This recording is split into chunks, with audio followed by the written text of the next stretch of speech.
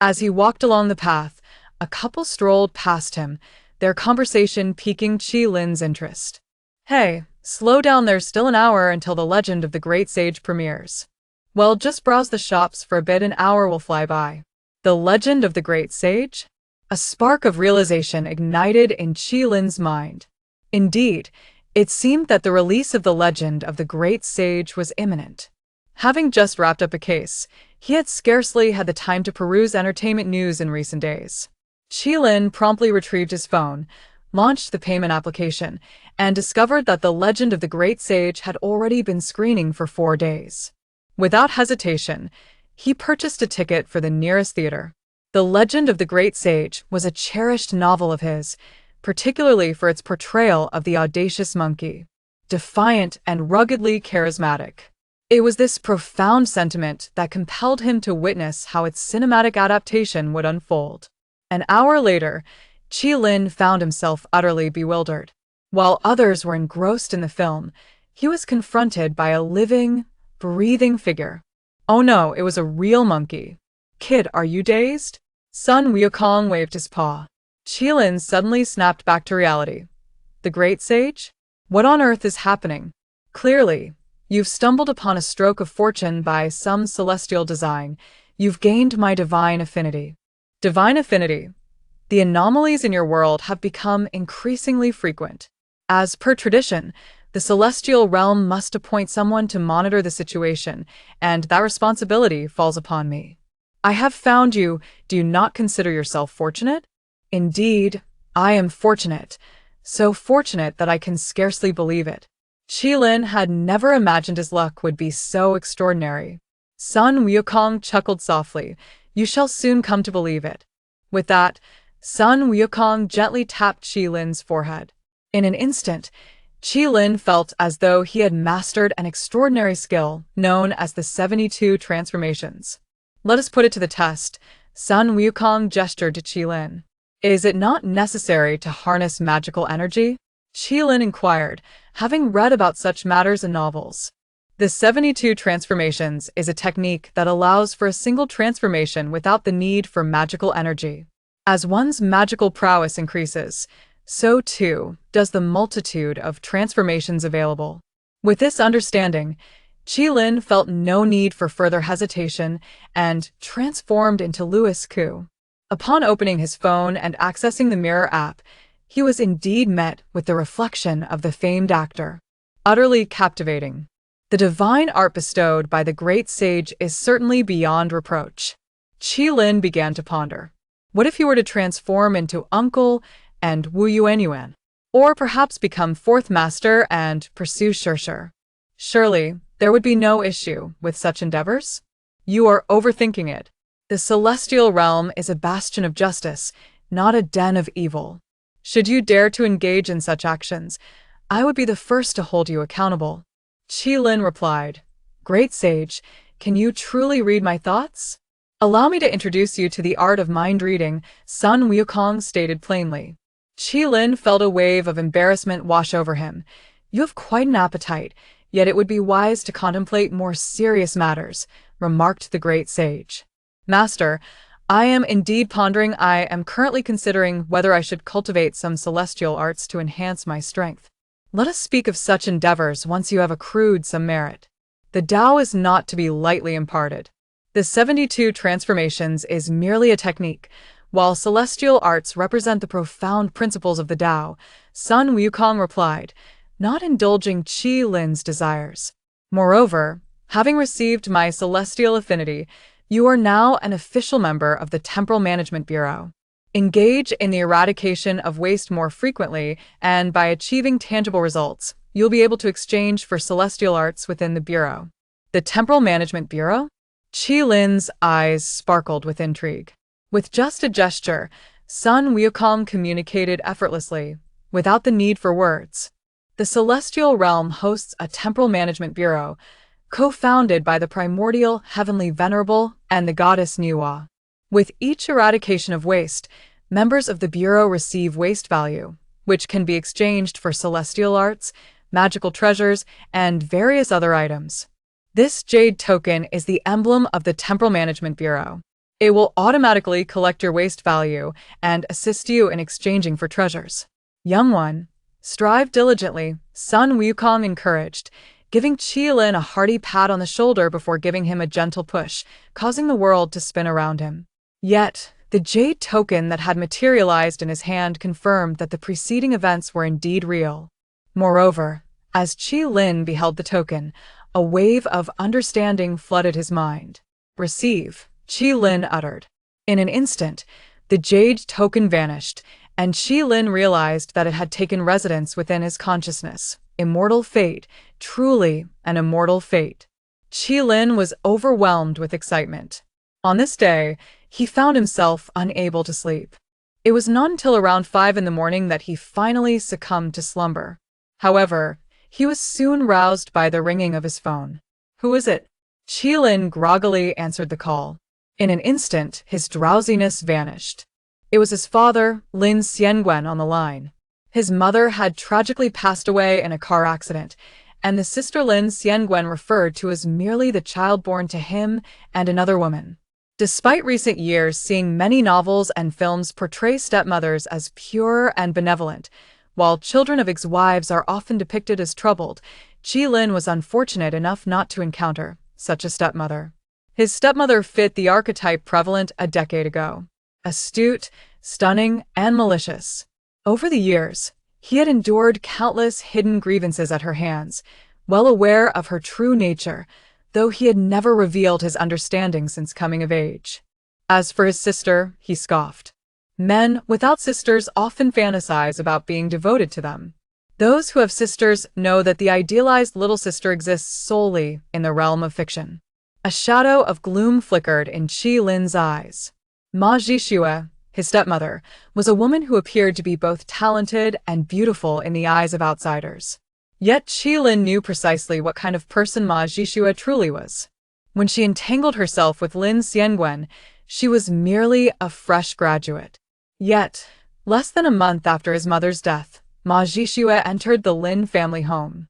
And within the subsequent 5 months, she gave birth to a daughter, Lin Hanyun. Over the years, in the presence of Lin Xiangwen, MASU-MANHUA has consistently treated Qilin with kindness. At one time, Qilin believed that MASU-MANHUA was indeed the kind-hearted stepmother she appeared to be. However, pretense is ultimately just that, pretense. Her singular miscalculation lay in underestimating Qilin's potential. In this restructured family dynamic, Qilin managed to remain silent and reserved, ultimately emerging as a loyera development that MASU-MANHUA could never have anticipated. The difficulty of the bar examination in China is indisputable. Reflecting on the myriad of demands placed upon him by the Ma family during his exam preparations, Qilin couldn't help but smirk. He ought to express gratitude to MASU-MANHUA. Her relentless challenges taught him the art of disguise and perseverance. A child without an umbrella must learn to run with determination. He succeeded, and quite remarkably, he is now financially independent and no longer reliant on Lin Xiangwen's support. Ironically, there are matters for which this family, which he despises, now seeks his assistance. While MASU-MANHUA perceives this as mere charity, Qilin must concede that her fortune and capabilities are commendable. Initially, she was just an ordinary housewife. However, in recent years, as various online literary platforms flourished, MASU-MANHUA, seeking a diversion from her mundane life, delved into the realm of online literature. With her commendable writing skills and meticulous adaptations, she carved out a niche for herself, even transforming her works into television dramas, reaping both fame and fortune.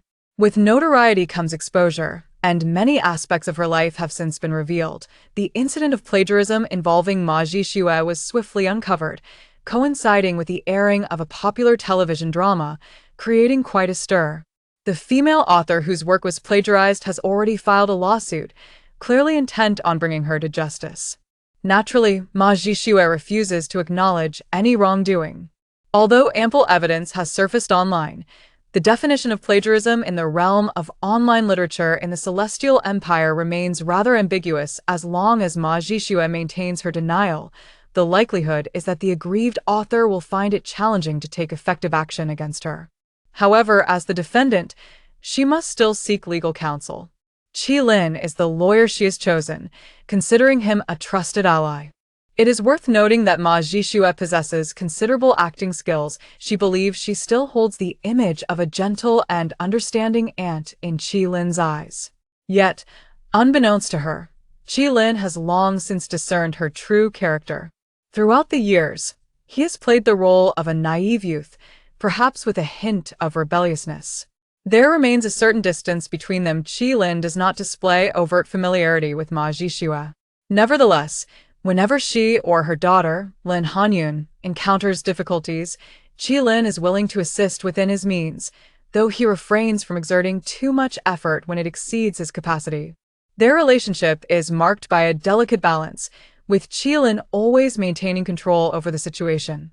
Consequently, Ma Jishua perceives Qi-lin as a somewhat distant, yet ultimately accepting young man, whom she is unreserved in utilizing when necessary.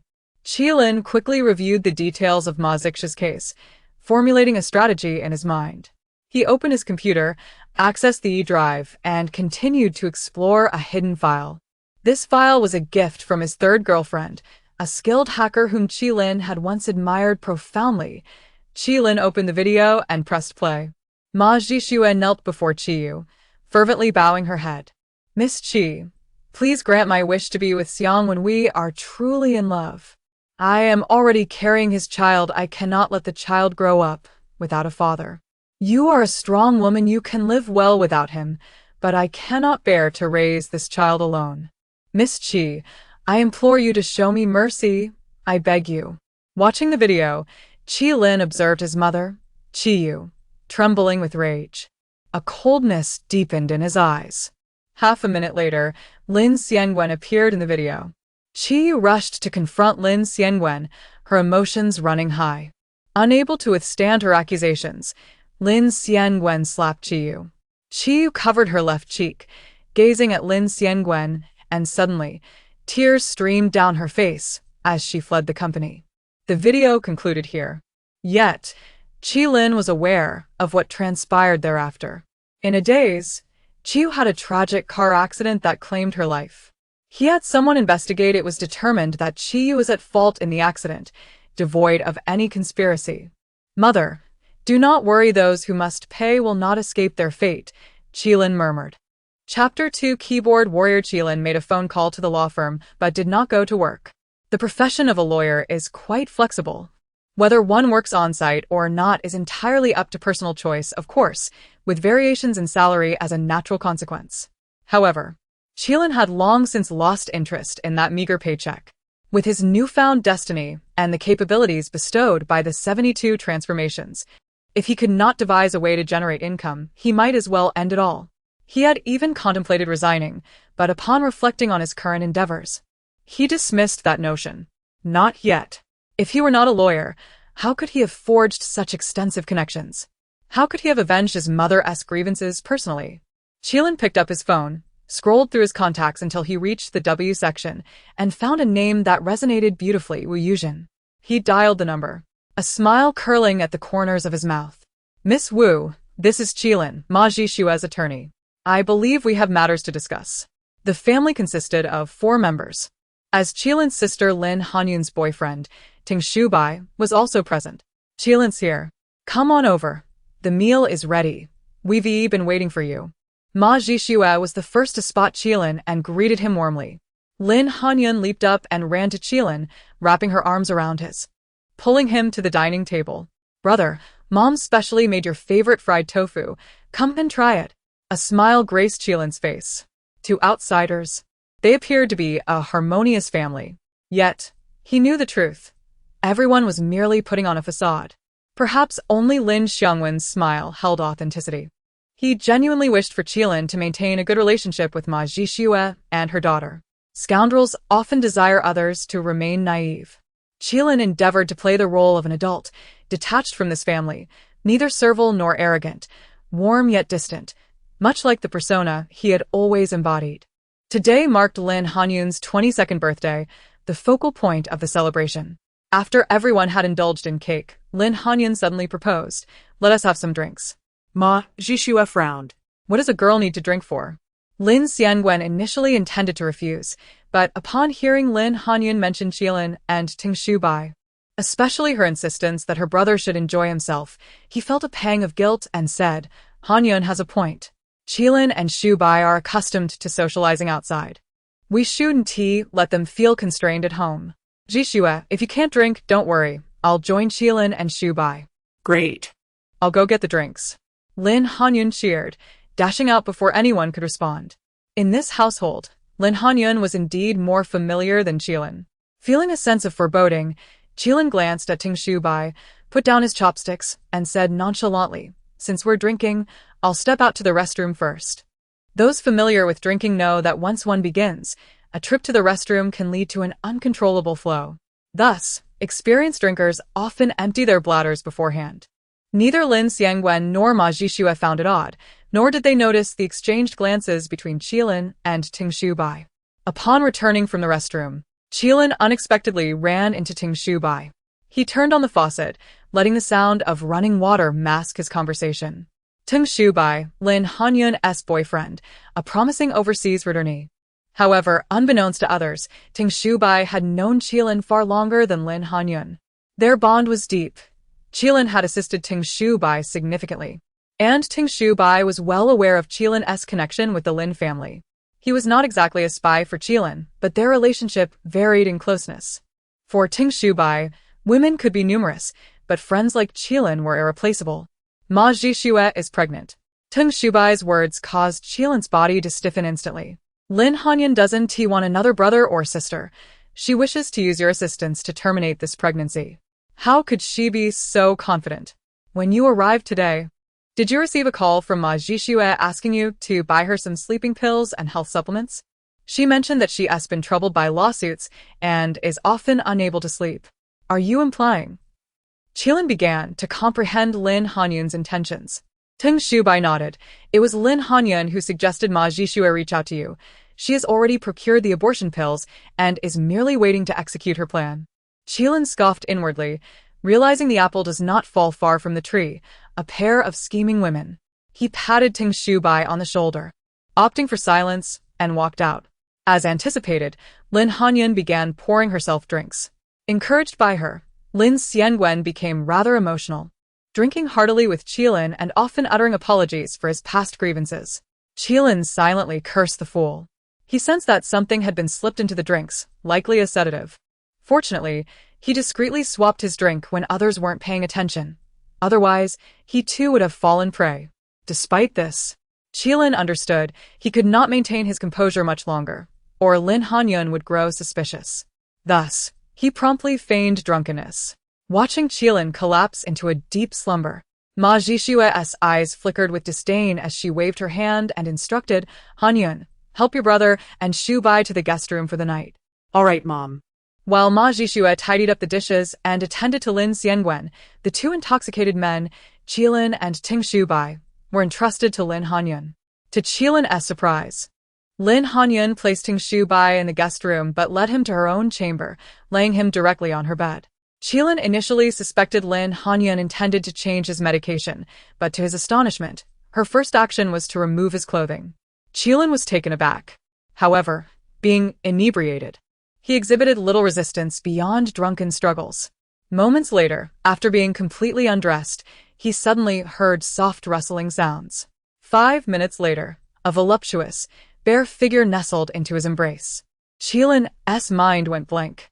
What sort of bizarre turn of events was this? Then he heard a chilling remark. Chapter 3. Killing to Protect Life. Severing karma without slaying the person. My name is Lin Hanyun, and I am 22 years of age. However, within this 22-year-old body resides the soul of a 50-year-old. Even I find it hard to believe, yet this is indeed the reality. 3 months ago, upon realizing that I had been reborn, tears of joy streamed down my face. Fortune had smiled upon me, granting me the opportunity to return to a time before tragedy struck, allowing me to take vengeance into my own hands. I am determined to make my brother, who has inflicted countless wounds upon me, pay dearly. I want him to suffer a fate worse than death. For anything less would not suffice to quell the hatred that burns within my heart. Taking a moment to calm myself, I shall slowly recount my tale. My brother, Qilin and I share the same father but have different mothers, which has created a chasm between us since childhood. I have always harbored disdain for him, though I seldom displayed it openly, and he reciprocated this sentiment. I had believed that, despite his prejudice against my parents, he had resigned himself to his fate. How wrong I was. When I finally uncovered his true nature, it was too late. He had already executed his revenge plan to the fullest. I later learned that he had long been aware of my mother's role as the mistress, and that his biological mother had clashed with my mother and father verbally and physically prior to her tragic accident. In the aftermath, he had placed the blame squarely on my parents. He had never forgotten his quest for retribution, and my foolishness, coupled with my mother's greed, had provided him with the opportunity he sought. I had no inkling that the boyfriend I adored, Tingshubai, was actually a close confidant of my brother. Their bond was so strong that I had no secrets from my brother. He knew everything about me, my smoking, drinking, tattoos, drug use, and even my promiscuity and abortions. He remained silent, biding his time, a truly terrifying man. On my 22nd birthday, my mother announced her pregnancy once more. She had secretly confirmed it was a boy. How could she do this? The prospect of another sibling meant that my inheritance would be significantly diminished. In my desperation, I contemplated using Qilin as a tool to eliminate my unborn brother. Yet I was naive. I confided my secret to Tingshubai, and naturally, my brother learned of it. He cunningly manipulated the situation, forcing me to terminate my own flesh and blood while capturing the act on video, rendering me defenseless before my parents. Subsequently, I was cast out by them, left to fend for myself. I relied on Tingshubai, oblivious to the fact that he was entirely in my brother's thrall. One fateful day, while I was under the influence of drugs, the police arrived at my door. My brother and Tingshubai stood outside, watching me like I was a mere log. At that moment, I was unaware of the gravity of the situation. It was only later, during a prison visit from Qilin, that I learned the entire truth. Do not presume he had a change of heart. He simply sought to humiliate me, ensuring my life would be filled with regret. He was a true demon. After my mother had lost all hope in me, her attitude towards Qilin shifted. Yet he exploited his position to solidify the accusations of plagiarism against her, reducing her to a laughingstock and forcing her to pay a hefty sum in damages. Moreover, he did not stop at my mother. He also avenged himself upon my father, his biological parent. He procured evidence of my father's tax evasion and reported him, leading to an investigation that severed ties with even those who had previously been sympathetic to my father's company. As a result, my father faced bankruptcy and was nearly imprisoned. The remainder of my parents' lives was spent in abject poverty.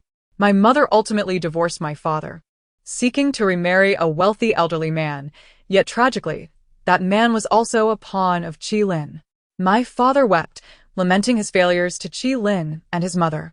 But it was too late. Qilin merely offered him 20,000 yuan and never looked back. As for my mother, it was rumored that she ended up in a mental institution. As for me, upon my release from prison, I struggled to find work and was reduced to begging to survive. Meanwhile, my brother, this malevolent being, flourished, amassing wealth, forming a vast network of acquaintances, and becoming a highly esteemed lawyer. He reached the pinnacle of success, a true victor in life. Conversely, I died at 50, frozen to death in a park outside a hospital due to financial constraints. In my final moments, I beheld my brother, who did not come to my aid but instead left me with a mocking smile. I loathe him. He has ruined my life. Despite my vices, smoking, drinking, tattoos, infidelity, abortions, drug use, and promiscuity, I am fundamentally a good person, one who never contemplated harming my parents. Yet this demon spared no one, even his own kin. Is he even human? By the grace of heaven, I awakened once more at the age of 22, with all events yet to unfold. I have the chance to change everything and make Qilin pay. I shall not squander this second chance.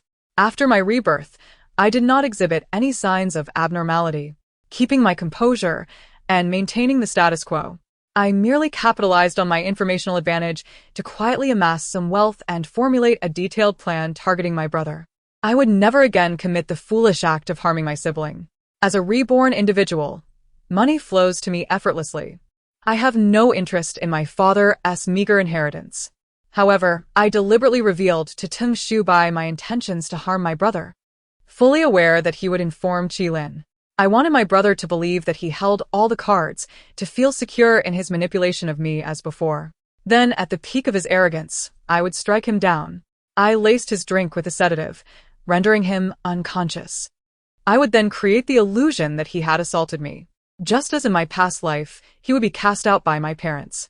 I intend for him to experience the depths of despair that I once endured. My parents' disappointment in him would prevent them from allowing him to pursue legal action against my mother, thus sparing her from becoming a figure of ridicule. This is merely the beginning. I have a series of plans in place to ensure Qilin is brought low, subjected to the greatest humiliation imaginable. I shall not kill him, just as he did not slay me in his previous life. For often, simply living is the most profound form of humiliation. Qilin. My brother, are you prepared? Your beloved sister is coming for her retribution. Chapter 4. Behold my 72 transformations. Lin Hanyun believed that Qilin had been thoroughly enchanted by her, allowing her to vent her frustrations without restraint. She harbored an abundance of resentment that she dared not express to anyone else in this world, leaving her no choice but to confide in Qilin. The feigned unconsciousness of Qilin sent shivers down his spine. He had no doubt regarding the authenticity of Lin Hanyun's words, causing him to break out in a cold sweat. Qilin was uncertain about how Lin Hanyun had achieved her rebirth, yet he had also encountered fortuitous events, which had significantly enhanced his capacity for acceptance. However, he wondered why she was so loquacious. Had she never watched television or films?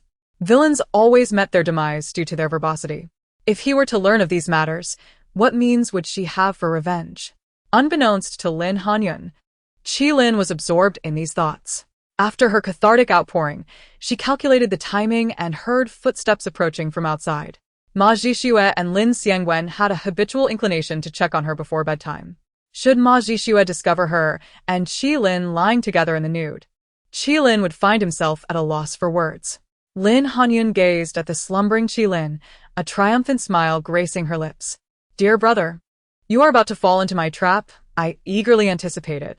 Yet Lin Hanyun's moment of pride was short-lived as she promptly lost consciousness, courtesy of Qilin. At that moment, Ma Zhixue pushed the door open. Lin Hanyun had not locked it. However, the anticipated scene of Ma Zhixue catching them in bed did not unfold. Instead, upon witnessing the situation inside, she turned beet red and fled. Before leaving, she called out a reminder to Qilin. Shubai, you are both still young. Do not forget to take protective measures. Indeed, Qilin had transformed into Tung Shubai, with the ability to undergo 72 transformations. How could he possibly be caught in the act? Yet Lin Hanyun remained oblivious to these intricacies. Hypnosis was not an extraordinary ability. Qilin had once had a girlfriend who was a master in this field. Influenced by her, he had learned a few techniques. Unfortunately, that woman had used her hypnotic prowess on him, resulting in her uncovering his colorful romantic history, ultimately leading to her becoming one of his ex-girlfriends. While Qilin lacked her formidable skills, he was more than capable of dealing with Lin Hanyun. He extracted all of her secrets, including the wealth she had amassed since her rebirth and the achievements he had garnered in his previous life. Subsequently, Qilin induced Lin Hanyun to forget the events that had just transpired, allowing her to drift back into slumber. Qilin, lost in contemplation, had garnered a wealth of information from Lin Hanyun's revelations. He felt a sense of pride, for in the world Lin Hanyun had traversed, he had avenged his mother, ensuring that all who deserved punishment had met their fates. He had become an outstanding lawyer, and even Lin Hanyun acknowledged that Qilin's accomplishments were exceptional. This indicated that under fair conditions, he could outmaneuver these individuals effortlessly. Now that Lin Hanyun had been reborn, he too had encountered fortuitous circumstances and was no longer the simple, successful figure she had painted him to be. Everyone possessed their own advantages. It was evident that the capable remained capable, while the inept continued to be inept even after rebirth. How to handle Lin Hanyun? Qilin pondered for a considerable time before arriving at a decision. He picked up his phone and dialed a number that he had not saved but knew by heart. Sheer, it's me. Who are you? A woman on the other end rolled her eyes dramatically. Sheer, even though we have broken up, we can still be friends. There's no need for such finality, Qi Lin replied, exasperated. Wei Qi Xier, one of Qi Lin's ex-girlfriends, was a true master of hypnosis. Unfortunately, she had used her skills on him, learning of his romantic escapades, and promptly ended their relationship. Qi Lin felt helpless. Capable women were always a source of trouble. In truth, he had quite a fondness for Wei Qi Xier. Although he initially approached her with ulterior motives, their relationship blossomed into something genuine. Naturally, he felt the same sincerity with each girlfriend he had. However, Xier held a unique place in his heart. Years ago, when Qiwei had been in a car accident, she was at fault. The tragedy claimed not only Qiwei's life, but also that of another couple. After much investigation, Qi Lin discovered that the couple had a daughter, Wei Qi Xier. He sought her out, wishing to offer compensation, and their mutual attraction led to their becoming a couple. Unfortunately, Xier could not bear his past, and their relationship ended shortly thereafter. Wei Qi Xier was fully aware of Qi Lin's voice, but chose to disregard this scoundrel. Qi Lin. A proper ex should never reach out again. Only a scoundrel like you would wish to remain friends with an ex, she retorted coldly. Qi Lin felt exasperated. His intention to maintain a friendship was rooted in a desire to make amends. Did she truly believe he lacked female companionship? He refrained from framing his overtures in such a transactional light. Since Xier did not wish to revisit their past, he too would refrain from broaching the subject. Nevertheless, while Xier exhibited generosity, he could not afford to be naive. Xier, your adoptive father is suffering from kidney failure and requires funds for a transplant and subsequent treatment. I wish for you to help me hypnotize someone. If you agree, I can offer you 10 million. Xier was taken aback. Where do you have such a sum?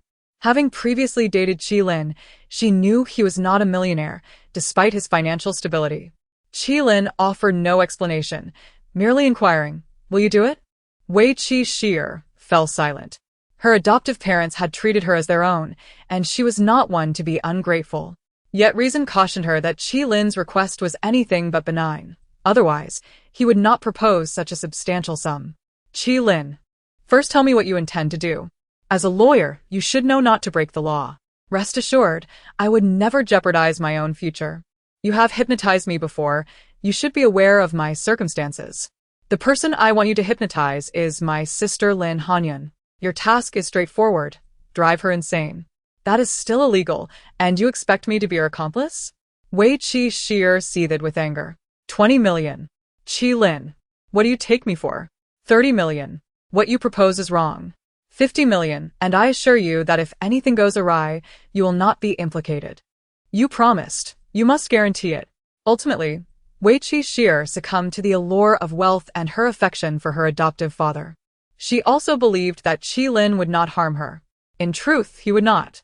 Had he not understood Wei Qi Xier's proud nature, he would never have sought her assistance. He knew that without her cooperation, she would never accept his help. Some women are inherently malicious, while others are genuinely kind. He hoped that kindness would be rewarded. However, when it came to Lin Hanyun, he had no such expectations. In modern society, murder is always frowned upon, and Qi Lin would not rashly violate the rules. Yet, with enough money, it was a simple matter to make someone's life a living hell.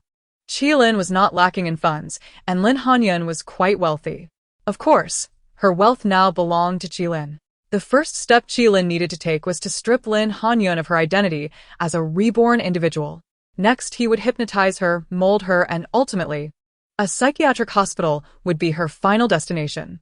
He hoped she might be granted a third chance at rebirth. Amen. Chapter 5. Extraordinary Request. 7 days later, in the courthouse, MASU-MANHUA appeared as wilted as a frostbitten eggplant, her complexion a pallid gray. In this realm, the definition of plagiarism had always been elusive, a fact that had emboldened her. However, Wu Yuzhen had surprisingly obtained a video in which MASU-MANHUA inadvertently acknowledged her transgressions. This footage, captured in a public setting, did not violate her privacy, for it depicted more than just her, rendering it both legal and admissible as evidence. MASU-MANHUA could scarcely recall uttering the words captured on film, yet the court had verified that the video was not edited. It was undeniably authentic. Thus, it stood as concrete evidence. After deliberation, the court determined that the facts were evident and the evidence ample. Consequently, it ruled that the defendant Ma Jixue was guilty of plagiarism.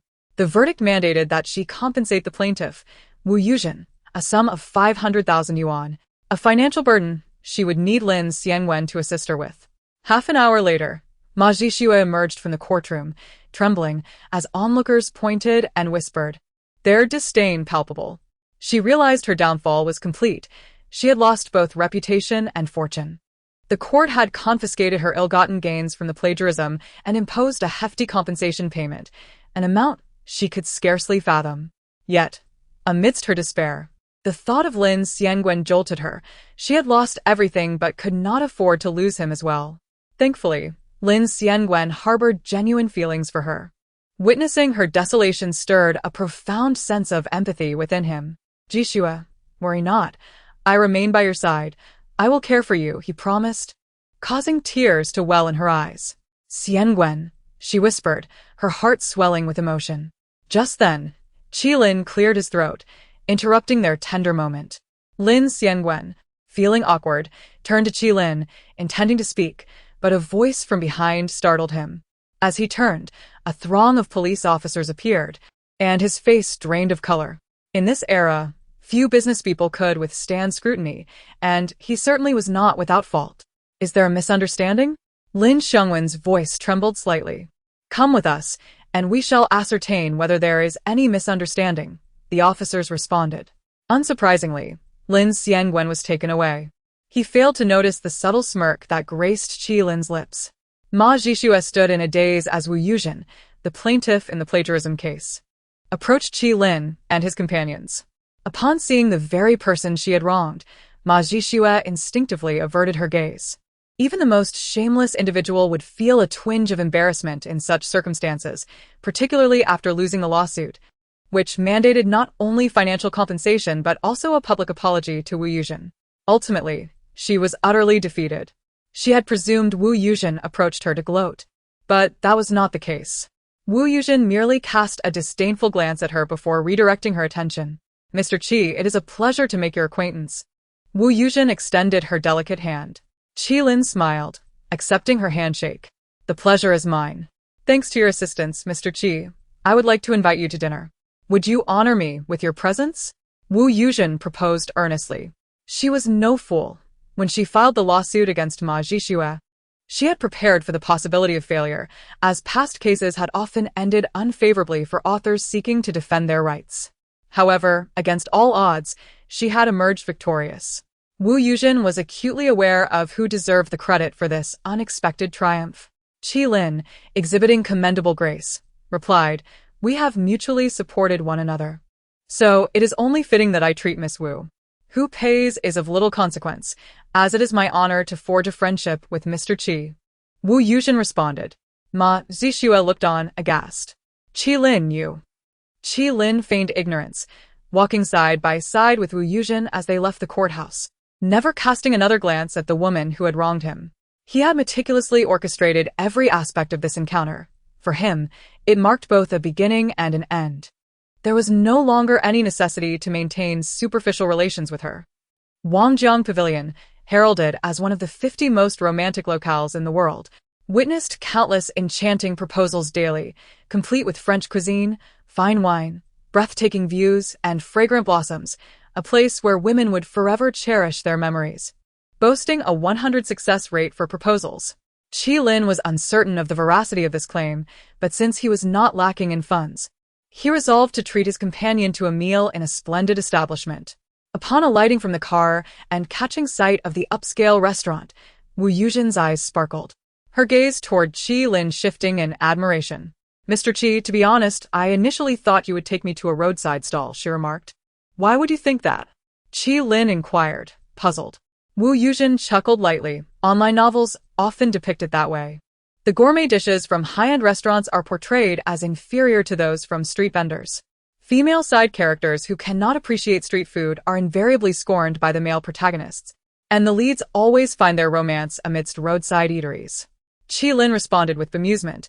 Perhaps those who write such novels simply cannot afford fine dining, leading them to idealize street food over gourmet meals, an embodiment of the ox spirit, perhaps. Wu Yuzhen laughed melodiously. Mr. Qi, Your insights are astute. Let us not linger. If we do, onlookers may regard us with the same derision reserved for foolish characters in those novels, she added playfully. Mr. Chi truly has a knack for humor. She continued, though Chi Lin was not particularly known for his wit. Yet, surrounded by wine, flowers, splendid views, and exquisite French cuisine, any man could appear charming and adept at courting the woman he admired. This was entirely natural. While Wu Yuzhen was not breathtakingly beautiful, she possessed an appealing charm, cultivated through her years of writing, which imbued her with a scholarly grace that was undeniably captivating. In such an enchanting atmosphere, the two engaged in delightful conversation. Chi Lin laid bare the history of his grievances with MASU-MANHUA, no longer feeling the need to conceal the truth, especially since he and Wu Yuzhen shared an unspoken understanding. The admiration in Wu Yuzhen's eyes was unmistakable. You are remarkable, executing your plans with precision, a true strategist. I feel as though you embody the very essence of the protagonists in those online novels, Wu Yuzhen remarked, her large eyes shimmering with admiration. I am currently single, she added, batting her eyelashes playfully. And what of you? With your youth and wealth, I imagine you are not lacking in romantic pursuits? Indeed, I am not lacking. But I recently parted ways with my previous girlfriend just 2 months ago, Chi Lin replied. Wu Yuzhen's eyes gleamed even brighter. Chapter 6: The True Jade Emperor. Naturally, Chi Lin placed great emphasis on the Jade Emperor's commission. It soon became evident to him that the task was not particularly arduous. It merely entailed teaching a lesson to an ordinary individual, Wu Qing'an. After perusing the introduction within the Jade Emperor's letter of commission, Chi Lin silently refreshed his understanding of mythology. Although he had read a few online novels, his perspective had inevitably been influenced by the Honghuang school. However, the contents of the commission revealed to him that the so-called Honghuang was but a fabrication. The formidable supreme being, Daozu Hongjun, was entirely a figment of imagination. In truth, it was the often maligned Yuanshi Tianzuan who was the authentic celestial sovereign, the primordial ruler of the heavenly realm, existing long before the birth of the universe, hence the title Yuanshi, meaning the origin of all things. He guides sentient beings through the profound principles of the Tao, earning him the revered title of Yuanshi Tianzuan. As for the Jade Emperor, he is a super deity who is grossly underestimated, ranking just below Yuanshi Tianzuan. While he may not rival Yuanshi, it is evident that the Jade Emperor fears no one beyond him. The full title of the Jade Emperor is Haotian Jin Xiao Wushang Zizuan Ziren Miao Moro Zizhen Yuhuang Shangdi, the true sovereign of heaven and earth following Yuanshi Tianzuan. The Jade Emperor aids nations and saves people, guiding sentient beings through countless tribulations to ultimately become a timeless sage.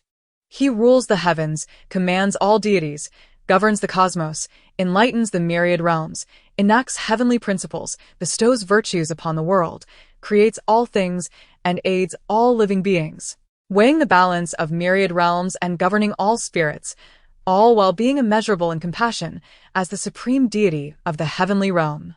Such a position of immense power and authority cannot merely be encapsulated by the fanciful notion of a Taoist apprentice that is nothing but slander against the Jade Emperor. Nonetheless, it is evident that the Jade Emperor is more displeased with his portrayal in Journey to the West, where he is depicted as being utterly powerless against a monkey, needing the assistance of the Buddha to extricate himself from predicament. Upon grasping all of this, Chi Lin found himself admiring the Jade Emperor's composure, for he refrained from enacting any retaliatory measures against Wu Qing'an. It seems that Sun Wukong's assertion that the Jade Emperor is a kind-hearted figure holds true. Yet, even the most selfless sage cannot entirely suppress their indignation. Their cultivation allows them to control their impulses, but the righteous anger within them remains. Thus, the victims of the Celestial Realms Commission captured the Jade Emperor's sentiments. The advance payment offered by the Jade Emperor was trivial, akin to the most rudimentary qi cultivation technique, a foundational skill that holds little value among cultivators. However, Chi Lin appreciated it, as he was eager to embark upon the path of immortality. Without hesitation, he accepted the commission, and soon after, a translucent figure clad in a dragon robe appeared in his room. Chi Lin could not discern the figure's features, yet he instantly recognized it to be the Jade Emperor. According to legend, The Jade Emperor governs the heavens and can manifest across the myriad realms at will. Seeing him in person confirmed this truth. Qi Lin immediately bowed respectfully. The Jade Emperor waved his hand, his voice resonant and hearty. "Ah, it is you. I have heard of you. From the monkey. I did not expect that the treasure crafted by MASU could even capture my thoughts. Be it so, this is your opportunity, and I shall grant it to you.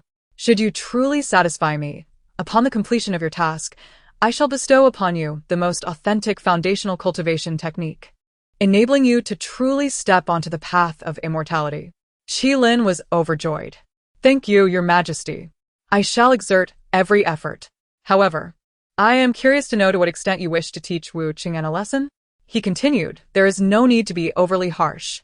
Wu Qing'an merely stumbled upon an opportunity, resonating with the celestial realm and becoming aware of the monkey's existence. He does not fully understand the events that transpired.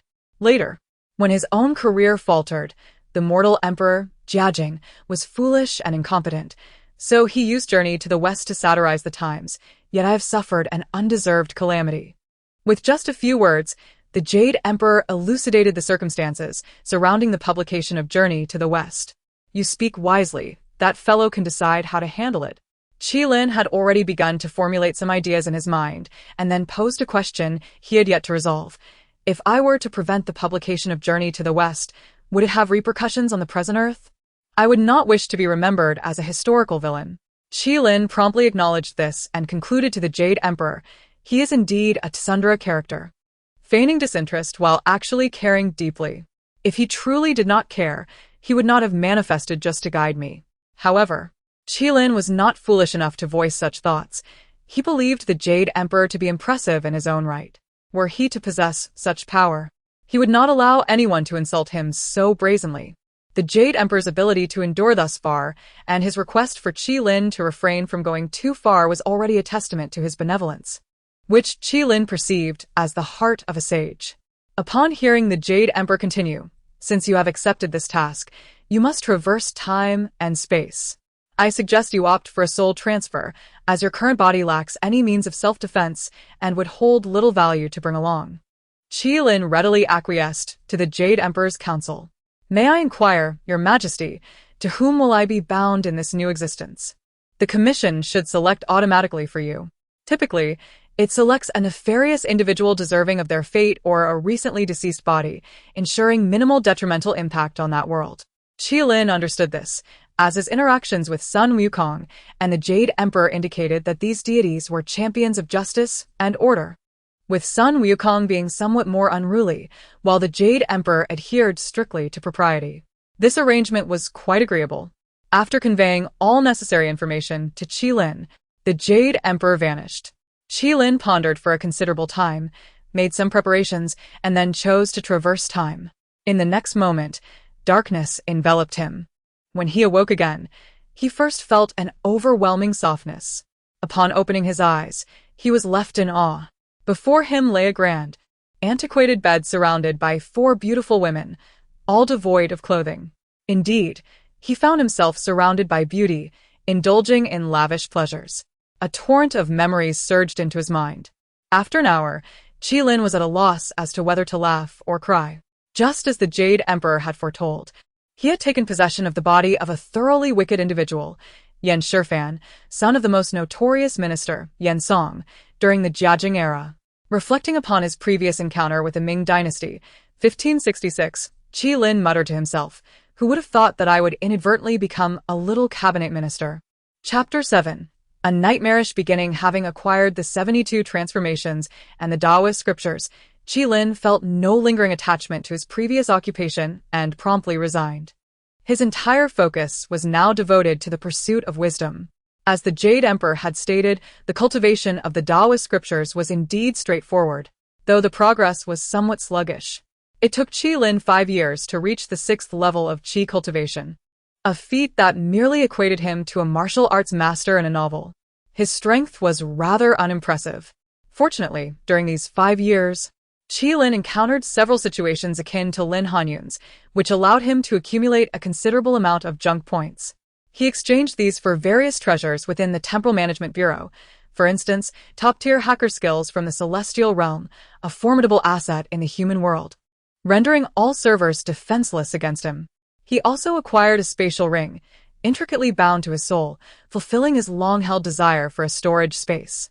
One day, Qilin visited a nursing home. He did not enter but observed from outside for an extended period.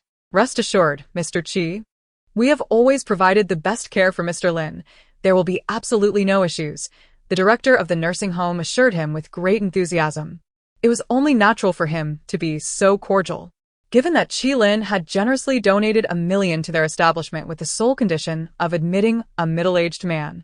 Gazing at the significantly aged Lin Xiangwen, Qilin felt a twinge of unhappiness, yet he bore no regrets. Adults must bear the consequences of their actions.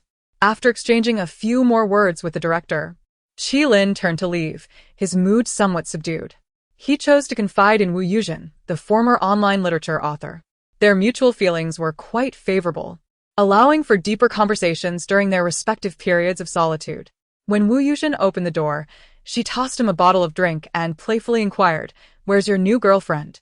Did you break up again?" Qilin forced a smile. "Since you guessed it, please refrain from adding salt to my wounds." Wu Yuzhen shot him a disdainful glance. "Your wounds have long since healed. What good would salt do?" "Fine, I concede. This is a gift for you," Qilin said, never one to neglect a woman, even a friend who merely applauded for love. Wu Yuzhen's eyes lit up when she opened the gift to find a platinum necklace. "At least you have a conscience." Qilin chuckled. "You don't have a boyfriend yet, do you?" "Of course not. Writers like us struggle to find suitable partners," she lamented, explaining why she had been so generous to Qilin. Yet, she secretly relished it. An hour later, Qilin and Wu Yuzhen lay exhausted on the bed, savoring the afterglow. Wu Yuzhen's skin flushed as she nestled beside him, complaining, "Why go so wild? Who told you your body is so enchanting?" Qilin replied with a light chuckle. Indeed, women were often a remedy for men's woes, and his earlier suppressed emotions had significantly eased. After a brief moment, Wu Yuzhen playfully struck Qilin. Half a minute later, lost in thought, she unexpectedly bit his shoulder. "Zhenzhen, are you a dog?" Qilin gasped. "Aren't you worried I might get pregnant?" Wu Yuzhen looked at him seriously. Although Qilin had taken no protective measures, he felt no concern. "Stop joking. I saw you taking birth control pills, though I couldn't tell if they were short-term or long-term," he casually remarked. "You understand this?" Wu Yuzhen felt a mix of irritation and admiration, tempted to bite him again. "This man is unpredictable," she mused. Qilin earnestly stated, "Caring for women's health is a man's responsibility." "Oh, please," Wu Yuzhen rolled her eyes. "Do you realize that suggesting women take birth control pills is often condemned as being a scoundrel in online novels? Authors shy away from such topics." "You're impressive. You know so much," she conceded, feeling slightly embarrassed. Qilin replied proudly, "Of course, I care about women's health. If it were genuinely harmful, I would have warned you long ago. The education in our country is severely lacking. Many still believe that a woman must bleed the first time and that birth control pills are inherently harmful. It's absurd. Schools should offer specialized courses to educate on these matters. In truth, a woman does not necessarily bleed the first time, and birth control pills are not as damaging as often portrayed. In fact, usage rates in developed Western countries exceed 90, while in our nation, they remain below 3. The general populace's understanding of sexual health is woefully inadequate.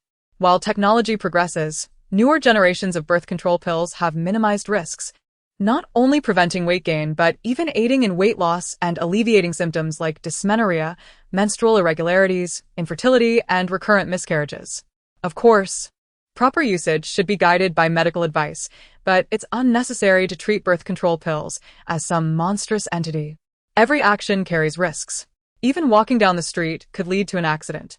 Qilin animatedly delved into this topic, leaving Wu Yuzhen questioning her own knowledge. "Am I really less informed than a straight man?" She felt a pang of shame. "I'm done talking to you.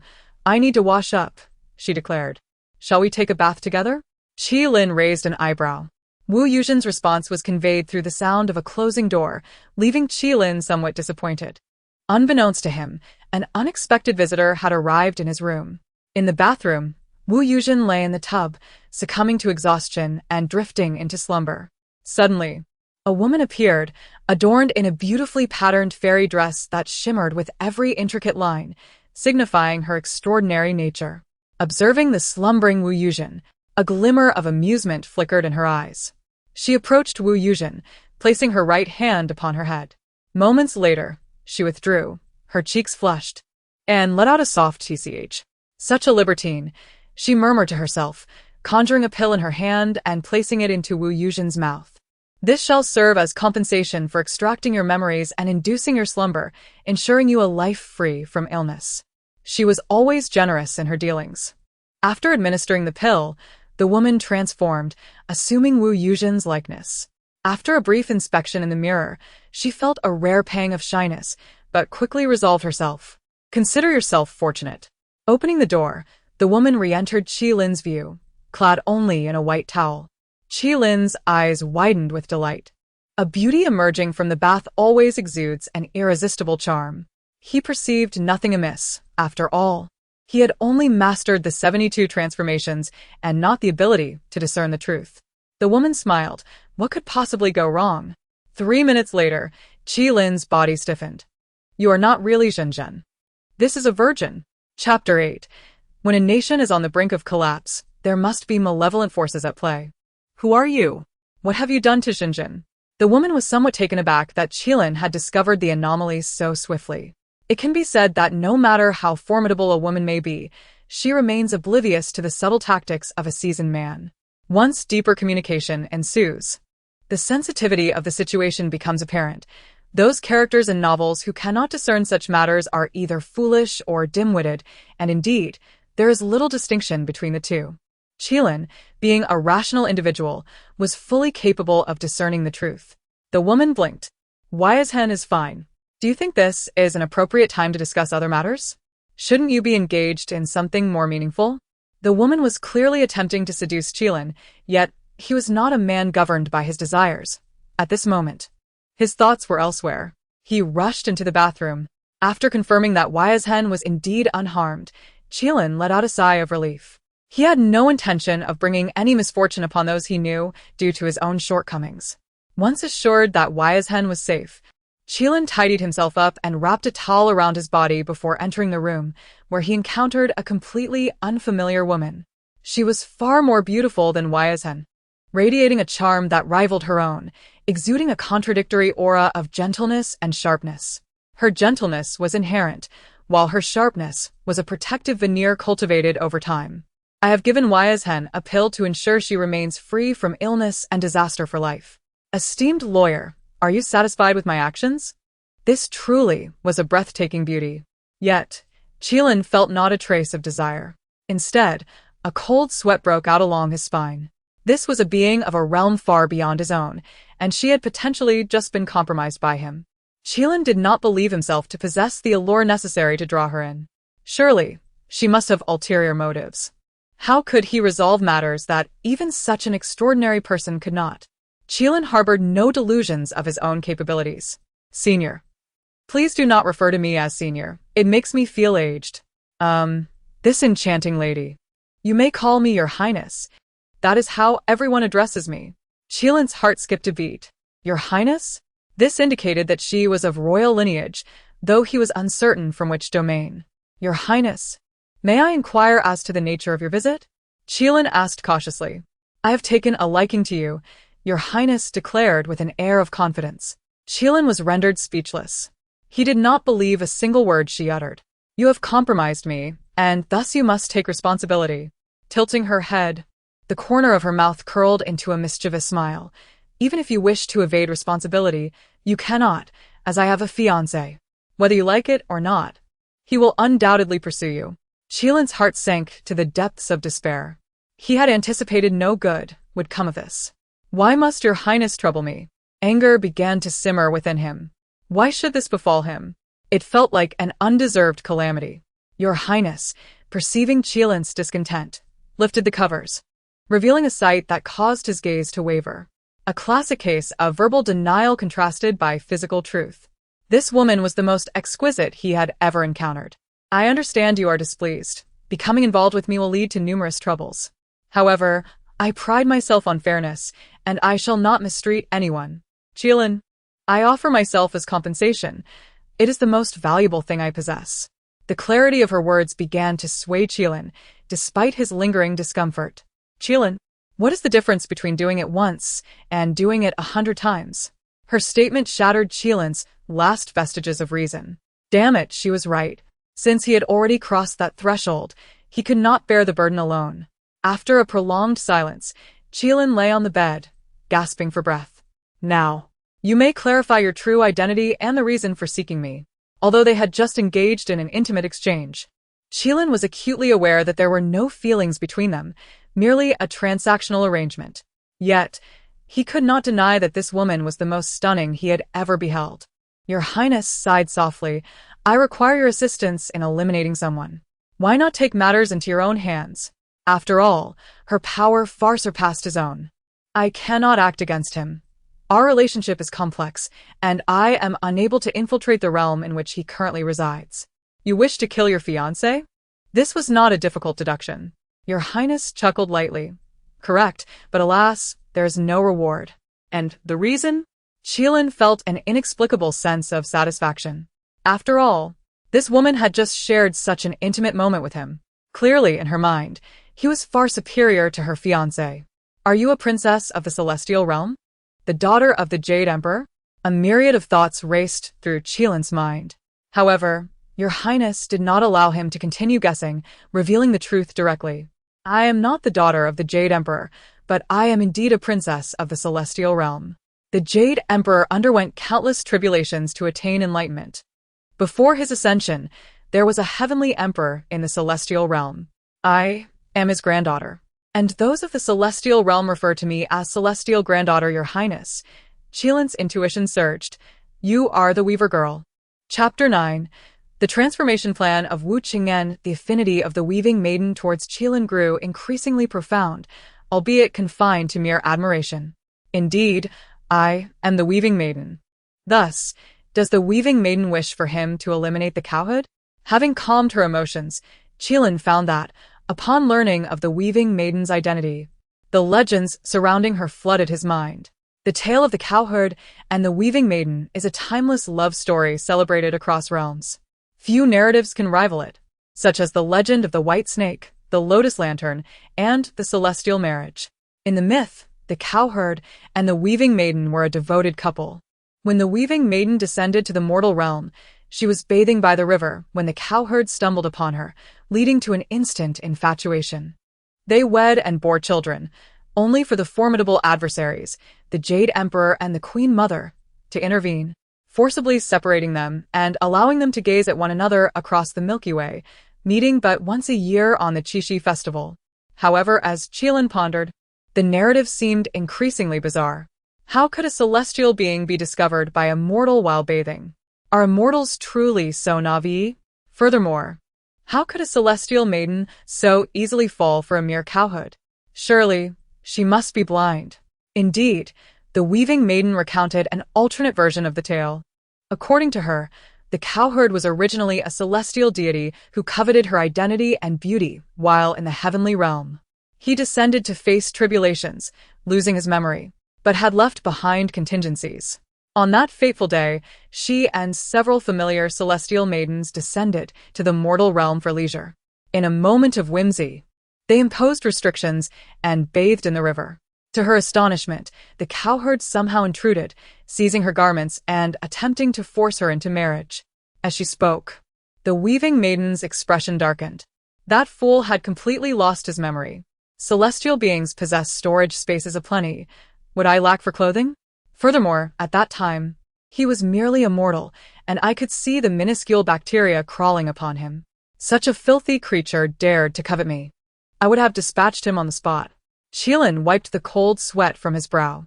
Your Highness, I too am a mortal, and I harbor bacteria. You are different. At the 6th level of Qi training, you are capable of refining your essence. The weaving maiden cast a glance at him. Do you think I appeared now by mere coincidence? I have a cleanliness obsession, you know? Qilin mused. Indeed, the union of celestial beings and mortals is fraught with impossibility. What absurd myths of love have been spun? All are deceiving. One merely needs a glance to discern the uncleanliness of another in such circumstances. To conceive love is sheer folly. Qilin found no surprise in this revelation. Rather, it felt like the natural course of events. Your Highness, if you dispatched him, how then do legends of your union persist throughout the realms? Upon hearing Qilin's inquiry, the weaving maiden's eyes gleamed with malice. But he had a betrothal with me, and his master had an agreement with my grandfather. Once he achieves the great Luo, I must wed him. It was sheer delusion. Even if I were to grant you a favor, I would not marry him. Qilin coughed loudly. How strange that sounded. He considered flipping the table. Yet, In light of her femininity, he chose to endure. The narrator interjected, "It's not as though you can best her." The weaving maiden's gaze fell upon Qilin. "I have caused him considerable trouble, yet he has protection from above, and I have my own guardians. Most critically, in one world, I cannot act against him and must seek assistance. In my search, only you are suitable." Qilin smiled wryly. "Your Highness, you truly overestimate me." "I do not overestimate you. Qilin, you are indeed exceptional, though you remain unaware of your uniqueness. I did not choose you arbitrarily. My interest in you is well-founded." A chill ran down Qilin's spine. "Could you elucidate further?" The cowherd is currently undergoing his final tribulation to achieve the Great Luo, vying for the fortune and opportunities for ascension. The world he inhabits is a rather unique one among the myriad realms, rejecting all entities of the Great Luo and beyond. To be precise, that world is a trial realm for the Great Luo, crafted in unison by the celestial sovereign, the Queen, and those mighty beings opposing the heavenly domain. At present, the cowherd faces tribulations in that realm, where superlative talents opposing the celestial realm also reside. The one who emerges victorious from that world will gain the opportunity for ascension to the Great Luo, alongside generous rewards. I once fought my way out of that realm. Now it is his turn.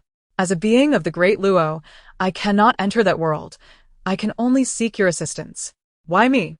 Qilin still did not comprehend. Because you are inherently the protagonist of that world. what? Before you achieve the Great Luo, countless parallel worlds harbor another version of you. In that realm, you are the original protagonist. The revelation sent a jolt through Qilin. His complexion paled. This was truly unmanageable. In the natural order of things, that version of him would soon meet his demise, becoming mere fodder for the cowherd and those wretched beings. This would bear no consequence for the current him. Yet I still hope you may assist me, and I shall offer you a reward to your satisfaction. Chapter 10. To be a person or a dog. You decide. Qilin comprehended the weaving maiden's intent. He understood that in this world, there exists no unmerited favor. If what the weaving maiden asserted is true, then he indeed is the most suitable candidate. Because your spirit is of the same origin as that world's counterpart, you are one, imperceptible to others, and unimpeded by the invisible will and laws. Were it otherwise, the weaving maiden would not solicit his assistance. The fate of the destined protagonist can change, yet eliminating the destined protagonist is no simple feat. The term protagonist's halo is not mere rhetoric. To counter the likes of Niulong and his ilk, the destined protagonist is indeed the most fitting. However, is he dead now? Not yet, but the end is near. I can glimpse fragments of future destinies, provided there are no deviations. The counterpart of you in that world is on the brink of death. Under such circumstances, occupying his body is feasible and bears no consequences. Your suggestion is for me to soul-cross? Qilin keenly grasped the crux. He exhaled in relief. It appears the weaving maiden conducts her affairs with integrity. What benefits can you offer me? Qilin discarded any pretense of polite formality. He had already discerned that, aside from a select few enthusiasts, no one would willingly take on the mantle of forgiveness. The more powerful individuals tend to be this way. He could not gamble on Niulong's magnanimity. Thus, he felt compelled to accept the weaving maiden's proposal.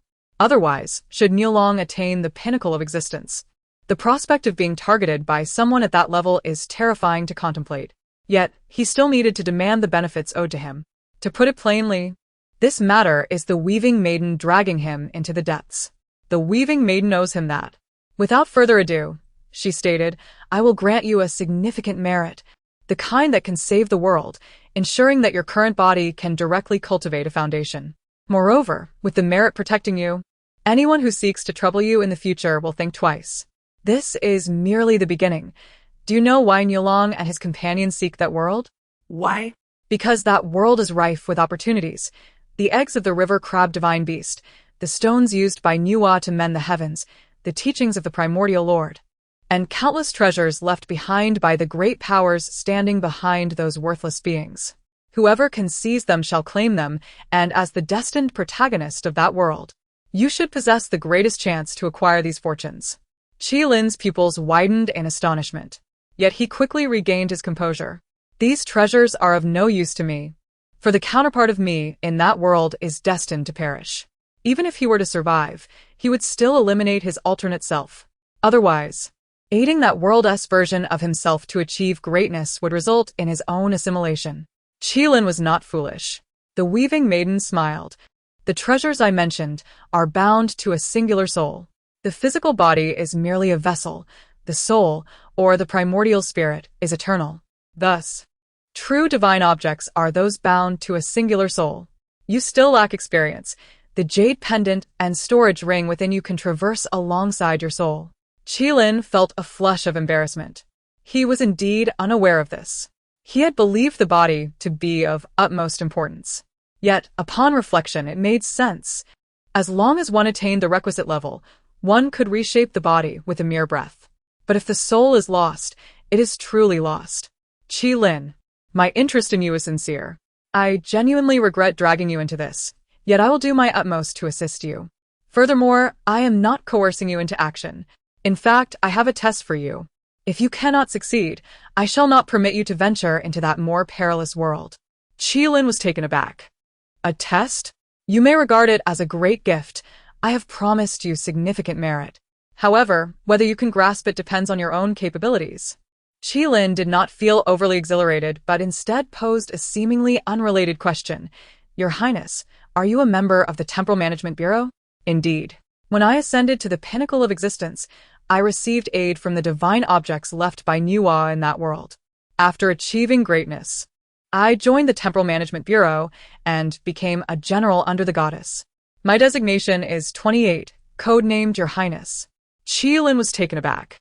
The weaving maiden had already reached the pinnacle, yet her designation was merely 28.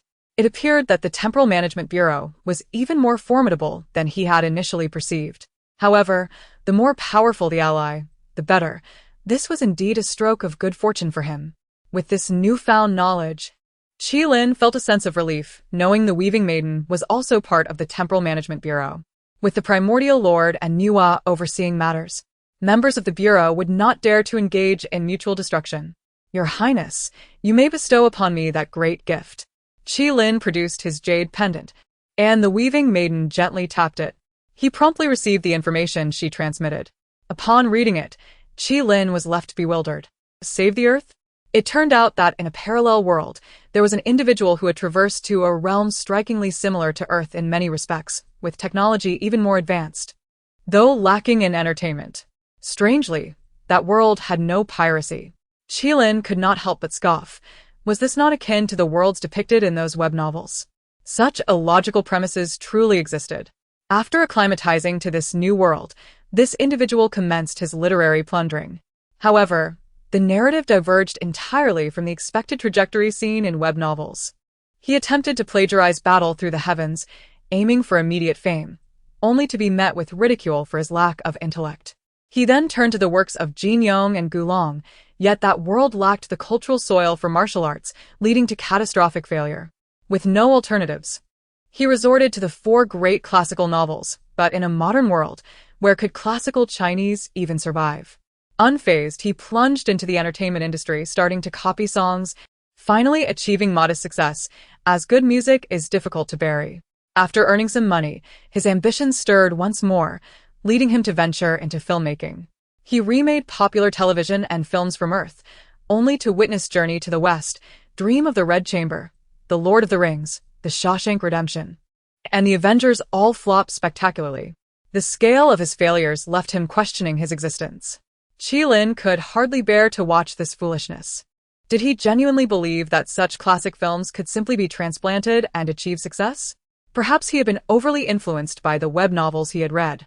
Ultimately, he ended up accruing debts of over 10 million, and due to his frequently inappropriate remarks, he drew attention, leading to the revelation that he was a traveler from Earth. This world, with its technology 2 centuries ahead, began constructing spaceships and descended upon Earth, enslaving it based on his misguided guidance. One single traveler precipitated the downfall of the entire Earth. Qilin's perception of these worthless beings was fundamentally altered. Their intelligence truly knew no bounds. Chapter 11. The Taoist Canon, Your Highness, since that Earth has already succumbed, I cannot rescue it despite having accepted these commissions, Qilin remarked, perplexed. The Weaver Maiden elucidated. The universe is replete with innumerable parallel timelines, and the Great Luo has the ability to manipulate the timelines. I can transport you to the moment before everything commenced. The Great Luo is indeed remarkable. Qilin felt an extraordinary envy. Is there any cause for concern? I recall that the river crab divine beast prohibits any unforeseen occurrences. Qilin had been bestowed with celestial fortune for 5 years, and he was no longer a novice. In the celestial realm, there exists a river crab divine beast, whose status rivals that of the Jade Emperor, possessing profound cultivation that radiates across the heavens, making it a formidable entity.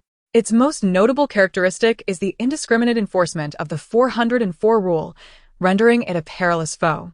Qilin dared not provoke it. The Weaver Maiden patiently explained, the river crab divine beast safeguards the rightful progression of the heavenly path. Yet it meticulously targets anomalies in timelines caused by certain interlopers and reincarnators. By undertaking this task, you may, in a sense, earn the favor of the river crab divine beast. This is indeed advantageous, Qilin suddenly comprehended. The downfall of this Earth was instigated by those interlopers, disrupting the natural order of the heavenly path.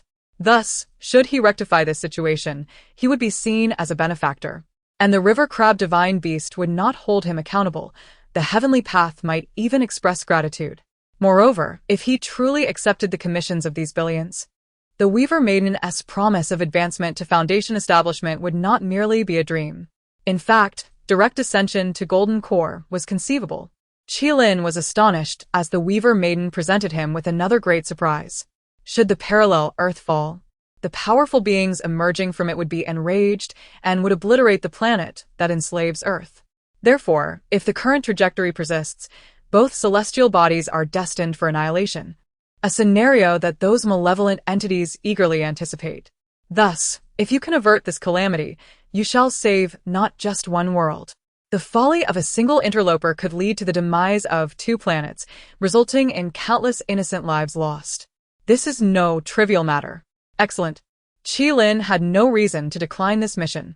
Not only because it would aid his cultivation of the Taoist canon, but also due to the myriad of intriguing elements inherent in the task itself. Your Highness, I shall accept this commission. However, it does not seem much of a trial, rather straightforward. The adversaries he faced on Earth were far more troublesome than this. No. You underestimate the complexity of this commission. The Weaver Maiden shook her head. What difficulty could there be? Qilin dismissed her concerns. Is it not merely a foolish literary plagiarist? In Qilin's plan, finding him and swiftly eliminating him would suffice. Such a fool only serves to pollute the air. Yet, the Weaver Maiden smiled and remarked, the individual in question is an interloper, the cowherd of that world. Qilin furrowed his brow. The Weaver Maiden had previously explained that before attaining the Great Luo, many worlds would possess alternate versions of oneself. Only by achieving the Great Luo can one attain singularity across the heavens. The cowherd, not yet a Great Luo, implies that his existence in that world is unsurprising. However, being the one to discover the interloper complicates matters. Is there someone protecting the cowherd? No, the cowherd wields considerable influence in that realm, having largely orchestrated the arrival on Earth himself. Therefore, to alter the fate of both celestial bodies, you must confront him. This is the true test that the Weaver Maiden has set before him. If he cannot contend with the cowherd of this world, there is no need to send Qilin to that most perilous realm to meet his demise. Qilin did not ponder for long. Regardless of the cowherd, the combined population of these 2 planets exceeds 10 billion. For the sake of justice, he could not bear to see so many perish due to the folly of one. Privately, assisting these billions in fulfilling their commissions would yield him vast experience points. His cultivation would surely ascend rapidly. Whoever obstructs Qi Lin's advancement becomes his adversary. The Weaver Maiden was quite pleased with his resolve. Excellent, Qi Lin, I have high hopes for you. I trust you will not disappoint me. I await your triumphant return. Your Highness, merely watch over my body. I wish to familiarize myself with the process of soul transmigration. No problem. I suggest you prepare thoroughly. Better safe than sorry. Furthermore, I can enhance your storage ring free of charge. Qi Lin rejoiced. I am most grateful, Your Highness. The Weaver Maiden generously expanded the capacity of his storage ring tenfold. If more is required, it is not impossible, but it will come at a cost. I believe this capacity should suffice for your needs, she inquired. Qi Lin nodded. Indeed, it is ample. Your Highness is truly magnanimous. No need for flattery. It is merely a transaction, and I never shortchange others. Additionally, allow me to remind you that the technology of that world is highly advanced, at least 2 centuries ahead of Earth. At that moment, Qi Lin had yet to fully grasp the implications of the Weaver Maiden's words. However, upon opening his eyes, he instantly understood what it meant for technology to surpass Earth by 2 centuries. He found himself aboard a spacecraft, a manned space shuttle. This very vessel was designed for lunar tourism for the inhabitants of that world. Good heavens, does the moon goddess know about this? Qi Lin had heard of private lunar travel plans on Earth, but those were intended for the ultra-wealthy, costing hundreds of millions for a single trip, and had never truly materialized before his transmigration. Yet in this world, lunar travel was commonplace, costing merely 10,000 yuan. Indeed, this world was technologically advanced, and Qi Lin was thoroughly impressed. Nevertheless, no matter how remarkable the technology, he must first assimilate the memories of this body. Just as Qi Lin began to absorb the memories, a small rabbit appeared on the moon. The little rabbit was adorable, but when it spoke to itself, it became anything but charming. It was terrifying. The rabbit paced furiously, cursing. Those fools come to the moon for a vacation, as if it were their backyard. Each visit disrupts my seclusion, nearly driving me to madness. This grudge shall not go unpunished. Even the master insists I endure. Those foolish humans have nearly mounted my back to relieve themselves. I can no longer tolerate this. If I do not assert my dominance, they will mistake me for a sickly cat. Today, I shall inform them that the moon has an owner, and they must return whence they came. The little rabbit strode with purpose, its eyes glowing with a dangerous light as it slowly approached the descending spacecraft. Chapter 12. I Have an Ex-Girlfriend, 1. After receiving the memories of the original host's body, Qi Lin found it impossible to remain calm. This world was entirely different from what he had envisioned. Initially, the trajectory of this world was quite similar to that of Earth, with a comparable history. However, 2 centuries ago, unexpected events transpired. That year, the tomb of Qin Shi Huang underwent a mysterious transformation, which has yet to be opened to the public. Since then, the Celestial Empire swiftly regained order, rapidly enhancing its national strength, which continues to thrive to this day. Coincidentally, outside, remnants of the Atlantis civilization were unearthed, prompting Western countries to seal off the site immediately. At that time, the Celestial Empire was far from its current might, and, preoccupied with the anomalies surrounding the Qin Shi Huang tomb, did not involve itself in the matter.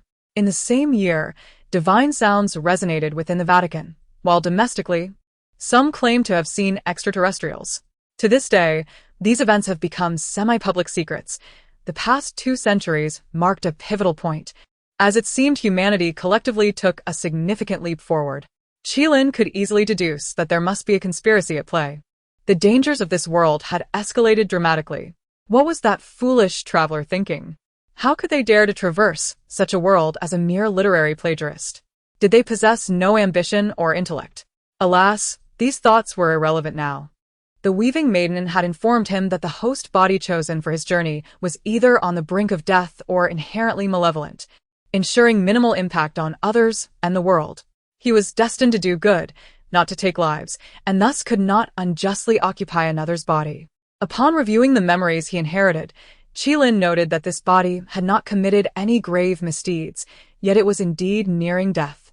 Interestingly, The original host also bore the name Qi-lin, but unlike him, had a remarkably normal family, loving parents who were both military personnel and a sister, Qi-lin, who doted on him.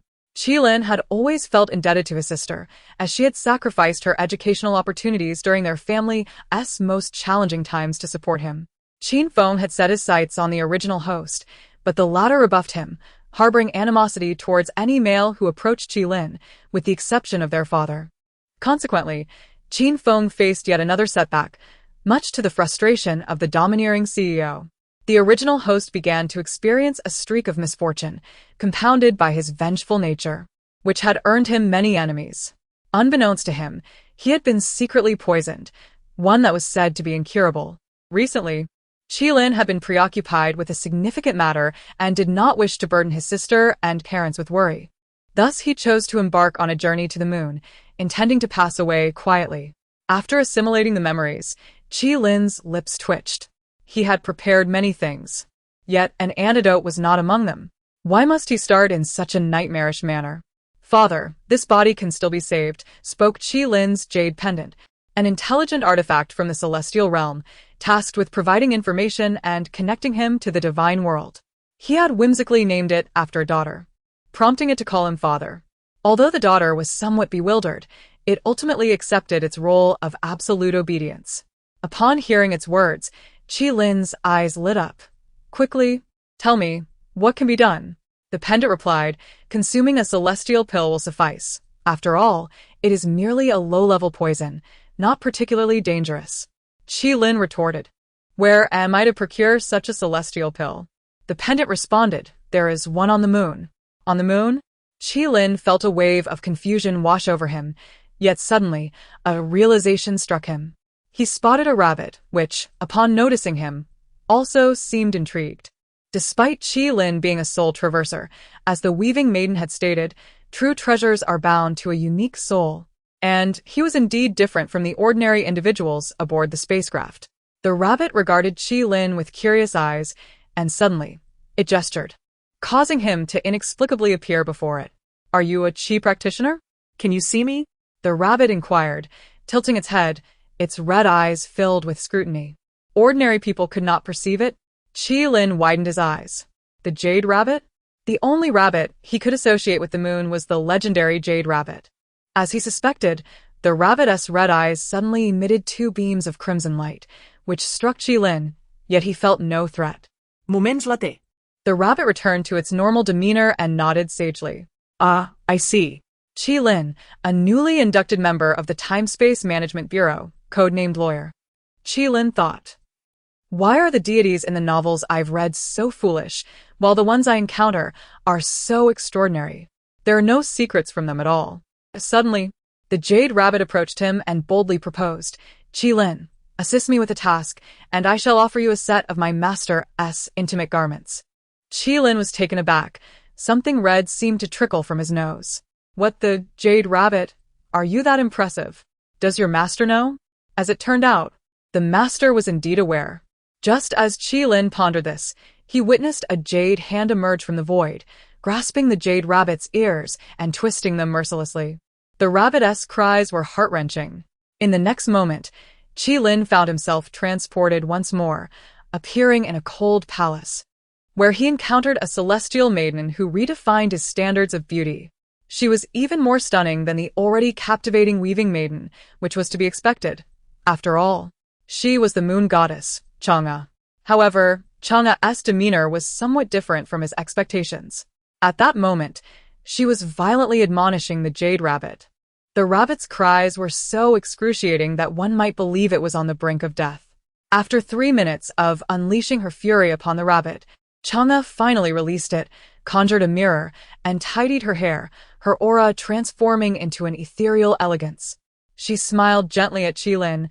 I apologize for the spectacle. My lord. Qi-lin was momentarily stunned, nearly convinced he had experienced an illusion. I see that your condition is not ideal. How about this? I offer you a celestial pill in exchange for resolving my lunar predicament. I reside on the moon, and your incessant visits have caused me considerable distress. Chang'e's voice was serene, yet Qi-lin felt an inexplicable wave of disappointment. It seemed that the Jade Rabbit's previous suggestion held more allure. At that moment, he heard Chang'e speak again. "My lord, the last person who attempted to take advantage of me was Hou-Yi. He met a grim fate shortly thereafter." Qilin coughed loudly. "You're impressive." Qi Ritian concede. Chapter 13. The divine unfolding. Qilin conversed with Chang'e, subsequently refining his worldview. He discovered that the moon was grander than he had previously imagined. As the supreme celestial body, the moon's radiance illuminated countless realms, with only a few worlds remaining untouched by its influence. Long ago, the moon served as the celestial palace for Chang'e. However, with the advancement of technology and mystical arts in certain worlds, intrusions upon Chang'e's existence became increasingly frequent. Those who practiced cultivation were often inconsequential. Few would dare to provoke a widow of such renown who had resided on the moon for countless years. The most troublesome were those who sought to ascend the technological hierarchy. Chang'e found herself in a dilemma. Reprimanding them would undermine her dignity. Yet allowing them to intrude upon her domain was equally vexing. Moreover, she felt compelled to avoid them as if harboring a guilty conscience. Over time, this frustration not only angered the Jade Rabbit, but also weighed heavily on Chang'e herself. "In other realms, I have taken action and in some cases, enlisted assistance. As for this world, I have yet to devise a solution, and your arrival is quite timely," Chang'e stated simply. Qilin sensed an uncanny coincidence, yet he found no justification to decline. Since the celestial maiden had spoken, he felt compelled to exert himself. However, he pondered what extent she desired him to achieve. There are various methods to deter the inhabitants of this world from visiting the moon. It all depends on Chang'e's disposition. Chang'e appeared to possess a degree of leniency. As long as they do not come to the moon, the specifics were left to his discretion. Chang'e adopted a nonchalant demeanor, asserting, "I am a being of reason. I do not engage in the oppression of mortals, yet I cannot allow others to bully me either. That is the essence of fairness, is it not?" Indeed.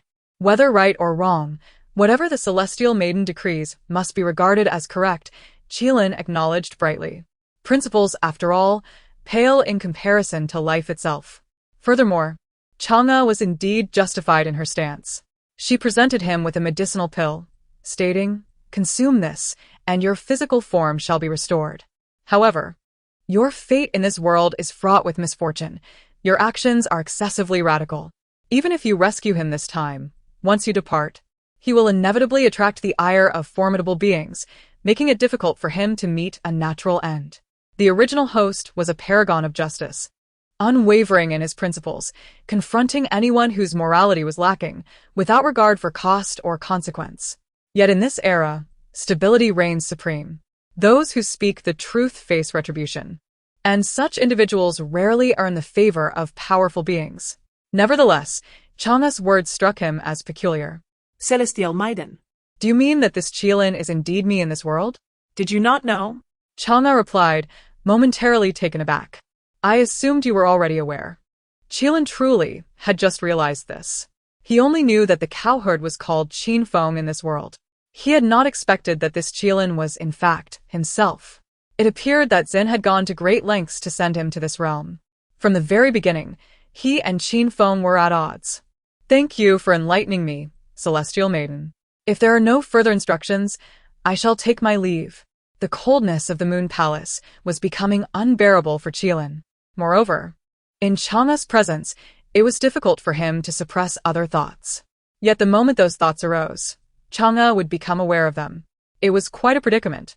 The young man dared not disappoint her and vowed to alleviate her concerns promptly. Qilin, feeling that Chang'e surpassed Xin in grandeur, could not afford to offend such a being. Upon exiting the Moon Palace, he immediately consumed the medicinal pill, trusting that Chang'e would not deceive him. She was far too occupied for such triviality. However, soon after, his body became rigid, not due to the pill's fault, but because he beheld an adorably plump rabbit brandishing a white piece of clothing. "Qilin, take me to your world, and I shall gift you this." The acceleration of his heartbeat was not from excitement, but fear. "Please, dear rabbit, do not bring me harm. Should Chang'e discover this, would she resort to silencing me?" At that moment, Chang'e remained oblivious. Reclining on her jade bed, She engaged in conversation with a virtual projection of Zin. Sister, I have encountered Qilin. What do you think of him? At present, I have no strong impressions. Our interactions have been too few to identify any significant flaws. Although, his lecherous thoughts about me do count as one, Zin chuckled, covering her mouth. Chang'e nodded without a hint of modesty. That is indeed true. Have you placed all your hopes upon him? He is the most suitable. At times, I envy you, sister. You executed Ho-E with such decisiveness. I wish to eliminate the cowherd, yet there are countless obstacles, and I am left to seek Qilin's aid. When shall I attain your level of cultivation? Zin mused with a hint of nostalgia. Chang'e felt powerless to assist her. Some matters must be resolved independently. After an extended conversation, Chang'e furrowed her brow slightly, as if recalling something forgotten. Where's that rabbit? Calculating with her fingers, her expression shifted dramatically. Rabbit, are you courting death? With a wave of her jade hand, countless images materialized, ultimately focusing on Qilin and the jade rabbit. Upon hearing Chang'e's furious exclamation, Qilin trembled, a sense of foreboding enveloping him. When he witnessed the rabbit's antics, his dread intensified. The jade rabbit flaunted Chang'e's clothing before her, boldly declaring, where there is oppression, there is resistance. Chang'e, I have endured your antics for far too long. Qilin could scarcely bear to watch. Why must this rabbit be so insufferable? Chang'e shared his sentiments. Rabbit, I assure you, I will not end your life. He seemed to hear the grinding of teeth. The jade rabbit, unfazed, retorted, I fear you not. If I concede, I shall take on your surname. Chang'e shattered the screen in fury. Qilin, observing the audacious rabbit, instinctively distanced himself. He yearned to convey to Chang'e that he was not acquainted with this creature, yet he remained uncertain whether she would believe him. Chapter 14. The Confession of Lin Hanyun. My name is Lin Hanyun, and I am 22 years old, yet in truth, I have already lived for 72 years. Within this youthful body resides the soul of a 50-year-old. Even I can scarcely believe it. Nevertheless, this is the reality I have come to accept. 3 months ago, upon discovering that I had been reborn, tears of joy streamed down my face. Fate has not abandoned me, granting me the opportunity to return to a time before tragedy struck, allowing me to seek vengeance for myself.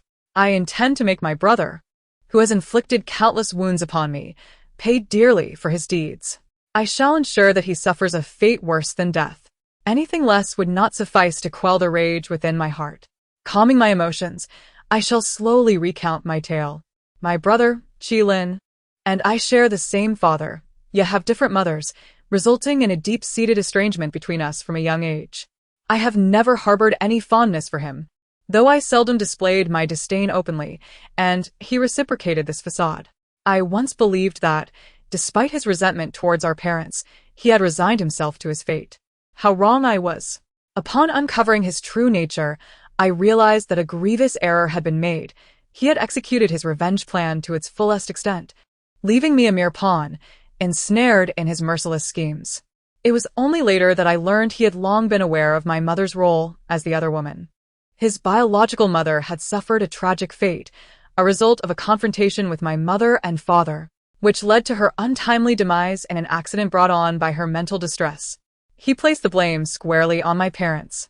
His thirst for vengeance had never waned. My foolishness and my mother's greed had provided him with the opportunity he sought. I could never have imagined that the man I loved wholeheartedly, Ting Shubai, was in fact my brother's confidant. They were as inseparable as 2 peas in a pod, leaving me with no secrets from my brother. He was privy to all my indiscretions. He knew of my smoking, drinking, tattoos, drug use, and even my infidelities, having employed a private investigator to dig into my life, uncovering even the darkest corners of my existence. Yet he remained silent. On my 22nd birthday, my mother announced her pregnancy, once more, revealing that she was expecting a boy.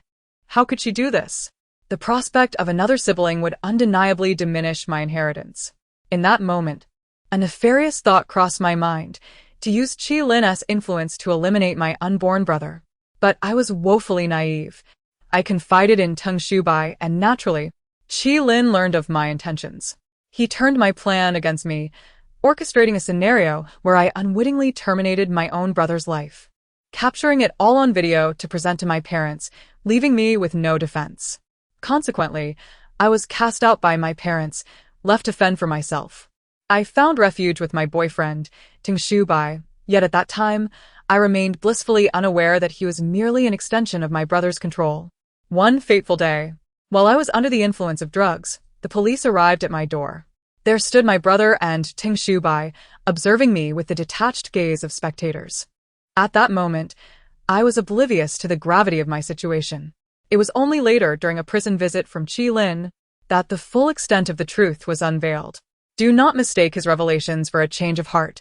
He sought only to humiliate me, ensuring that the remainder of my life would be steeped in regret. He is a demon. Upon my mother's utter disillusionment with me, she shifted her allegiance towards him.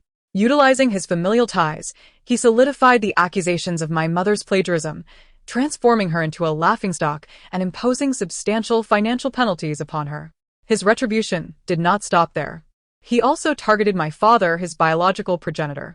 Armed with evidence of my father's tax evasion, he orchestrated an investigation that severed my father's connections with former allies, leading to his bankruptcy and near imprisonment. The twilight years of my parents were spent mired in destitution. My mother eventually divorced my father, seeking the company of a wealthy elderly man, only to discover that he was yet another pawn in Qi Lin's game. My father, in tears, lamented his failures towards Qi Lin and his mother, but it was too late. Qi Lin merely bestowed upon him a paltry sum of 200,000, thereafter severing all ties. As for my mother, I heard she ultimately succumbed to madness. Meanwhile, I emerged from prison, unable to secure employment, and resorted to begging for survival. My brother, the demon, however, thrived, amassing wealth, forging a vast network of acquaintances, and ascending to the heights of success as a renowned lawyer. He became the epitome of a life well lived, while I, at the age of 50, perished in a park outside a hospital, unable to afford medical care. In my final moments, I glimpsed my brother, not as a savior, but as a specter of mockery. I loathe him. He has ruined my life. Though I engaged in vices such as smoking, drinking, tattoos, infidelity, abortion, drug use, and promiscuity, I am fundamentally a good person. I never contemplated harming my parents. He, on the other hand, is a monster, showing no mercy even to his kin. Does he even qualify as human? Providence has granted me a second chance, allowing me to awaken once more at the age of 22, before the calamities unfolded. I am determined to alter the course of events, ensuring Qi Lin pays for his transgressions. I shall seize this opportunity with unwavering resolve. After my rebirth, I maintained a semblance of normalcy, stirring no suspicion. I retained my former demeanor while leveraging my knowledge to discreetly accumulate wealth and devise a meticulous plan to confront my brother. I would never repeat the foolishness of attempting to harm my brother. As a reborn individual, I viewed money as an abundant resource, far surpassing my father's meager inheritance. Yet, I deliberately hinted to Tingshu Bai about my intentions to harm my unborn brother, knowing he would relay this information to Qi Lin. I aimed to convince Qi Lin that he held the reins of control, allowing him to believe he could manipulate me as before. And then, at the pinnacle of his arrogance, I would strike him hard. I laced his drink, rendering him unconscious, and would fabricate a scenario that made it appear as though I had been assaulted by him. Just as in my previous life, he would be cast out by my parents. I sought to ensure that he experienced the depths of despair I once faced. My parents, in their utter disappointment, would no longer support his legal battles, sparing my mother from becoming the subject of ridicule. This was merely the beginning. I had an array of plans meticulously crafted to dismantle Qi Lin, subjecting him to the utmost humiliation. I do not intend to kill him, just as he refrained from taking my life in the past. For often, to endure is the greatest humiliation of all. Qi Lin, my brother, are you prepared? Your beloved sister is coming to exact her revenge. Chapter 15. I have an ex-girlfriend, too. Lin Hanyun believed that Qi Lin had completely succumbed to her charms, allowing her to vent her pent-up frustrations without restraint. She harbored a multitude of grievances that she dared not share with anyone else in the world. Thus she poured her heart out to Qi Lin. The faint stupor of Qi Lin sent shivers down his spine. He did not doubt the veracity of Lin Hanyun's words, and cold sweat broke out on his brow. Had he not obtained the Universal Victim Commission a few days prior, he might have indeed fallen into her trap. Qilin was unaware of the reasons behind Lin Hanyun's rebirth, yet he himself had experienced fortuitous events that significantly enhanced his capacity to accept such bizarre circumstances. However, he pondered why she spoke so incessantly. Had she never seen a film or television drama? Villains often met their demise due to excessive verbosity. If she divulged all these secrets, what means would she have left for vengeance? Unbeknownst to Lin Hanyun, Qilin was lost in his thoughts. After her catharsis, she calculated the time and heard footsteps approaching from outside. Ma Jixue and Lin Xianwen habitually checked on her before bed. If Ma Jixue discovered her in bed with Qilin, he would be left speechless. Lin Hanyun gazed at the slumbering Qilin, a smug smile gracing her lips. "Dear brother, you are about to fall into my clutches," she mused, excitement bubbling within her. However, her moment of triumph was short-lived as she succumbed to unconsciousness. This was, of course, due to a blow from Qilin. With his cultivation at the 3rd level of Qi training, he held absolute martial dominance over ordinary individuals. Just then, Ma Jixue entered the room, as Lin Hanyun had neglected to lock the door. Contrary to Lin Hanyun's expectations of being caught in the act, Ma Jixue blushed and fled upon witnessing the scene.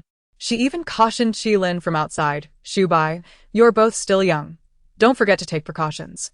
Indeed. Qilin had assumed the identity of Tung Shubai.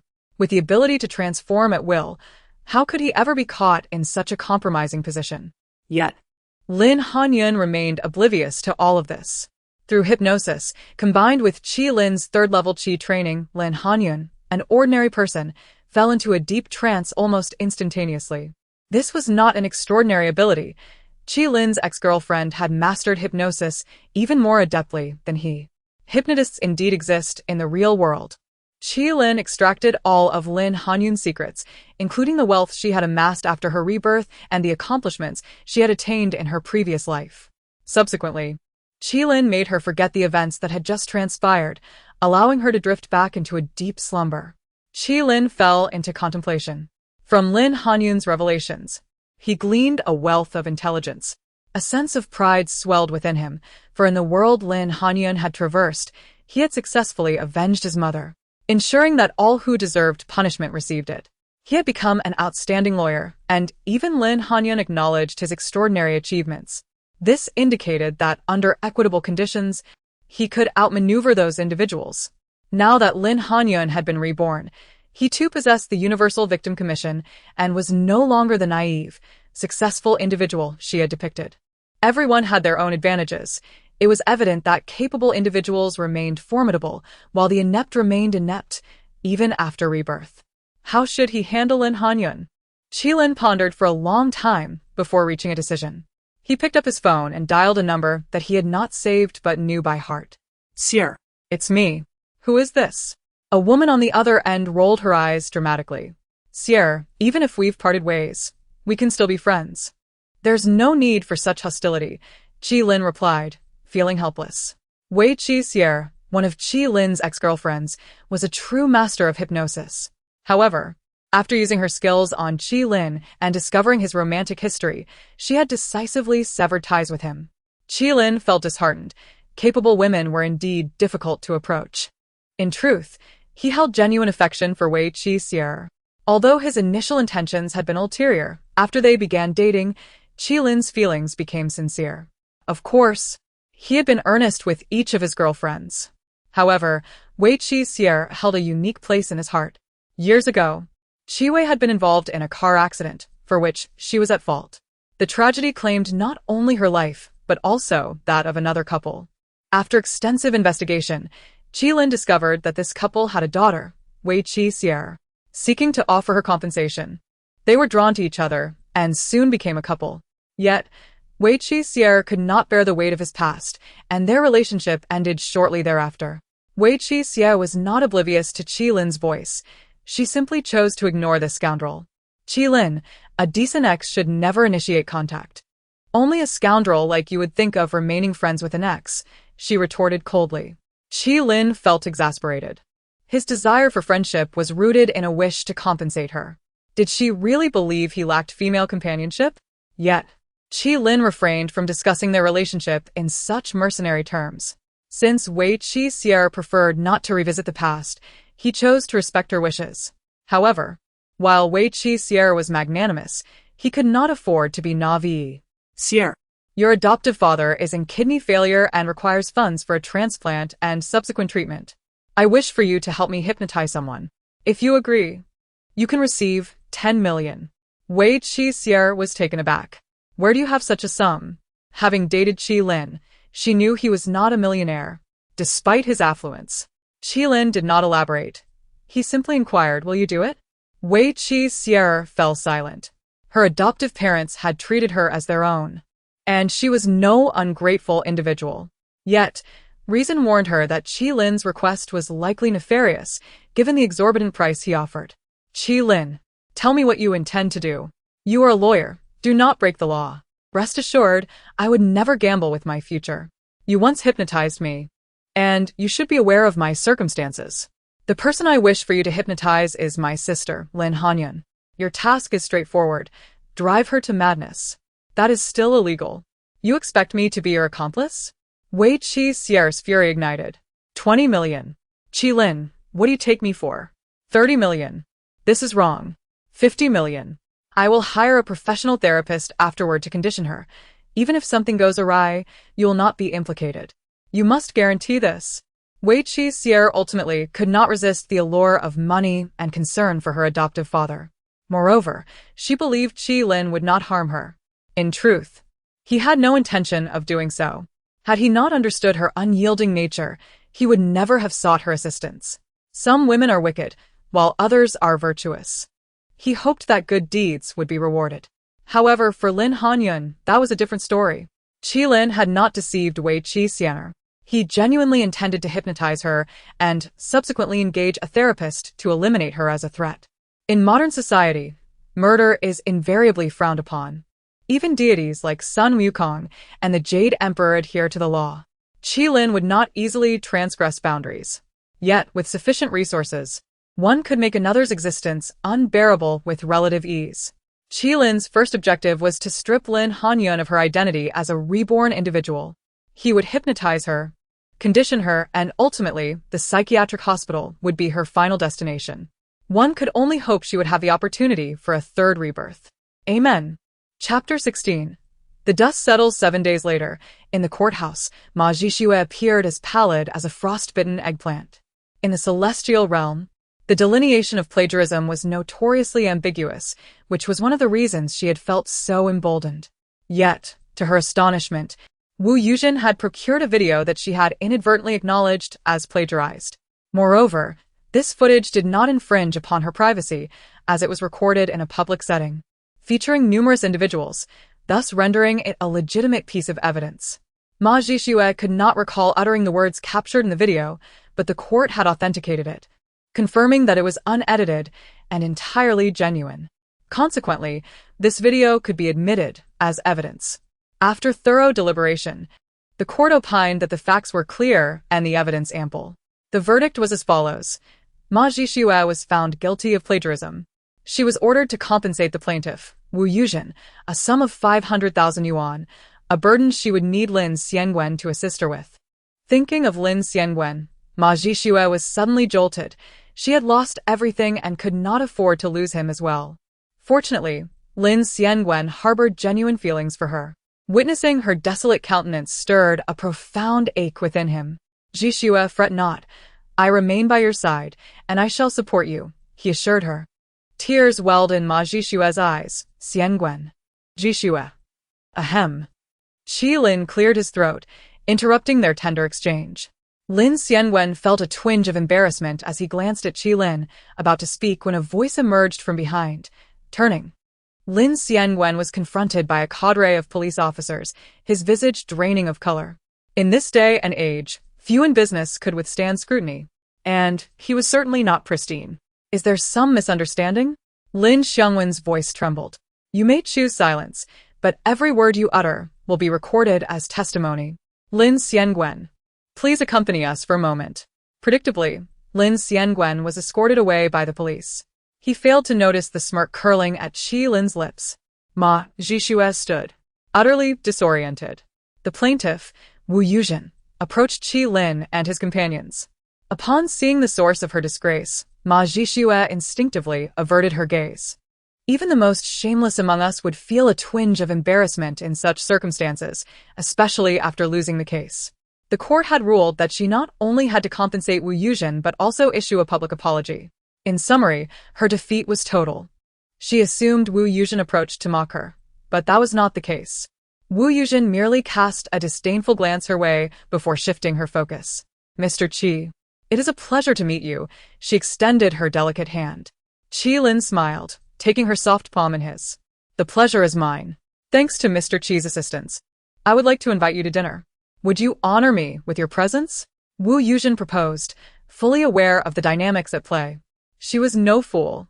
When she decided to take legal action against Ma Zhixue, she had prepared herself for the possibility of failure, as many had faltered in similar endeavors. However, to her surprise, she emerged victorious.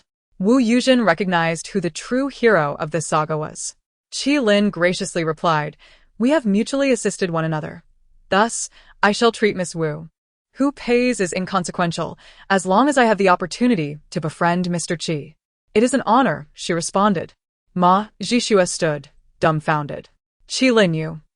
Qi Lin feigned ignorance, departing the courthouse alongside Wu Yuzhen, not glancing back at her even once.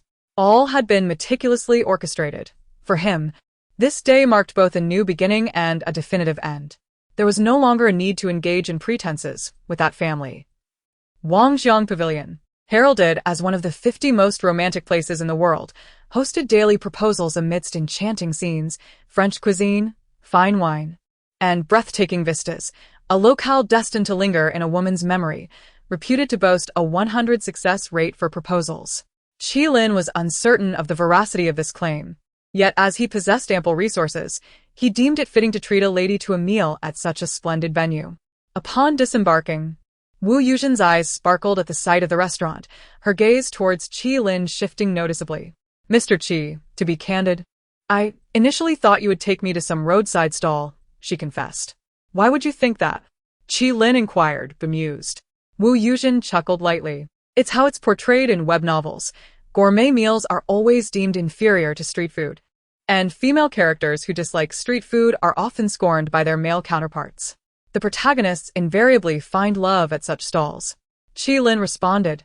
"I suspect those who write such tales do so from a place of financial limitation, thus romanticizing the notion that roadside fare surpasses fine dining, perhaps a manifestation of the AQ spirit." Wu Yuzhen laughed delicately. "Mr. Qi, you possess keen insight. Spare me the compliments. If we linger any longer, we will attract those incredulous gazes reminiscent of characters from those novels," he jested. In truth, Qi Lin was not particularly known for his humor. However, amidst the ambience of wine, flowers, stunning views, and French cuisine, any man could appear charming and adept at winning over the affections of a woman. This was only natural. Wu Yuzhen, while not a stunning beauty, possessed a captivating charm, cultivated through years of writing, which imbued her with an alluring literary grace. Enveloped in such an atmosphere, their conversation flowed effortlessly as Qi Lin recounted the saga with Ma Zhixue.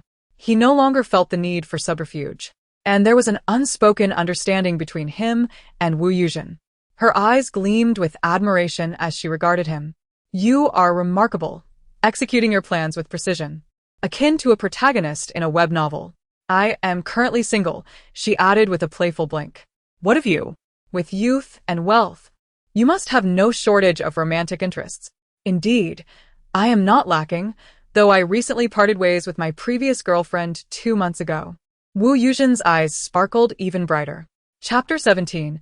A billion-dollar deal with you 7 days later, in a CAF not far from Lin Xiangwen's company.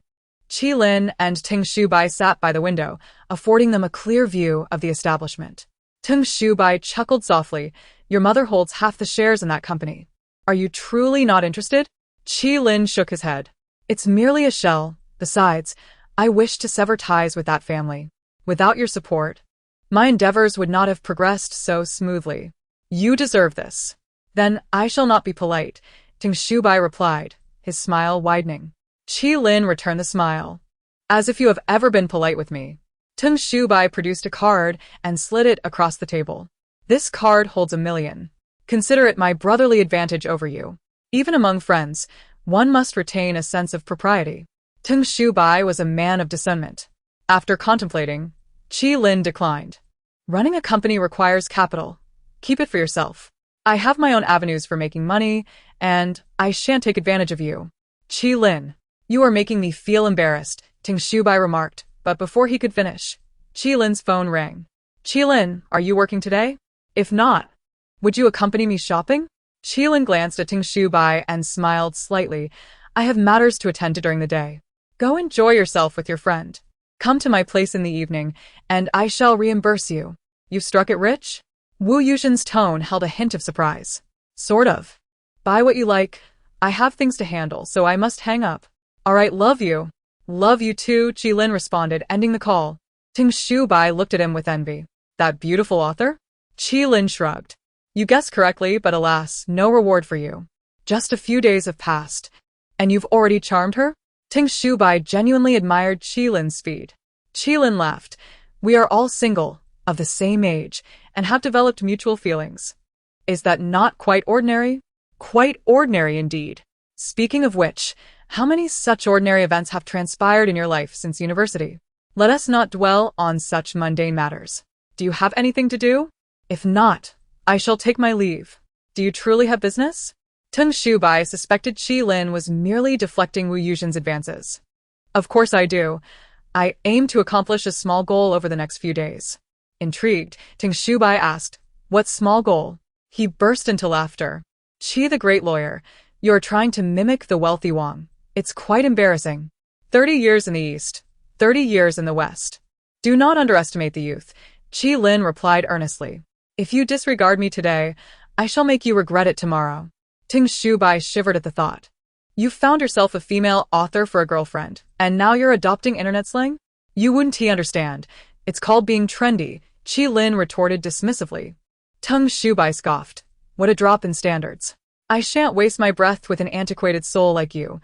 I am off to fulfill my small goal. Farewell. Qi Lin departed the CAF with a flourish. In truth, he was not deceiving Tung Shubai. Qi Lin intended to accumulate some wealth. Although he had experienced a fortuitous encounter, he had no desire to abandon Earth, at least not in the near future. He had grown accustomed to the convenience of modern society. Life in the Ming dynasty had been rife with discomfort. Despite Yan Shifan enjoying the pinnacle of luxury in that era, it still paled in comparison to modernity.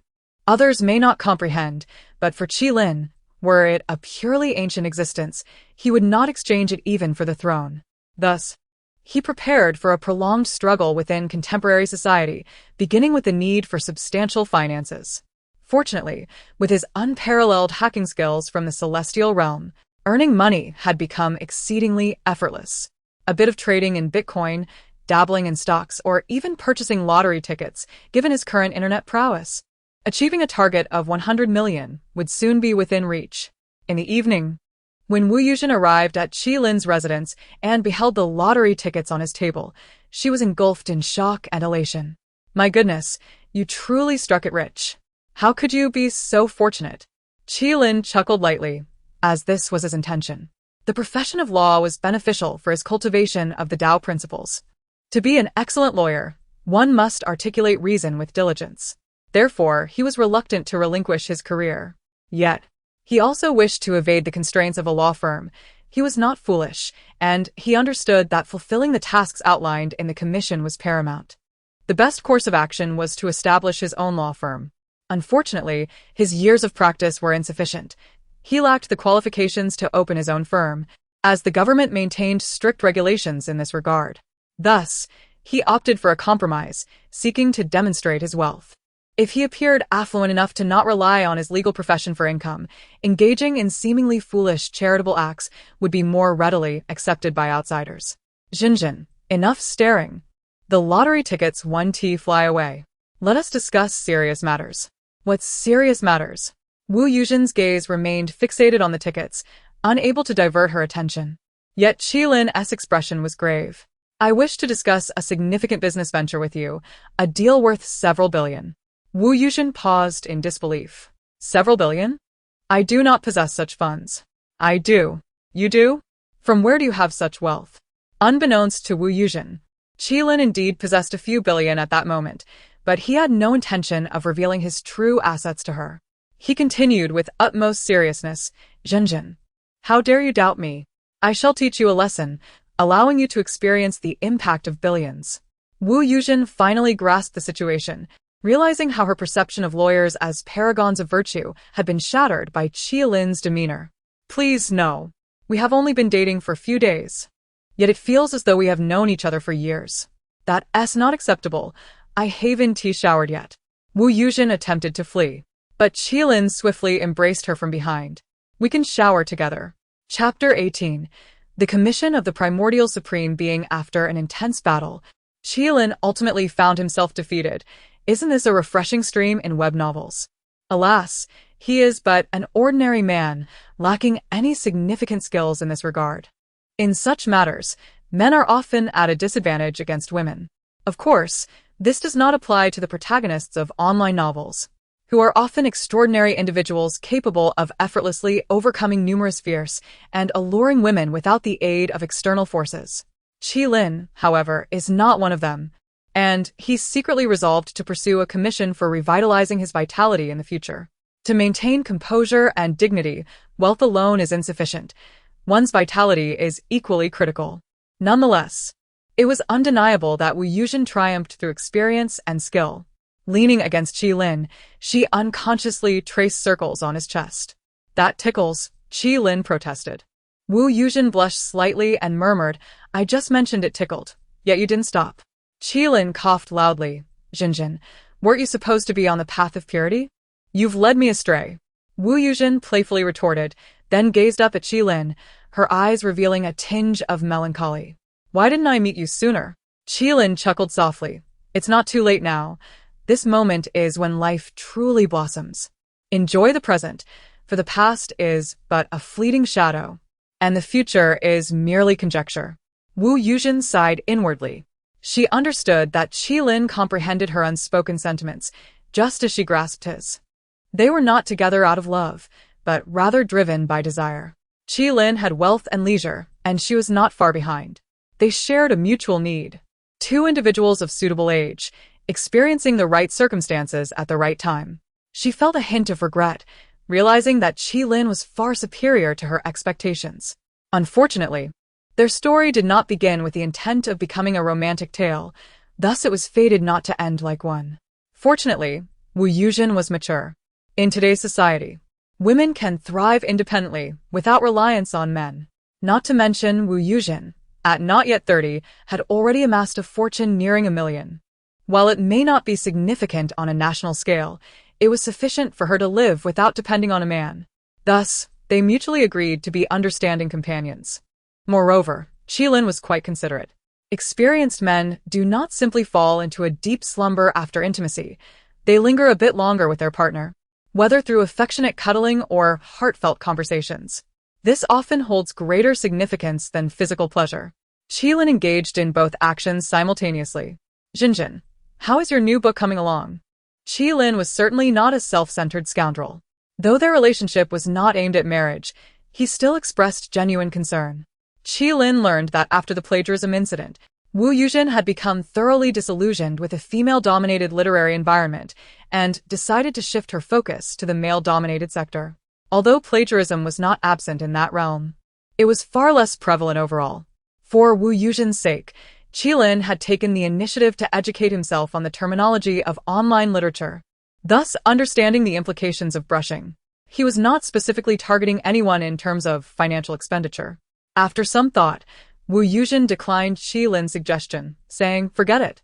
I'm not short on money, and it's not worth the effort. You're quite carefree. Send me that book by the brusher, and I'll see if I can teach him a lesson.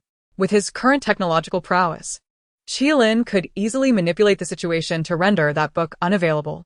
He felt no moral conflict about this, as he was a compassionate individual. Wu Yuzhen casually grabbed her phone, flipped through it a few times, and handed it to Qilin. After scanning the content, Qi-Lin was left speechless. Wu Yuzhen explained, "This fellow wrote a novel in the primordial genre, where the protagonist travels back in time to become the Flame Lamp, defeating the petty-minded primordial supreme being, taking over the Jade Void Palace, and forming a brotherly bond with the supreme being of Tongtian. Essentially, he usurped the position of the primordial supreme being. It's baffling how this individual thinks. Considering the low audience for such novels and the lack of copyright sales, what's the point of brushing?" Wu Yuzhen was quite disdainful. Qi-Lin, having gained a clearer understanding of genuine mythology, found himself utterly speechless regarding the primordial genre. They were profoundly ignorant of the true essence of power. The dark gods will inevitably face retribution. Qi-Lin gently patted Wu Yuzhen's shoulder, kissed her forehead, and murmured, "Rest now. I'll read a bit. This fellow will be my responsibility." He had a premonition that this individual might bring him unexpected fortune. Wu Yuzhen quickly fell asleep. After such intimate moments, slumber came easily. Qi-Lin, once a member of the Insomniac Club, found his own sleep issues rectified since their encounter. Observing Wu Yuzhen succumb to sleep, Qi-Lin focused his thoughts and opened the Victim Commission Book of All Realms. Though the allure of wealth and beauty was tempting, Qi-Lin recognized that completing tasks was the eternal pursuit.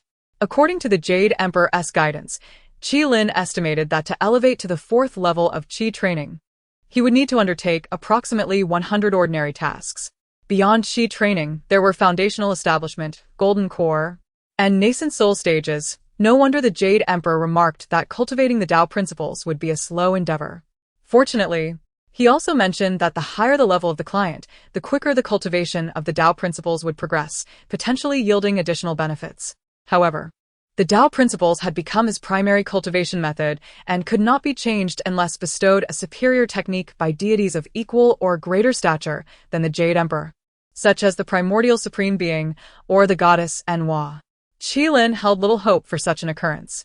As he continued to peruse the Victim Commission Book of All Realms, he encountered many familiar tasks, including one from Teacher Chen.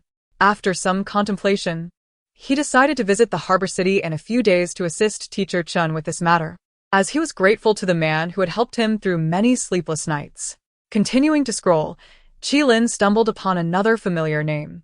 The little dragon girl wished to confront Mother Yu for her portrayal of a little dragon girl that was simply too cringeworthy, leading the little dragon girl to feel deeply insulted. Qi-Lin wiped the cold sweat from his forehead. He could accept this commission, but would wait until it was convenient. There was no need to embark on a long journey just to address Mother Yu. As he continued to browse, Qi-Lin's anxiety grew. Yin Jiping sought to convey his grievances to Jin Yong, renowned Taoist master and the 6th-generation leader of the Chuanjin sect, who had led the sect to its pinnacle. Historically revered in Taoism, he suddenly found himself transformed into the infamous Dragon Knight by Jin Yong's pen. Yin Jiping felt wronged, asserting that this matter was far from over. Qi-Lin was astonished. He empathized with Yin Jiping's plight.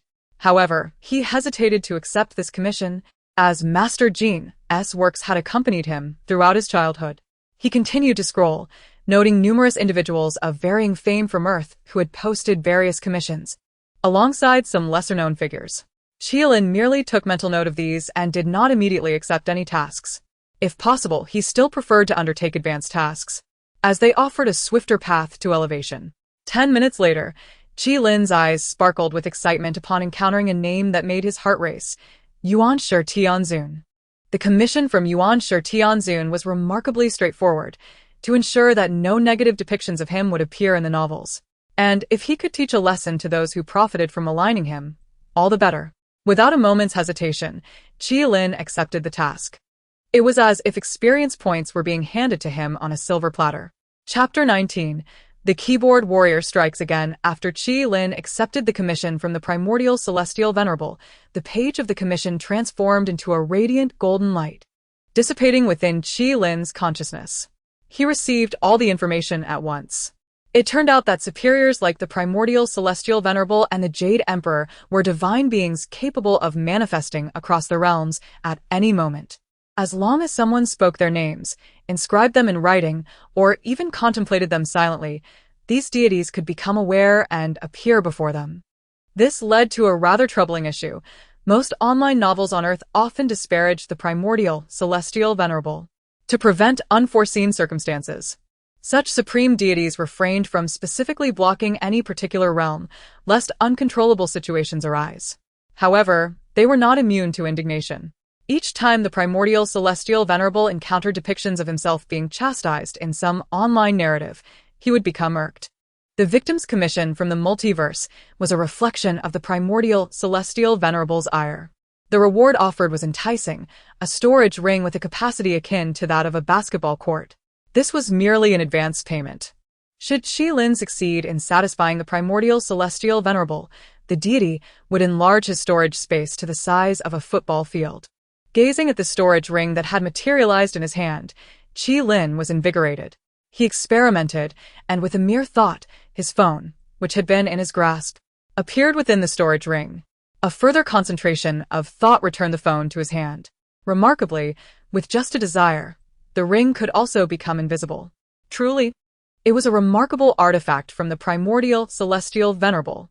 With this storage ring, future tasks would become significantly simpler, allowing him to prepare numerous items in advance. Seeing the primordial celestial venerable's generosity, Qi-Lin promptly set his plans into motion. He shared a post on Weibo and employed his technical skills to forcibly elevate this post to the top of trending topics, rendering it irrevocable. A ripple effect ensued. However, unlike the previous campaign against the poorly made adaptations of Sun Wukong, where nearly all netizens rallied behind Qi-Lin to condemn the shoddy production teams, this time, a considerable portion of the audience took a stance against him. Notably, many renowned authors were at the forefront of the opposition. Literary creation is a realm of freedom. In China, there exists freedom of speech. One cannot impose a singular narrative. Your governance is excessively intrusive, they proclaimed. Beneath the keyboard warrior's post, a deluge of critical comments emerged. Qi-Lin was not surprised. The contemptible adaptations of Sun Wukong had indeed repulsed many.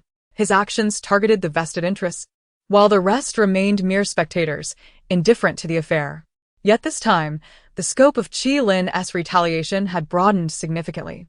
The disparagement of the primordial celestial venerable predominantly occurred on literary websites, with a staggering 99 of it originating from online novels.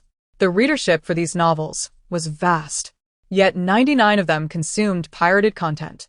Having enjoyed this intellectual sustenance without spending a penny, they were naturally disinclined to support Qi-Lin's sweeping measures. Furthermore, those authors relying on their craft for livelihood were even more resistant to having their income jeopardized. Thus, the notion of creative freedom emerged. To this, Qi-Lin could only retort, shamelessness reigns supreme.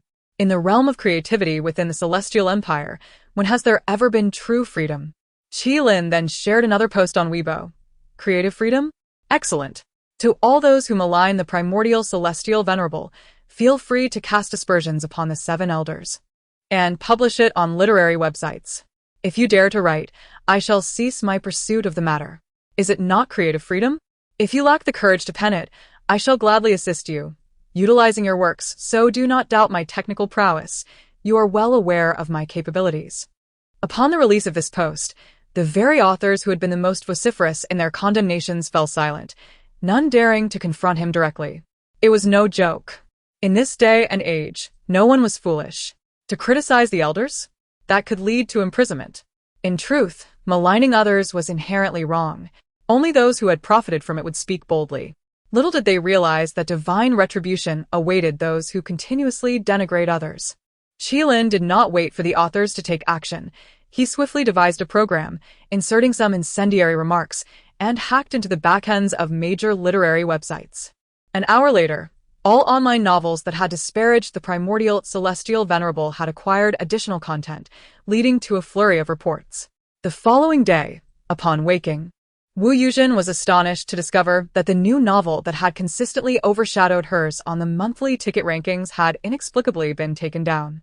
Qi-Lin informed her that the keyboard warrior had unleashed his might. Wu Yuzhen glanced at her phone and, 10 minutes later, exclaimed, "The keyboard warrior is so cool. I adore him." Qi-Lin raised an eyebrow and cleared his throat. Wu Yuzhen quickly caught on, leaning against Qi-Lin and sweetly declaring, "Of course. I still love you the most." Let us celebrate by eliminating that pesky rival of yours, Qilin suggested. He chose not to continue the previous topic. Wu Yuzhen, naturally elated, inquired, how shall we celebrate? By applauding, of course, Qilin smirked. Wu Yuzhen was momentarily taken aback, but soon grasped the implication. Her first instinct being to flee. No, I haven't brushed my teeth or washed my face yet. Calm down. We'll applaud first, he reassured her. Half an hour later, Wu Yuzhen wearily shut the bathroom door. Although Qilin had managed to take down the novels that those authors were currently writing, some still had their older works to contend with. One must pursue the remnants of the vanquished, not merely bask in glory. When Wu Yuzhen emerged from the bathroom, Qilin had already wrapped everything up. He logged back into the Keyboard Warrior account and posted, "Above our heads, there are divine beings. To bully the celestial is to pay a price. Why not be a harmless youth like Qilin? Why must one resort to bullying others?" Chapter 20. The Temporal Management Bureau. Qilin, I shall not accompany you for the next few days. Since that fellow's book has been taken down, I must strive to rise. Wu Yuzhen was indeed ambitious. In this era, no man is as reliable as money. Qilin had no objections. He too required some personal space. This month, put in the effort and take some time to apply for the Hong Kong-Macau pass. Next month, I shall take you to Hong Kong City for some leisure. Really? Wu Yuzhen felt a surge of excitement. Of course, I would never deceive you. Qilin got out of bed, kissed Wu Yuzhen, and then entered the bathroom. His primary goal was to assist Teacher Chen with a commission, alongside several other tasks that needed to be completed in Hong Kong City. Naturally, traveling with a companion was also a delightful way to unwind. Qilin was neither an ascetic nor a task-obsessed individual. He believed in enjoying life when the opportunity arose. After freshening up and changing his attire, Qilin emerged to find Wu Yuzhen, already made up. The two shared a brief kiss before she chose to take her leave, as she needed to focus on her writing this month. Once Wu Yuzhen departed, Qilin inspected his spatial ring and discovered that its capacity had significantly expanded. However, he was astonished to find a jade tablet within the ring. As he touched the jade tablet, it transformed into a radiant glow, revealing a hazy figure before him. Qilin, I am an incarnation of a fragment of the consciousness of the primordial heavenly sovereign. Qilin immediately bowed respectfully. I have the honor of meeting the heavenly sovereign. He had no doubt regarding the authenticity of the primordial heavenly sovereign. Only a fool would dare impersonate such a revered being. I am quite pleased with your efforts. You are swift, decisive, and courageous, a person of great potential. Thank you for your kind words, heavenly sovereign. I am aware of your endeavors. As a lawyer, serving the victims across countless realms is commendable. Pursue this path with unrestrained vigor. However, I have appeared to offer you another opportunity. Would you be interested? Surely. To work under the primordial heavenly sovereign is a privilege I would eagerly accept. Qilin, fully aware that such words were customary, nevertheless appreciated the sentiment, as the task at hand was indeed fraught with peril. A sudden pang of apprehension gripped his heart. You need not worry excessively. Where there is danger, there lies opportunity. The jade tablet I gifted you is a token of that opportunity. Upon reflection, Qilin understood. Based on his interactions with Sun Wukong and the Jade Emperor, he surmised that most deities in the celestial realm belonged to the order of righteousness. This was pivotal. If the divine maintained order, humanity would have a chance. Conversely, if the celestial beings embraced chaos, as depicted in Journey to the West, mortals would be left at their mercy, devoid of hope. Qilin was confident in his judgment. His lowly status rendered him invisible to the likes of Sun Wukong and the Jade Emperor, who would not bother to conceal their true nature from him. Therefore, the primordial heavenly sovereign, as a supreme entity, surely aligned with the forces of good. This was indeed his chance. Qilin quickly organized his thoughts. Then he heard the primordial heavenly sovereign state, there exists a temporal management bureau in the celestial realm, co-founded by myself and the goddess Niwa. The jade tablet signifies your membership within this bureau. Should you wish to join, simply infuse the tablet with your intent, and your profile will automatically manifest within the bureau. From that moment forth, you shall be an official member of the Temporal Management Bureau. May I be so bold as to inquire, Heavenly Sovereign, What precisely does the Temporal Management Bureau do? Qilin harbored speculations, yet sought the sovereign's explicit clarification. Chaos. Qilin's lips twitched slightly. The primordial heavenly sovereign patiently elaborated. Indeed. Chaos. The vast majority of those within the Bureau merely foster disorder, draining the world of its vitality for their own gain. You can find numerous examples of such characters in the online novels from your Earth. It is not difficult to imagine. Upon reflecting on the examples drawn from online literature, Qilin recognized the truth in the sovereign's words.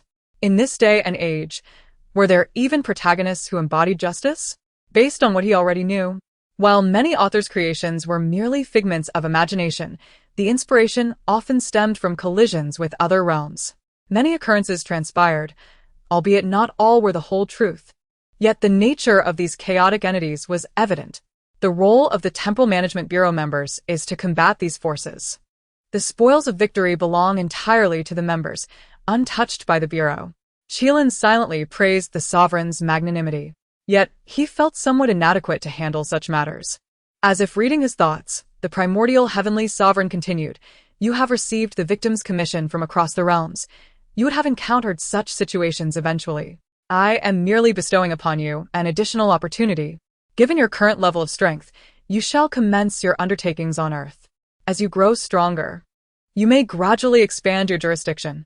With the primordial heavenly sovereign articulating such sentiments, Qilin found no reason to decline. He felt an overwhelming desire to express his gratitude, as if he could shower the sovereign with a multitude of praises. The feeling of having a powerful ally was exhilarating. However, should you act recklessly, both Nuwa and I shall intervene personally. I understand, and I assure you, Heavenly Sovereign, I shall tread carefully. The primordial heavenly sovereign nodded, and the apparition faded, leaving the jade tablet once more in Qilin's hand. Qilin could hardly contain his joy, reveling in the knowledge that he was now connected to the celestial framework. Chapter 21. The neighboring Old One cannot act by infiltrating his consciousness into the jade tablet. Qilin acquired a wealth of information. It appeared that the Temporal Management Bureau offered certain benefits to its personnel, albeit on an annual basis, in accordance with a celestial calendar. Upon completing a year of service, one could apply for an opportunity to witness a Grandmaster's teachings or receive a sum of 100,000 celestial coins. However, these rewards felt distant to Qilin, who was more intrigued by other information. He quickly discerned that the Temporal Management Bureau did not aim to eliminate all entities disrupting the flow of time. They would turn a blind eye to well-meaning individuals who inadvertently wandered into temporal rifts. His true adversaries were the garbage referenced by the primordial supreme being. Behind these nuisances lay many formidable beings, though fortunately, they were not the match for the likes of the primordial supreme being, Anhua, or the Jade Emperor, and thus resorted to underhanded tactics. The members of the Bureau were tasked with dealing with this unsavory lot, and Qilin found solace in knowing that the Bureau maintained the upper hand. Qilin soon recognized the significance of having a capable leader. Moreover, the Jade Tablet provided him with a crucial reminder. Prior to attaining formidable powers, it would be prudent to practice marksmanship for self-defense. Admittedly, he found this advice somewhat out of place, yet he chose to heed it. With Earth's current advanced firearms, Qilin estimated that dispatching a few golden elixir practitioners would pose little challenge. Therefore, he did not underestimate the potency of firearms. Fortunately, with his current technological prowess, acquiring such weapons was not a daunting task. The real challenge lay in mastering their use. An ordinary person, even with access to devastating weaponry, risks self-harm if unskilled. In encounters with agile experts, the likelihood of relinquishing one's weapon was even greater. Qilin understood that mere possession was insufficient. The key lay in proficient application. He swiftly devised a plan. Although he had become an official member of the Temporal Management Bureau, the role was relatively low-key and would not impede his ongoing tasks related to the victim's commission of all realms. With countless victims across myriad realms, Qilin mused that there must be at least one who was a seasoned warrior, capable of bestowing upon him the skill to wield firearms adeptly. He promptly identified a target from the commission. During the War of Resistance, there existed a sharpshooter named Shunlu, famed for his impeccable aim. However, during a mission, He was forced to witness his sister being assaulted by several invaders due to disciplinary constraints. Although he completed his mission, he carried the burden of guilt for this incident until his death. He sought Qilin's assistance in avenging his sister's dishonor, offering his marksmanship as reward. "You're the one." Brother Shunlu, Qilin decided to accept this task, as the identity of a war hero alone warranted his assistance, even without a reward. However, as he perused the commission further, he stumbled upon another intriguing request. The client was Wang Geng. If this name were Chun, Qilin would have recognized him. Wang Geng? His historical knowledge was insufficient for immediate recognition, but the specifics of his request and the promised reward caused Qilin's eyes to narrow with intrigue. The advance payment was a fully upgraded earth firearm, and the total reward for completion was an immortal gun. From the Jade Tablet, Qilin gleaned insights into these celestial firearms, which were developed in the celestial realm, automatically absorbing the essence of heaven and earth to unleash projectile-like attacks of unimaginable power, far surpassing Earth's weaponry. Naturally, this potency also depended on the concentration of celestial energy. Nevertheless, possessing such a weapon would empower Qilin considerably on Earth. To his surprise, the target of Wang Geng's ire was none other than Sujima. While unfamiliar with Wang Geng, Qilin was well aware of Sujima. Wait. Suddenly, he recalled who Wang Geng was. He was the first husband of Lu Xiaoman, who had been romantically entangled with Sujima. Now it made sense why Wang Geng sought retribution against Sujima, specifically requesting Qilin to carry out a castration.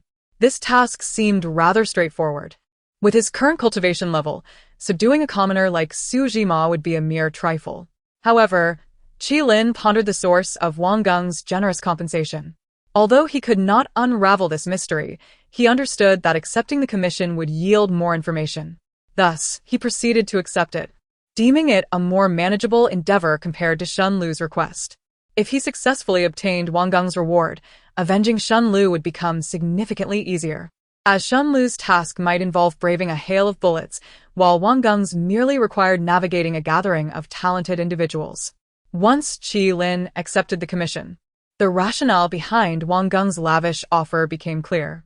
He could only mourn for Sujima.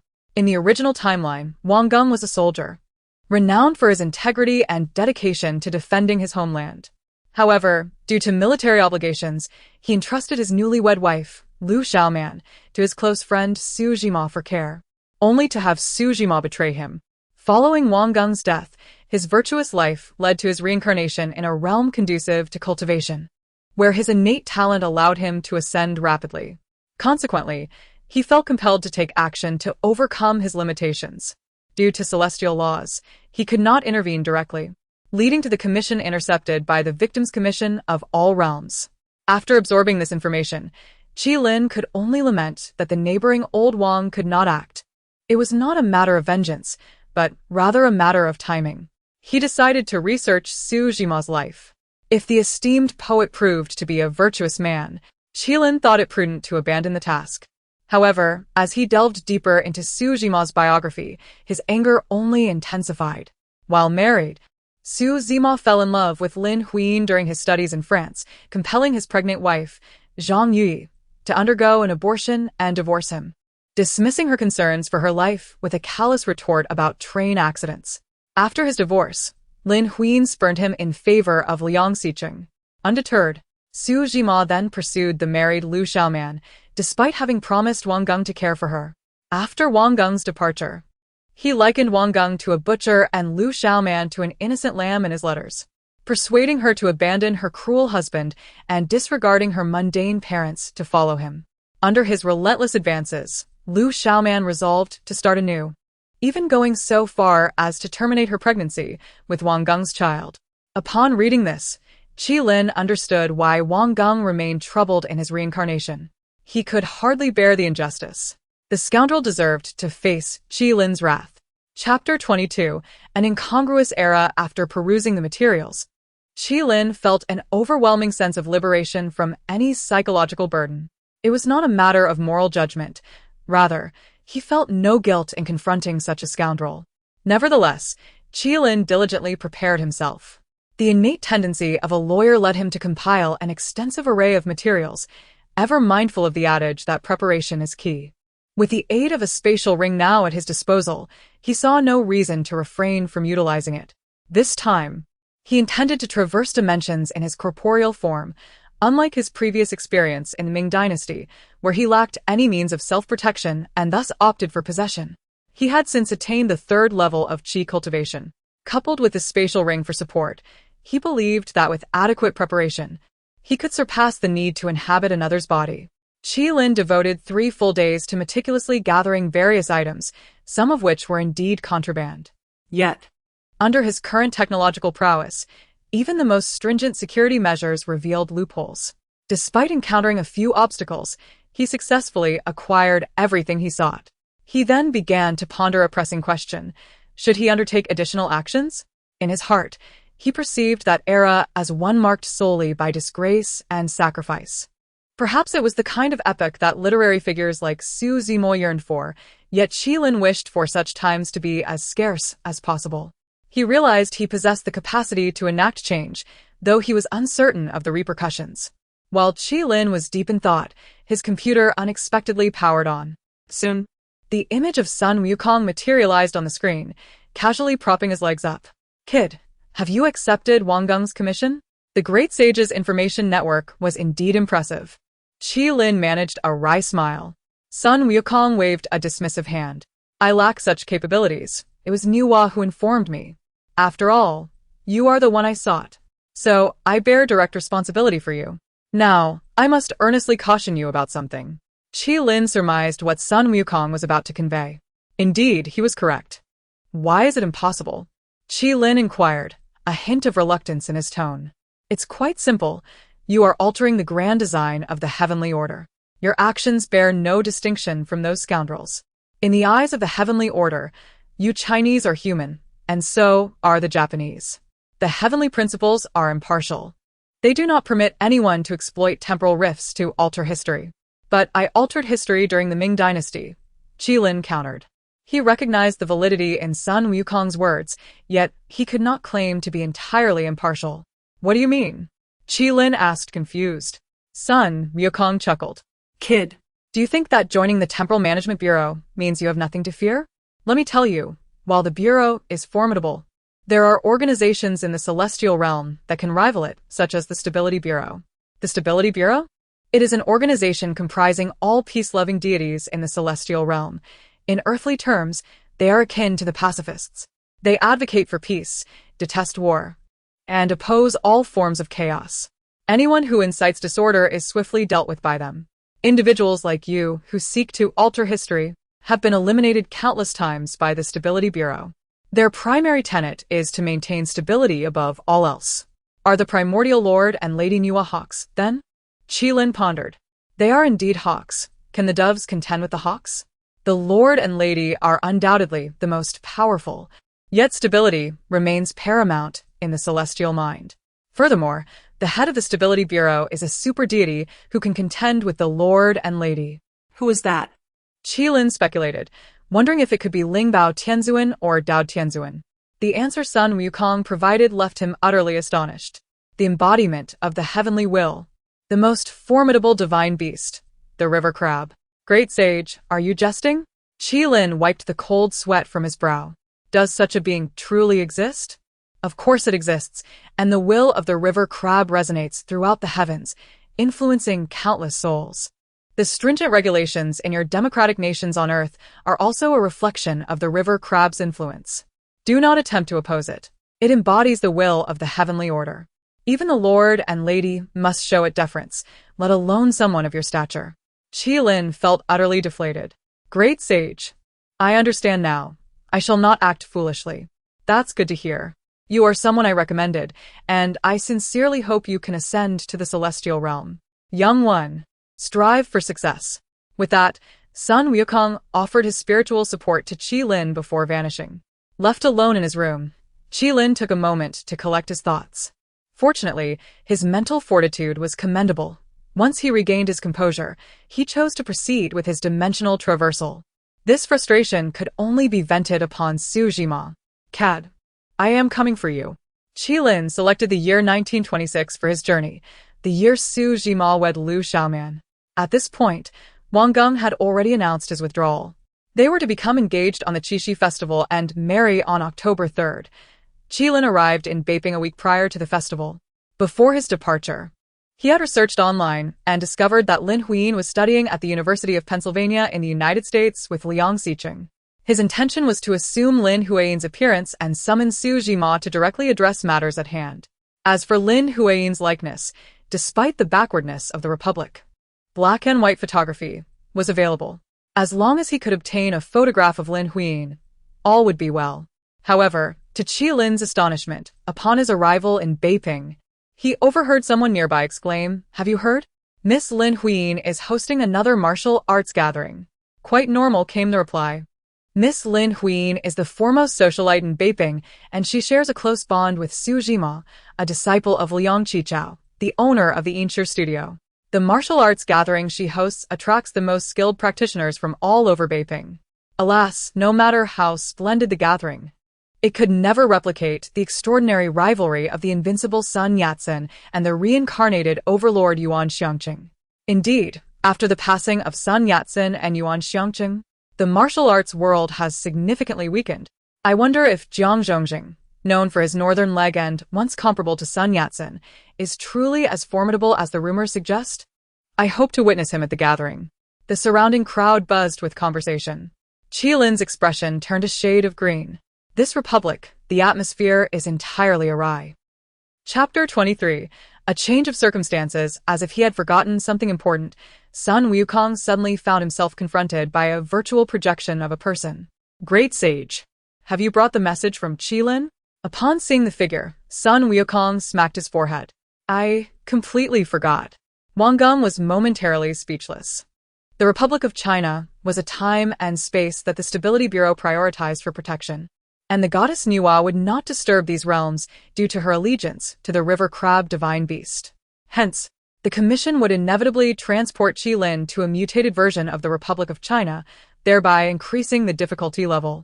This was why the little fairy offered the celestial spear as compensation. However, due to the sensitive nature of the matter concerning the celestial realm, the little fairy could not disclose details in the commission and thus requested the great sage to remind Qilin beforehand. It won't be too formidable. Su Jima could only defeat Qilin, who was at the 3rd level of Qi training, 10 times with just a finger. Wang Geng sighed. Sun Wukong's expression was quite entertaining.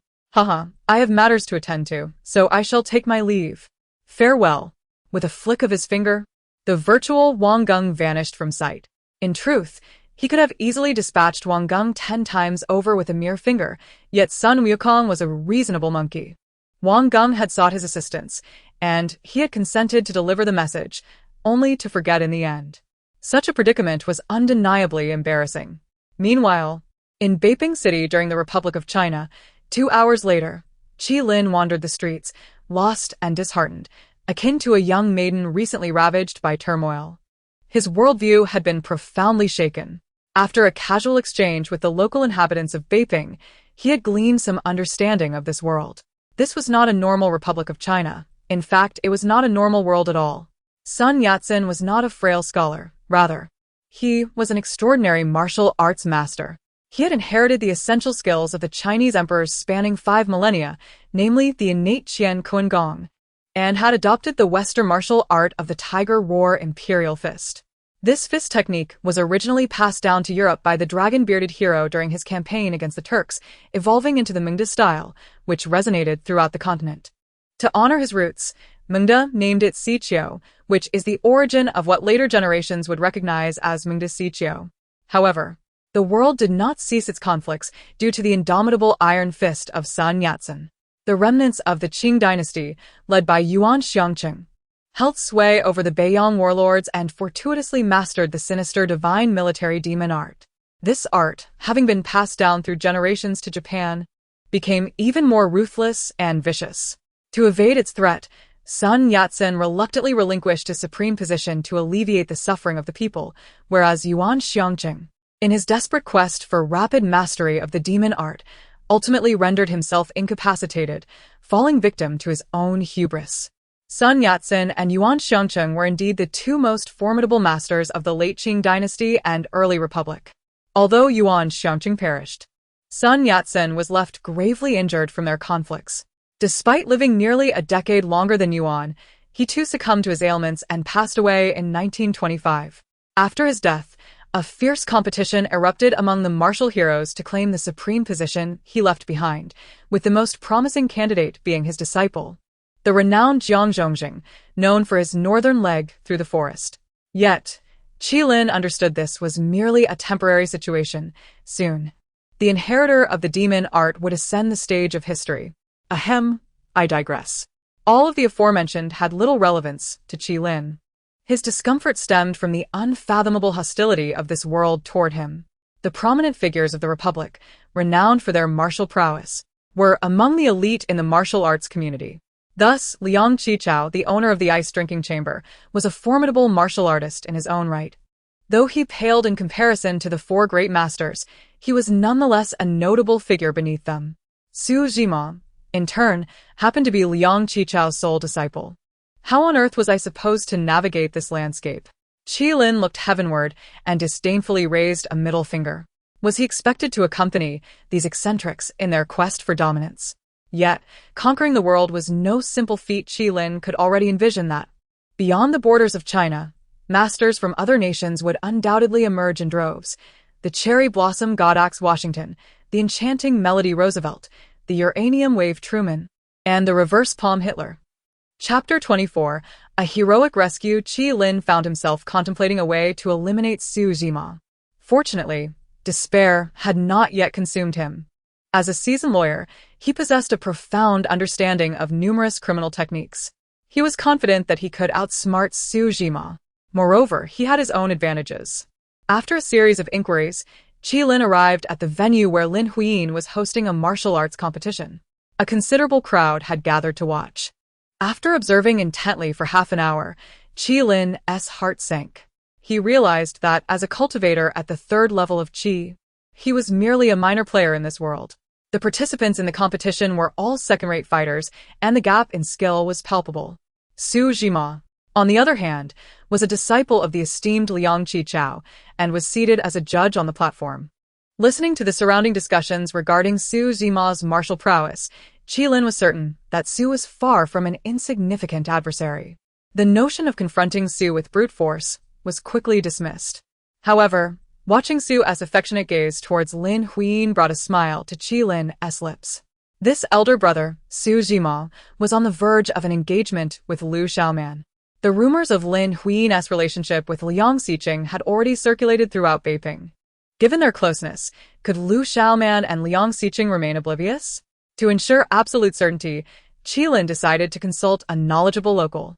It seemed that the residents of Beiping possessed an innate ability to discuss the vast history of China, even in modern times, with the same ease as they navigated outer space. As anticipated, the elder chuckled and remarked, "While we may not know their thoughts, it is evident that the poets Su and Miss Lin are unconcerned. This pair truly complements each other." The laughter held a deeper significance, and Qilin understood immediately. In all seriousness, Su Zhima's reputation was hardly enviable. His prior pursuit of Lin Huiyin had created a rift with Liang Qichao, who had intended Lin as his daughter-in-law. Now, his flirtation with Wang Geng's wife, Liu Xiaoman, was a despicable act. Though he had friends in the literary world who defended him, the common folk of Beiping held a straightforward perspective. A scoundrel, no matter how talented, remained a scoundrel.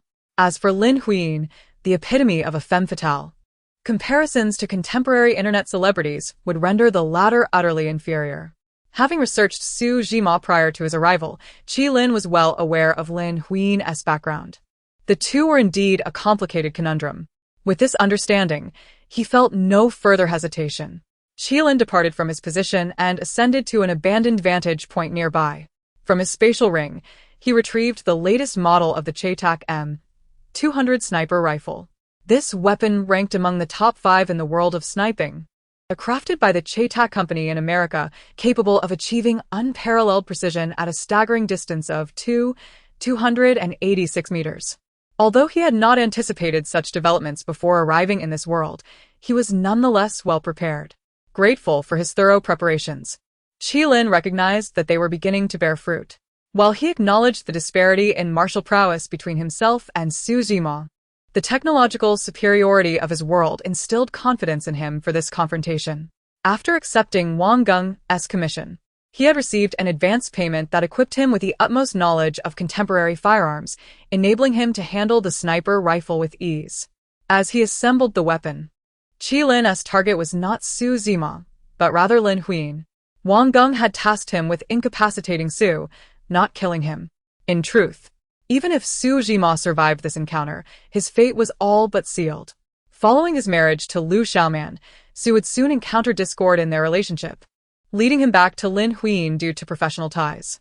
Whether or not their bond rekindled was a matter of debate, but it was certain that Su often frequented the home of Liang Xiqing. The latter's heart was indeed quite expansive. At the age of 34, Su Zhima tragically perished in a plane crash while en route to deliver a lecture on Chinese architectural art at the Xiehe Auditorium in Beiping. Qi Lin believed that Su's feelings for Lin Huiying were genuine. It was precisely for this reason that he now aimed at Lin Huiying, for Su was a martial expert, while she was not. The sight of a man on the brink of marriage risking his life for another's beloved was a tale deserving of admiration. Qi Lin was confident that, following this incident, Liu Xiaoman and Liang Xiqing would express their gratitude. Of course, he had no intention of taking Lin Huiying's life. Integrity was integrity, and a commission was a commission. Qi Lin would never resort to needless bloodshed. In swift succession, he pulled the trigger. Seated among the judges, Su Zhima suddenly lifted his gaze, catching sight of a bullet hurtling towards Lin Huiying. Anger and fear surged within him. In that instant, all thoughts of Liu Xiaoman, Zhang Yuyi, Wang Geng, and Liang Xiqing faded from his mind. His sole focus was on ensuring Lin Huiying's safety. However, the modern sniper rifle's power far surpassed that of any weapon from this era. Su Zhima quickly realized that he could not reach her in time. Therefore, he resolved to shield Lin Huiying from danger at all costs. In an instant, he enveloped her in his arms, positioning himself directly in front of her. The onlookers gasped in shock. Lin Huiying, too, felt a surge of indignation. How could Su Zhima, despite his affections for her, behave so brazenly? After all, he was on the verge of marriage, and she had a boyfriend as well. Yet, before she could voice her thoughts, blood erupted from Su Zhima's body. A sniper had struck him. My heavens, someone is attempting to assassinate Miss Lin. Lin Huiying's complexion turned pale. The martial artists present soon regained their composure. Amongst the skilled fighters, they quickly deduced Qi Lin's location based on the bullet's trajectory. Within 5 minutes, the building where Qi Lin had taken refuge was surrounded. However, despite the meticulous search conducted by the martial experts, no trace of him was found. Naturally, they failed to uncover his presence. Although Qi Lin's martial skills were inferior to theirs, he possessed the ability to transform. He had already morphed into a single hair, adhering to Lin Huiying's head. He intended to follow her to locate the doctor who would tend to Su Zhima's gunshot wound. Chapter 25. Knowledge is power. The news of Lin Huiying's assassination and Su Zhima's grave injuries rapidly spread throughout Beiping, for both were esteemed figures in the city. Upon hearing this distressing news, Liu Xiaoman and Liang Xiqing were visibly shaken and rushed to the hospital, where they found Lin Huiying, tear-streaked and distressed. A surge of unexpressed anger welled up within them, but as cultured individuals, they deemed it beneath their dignity to resort to vulgarity. When will the doctor arrive? Liang Xiqing finally managed to utter, his voice strained. Just then, a foreign doctor clad in a white coat and mask entered, announcing, "I'm here. Please step aside. Abbot, you must save Zhima. You have to save him." Lin Huiying grasped Qi Lin's hand tightly. Indeed, this foreign doctor was none other than Qi Lin himself. Against a martial arts master like Su Zhima, Qi Lin was no match, yet dealing with an ordinary physician was well within his capabilities. This was all part of Qi Lin's meticulous plan. In his normal state, Su Zhima was beyond Qi Lin's reach, but his injuries significantly altered the dynamics of the situation. Qi Lin gently patted Lin Huiying's delicate hand. It was evident that she shared a familiarity with the doctor. At that moment, he recognized that verbosity could only lead to complications. He swiftly entered the examination room, dismissing all extraneous onlookers. In the Republic of China era, Professional medical practitioners were a rarity, and a cohesive treatment system had yet to be established. The opinions of a foreign doctor were beyond reproach. Once the room was cleared, only Qi Lin and the unconscious Su Jimo remained. From his spatial ring, Qi Lin retrieved a syringe, feeling increasingly grateful for his foresight. In many people's minds, castration meant the brutal removal of a man's virility, a gruesome act known as physical castration. However, the world had long since developed a method known as chemical castration, which was prevalent abroad but not yet widespread in the Celestial Empire. This method involved injecting female hormones, anti-androgens, or gonadotropins into the offender, rendering them incapable of sexual function. Qi Lin's lawyerly instincts compelled him to gather ample information and prepare thoroughly, even if such preparations seemed excessive. Clearly, the application of chemical castration on Su Jima had become remarkably straightforward. Even if Su's martial prowess were tenfold, a mere injection would render him a eunuch for life. As Qi Lin held the syringe, a smug satisfaction washed over him. Suddenly, he heard Su Jima's trembling voice. "Abbot, what are you holding?" Qi Lin felt a jolt of alarm but maintained his composure, a testament to his years of legal practice. It was clear that both Lin Huiying and Su Jima were well acquainted with the doctor.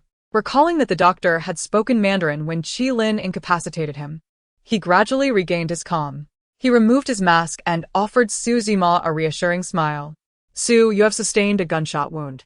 I need to extract the bullet and administer anesthesia first." Qi Lin admired his own steadiness. Su Jima, seemingly oblivious to the underlying tension, managed a faint smile. "Abbot, I appreciate your help. Not a bother, as long as you don't harbor any resentment towards me." "How could I?" As Su Jima spoke, Qi Lin swiftly injected the needle. For a martial artist of Su's caliber, this minor discomfort was negligible, and he exhibited no signs of distress. Curiously, Su inquired, "Abbot, why do I not feel the effects of the anesthesia?" "Do not worry. This is a cutting-edge anesthetic. It is more effective, yet takes longer to take effect. You need rest after your injury, so allow yourself to drift off. When you awaken, my procedure will be complete." "Very well, I entrust you with this, Abbot." Su Jima, fighting to remain conscious, succumbed to slumber once more, having been struck by a bullet while protecting Lin Huiying. Seizing the opportunity, Qi Lin administered additional injections, ensuring no margin for error. According to his dosage, even if Su were a celestial being, he would be rendered impotent henceforth. With a sense of accomplishment, Qi Lin clapped his hands, feeling the intent from the victim's commission of all realms affirming that he had fulfilled his task and could now depart this dimension at will. He smiled slightly, not in haste, and began to rummage through Su Jima's belongings. Regrettably, he found nothing of value. Disappointed, Qi Lin gave Su Jima an exaggerated gesture of disdain. "You impoverished soul. Even in gaming, defeated foes drop loot, yet you yield nothing." The era was fraught with peril.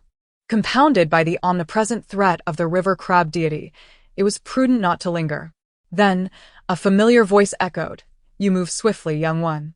With time-space anomalies, you've accomplished this with remarkable speed. You have potential, truly worthy of being my disciple. Do you know that the Republic of China has been altered?" Qi Lin seized upon the crucial point. Sun Wukong chuckled awkwardly. "That is of little consequence. What matters is that you have once again demonstrated your potential. Thus, I intend to offer you further guidance." Raising an eyebrow, Qi Lin surmised the truth behind the situation by observing Sun Wukong's demeanor. However, he refrained from pressing further. Deities who chose to impart wisdom were already showing grace. Qi Lin would not take such gestures for granted. Evidently, Sun Wukong felt even more remorseful upon witnessing Qi Lin's understanding. "Young one, I have introduced you to a significant client who will seek you out in a few days. If you can forge a strong connection, you will have the freedom to act as you please." With that cryptic remark, Sun Wukong vanished, leaving behind a glimmering silver sphere on the table. Chapter 26. My brother is called Shulio's daily life. The principle is straightforward. There is no such thing as a free lunch in this world. It is not mere self-praise from Qi Lin. If someone else had undertaken Wang Geng's commission, they would have likely faltered under the challenges of the Republic era. It was through meticulous preparation that he successfully fulfilled the task without incident, and in doing so, he managed to secure a favor from Sun Wukong. From this experience, Qilin has come to understand that the more arduous the commission, the greater the rewards he reaps. Given Sun Wukon's lofty description of the client, the difficulty of the task is self-evident. After all, why would one seek to cling to another's leg without reason? Qilin remains acutely aware of his own capabilities. He has never harbored aspirations of instant success. Progressing steadily and enhancing his own cultivation is the rightful path. After toying with a celestial spear gifted by Wang Gang for a brief moment, Qilin stored it within his spatial ring and entered a deep state of meditation. An hour later, he opened his eyes, a spark of excitement illuminating his expression. He had reached the 4th level of Qi training. Although this advancement was not expected to occur so swiftly, it was evident that the increased difficulty of the commission had a direct impact on the cultivation of the Tao Principle Sutra. This time, he had assisted an immortal in imparting wisdom, thus encompassing the celestial, earthly, and immortal doctrines, which yielded unexpectedly favorable results. Indeed. He realized the necessity of embracing such challenging commissions more frequently. Yet, even the smallest mosquito is still meat, while low-difficulty commissions offer lesser rewards and diminished cultivation effects. They also carry no risk. Thus, he embarked on a fervent journey of accepting tasks. Xuanliu's hand trembled as he gripped the gun. As a sharpshooter, this was a condition that should never arise. Yet a sharpshooter is still human, and being human means experiencing emotions. Witnessing his sister on the verge of being violated by the enemy, he found it impossible to remain indifferent. He yearned to fire upon those villains immediately. However, orders from above weighed heavily upon him, and he understood the importance of his mission. If he acted rashly, the consequences would extend beyond himself, endangering the lives of many comrades. Xuanliu's heart ached like a knife.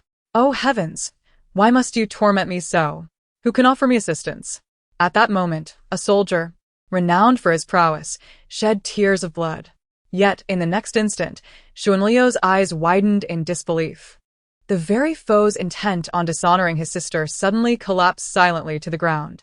The targets of his mission had swiftly departed to meet their previous monarch. What had transpired?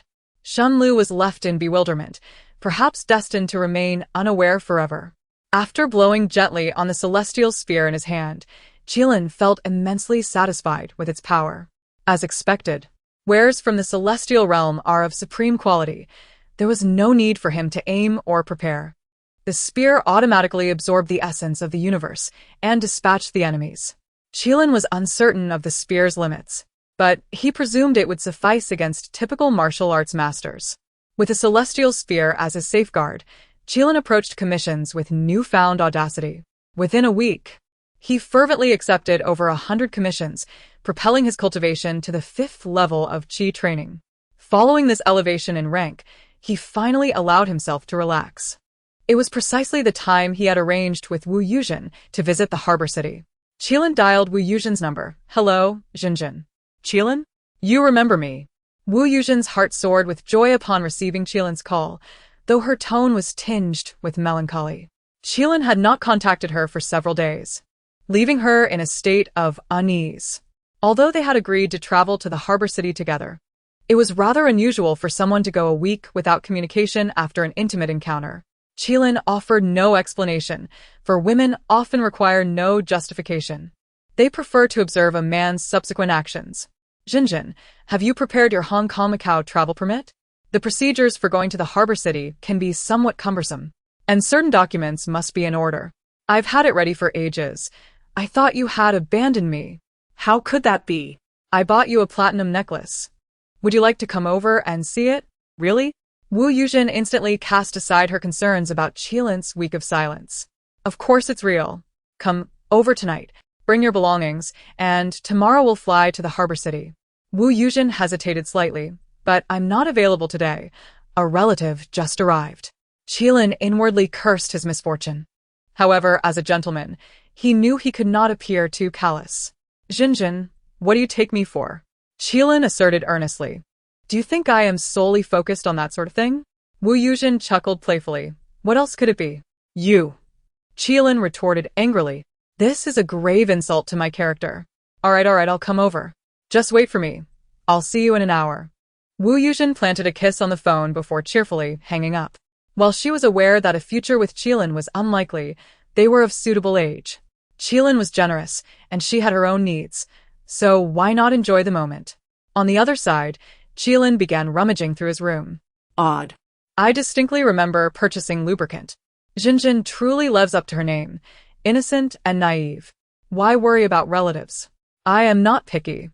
The next day, Qilin had completed his morning routine while Wu Yuzhen remained in bed, humming softly. Jinjin, we agreed to visit the harbor city today. Play? You think I can move? Wu Yuzhen shot him a pointed glare. Is it really that exaggerated? I'm very gentle, Qilin replied, feeling a bit embarrassed. Wu Yuzhen grew frustrated. Would you like to try? I promise to be gentle as well. Cough, cough. Let's skip that for now. Qilin cleared his throat. You should rest today. We can go tomorrow. Qilin, you pervert. I want to break up with you. Wu Yuzhen gritted her teeth. Qilin scratched his head and pulled out a beautifully packaged box. Should I just give it to another girl then? Inside the box lay the platinum necklace Qilin had purchased for Wu Yuzhen, costing him 500,000. For an ordinary woman, this would be an absolute showstopper. Otherwise, Wu Yuzhen would not have so readily acquiesced the night prior. Indeed, upon hearing Qilin's words, Wu Yuzhen struggled to sit up and snatch the box from him. Having accompanied you this far, this is what I deserve. Jinjin, a lady. A lady? You're quite the talented woman, Qilin reminded her. Talented women can also get angry. Qilin, I am genuinely upset. What if I gift you a jade bracelet? Would that suffice to placate you? Not enough. I want a ring as well. Not a problem, but once we arrive in the harbor city, we must try once more. Qilin whispered. Qilin, you pervert. Thank you for the compliment. Chapter 27. Another lowly individual. The reason Qilin wished to venture to the harbor city was not solely to fulfill the commission from Teacher Chen. That was merely a secondary consideration. His primary intention was to indulge in leisure, while also attending to certain tasks that necessitated completion in the harbor city. Qilin found it peculiar that he had discerned an abundance of commissions listed in the Victim Commission of all realms, particularly within the harbor city region. Some of these commissions offered remarkably generous rewards, far beyond what an ordinary earthling might provide. However, reflecting on himself and Lin Hanyun, Qilin had become significantly more accepting of the supernatural. In the Central Plains, the presence of Dragon Qi served as a guardian, and the brilliance of our party cast a protective glow overall. Since the establishment of the nation, even the most mischievous spirits were forbidden from maturing, making the absence of anomalies quite understandable. As for the former lawless territories of Hong Kong, Macau, and Taiwan, it was only natural that they harbored many outlaws. In times past, Qilin would have shunned such matters. Yet now, as long as there was a benefit to be gained, he had no qualms about involving himself in trivial affairs. With the celestial spear in hand, Qilin felt little apprehension regarding any potential threats from Earth. As he pondered these thoughts, a sudden phone call interrupted him. Upon answering, the first words he heard caused his expression to shift dramatically. Qilin, do not concern yourself with me. Call the police immediately. Glancing at the caller ID, he saw it was Wei Qi. Then came the unmistakable sound of a slap. Qilin's gaze hardened instantly. Wei Qi was the only person he felt indebted to, and he would not tolerate any disrespect towards her. However, Qilin refrained from responding immediately. He looked towards the now slumbering Wu Yuzhen, quietly closed the bedroom door, and opened his computer. He needed to ascertain Wei Qi's current whereabouts. Fortunately, given his current technological prowess, this was not a difficult task. Unexpectedly, a man's voice soon echoed from the other end of the line. Qilin, if you wish for this woman to live, come to her psychological clinic. Do not involve the police. If I do not see you within half an hour, prepare to deal with the consequences for her. As the man spoke, Qilin had already pinpointed Wei Qi's location, indeed at her clinic. His brow furrowed. Lin Hanyun? Was she behind this? Regret washed over him. His carelessness had placed Wei Qi in peril.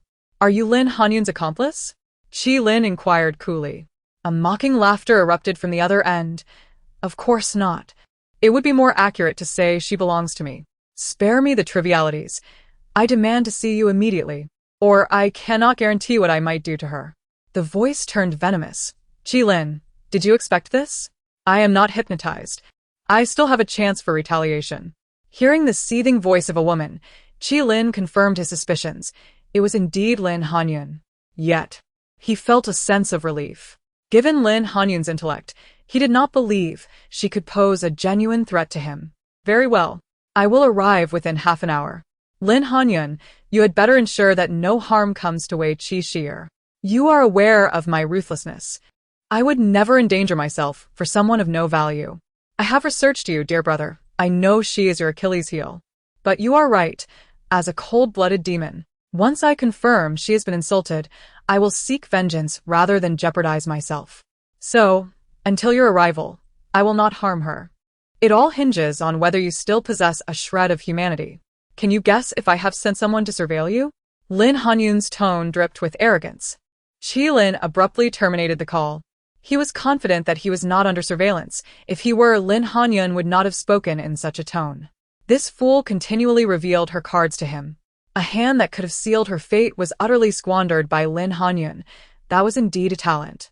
As Qi Lin drove swiftly towards Wei Qi Shi'er's psychological clinic, within the clinic, Lin Hanyun gazed at the disconnected call in disbelief. He actually dared to hang up on me? Does he not care for that wretched woman? Bound to a chair, Wei Qi Shi'er smirked. I have no ties to him. Why would he worry about me? I have investigated. You are the child of the family that was killed by her mother years ago, and he harbors guilt towards you. He has long since repaid that debt. He paid me 50 million to hypnotize you. Our relationship is purely one of client and contractor. He has no reason to come for you, so give up. Wei Qi Shi'er laughed heartily. Silence. The man beside her raised his hand and slapped her again. Blood trickled from the corner of Wei Qi Shi'er's mouth, yet she merely glared coldly at him, refraining from further curses. Like Qi Lin, as a hypnotist, she maintained her composure. The man ignored her and turned to Lin Hanyun. Is what she says true? Qi Lin will not come? Lin Hanyun shook her head. He will come. I remember it vividly. In the previous life, Qi Lin treated her with utmost care. Though they were never married, he spent his life aiding her. She is undoubtedly his sole vulnerability. Why create such chaos? I could simply kill Qi Lin and be done with it. No, I seek revenge. I will not allow him to die so easily. Jun Ge, assist me, and I shall repay you in kind. This is truly troublesome. It is merely dealing with an ordinary person, yet you still fear failure. Bu Tingjuan expressed his dissatisfaction. I will not linger in this world for long. I hope it will not take too much time. It won't, it certainly won't. Jun Ge, trust me. In that moment, Lin Hanyun dared not offend Bu Tingjuan, her great savior. Heaven had shown her mercy.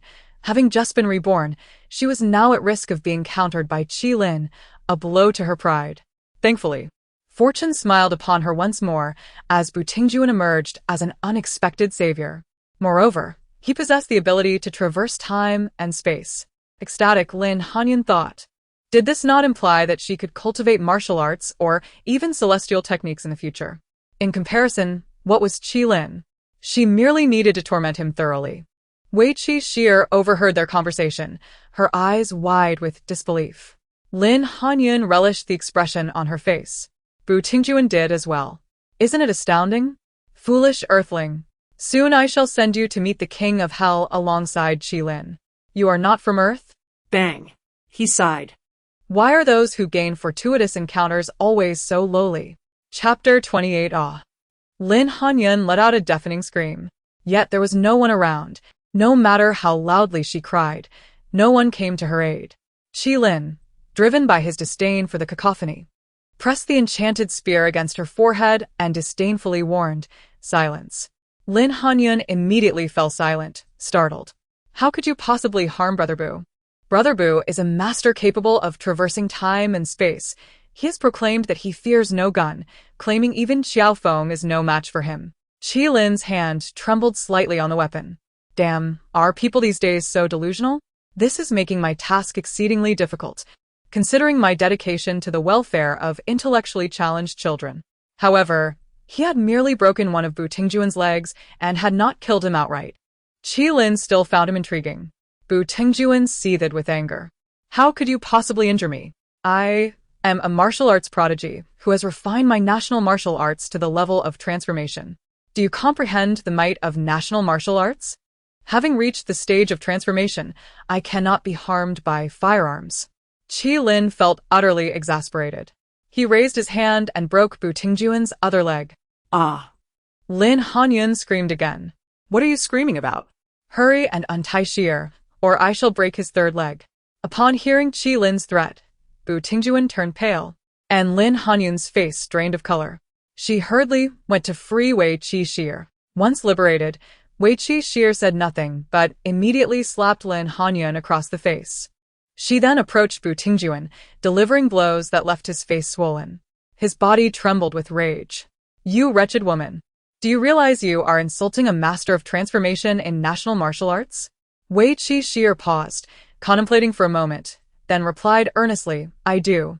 Qi Lin laughed outright. Bu Tingjuan felt as though he might vomit blood. Ever since he had received his fortuitous encounter, he had believed himself invincible, convinced that he would one day transcend the void and attain immortality. Little did he expect to be humiliated by a frail woman. Observing his despair, Wei Qi Shi'er, still not satiated with her inner fury, raised her foot and stomped directly between Bu Tingjuan's legs. I wonder if a master of national martial arts can endure this? Wei Qi Shi'er asked coldly. Qi Lin tensed, while Bu Tingjuan howled in agony. Xia, come down. Let me ascertain this fellow's origins before we punish him. Qi Lin noted that Wei Qi Shi'er had not suffered any significant indignity, save for the evident slap mark on her face. He was somewhat taken aback by her reaction. Rather than inquiring about the situation, she had opted for immediate retribution against Lin Hanyun and Bu Tingjuan. Such qualities surpassed the lowly demeanor of Lin Hanyun and Bu Tingjuan by leagues. Wei Qi Shi'er did not make things difficult for Qi Lin. She merely shot him a glare and murmured, I need an explanation. I understand, and I shall certainly provide one. Qi Lin nodded. Keep an eye on Lin Hanyun while I inquire about this man's presence here. You might as well give up. I will not divulge anything. I am a master of national martial arts, a master of transformation. I may be killed but cannot be humiliated. Bu Tingjuan raised his head defiantly, embodying the spirit of one prepared to face death. Qi Lin found it hard to look at him, and Wei Qi Shi'er felt the same. MD's easy. National martial arts are formidable? Qi Lin squatted in front of Bu Tingjuan, smiling. A glimmer of pride flashed in Bu Tingjuan's eyes. Of course, national martial arts are solely for combat, not for display. When perfected, they rival legendary martial arts and even celestial techniques. Wei Qi Shi'er could no longer contain herself. Qi Lin, what kind of mental institution did this fool escape from? Upon hearing her words, Bu Tingjuan suddenly grew agitated. You may doubt me, but you cannot question the power of national martial arts. Do you understand? There are predecessors in the national martial arts realm capable of slaying sages. Qi Lin could not hold back any longer. Slay your so-called sages? The notion of the primordial world is pure nonsense. Brother, how many web novels have you read? A single read of dragon and snake suffices. You needn't take those other absurd tales seriously. Qi Lin patted Bu Tingjuan's face, mourning for his intellect. Bu Tingjuan's first reaction was not to feel insulted, but rather to ask in confusion, how do you know I've read dragon and snake? Because I am more intelligent than you. Qi Lin replied. A divine scripture often breeds countless fools. Qi Zicheng does not deceive me. Who is Qi Zi? Of course, it is Qi Lin. Sure. Fetch me a basin of water and several sheets of white paper. Upon hearing Qi Lin's request, Wei Qi Shi'er brightened and immediately went to fulfill it. Lin Hanyun and Bu Tingjuan were still in shock. Bu Tingjuan, oblivious to the danger, shouted, What do you intend to do? I assure you, I will not yield. I am a master of national martial arts, with the pride of a master. Do not insult national martial arts. Qi Lin could no longer contain himself and slapped Bu Tingjuan. He had initially held the national martial arts in high regard, but this fool was tarnishing its reputation. What offense have you caused to national martial arts? Half an hour later, Wei Qi Shi'er gazed thoughtfully at a black orb in her hand, while Qi Lin smiled at Bu Tingjuan. Brother, I am a reasonable person. Shall we discuss reason together? Yes, yes. As long as you spare me. I will not seek revenge. Bu Tingjuan nodded frantically. That's more like it. The world is vast, but reason is paramount. You see, we have no grievances or enmities. Yet you sought trouble with me and Sheer. Should you not face consequences for that? Before Bu Tingjuan could respond, Qi Lin's expression hardened. You certainly deserve death. If so, then perish. Bang. Bu Tingjuan's eyes widened, forever unable to close. Chapter 29. The affectionate and righteous Qi Dishao before his demise. Bu Tingjuan recounted the story of his origins. Once a young man devoted to mastering traditional martial arts, he serendipitously acquired a black pearl that bestowed upon him the extraordinary ability to traverse time and space. Thus, Bu Tingjuan unlocked a new realm of existence. What Qi Lin found perplexing was that Bu Tingjuan had already visited 4 or 5 different worlds, several of which were martial arts realms, including a version of the world from Jin de Xia's Tianlong Babu. Of course, the actual world diverged significantly from the narrative penned by Jin de Xia, albeit some similarities persisted. In such realms, a typical individual would undoubtedly seek out legendary techniques like Bei Ming Shin Gong or Yi Jin Jing, but Bu Tingjuan chose an unconventional path. He stubbornly dedicated 2 decades to honing his martial arts skills in that world, ultimately becoming what he referred to as a master of transformation. According to Bu Tingjuan, once he entered the transformative state, he regarded combat with figures like Qiao Feng or Murong Fu as beneath him. Consequently, he opted to depart. Qi Lin could only lament that the Na'vi youth reveled in his whimsical pursuits. Bu Tingjuan's arrival at this location was prompted by a hint from his black pearl, leading him to discover Lin Hanyun, a reincarnated individual. Bu Tingjuan, inspired by the online novels he had previously encountered, whimsically envisioned forming a team with Lin Hanyun. He believed that as a time traveler, he was inherently superior, and thus Lin Hanyun deserved to be his companion. Qi Lin acknowledged that their intellectual capacities were indeed on a similar level, and he felt utterly unworthy of being Bu Tingjuan's partner. Naturally, such aspirations were futile, for that individual had already perished. After Bu Tingjuan's death, Qi Lin sensed an unusual stirring within the jade token that had recognized him as its master. It should be noted that once the token acknowledged its owner, it automatically fused with his being. Following Bu Tingjuan's demise, the token seemed to activate, as it previously required Qi Lin to delve deeply into it for information, but now it could actively convey information to him. Simultaneously, it relayed a numerical value: 300 trash points. 107 reminds the master that 300 trash points have been accumulated. Upon reaching 100,000 points, one may exchange them for treasures or divine abilities from the celestial realm. Qi Lin was taken aback by this sudden voice. A system? The notion of consciousness naturally surfaced in his mind. The master of the system is also an adversary of the time-space administration. 107 is not a system but an intelligent robot of the time-space administration, responsible for providing information and connecting to the celestial realm. Qi Lin comprehended instantly. Given that Earth had artificial intelligence, it was entirely plausible for the celestial realm to possess even more advanced technology. What do you mean by exchanging trash points? Qi Lin's lips twitched, feeling as though he had latched onto an exceptionally formidable ally. You are not mistaken. The time-space administration is indeed formidable, governed by celestial beings and deities. Hey, it's rather inappropriate of you to invade the Master's thoughts.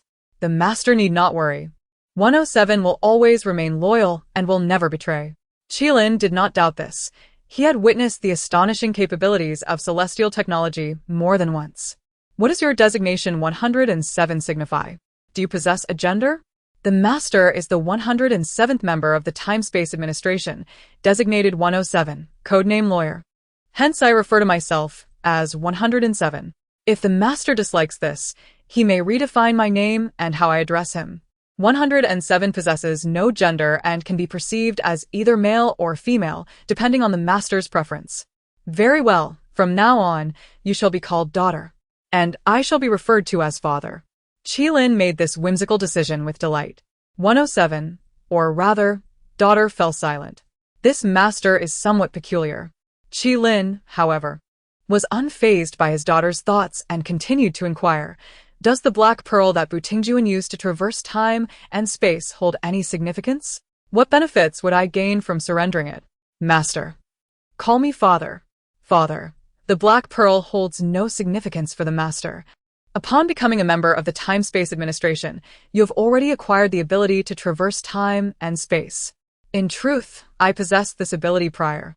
With the authorization letter in hand, I am invincible. Qilin thought triumphantly. Suddenly, the figure of Sun Wukong materialized in the room. Qilin immediately glanced at Wei Qixie, noting that she appeared completely unfazed. No need to look, lad. I have frozen time and space. The great sage was indeed imposing. Qilin, both flattering and genuinely admiring, thought how he longed to exude the same swagger as Sun Wukong. Sun Wukong chuckled and continued speaking to Qilin. I told you you are mine otherwise. Do you think it would be so easy for a celestial being to recruit someone into the Time-Space Administration? Qilin acknowledged this truth. As a member numbered 107, it indicated that there had only been 106 members prior. Given the countless worlds and dimensions, having only 107 members was indeed a meager figure. His inclusion in the Time-Space Administration was purely a matter of fortunate connections. I will surely repay the great sage for this favor once I have achieved success. Qilin said earnestly. Is it truly that low? Have you encountered such trash, great sage? Qilin wiped the cold sweat from his brow. Ignorance can indeed breed fearlessness. Sun Wukong clearly held disdain for such individuals and specifically cautioned Qilin, do not embarrass yourself in the future. Qilin. Great sage. I am not that foolish. In fact, I hardly require assistance. Could you lend me a favor instead? Qilin hesitantly made a request to Sun Wukong. What do you have in mind? He was, of course, referring to Wei Qixie. You are quite the sentimental one, Sun Wukong remarked, somewhat surprised. Qilin replied earnestly, I seek nothing more than to act in accordance with my conscience. Assisting Wei Qixie would allow him to relinquish his lingering guilt toward her completely. No problem, I will follow up on this matter, lad. Keep up the good work. Sun Wukong departed as swiftly as he had arrived, leaving Qilin to clean up the aftermath. Chapter 30. The Chase for Stars. Qilin, hand me the gun. After Sun Wukong departed, the fabric of time and space returned to its normal state when Qilin unexpectedly heard Wei Qixie requesting a weapon from her. Qilin was taken aback, yet did not harbor any apprehension that Wei Qixie would turn against her. Thus she readily passed the gun to her. To Qilin's astonishment, Wei Qixie raised the firearm and aimed it at Lin Hanyun. Sierra, don't. Before Qilin could finish her plea, Wei Qixie pulled the trigger. In that moment, her sister, Lin Hanyun, who had been reborn, met her end, departing to meet Bu Tingjuan. After Wei Qixie had slain Lin Hanyun, she returned the celestial gun to Qilin. Now you won't need to silence me, will you? She remarked in a low voice.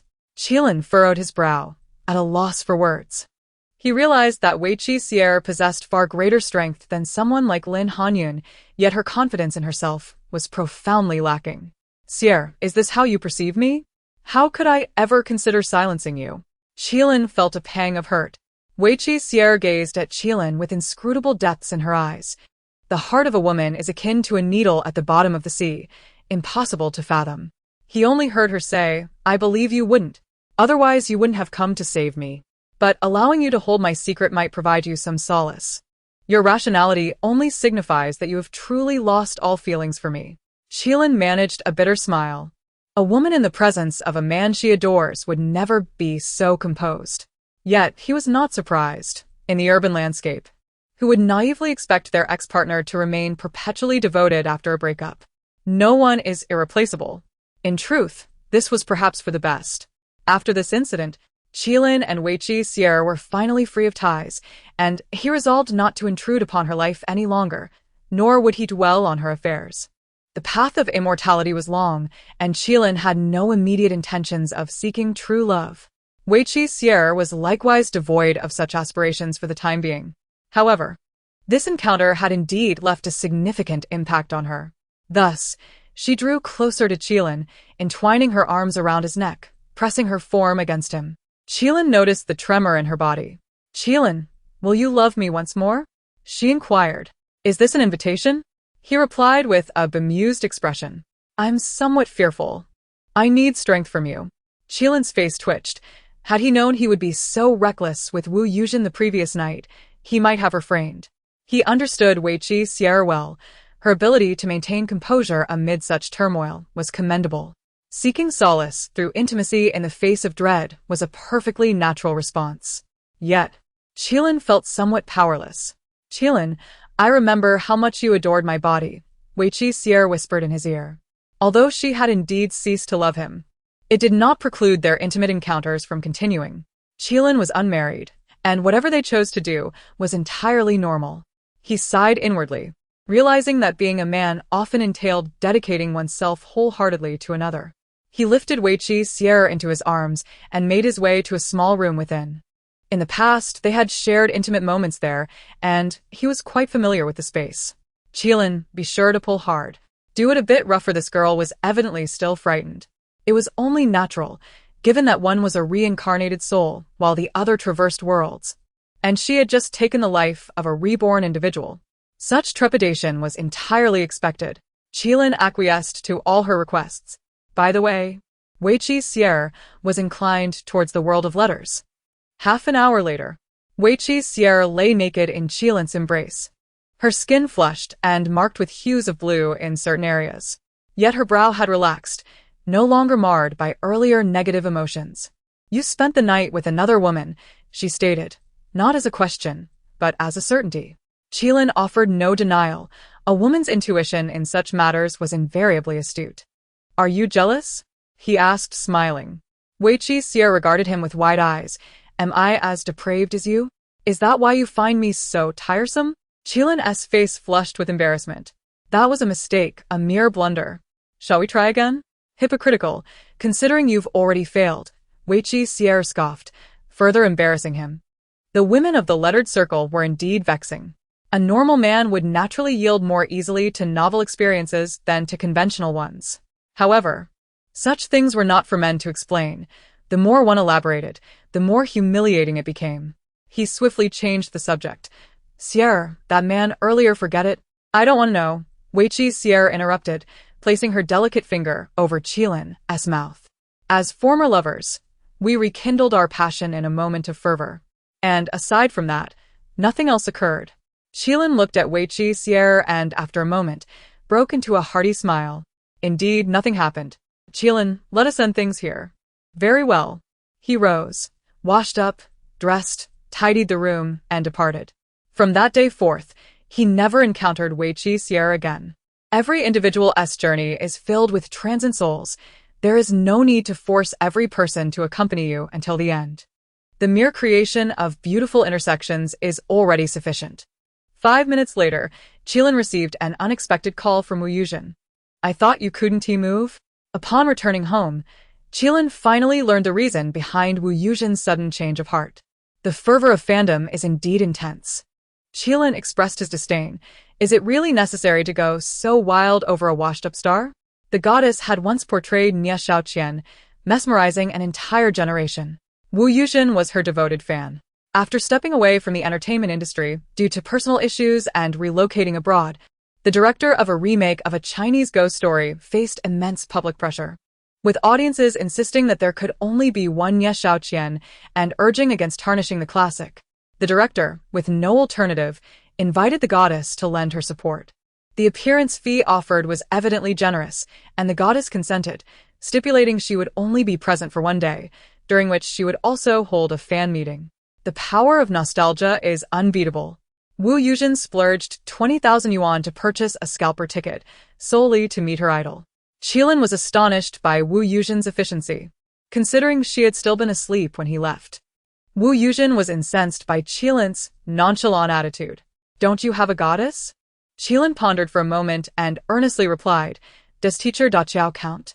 "Wu Yuzhen," Qilin continued, "a goddess who doesn't engage with fans or enter the industry isn't a true goddess." Wu Yuzhen, "I want to break up with this beast." Break up. Chapter 31. The aggrieved film crew separation was, of course, out of the question. Such a thing could never transpire in this lifetime, for the two had never truly been together. However, under Qilin's relentless gift-giving, Wu Yuzhen reluctantly forgave him. The pair boarded a flight to the harbor city, encountering no unforeseen mishaps along the way, which left Qilin somewhat disappointed.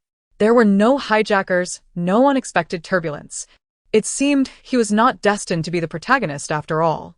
Upon arriving in the harbor city, Wu Yuzhen promptly retired to the hotel to rest, while Qilin, having ensured her comfort, chose to venture out for business. There were numerous commissions in the harbor city, and he intended to tackle as many as possible. The first order of business was, of course, the commission from Teacher Chen. "Brother, let me enlighten you," he said, confronting a man with a shifty demeanor who was an admirer of Teacher Chen. The man's expression changed in an instant, and he attempted to flee. Yet, Qilin swiftly immobilized him with a kick to his ankle, sending him crashing to the ground. "I said I was going to enlighten you. Why run?"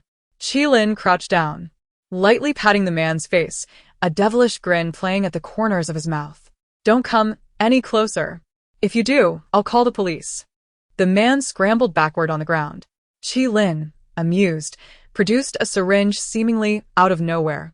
Ever since he had utilized chemical castration to deal with Su Jima, he had found the method quite effective, so he had prepared several of these syringes in his spatial ring. "What do you have there? Don't you dare act recklessly. This is a law-abiding society," the man protested. Qilin smiled sweetly. "Unfortunately, I am a man beyond the law." He continued, "Teacher Chen bears no grudge against you. Yet you have chosen to sabotage his career. Such a crime is unforgivable. Today, I shall enact divine retribution, ensuring you receive the lesson you deserve." The syringe pierced the man's skin, causing him to scream as if he were being slaughtered, though the pain was not particularly severe. Qilin did not intend to kill him. His crime did not warrant death, merely a lesson to be learned. Once this matter was concluded, Qilin departed without a backward glance, leaving the man writhing in agony, attracting a crowd of onlookers. He then continued with his commissions. "Qilin, come quick. The person who exposed Teacher Chen's photos has been chemically castrated."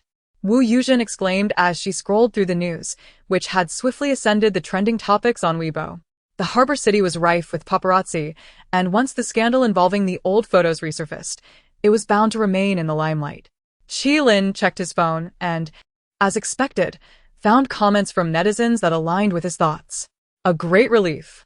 Justice may be delayed, but it is never absent. I wonder which hero has stepped forward to defend Teacher Chen? They did not suspect Teacher Chen was behind this because he was currently abroad, happily married with children, and would not seek to exploit the situation. "What clothing?" Wu Yuzhen asked, her curiosity piqued.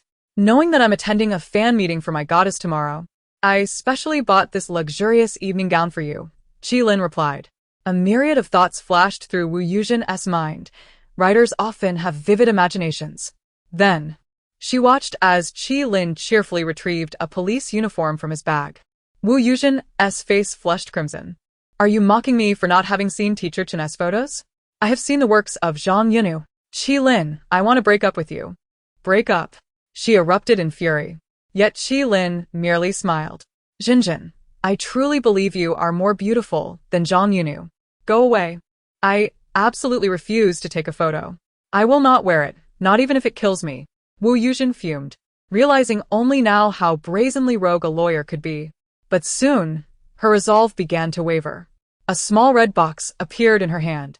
"Jinjin, put it on for me to see," Qilin whispered enticingly in her ear. Wu Yuzhen's voice trembled. "Qilin, I am not one to be swayed by a diamond ring. Don't say it so harshly. It's merely an expression of affection." "Just affection?" "Of course." A minute later, Wu Yuzhen clutched the small box tightly, accepting the police uniform Qilin handed her, and hesitantly retreated to the washroom. She knew that this choice would only deepen the superficiality of their relationship. Yet it was a diamond ring, after all. Qilin was not disheartened by Wu Yuzhen's decision. They were both adults, seeking to fulfill their respective desires. He appreciated her beauty and grace, while she was drawn to his wealth and refinement. It was a mutually beneficial arrangement, devoid of any notions of being a scoundrel or a harlot. When he saw Wu Yuzhen emerge clad in the same police uniform as Zhang Yunyu wore in her prime, his eyes lit up. Indeed, one must sometimes push themselves to discover their limits. Half an hour later, Wu Yuzhen lay exhausted on the hotel bed, her right pinky finger adorned with a sparkling ring. It is worth noting that wearing a ring on the right pinky finger signifies singleness and a disinterest in romance. Qilin's hand glided over Wu Yuzhen's delicate skin while his mind perused the victim commission from all realms. 5 minutes later, his expression turned peculiar. Tension. Is it true that the cast of the film New Ghost Story will also attend your goddess' fan meeting tomorrow? Yes, the crew is leveraging this opportunity for promotion, and since my goddess is giving them face, they are obliged to reciprocate. Why do you ask? Just a casual inquiry. I have yet to encounter any stars in real life. What truly puzzled Qilin was that the crew of New Ghost Story seemed to be steeped in misfortune. The director, the lead actor, the lead actress, and even Wu Yuzhen's goddess, all their names appeared on the commission documents. Each had submitted a request, each bearing a tale of sorrow and woe, some even involving supernatural occurrences. It was remarkable that such a cursed film crew still existed, and Qilin found his eyes opened to new realities. As he continued to peruse the commission, his expression grew even more bewildered. To his astonishment, he discovered the name Nie Xiaoqian among the entries. Chapter 32. Accidentally transferred again. The night passed in silence. Upon waking the next day, although Wu Yuzhen still felt somewhat unwell, the allure of her idol compelled her to drag Qilin along to observe the filming of New, a Chinese ghost story. Initially, Qilin had no desire to attend, but having accepted a commission from Nie regarding this production, his curiosity was piqued, leading him to acquiesce. Upon arriving at the set, Qilin was struck by the lavish expenditure evident in the production, and the homage to the classic seemed genuinely sincere. The props and scenery bore a remarkable resemblance to the iconic version he remembered. This place is truly eerie, Wu Yuzhen exclaimed, gripping Qilin's arm. Qilin could only roll his eyes. After all, a Chinese ghost story is inherently a horror film, and the ambience must reflect that. The more sinister the backdrop, the more it accentuated the beauty of his goddess. As if summoned by his thoughts, a voice called out, "The goddess has arrived." Qilin felt Wu Yuzhen tugging him along. What was the rush? She would approach in her own time. Yet, he found it challenging to grasp the fervor of the fans. Soon, he beheld the goddess herself, amiably signing autographs for her admirers. To his surprise, she appeared remarkably well-preserved for someone nearing 50, almost ethereal. Nevertheless, Qilin's primary focus was not on the goddess, but rather on scrutinizing the set. The more he observed, the more uncanny the realism of the scenery became. In his recollection, the investment in Hong Kong films had diminished significantly, and the once thriving industry was now largely moribund on the mainland. The impending new A Chinese Ghost Story faced considerable resistance from fans even before its release, urging the director not to tarnish a cherished classic, given the profound impact of the original trilogy. With this in mind, Qilin questioned the director's sanity in creating such an authentic set with substantial funding. As this thought lingered, he and Wu Yuzhen attended the film's launch ceremony and subsequently joined her for a fan meeting. Although the event was free, attendance was limited, and together they spent an exorbitant 50,000 for 2 spots, underscoring the devotion of fans.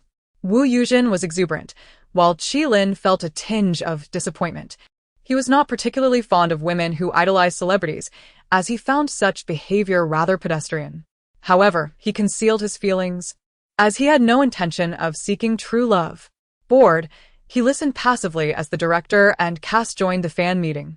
The event was held on set, seemingly designed to generate publicity, which the goddess appeared to accept. After the meeting concluded, filming commenced. The director did not clear the area. On the first day, he seemed unhurried, allowing spectators to observe. Amidst the crowd, Qilin's gaze caught sight of Director Du conversing quietly with the goddess.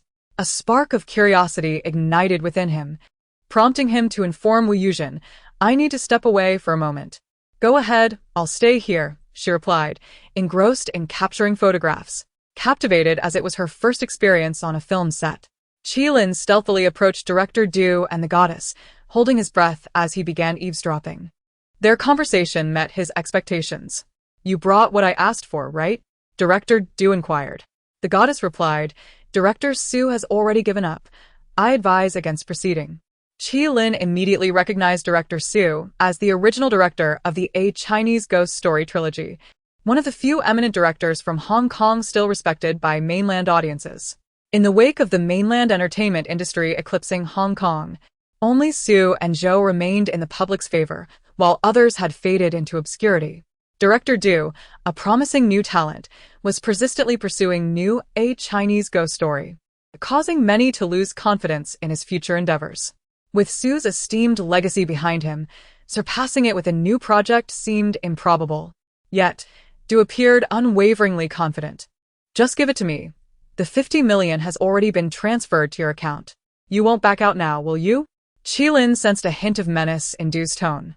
The goddess seemed frightened, soon yielding to Du's insistence as they moved to a more secluded area, where she produced an urn.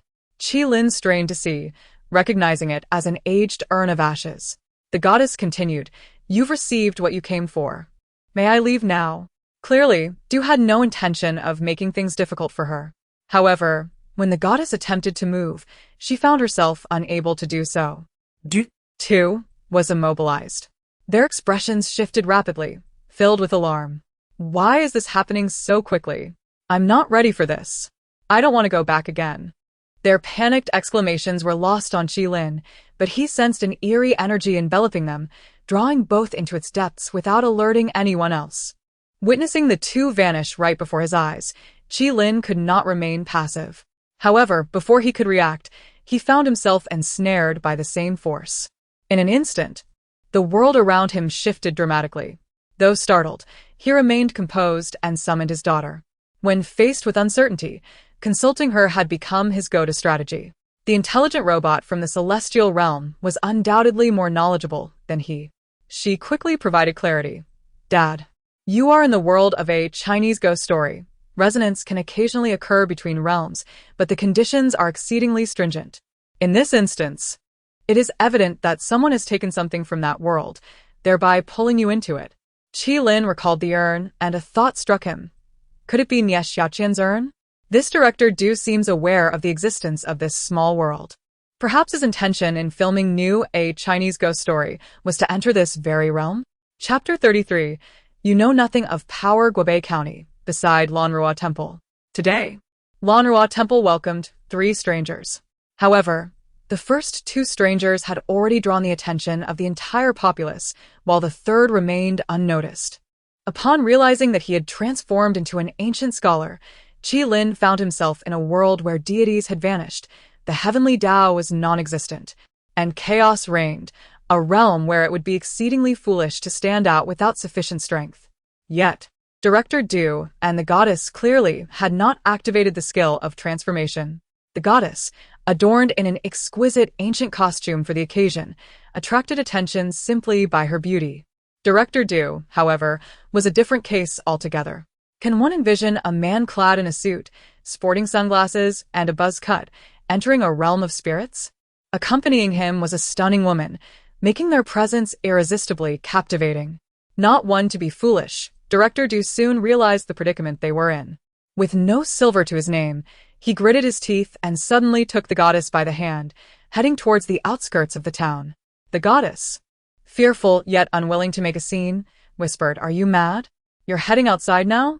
Remaining here would only have us regarded as monsters. We might as well take a chance." Nie Xiaoqian, with her kind heart, posed no threat. Director Du's voice was low, but Qilin, with his keen ears, caught the words. Confirming his suspicions of Director Du's ulterior motives, Qilin thought, this is madness. As the pair ventured outside the town, Director Du shockingly aimed to go directly to Lanrua Temple, a place the goddess vehemently opposed visiting. She was unwilling to relive her past experiences there. "Director Du, do not drag me into this. Lanrua Temple is a graveyard for many. Fear not. Nie Xiaoqian is benevolent and possesses a protagonist's aura. She will surely be safe. The tree demoness is merely fierce in appearance and cannot contend with the will of the heavenly Tao," Director Du asserted confidently, having evidently researched extensively beforehand. His professional demeanor lent him an air of credibility, yet the goddess regarded him with a look of incredulity. "You know nothing of power, Director Du." Qilin nearly burst into laughter, surprised by the goddess' modern flair. Regardless of her counsel, Director Du was resolute in his desire to reach Lanrua Temple. Bored of the unfolding drama, Qilin finally interjected, "Listen, as a grown man, if you wish to go, then go alone. Why drag a woman into this? Startled, both Director Du and the goddess relaxed upon realizing he was a local. Good sir, I and my lady. Qi Lin retorted, you truly lack shame. The goddess debuted a decade before you. How dare you refer to her as my lady? The moment Qi Lin spoke, both Director Du and the goddess were nearly petrified. You seem to be a fan of mine, the goddess remarked, scrutinizing Qi Lin's face as she recalled their fleeting encounter. To Qi Lin's surprise, the goddess possessed an admirable memory. Their acquaintance had been brief, yet she recognized him. Indeed, I am an admirer of the goddess. Do you two have anything to elucidate regarding our arrival in this world?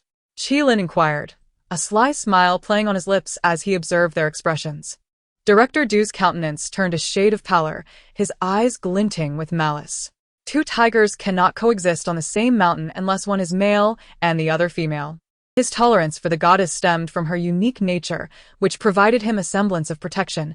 However, Qi Lin was an unknown, an unwelcome competitor for fortune. Hearing Qi Lin's words, Director Du erupted into a sinister laugh. Boy, your misfortune is your own doing. Count yourself unlucky. When I entered this industry, I was a martial arts director. Handling a pretty boy like you would be a mere trifle. Lawyers? In this world, what use is a lawyer when it comes to murder? Director Du's bloodlust was becoming palpable as he approached Qi Lin, intent on silencing him. The goddess's expression fluctuated. She hesitated to intervene, fearing it might provoke Director Du to act against her as well. Boy, remember in your next life to be wise. Do not meddle in affairs that do not concern you. Director Du's warning was abruptly halted as a gun was pressed against his forehead. Qi Lin's smile was laced with mockery. Continue your chatter. Cold sweat streamed down Director Du's brow. Years of filming had taught him that this was no prop, but a genuine firearm. What on earth was this man's identity, to venture out armed? The goddess nearly gasped in horror, but at Qi Lin's glance, she stifled her scream. A wise choice indeed. With the gun in hand, Qi Lin casually slapped Director Du's face. Were you not quite confident a moment ago? Director Du's face flushed crimson. A misunderstanding. It is all a misunderstanding. Misunderstanding my foot. Qi Lin retorted, delivering a kick that sent Director Du sprawling, then pressing the gun's muzzle against his temple. Reveal everything you know. Clearly not a man of fortitude. Director Du immediately began to weep, divulging the truth in hopes of appeasing Qi Lin. After all, no amount of opportunity mattered without life to seize it. Upon hearing Director Du's account, Qi Lin pondered deeply. It turned out that this man had stumbled upon a wealth of information regarding the production of the A Chinese Ghost Story trilogy. Learning that both Director Su and the goddess had inadvertently entered the genuine world of a Chinese ghost story. Moreover, the goddess had emerged with an urn of ashes. Following that incident, many in the production team met untimely ends, including the original male lead, while the goddess faced her own unfortunate fate, left lonely and isolated. Yet, she remained ageless, and Director Su, still vigorous. Director Du suspected that both had derived some advantage from their experience in the ghostly realm. He had consulted numerous local sages, his ambitions growing bolder. Betting his entire fortune, he recreated an almost identical set from the original film and paid a hefty price to acquire the urn from the goddess. He sought to emulate Director Su, hoping to resonate with the world of a Chinese ghost story and glean some benefits from this realm. It must be said, his aspirations were indeed ambitious, yet notably naive. He genuinely believed this world mirrored that of the films. Qi Lin understood that this was merely a fabricated world, processed and altered by Director Su. The original essence of this realm was likely to defy the expectations of many.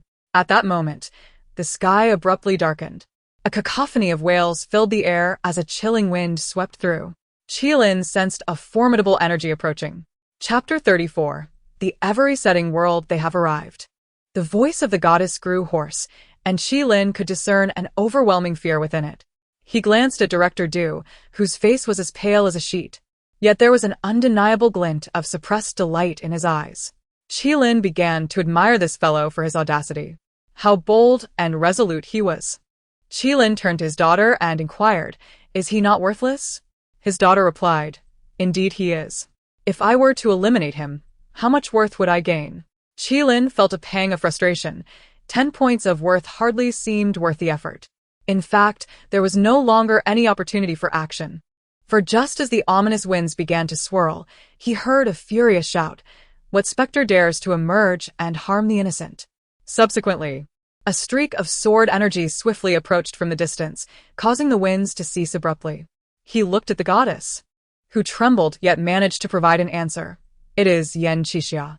Ah, Yen Qixia, that valiant man with a heart of gold. It was no surprise that he could suppress these female spirits. But why was the goddess shaking so? Ning Kaichen was also on his way. The goddess trembled even more violently. Qilin raised an eyebrow. Ning Kaichen, the seemingly naive yet courageous scholar. To be honest, Qilin had always held a more favorable impression of him compared to the likes of Su Xian and Lu Yanchang. Yet he wondered how many misconceptions he harbored. Qilin constantly reminded himself that this timeline could not mirror the film's narrative. Moreover, how could Lanrua Temple still exist? The last time he accidentally wandered here, how far had the plot progressed? Was Lanrua Temple still standing? Lanrua Temple has always existed. The goddess's gaze was peculiar. Qilin found himself momentarily perplexed. Then, he delivered a punch that knocked Director Du unconscious, who was foolishly attempting to ambush him. Just as Qilin subdued Director Du, two figures descended from the heavens, Yen Qixia and Ning Kaichen. They both witnessed Qilin's actions and frowned in unison. Ning Kaichen proactively inquired, "Esteemed brother, why do you strike against others?" His words extinguished any remaining goodwill Qilin had towards him. Though he considered himself a youth filled with a sense of justice, he could not tolerate the self-righteousness of others. He was most vexed by those who, oblivious to the situation, leapt forth to deliver judgment. Nevertheless, he chose to ignore Ning Kaichen, for he realized that Ning Kaichen was surprisingly youthful. Could it be that the mortals in this world possess some trick to retain their youth? Daughter, something feels amiss with the passage of time in this world. Father, this is not a normal world, but rather one that is perpetually resetting. Speak plainly. Do not use celestial jargon. In simpler terms, this world is incomplete. The celestial order is flawed, the mortal realm is damaged, and chaos reigns among demons and monsters, rendering it in a state of semi-collapse, effectively abandoned by the universe. Some powerful beings have seized the opportunity to transform this world into a trial ground. Every 100 years, this world begins anew. With the narrative commencing from Ning Kaichen's entrance into Lanrua Temple, you have coincidentally arrived at this moment of renewal. Qilin reluctantly accepted this premise, despite feeling the inherent absurdity. Yet the nature of worldviews is one of perpetual reorganization. Brother, why do you not converse with me? Do you feel a sense of shame? As the sage says. Ning Kaichen buzzed around Qilin like a fly, igniting his ire. Do you wish to test my patience? With a single retort, Qilin left Ning Kaichen speechless. At this moment, Yen Qixia made his entrance. Esteemed brother, as one who traverses the realm, why must you exude such arrogance? Qilin was disinclined to explain himself to these two. He turned to the goddess and directly asked, "Will you go to Lanrua Temple?" The goddess looked at Qilin, then at Yen Qixia and Ning Kaichen, and suddenly shook her head vigorously. "I shall not go. That place is perilous." Qilin's curiosity deepened. What kind of shadow had the past cast upon her? However, the instant he uttered the words Lanrua Temple, Yen Qixia's eyes suddenly gleamed. "You intend to visit Lanrua Temple? Let us go together. I have come precisely to vanquish demons and eliminate evil. I hear there are tree spirits and female ghosts causing chaos there, and I wish to subdue them." Qilin mused internally. Is there but a fine line between a hero and a fool?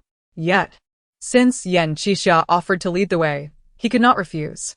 However, he was taken aback when Ning Kaichen forcibly dragged the goddess along. The goddess was on the verge of tears, even cursing. "What good are you for protection? You cannot even ensure your own safety." Upon hearing this, Qilin's eyes narrowed. Yet, Yen Qixia and Ning Kaichen remained blissfully unaware of the imminent danger. As they approached Lanrua Temple, Director Du gradually regained consciousness, having been forcibly brought along by Yen Qixia. Heroes often possess a benevolent disposition. However, upon seeing the resplendent Lanrua Temple, Director Du appeared bewildered. Was it not said that Lanrua Temple was in ruins? Yen Qixia, too, was taken aback, snorting derisively, a mere illusion, a trifling skill. Watch as I shatter it with my divine techniques. With that, Yan Qixia performed a grand gesture, sparks flying from his hands, his display quite impeccable. Had the temple not remained utterly unchanged, he would have found himself in a most embarrassing predicament. His spell exerted no effect upon Lanrua Temple. Evidently, this tree spirit matriarch was no ordinary being. Yan Qixia attempted to elevate his own status by praising the tree spirit. Meanwhile, Qi Lin observed the goddess. He noticed that when Yan Qixia mentioned the tree spirit matriarch, her eyes were filled with disdain. Yet, when she gazed upon Lanrua Temple, her expression turned to one of sheer terror. A thought struck Qi Lin, and seizing Director Du, he hurled him towards Lanrua Temple. "What are you doing?" Ning Kaichen exclaimed in outrage. "There are spirits within. He may very well perish." "Then let him perish, what of it?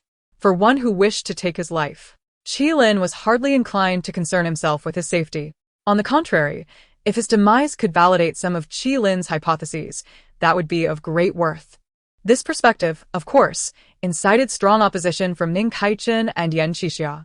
Yet Qi Lin remained indifferent. He fixated on the figure he had thrown towards Lanrua Temple. As Director Du neared the temple, he was suddenly torn to shreds by countless ghostly claws. A chorus of wails filled the air. An androgynous figure slowly ascended from the golden light. This must be the tree spirit matriarch. Yan Qixia, too preoccupied to confront Qi Lin, became wholly vigilant. Then he witnessed the tree spirit matriarch, towering above the throng of ghosts, suddenly kneel in midair. The other female spirits followed suit, all bowing in reverence. "We humbly welcome the young lady's arrival." Chapter 35. This little Qian is quite fierce. Yan Qixia and Ning Kaichen were utterly bewildered. They had assumed that the greatest adversary of Lanrua Temple was the tree demoness. Qi Lin had shared this belief as well. Yet now, it was evident that the world had indeed descended into chaos. The one who made a more striking entrance than the tree demoness was a woman clad in white, enveloped in a radiant aura that contrasted starkly with the sinister atmosphere. Her presence in Lanrua Temple, coupled with the fear and reverence shown by these female spirits, suggested that she could hardly be a member of the Justice League. Upon gazing at the woman, Qi Lin discerned a resemblance to a goddess, leading him to conclude that this must be Nia Shaoqian. His intuition proved correct. After her appearance, Nia Shaoqian completely disregarded Yan Qixia and Ning Kaichen, turning her attention instead to the goddess. The goddess, who knelt on the ground, trembled even more violently. Nia Shaoqian's voice was melodious and laced with youthful innocence. Yet Qi Lin felt an inexplicable chill. The goddess felt it too. "Miss, please understand, I am being forced into this. It was never my intention to disturb you." "Is that so?" Nia Shaoqian's tone was laced with uncertainty, yet as she raised her right hand, she effortlessly drew the goddess toward her. The swiftness of her action left even Yan Qixia unable to intervene. "How dare a monster harm others?" Yan Qixia roared in fury, brandishing his sword to strike at Nia Shaoqian. However, the tree demoness had already stepped in to confront him. "You, foul Taoist, have much to say. My lady is not one you can reprimand." From the tree demoness' words, Qi Lin sensed a hint of servility. The two engaged in fierce combat, with Yan Qixia at a disadvantage. Ning Kaichen remained in a state of confusion. Qi Lin, choosing to keep his distance from the fray, carefully observed the unfolding situation with Nia Shaoqian. Nia Shaoqian placed her hand on the goddess's head, soon withdrawing it, her expression revealing comprehension. "So this is how it is. It seems your years have not been kind. You have resorted to such means for survival." The goddess appeared mortified, yet she breathed a sigh of relief, grateful that Nia Shaoqian bore no ill intentions. However, her relief was short-lived as the goddess continued. "I recall a term from your earth, the spirit of the contract. We had an agreement, yet now you have reneged by aiding others on my territory. How shall we settle this matter?" "Miss, please spare me. I shall never dare again," the goddess implored, her face pale. Nia Shaoqian's lips curled into an enigmatic smile, which Qi Lin found intriguing. In the cinematic narrative, the tree demoness and the Black Mountain old demon were the true antagonists, while Nia Shaoqian merely served as a specter under the tree demoness, siphoning vitality from men. She later encountered Ning Kaichen, fell in love, and, with Yen Qixia's assistance, ultimately vanquished the tree demoness. Yet now, the trajectory of this world had evidently shifted. The tree demoness had become subordinate to Nie Xiaoqian, whose demeanor and actions contradicted the virtuous and benevolent traits of legend. Qilin was not surprised. He had never regarded Nie Xiaoqian as a benevolent spirit. Prior to meeting Ning Kaichen, she had taken many lives. Her beauty had led many to view her through a lens of adoration. Qilin, however, was not so naive. This behavior was entirely fitting for a specter, while the extraordinary prowess of Nie Xiaoqian was perplexing. Have you seen enough? Nie Xiaoqian's gaze suddenly fell upon Qilin, who was struck by an overwhelming discomfort, as if she were seeing through him. Their relationship was one of mutual obligation. With utmost politeness, he replied, "Miss Nie, you differ somewhat from my expectations." "In what way?" Nie Xiaoqian asked, conjuring a resplendent golden dragon throne from thin air and seating herself upon it, radiating like an empress ascending to the throne. Qilin stared. Momentarily taken aback, he wished he could project such grandeur, but alas, he lacked the necessary props. Nie Xiaoqian laughed softly. "You must be referring to Ning Kaichen, correct?" "Naturally." Upon hearing his name, Ning Kaichen appeared perplexed, yet his gaze soon ignited with fervor as he beheld the woman floating before him. She approached and caressed his chest. "My lord, your heart beats so rapidly," Nie Xiaoqian murmured, causing his face to flush. In this ancient era, he had never been so intimate with a woman. This lady. Sure. Nie Xiaoqian pressed a delicate finger to Ning Kaichen's lips, silencing him. His heart raced even faster. Few men could resist such a stunning woman. Ordinarily, I am but a wandering spirit, oppressed by the tree demoness, subsisting by extracting vitality from men. One day, I fortuitously encountered you, and admiring your integrity, I fell in love. With Yen Qixia's aid, we ultimately...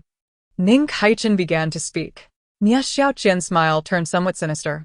"Indeed, we were together. But at that time, you were already wed. I was merely a maid, serving your mother and wife." A sense of foreboding enveloped Ning Kaichen. Yet, Nie Xiaoqian's next words reignited his hope. "However, your wife soon passed away, and I served your mother well, leading her to urge you to marry me. You enjoyed a prosperous career, passing the imperial examination, and I bore you a son." A smile graced Ning Kaichen's face, his eyes glimmering with aspiration. Qilin understood well. After all, he had achieved success in both love and career. Yet it was evident that Nie Xiaoqian's narrative was far from over.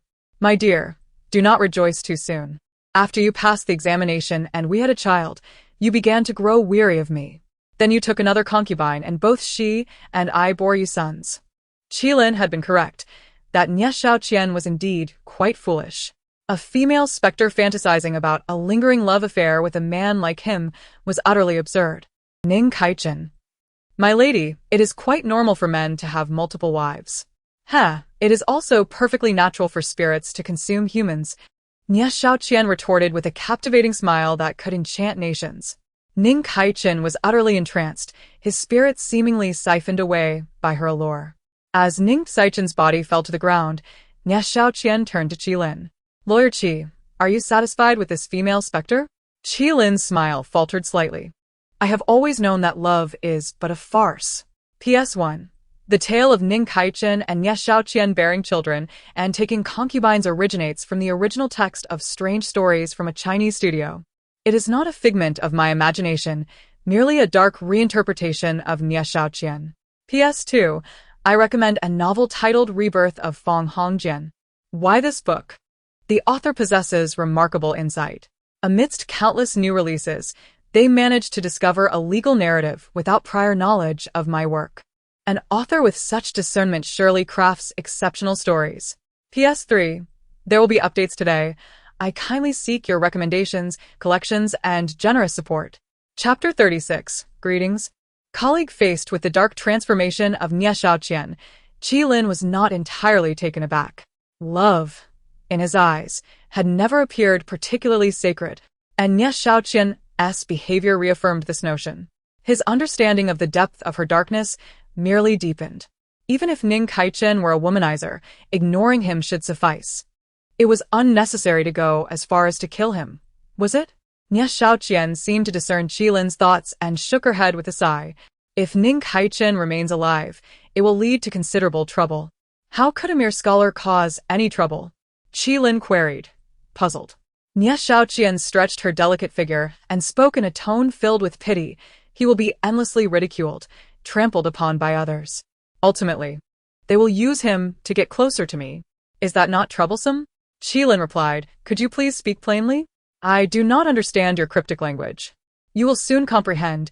Nie Xiaoqian winked cutely, yet Qilin felt a chill run down his spine.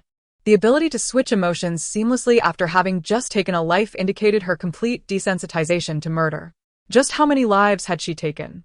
This question would remain unanswered for Qilin, even in the future.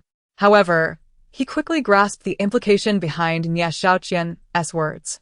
Tree Demon, release the valiant Yen. If you have the capability, confront me directly.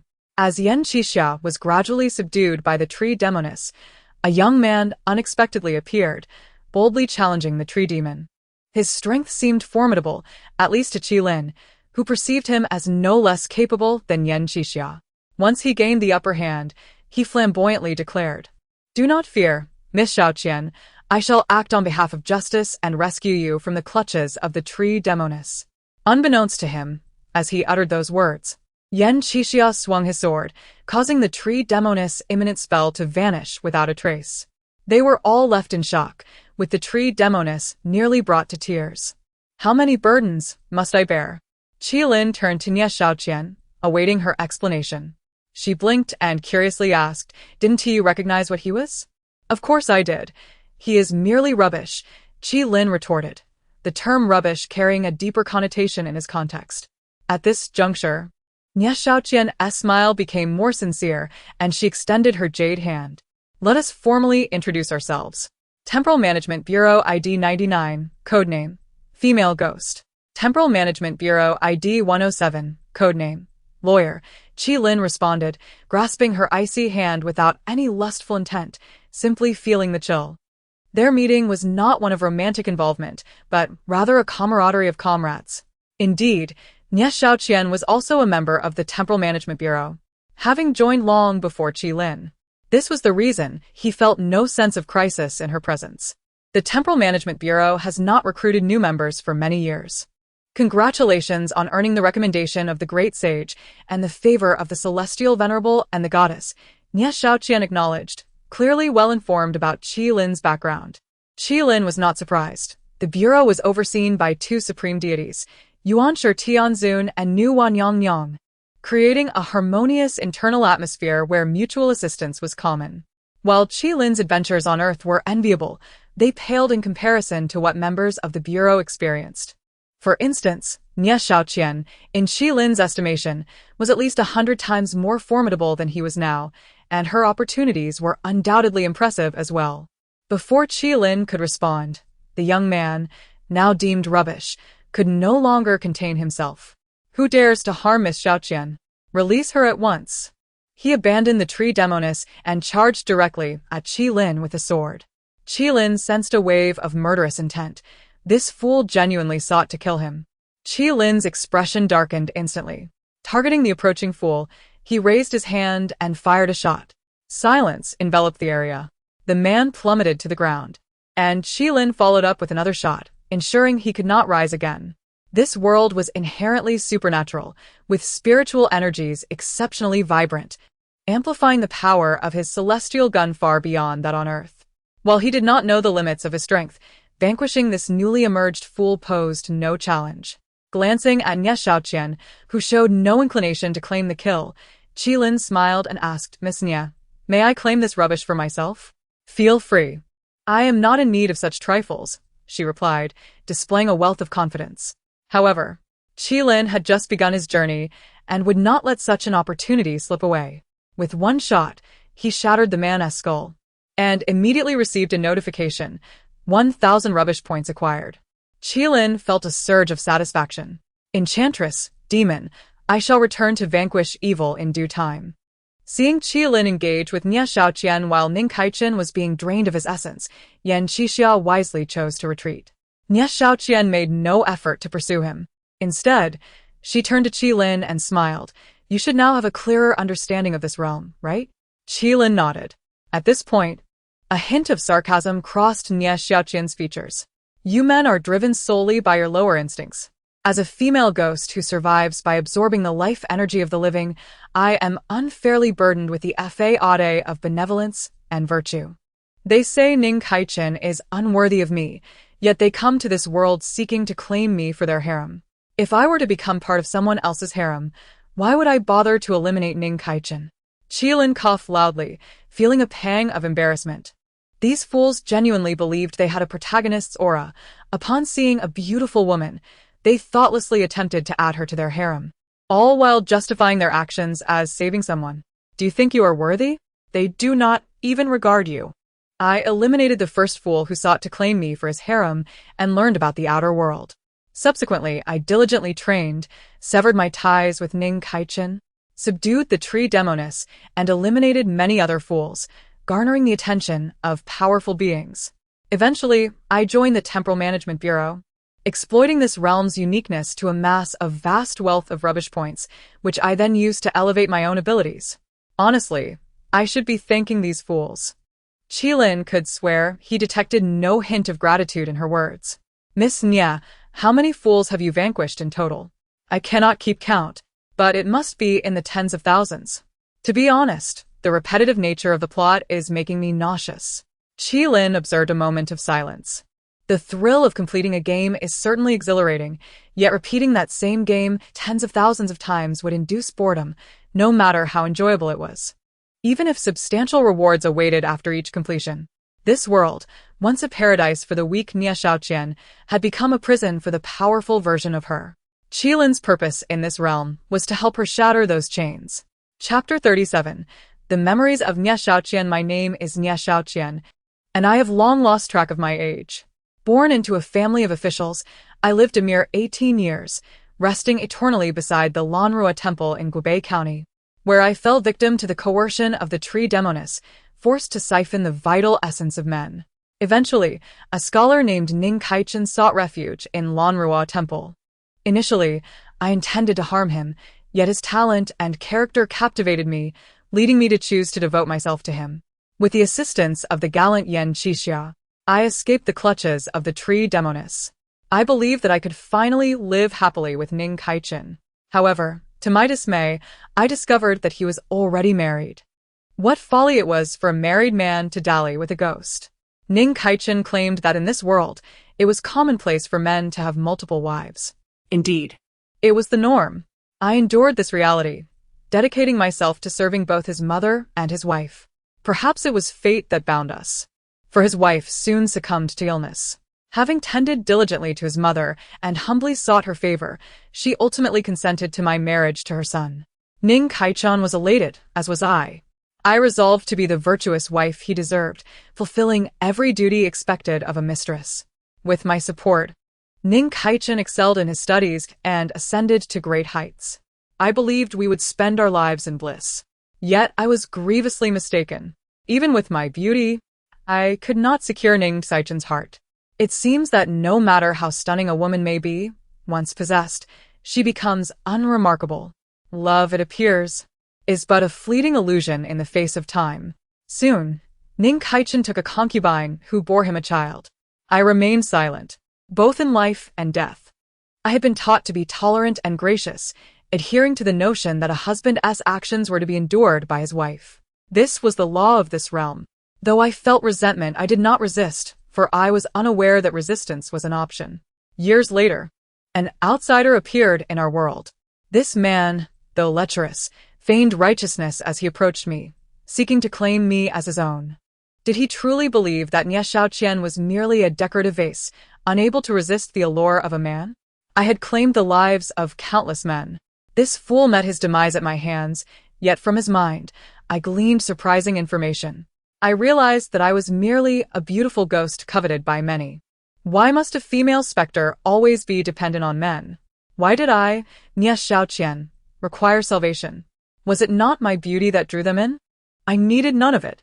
From the carcass of this wretch, I acquired numerous treasures. Silently, I honed my skills, ultimately vanquishing the tree demoness and seizing control of this realm, growing ever more powerful. As more traversers arrived in this world, they all fell victim to me. Gradually, I attracted the attention of formidable beings across the cosmos. Yet, a dire crisis loomed as a formidable entity known as the Black Mountain Old Demon emerged. This creature, though somewhat dim-witted, boasted of his intentions to marry me and liberate me from my suffering. While I yearned for liberation, it would not come from him. In this world and universe, there has never been a savior. Nie Xiaoqian was no longer the ghost I once was. I engaged in a battle of wits with the Black Mountain Old Demon, turning this realm upside down and slaying one traverser after another. My situation grew increasingly perilous. Yet, fortune smiled upon me. I steadfastly adhered to my principles, refusing assistance from any traversers or the Black Mountain Old Demon. This unwavering quality moved a powerful figure within the Time-Space Management Bureau. After an evaluation by the goddess Enhua, I was invited to join the Bureau.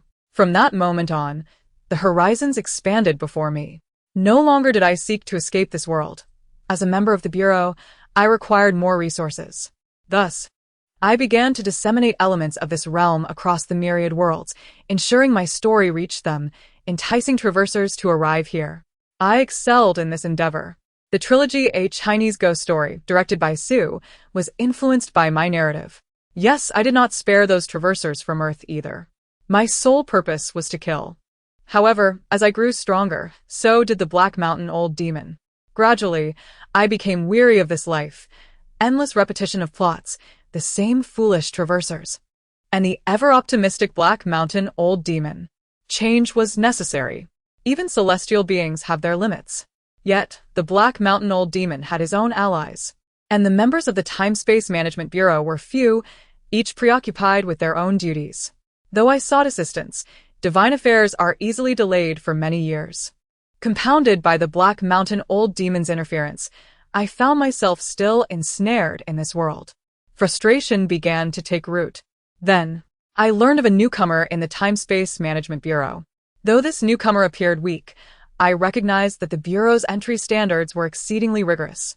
Only those with potential could gain admission. With a glimmer of hope, I sought his assistance. To my surprise, he readily accepted my request. Imet Kuilin. Designated as number 107 in the Bureau, alias lawyer. He was indeed weak, even weaker than I had anticipated, but he possessed a keen intellect far superior to the others. I perceived desire in his gaze, which was entirely natural. I have never doubted my beauty. However, his intelligence lay in his singular desire for intimacy. Never intending to claim me as part of a harem, finding a man with a reasonable intellect was indeed a rarity. I began to harbor expectations for him. Chapter 38. The universal language of all realms, come in and have a seat. I shall show you my domain. Nie Xiaoqian invited with an air of authority, her every gesture radiating an aura of prowess. Qilin saw no hint of timidity in her demeanor. He recognized that there was much he still needed to learn. However, he felt no urgency, nor did he belittle himself, for he was there to assist her, a distinguished guest. Upon entering the Lanrua Temple, Qilin was struck by Nie Xiaoqian's considerable ambition. The temple, which should have been shrouded in a sinister atmosphere, had been transformed by her into a realm resembling the sacred lands of the West. The tree demon matriarch led a procession of female spirits behind them, all of whom kept their heads bowed, too fearful to meet Nie Xiaoqian's gaze. It was evident that they held her in great dread. "Shall I find you a few female spirits to serve you?" Upon settling into the temple, Nie Xiaoqian suddenly proposed this seemingly absurd suggestion. Qilin contemplated the offer seriously before shaking his head in disappointment. "Compared to you, their quality is far too lacking. Are you teasing me?" Nie Xiaoqian appeared unfazed by his response. Qilin replied earnestly, "I was merely extolling your virtues. You were merely stating facts. Where is the praise in that?" She countered. Qilin thought, what to do when confronted by a shameless female spirit. Before he could devise a response, he found Nie Xiaoqian had instantaneously appeared in close proximity to him. Esteemed lawyer, at present, You are not equipped to withstand my torment, she teased. At a loss for words, Qilin swiftly shifted the subject. Let us dismiss these spirits for now. We need to discuss matters of substance. He coughed lightly, his true thoughts revolving around the embarrassment of being seen in such a state by the spirits, which would necessitate silencing them, an irksome predicament. Nie Xiaoqian, without much thought, waved her hand, and the other female spirits withdrew. Regardless, she was untroubled by any potential disadvantage from Qilin. The disparity in their strengths was considerable. Reclining on her throne, draped in delicate gauze that hinted at her allure, she leisurely inquired, "Esteemed lawyer, what pressing matters require our discussion? Why seek me? You must know other members within the Temporal Management Bureau. Why not enlist their aid?" Who said I am not allowing them to assist me. However, everyone is quite occupied. You are the only one newly joined with the most leisure, Nie Xiaoqian admitted, her tone tinged with mild frustration. Qilin observed as she produced a jade talisman, which she promptly shattered, conjuring a translucent screen between them. The screen soon displayed an exceedingly alluring foreign beauty. Compared to Nie Xiaoqian, this woman lacked some refinement and poise, but possessed an untamed allure. However, she seemed to be in constant motion, and Qilin could discern the sounds of gunfire and explosions. Are they filming a movie? Nie Xiaoqian raised an eyebrow and inquired, Natasha, are you off saving the world again?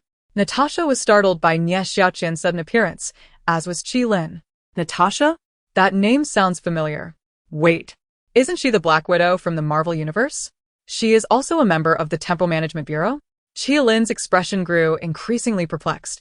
Natasha, having not noticed Qilin, immediately focused on Nie Xiaoqian, exhaling a breath of relief as she dispatched a monster with a single shot.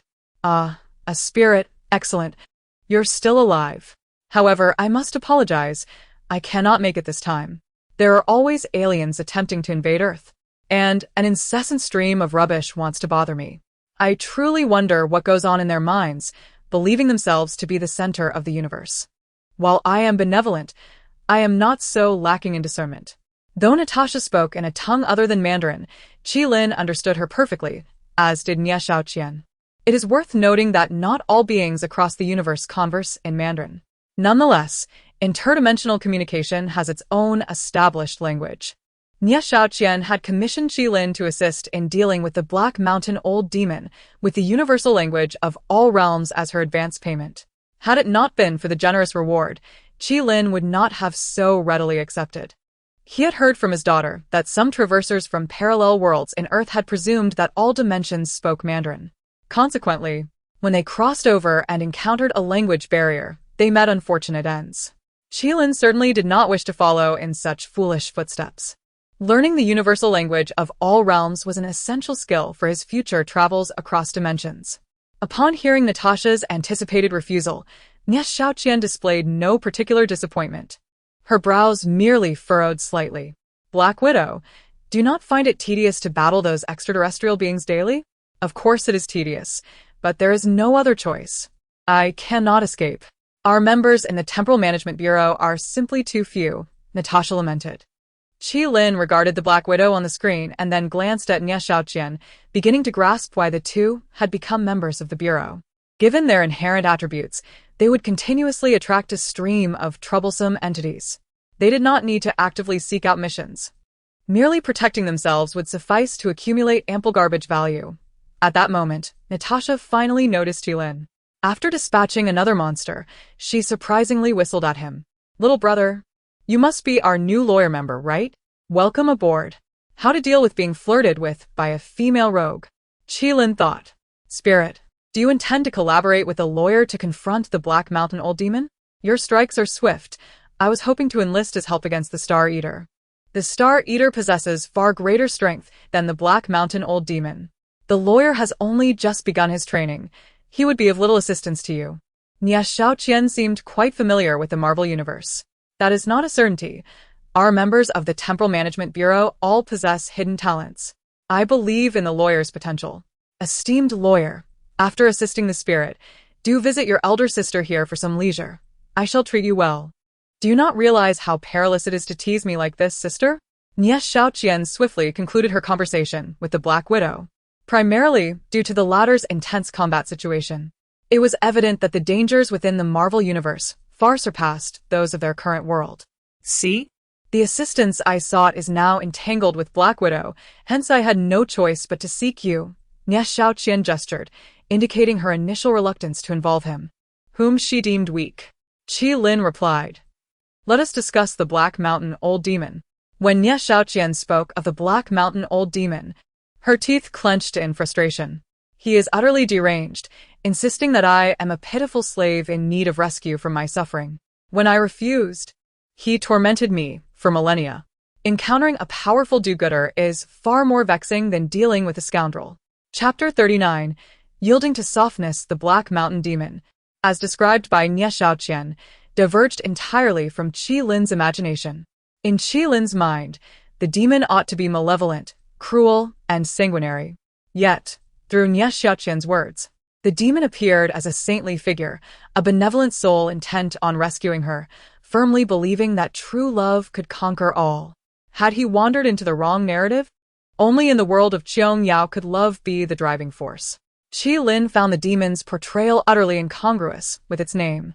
The means by which he had attained such a persona was a mystery. Nie Xiaoqian felt disheartened. If he wished to perish, that was one thing. But she refused to be ensnared in his demise. She had long since shed the archetype of a MASU. Over the years, she had assimilated the memories of countless transmigratans, rendering her wise beyond belief, possessing a skepticism toward the notion of true love. Relationships between individuals of opposing factions invariably led to tragedy. It was not that she harbored no feelings for the Black Mountain Demon. Rather, even if she did, she would never entertain the idea of being with him. The trope of tragic romance held no allure for her. Qi Lin mused, suddenly. It seems that extinguishing the Black Mountain would yield an astonishing amount of garbage value. The likelihood of achieving both outcomes was quite plausible, he added. Nie Xiaoqian regarded Qi Lin's unflappable demeanor with newfound appreciation. "You don't appear to be particularly fearful?" she inquired. Qi Lin chuckled. "If the sky were to fall, the celestial lord and the empress would bear the weight. When warriors face off, it stands to reason that such boss-level entities would not target us. That remains to be seen, depending on the villain's intelligence," he continued. "However, the adversaries I've encountered over the years have not possessed remarkable intellect. So, I doubt the villain's cunning will be of a high caliber." Nie Xiaoqian let out a dismissive remark. Qi Lin reflected on Nie Xiaoqian's illustrious achievements and the subpar foes he had faced, realizing that she spoke the truth. Many were indeed lacking in intellect. Even Director Du had been relatively decent in comparison. Yet intelligence aside, strength was paramount. "Have you devised a strategy to defeat the Black Mountain Demon?" Qi Lin asked. The Black Mountain Demon represented the ultimate obstacle to Nie Xiaoqian's departure from this world. Eliminating him would grant her freedom and boundless horizons. Qi Lin believed that Nie Xiaoqian had not squandered her years. Those who underestimated her had mostly met their demise. Qi Lin would not make the same mistake. He did not believe she would place all her hopes solely upon him. Indeed, a subtle smile graced Nie Xiaoqian's lips. "The greatest weakness of the Black Mountain is, in fact, myself." Qi Lin was puzzled. "He is infatuated with me to the point of madness. Consider, a man who can remain by a woman's side in this tedious world for 1,000,000 years. Could that not be deemed true love?" Qi Lin nodded, acknowledging the sentiment. After all, he could never achieve such devotion. If it were another woman, perhaps he might genuinely be moved. Unfortunately, long ago, he had learned to rely solely on himself, thus condemning his situation to tragedy. "Do I resemble a green tea bitch?" Nie Xiaoqian suddenly posed. Qi Lin chuckled lightly. "How could that be? A green tea bitch does not harbor feelings for others while leading them on. You, from the outset, have dismissed the Black Mountain.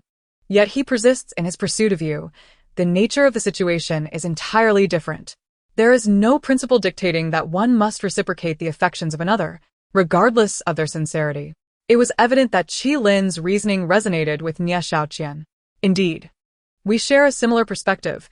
Members of the Time Management Bureau tend to align in our views. His affections for me are of little consequence," she remarked coldly before swiftly pivoting. "We could exploit the situation to achieve our aims against him." "Do elaborate." "Since the Black Mountain arrived in this world, I have not engaged with any men. including Ning Kaichen, leading him to believe I am chaste and pure. Qilin felt an ominous premonition. Thus, should I suddenly seek out a man, do you think he would go mad? Nie Xiaoqian had, at some point, appeared behind him, her presence intoxicatingly fragrant. Qilin was acutely aware that Nie Xiaoqian was attempting to entice him. While he found the situation perplexing, he mused. I can't say whether the Black Mountain would lose his mind, but I suspect it would not be difficult for you to find a man. Qilin was unafraid of delving into a profound exchange with Nie Xiaoqian, yet he was resolute in not drawing the ire of the Black Mountain upon himself. He was not a man ruled by his desires. Yet, events were not swayed by his will. I have no interest in those fools. The locals here do not catch my eye. My colleagues in the bureau are all far away. Lawyer, you are the most suitable candidate. Qilin felt akin to a girl on the verge of being bullied, filled with indignation. Nie Xiaoqian, we lack a foundation of feelings. Qilin gritted his teeth. This would merely be a mutual fulfillment of physical desires. I bear no responsibility to you. What need is there for emotional groundwork? Nie Xiaoqian scoffed. Qilin was left speechless. An overwhelming will suddenly descended upon Lanrua Temple. Leave Nie Xiaoqian, and I shall spare your life. This was the intent of the Black Mountain demon.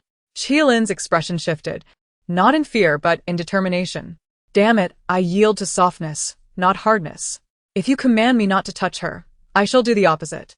Qilin was not merely speaking. He was resolute in his actions, engaging fervently with Nie Xiaoqian in a manner most passionate. She was exceedingly cooperative. The special restrictions of Lanrua Temple barred the Black Mountain from entry.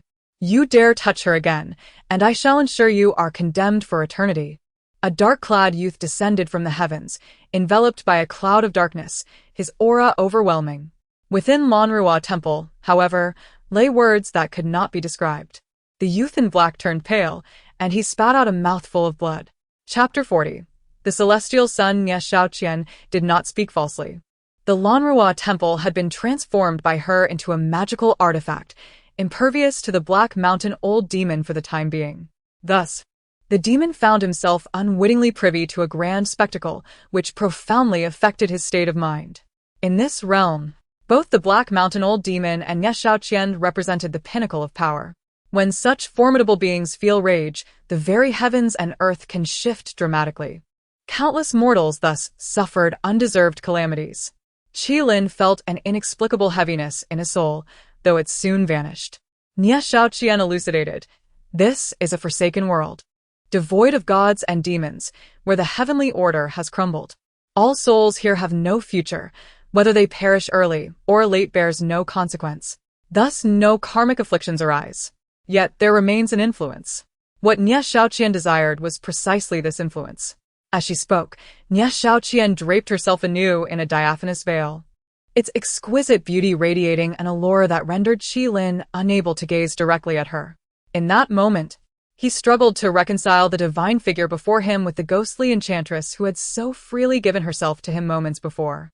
Nie Xiaoqian did not glance at Qilin again.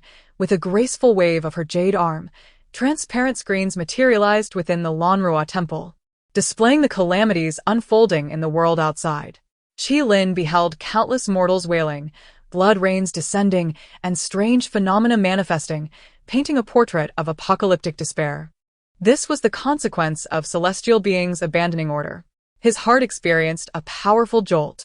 Therefore, it was imperative to avoid the fate of a mere mortal. Qilin, do you know what day it is today? I have just arrived in this world. How could I possibly know? Qilin shook his head. A faint smile graced Nie Xiaoqian's lips. She ceased speaking and soared into the sky. Qilin witnessed her engage in a fierce battle with the Black Mountain Old Demon. Their clash was unrestrained, escalating the devastation wrought upon the world. Countless mortals were caught in the turmoil. Yet, Qilin, ensconced within the Lanrua Temple, remained untouched. He merely observed as Nie Xiaoqian, initially evenly matched, gradually gained the upper hand, eventually overpowering the Black Mountain Old Demon. Though Qilin could not ascertain their exact realms of power, he deduced that Nie Xiaoqian and the demon were of comparable strength, if not the latter holding a slight advantage. The shift in the battle's dynamics was manifestly unusual. Was it due to his presence? Qilin pondered before dismissing such a notion. He was not so self-absorbed. Although he longed to assist Nie Xiaoqian, he recognized his limitations in this confrontation. When he accepted the commission, it was partly due to the reasonable compensation offered by Nie Xiaoqian, and partly because he had not anticipated the extent of the world's impending collapse. He had thought that if Ning Kaichen could merely pass through the Black Mountain Old Demon's scrutiny, he too could manage. Reality, however, proved his naivety. He ought not to accept tasks beyond his capabilities. Yet, while he remained oblivious, Nie Xiaoqian undoubtedly understood this. Why, then, did she seek his aid? Qilin fell into contemplation. The Black Mountain Old Demon, albeit slower to react, finally grasped the situation. Damn it, Xiaoqian, you deceived me. That man was merely a decoy. This blood rain is unnatural. He had presumed the rain resulted from his influence, yet in truth, it was sapping his strength. As the downpour intensified, his movements grew sluggish. By the time he realized his folly, it was already too late. In midair, Nie Xiaoqian stood amidst the storm of lightning, her hands shimmering with a spectrum of colors, enveloping the Black Mountain Old Demon. You deceive me. Today is the 7th. Before the demon could finish, a colossal hand descended from the heavens, obscuring the sky and seizing him. Then came a cataclysmic explosion. Qilin witnessed the event unfold, yet he felt no shock. He had come to terms with it. Nie Xiaoqian had indeed sought assistance, and he was, at best, a mere auxiliary. His role was to attract the Black Mountain Old Demon's attention and disrupt his mental state. The evidence spoke for itself. The demon had been affected, allowing Nie Xiaoqian's true ally to strike decisively. What had been a fleeting moment of spring warmth was likely the remuneration Nie Xiaoqian had promised him. One must risk losing a child to lure the wolf, a stratagem that not only deceived the Black Mountain Old Demon, but also granted her a favor. Clearly, Nie Xiaoqian was not one to shy away from such measures. Having come to this realization, Qilin felt neither disappointment nor humiliation. He was not so naive. After all, he had benefited from the situation, so there was no need for false modesty. Simultaneously, a notification from the commission indicated that he could now depart this world. Indeed. This fractured realm was on the brink of annihilation. Nie Xiaoqian had appeared by his side unnoticed. Gazing at Qilin, she offered no explanations, simply stating, if fate allows, we shall meet again. With that, she ascended into the sky, breaking free from her confines in pursuit of her true self. Nie Xiaoqian had utterly departed from this world. In the boundless cosmos, Nie Xiaoqian suddenly materialized. She knelt before the void. Thank you, Your Highness, for your assistance. No need for such reverence. This was merely a transaction. A mysterious voice echoed from the void, its gender and essence indiscernible. Your Highness introduced Xiaoqian to the Temporal Management Bureau and aided her in escaping her confinement. The price you paid pales in comparison to the favor you received. You are a good child, knowing gratitude. Should you ever feel remorse, you may serve as my protector to the best of your abilities in the future. Your Highness? Nie Xiaoqian's head snapped up, fear etched upon her features. Yet, the voice bore no hint of fear. Quickly regaining her composure, she spoke of Qilin. Your Highness, I have assessed Qilin on your behalf. This person. 2 minutes later, Nie Xiaoqian concluded. Qilin's overall qualities are commendable, surpassing that individual. It seems the great sage did not deceive me. Unbeknownst to Qilin, the esteemed client recommended by Sun Wukong was already en route. Chapter 41. The true meaning of youthful charm upon returning to the harbor city. The passage of time remained unchanged. Qilin emerged from the shadows, undetected, having chosen a secluded spot to eavesdrop on a conversation between his goddess and director. Do a brief examination of his own being revealed a notable enhancement in his cultivation. He was now on the cusp of reaching the 6th level of Qi training. Qilin speculated that by undertaking a few more ordinary tasks, he would soon ascend further. Indeed, the greater the difficulty of a commission, the more significant his personal growth. However, with increased challenge came heightened peril. The current commission was undeniably fraught with risks, and the unfolding events lay entirely beyond Qilin's control. He steadied his emotions before seeking out Wu Yuzhen. Upon spotting her, his pupils contracted in surprise. A man clad in ancient scholar's robes stood beside Wu Yuzhen, conversing with her, eliciting a hint of impatience in her expression. Qilin recognized this man, Luo Feng, one of the most renowned youthful idols in the Chinese entertainment industry, whose popularity soared to great heights. Director Du's new A Chinese Ghost Story was a significant production. Yet few prominent male stars were willing to partake, fearing unfavorable comparisons to the late King of Heaven's portrayal of Ning Kaichen. Astute individuals understood that one could never surpass the legacy of the deceased. Despite Luo Feng's immense popularity, he was a complete novice in the film industry, enduring relentless criticism. Fans of the A Chinese Ghost Story trilogy, admirers of the late star, those who disdained effeminate portrayals, and even fans of other youthful idols had all taken issue with him. Though his notoriety only seemed to increase with the backlash, Luo Feng, not one to revel in such attention, felt quite irked. Qilin had previously encountered his commission on the Victim Commission from the multiverse. However, he had no inclination to accept it, not due to an inability, but rather an absence of favorable impressions toward youthful idols. Having chosen this path, earning fortunes unimaginable to ordinary folk, one must bear the consequences of their choices. While he supported stars in their rights, it was merely moral support. In action, he would only extend his hand for those like Teacher Chen, who had once been his mentor. Noticing Luo Feng's apparent interest in Wu Yuzhen, Qilin approached decisively. Upon seeing him, Wu Yuzhen's face brightened, and she waved from afar. "Darling, I'm over here." Qilin smiled slightly. It was rare for her to call him darling unless in particular moments. Clearly, she wished to evade further interaction with Luo Feng, using Qilin as a shield, a role he was more than willing to embrace. "Jinjin, you must be hungry after a long day. Shall we go for a meal?"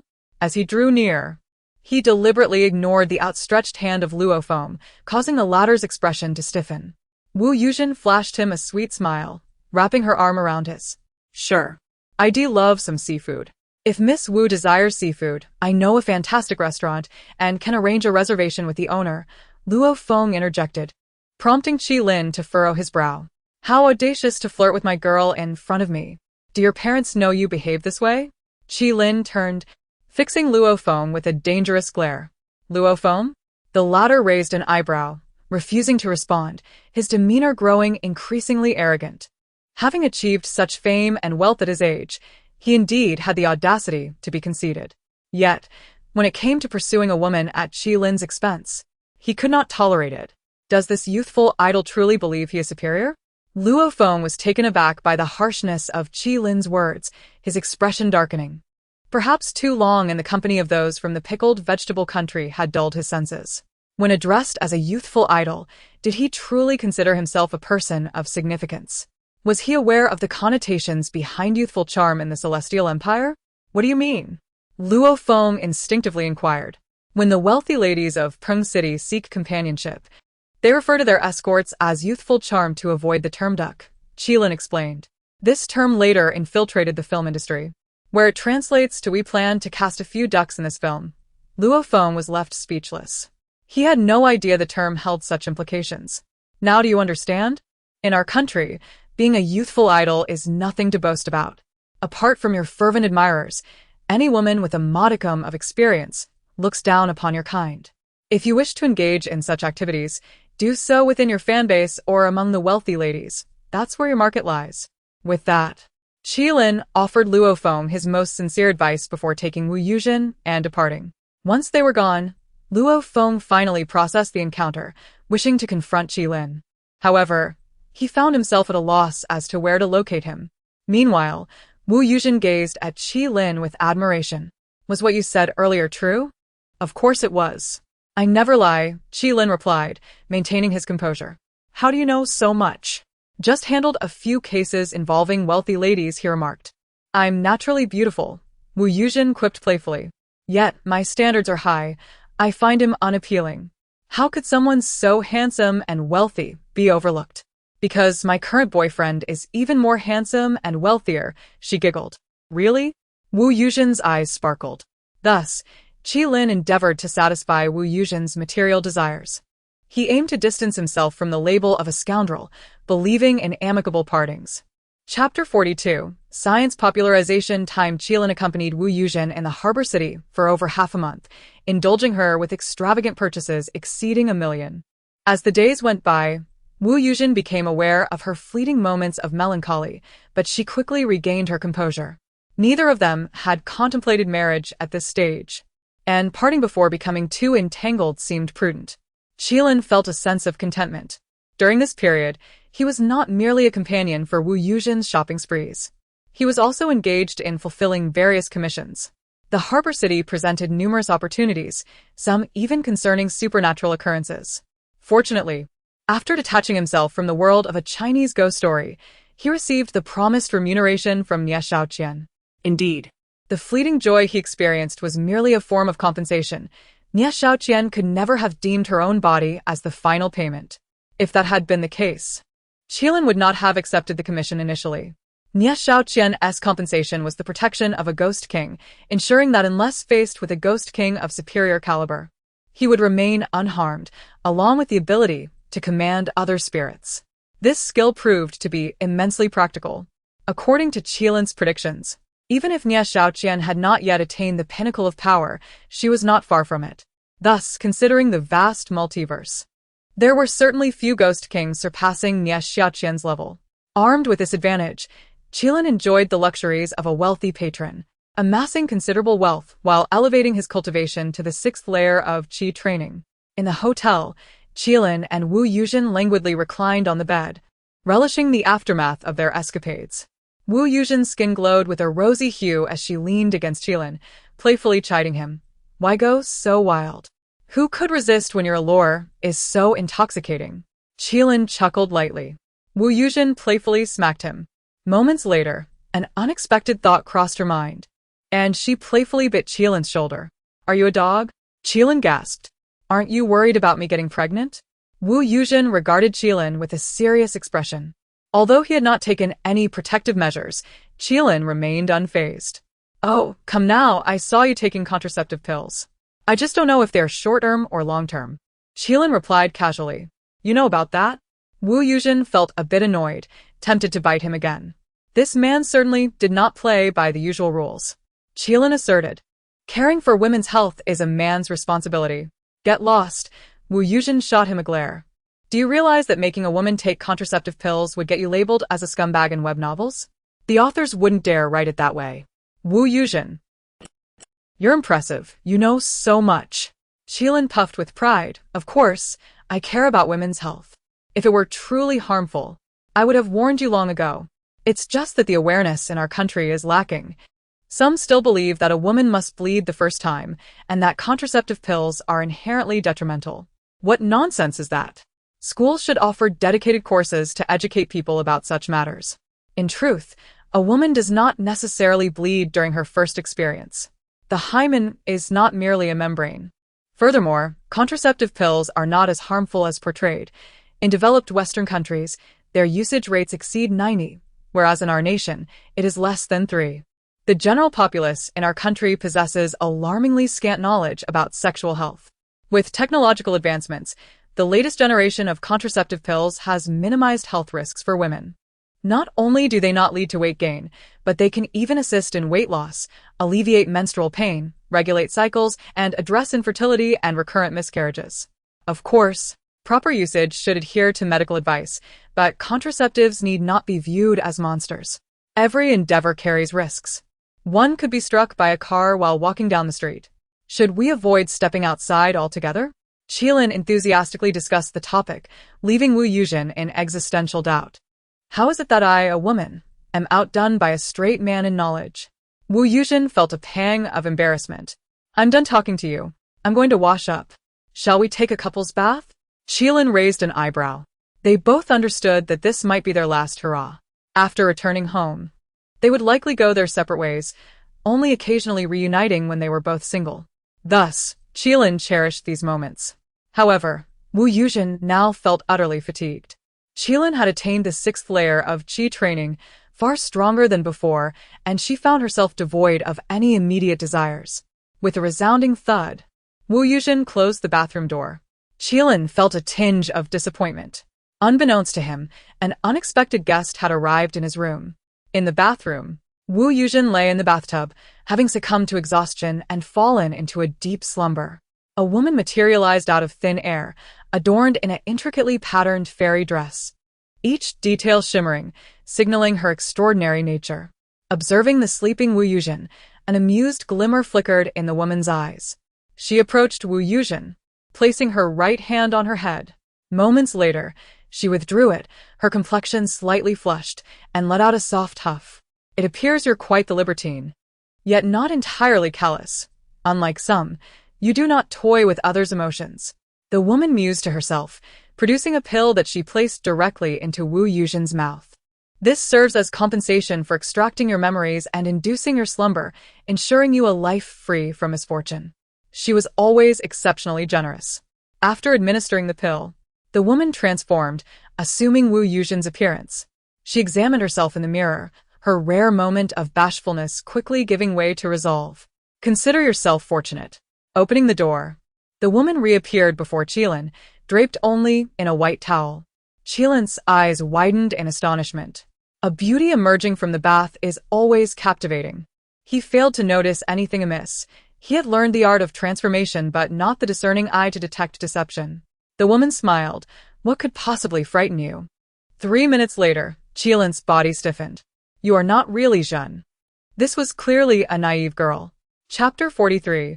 The arrival of the celestial princess. Who are you? What have you done to Xinjin? The woman was somewhat taken aback that Qilin had discovered the anomalies so swiftly. It must be said that no matter how formidable a woman may be, she cannot fathom the tricks of a seasoned veteran. Once a conversation delves deeper, the sensitivity of identities becomes apparent. Those characters in novels who remain indistinguishable are either foolish or dim-witted. It seems these two categories bear little difference. Qilin, being a rational individual, was able to discern the truth. The woman blinked. Yashen is perfectly fine. Do you believe this is the right moment to discuss other matters? Shouldn't you be engaging in something more meaningful? He dashed into the restroom, and upon confirming that Yashen was indeed unharmed, Qilin let out a sigh of relief. He had no desire to bring misfortune upon someone familiar due to his own shortcomings. Once assured of Yashen's safety, Qilin tidied himself up and wrapped a towel around his body before entering the room, only to be met by a completely unfamiliar woman. She was far more beautiful than Yashen, and her aura rivaled that of Yashen, presenting Qilin with a paradoxical impression, gentle yet fierce. Her gentleness was inherent, while her fierceness was a protective veneer acquired over time. I have given Yashen a pill to ensure her lifelong well-being. Esteemed lawyer, does this meet your approval? This woman was indeed a breathtaking beauty, yet Qilin found himself devoid of desire. Instead, a chill of anxiety ran down his spine. She was a being whose realm surpassed his own, and she had recently been in a vulnerable position with him. Qilin did not consider himself charming enough to have drawn her affection. There must be some ulterior motive. Senior. Do not call me senior. It makes me feel aged. Esteemed fairy. Perhaps you should call me Your Highness, as that is how they refer to me. Qilin's heart tightened. Your Highness? This indicated that she held the status of a princess, though he was uncertain of her origin. Your Highness, may I inquire as to the purpose of your visit? Qilin asked cautiously. I have taken a liking to you, the princess declared with an air of authority. Qilin was rendered speechless, not believing a single word of it. You have violated my sanctity, and thus you must take responsibility. The princess tilted her head, a mischievous smile gracing her lips. Even if you wish to evade responsibility, you cannot, for I have a fiancé. Whether you like it or not, he will undoubtedly pursue you. Qilin's heart sank. He instinctively knew this was not a good omen. Why must your highness trouble me? He thought, feeling a swell of indignation. Why was he being subjected to this unwarranted predicament? Sensing Qilin's discontent, the princess threw off the covers, causing Qilin's gaze to falter. An incongruity of words and actions. This woman was the most stunning he had ever encountered. I understand your displeasure. Entangling with me will bring you much trouble. However, I am fair in my dealings and shall not shortchange anyone. Qilin, I offer myself as compensation. It is the most valuable thing I possess. The princess's intentions were laid bare, and though Qilin was still troubled, he began to waver. Is there truly a distinction? Her words stripped Qilin of his rationality. Damn it, she's right. Having already crossed that line, I can't bear the burden alone. Qilin's performance extended beyond expectations. Perhaps it was due to his formidable physique at the 6th level of qi cultivation, or perhaps it was simply the allure of this woman. The princess was quite cooperative, though she found no comfort in the situation. You are indeed the significant client spoken of by the great sage. His statement was declarative, not interrogative. The princess's eyes widened in surprise. This was her second moment of astonishment. The first was when Qilin swiftly recognized she was not Yashen. You are even more astute than I had imagined, the princess praised him. Nie Xiaoqian had spoken the truth. He was indeed clever. Qilin silently chuckled. There was nothing particularly difficult to deduce. In this desolate realm of earth, it is rare for eminent figures to descend. Remembering the words of Sun Wukong, the situation became clear. However, Qilin remained unaware of whether Sun Wukong was privy to the princess's current actions. If he was aware, Qilin trusted that Sun Wukong would not wish him harm. If not, he would find himself in deep trouble. Now, may you reveal your true identity and the reason for seeking me? Despite their recent intimate exchange, Qilin understood that there was no emotional bond between them, merely a transaction. Yet, he had to concede that this woman was indeed the most beautiful he had ever seen. The princess exhaled softly.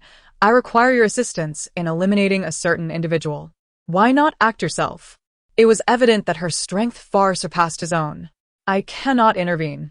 My relationship with that person is complex, and I cannot access the world in which they currently reside. You wish to kill your fiancé? It was not a difficult conclusion to draw. The princess chuckled lightly. No wonder the great sage holds you in such high regard. Your reactions are remarkably swift. And the reason? Qilin felt an inexplicable sense of satisfaction, as the princess had just shared a moment of intimacy with him. You are a princess from the celestial realm? The daughter of the Jade Emperor? In an instant, countless thoughts flooded Qilin's mind. However, the princess did not allow him to continue guessing. She unveiled the truth. I am not the daughter of the Jade Emperor, but I am indeed a princess of the celestial realm. The Jade Emperor achieved enlightenment after countless tribulations. Before his ascension, there was a heavenly emperor, and I am his granddaughter. In the celestial realm, I am known as Princess Tiansun. A flash of realization struck Qilin. You are the Weaver Girl. He recalled Nie Xiaoqian's question. Qilin, do you know what day it is today? The unfinished words of the Black Mountain Old Demon echoed in his mind. Today is the 7th. The powerful being who aided Nie Xiaoqian was none other than the Weaver Girl. Chapter 44. The love in myths is nonsense. The admiration that Zin felt for Qilin grew increasingly profound, though it remained solely within the realm of appreciation. The more exceptional Qilin's qualities, the greater the hope of receiving her assistance. Indeed, it was I who introduced Xiaoqian into the Temporal Management Bureau. It was also I who, as a form of recompense for aiding her, had her approach you, evaluate you, and even offer you a token of my goodwill. I have always maintained fairness in my dealings. Qilin reminisced about the fervor shared with Nie Xiaoqian and glanced at Zin. This woman was evidently zealous in her efforts to find him a partner.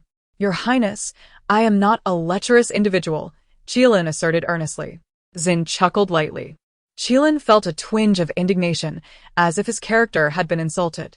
He contemplated overturning the table in frustration, yet he knew he could not contend with her. After calming himself, the realization of Zin's identity flooded Qilin's mind, bringing with it the legendary tales associated with her. The story of Niulong and Zin is a renowned mythic romance celebrated across the realms, rivaled only by a scant few tales such as the legend of the White Snake and the Lotus Lantern. According to legend, Niulong and Zin were a devoted couple. During Zin's descent to the mortal realm, she was discovered bathing by Niulong. They fell in love at first sight, married, and bore children, only to be forcibly separated by the malevolent Jade Emperor and Queen Mother, condemned to gaze at each other across the Milky Way, permitted to meet only once a year on the Qixi festival. However, as Qilin contemplated the tale, it struck him as exceedingly peculiar. How could a celestial maiden be caught bathing by a mere mortal? Surely, the immortals cannot be so dim-witted. And how could such a divine being take a liking to a cowherd? Was her vision perhaps impaired? Indeed, Zin recounted an alternative version of the story. According to her, Niulong was originally a celestial star deity who coveted her identity and beauty. When he descended to the mortal realm to undergo tribulations, he lost his memory but had left contingencies in place during his time in the celestial realm. On that fateful day, while she and several familiar fairies were enjoying a day out, they set up barriers to bathe in the river, unbeknownst to them that Niulong would stumble into their midst, stealing her garments in a misguided attempt to force her into marriage. As she spoke, Zin's expression darkened. That fool had completely lost his memory. With the myriad storage spaces available to immortals, would I lack clothing? Moreover, he was merely a mortal at that time, and I could see the minuscule bacteria on his body. Such filth dared to covet me. I could have easily dispatched him then. Qilin wiped the cold sweat from his brow. Your Highness, I am also mortal and possess bacteria as well. You are different, Zin retorted. Having attained the 6th level of Qi training, you have achieved a level of refinement. She cast a glance at him. Do you not wonder why I have only now appeared? I have a penchant for cleanliness, you know. Qilin pondered. Indeed. It seems that love between mortals and immortals is indeed an impossibility. All those fanciful tales of mythic romance are mere fabrications. If one can discern the unsightly details of another's hygiene with a mere glance, how could genuine love ever flourish? Rather than feeling surprised, Qilin found this revelation to be the natural order of things. Your Highness, since you have already dispatched him, why do tales of you and him still circulate through the realms? Upon hearing this inquiry, Zin's eyes narrowed with suppressed fury. He was bound to me by a marriage contract, an agreement made between his master and my grandfather. Should he achieve the great Tao, I would be obliged to marry him. Such an absurd fantasy. Even if I were to indulge you, I would never wed him.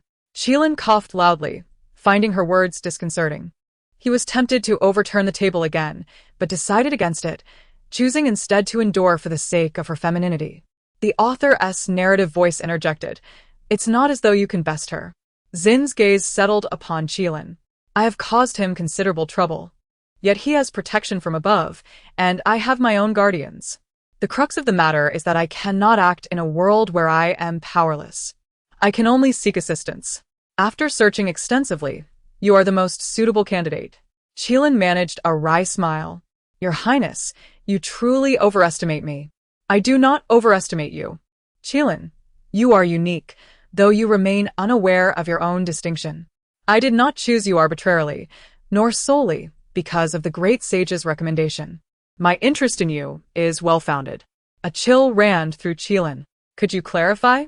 Niulong is currently undergoing the final tribulation of the great Tao, vying for the fortune and opportunities to ascend. The world he inhabits is a relatively unique realm, one that rejects all beings of the great Tao and higher. In truth, that world was crafted by the Tianzuan, the Empress, and those formidable beings opposed to the celestial realm, a trial ground akin to that of the ghost story world, but far more advanced. Currently, Niulong endures trials in that realm, where he faces off against prodigies aligned with the celestial forces. Whoever emerges victorious from that world will seize the opportunity for ascension, along with substantial rewards. I myself triumphed from within those trials. Now it is his turn.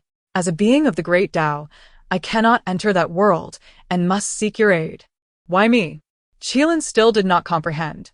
Because you are inherently the protagonist of that world. What? Before you achieve the great Tao, countless parallel worlds contain another version of you. In that realm, you are the original protagonist. The realization struck Qilin, his complexion paling. This was an insurmountable predicament. In the natural course of events, the version of him in that world would soon perish, becoming mere fodder for Niulong and his ilk. While this would have little effect on the Qilin of this world, Zin hoped for his assistance, promising compensation that would satisfy him. Chapter 45. The shame of the traveler. Qilin comprehended the meaning behind the weaving maiden's words. He realized that in this world, favor was never granted without reason. If what the weaving maiden said was true, then he was indeed the most suitable candidate. His soul was of the same origin as that of his counterpart in another realm. A union that would go unnoticed by others and unimpeded by the unseen will and laws of fate. Were it not so, the weaving maiden would not have sought his assistance. The destined protagonist could change, yet to eliminate him was no simple task. The term protagonist's halo was not merely a phrase.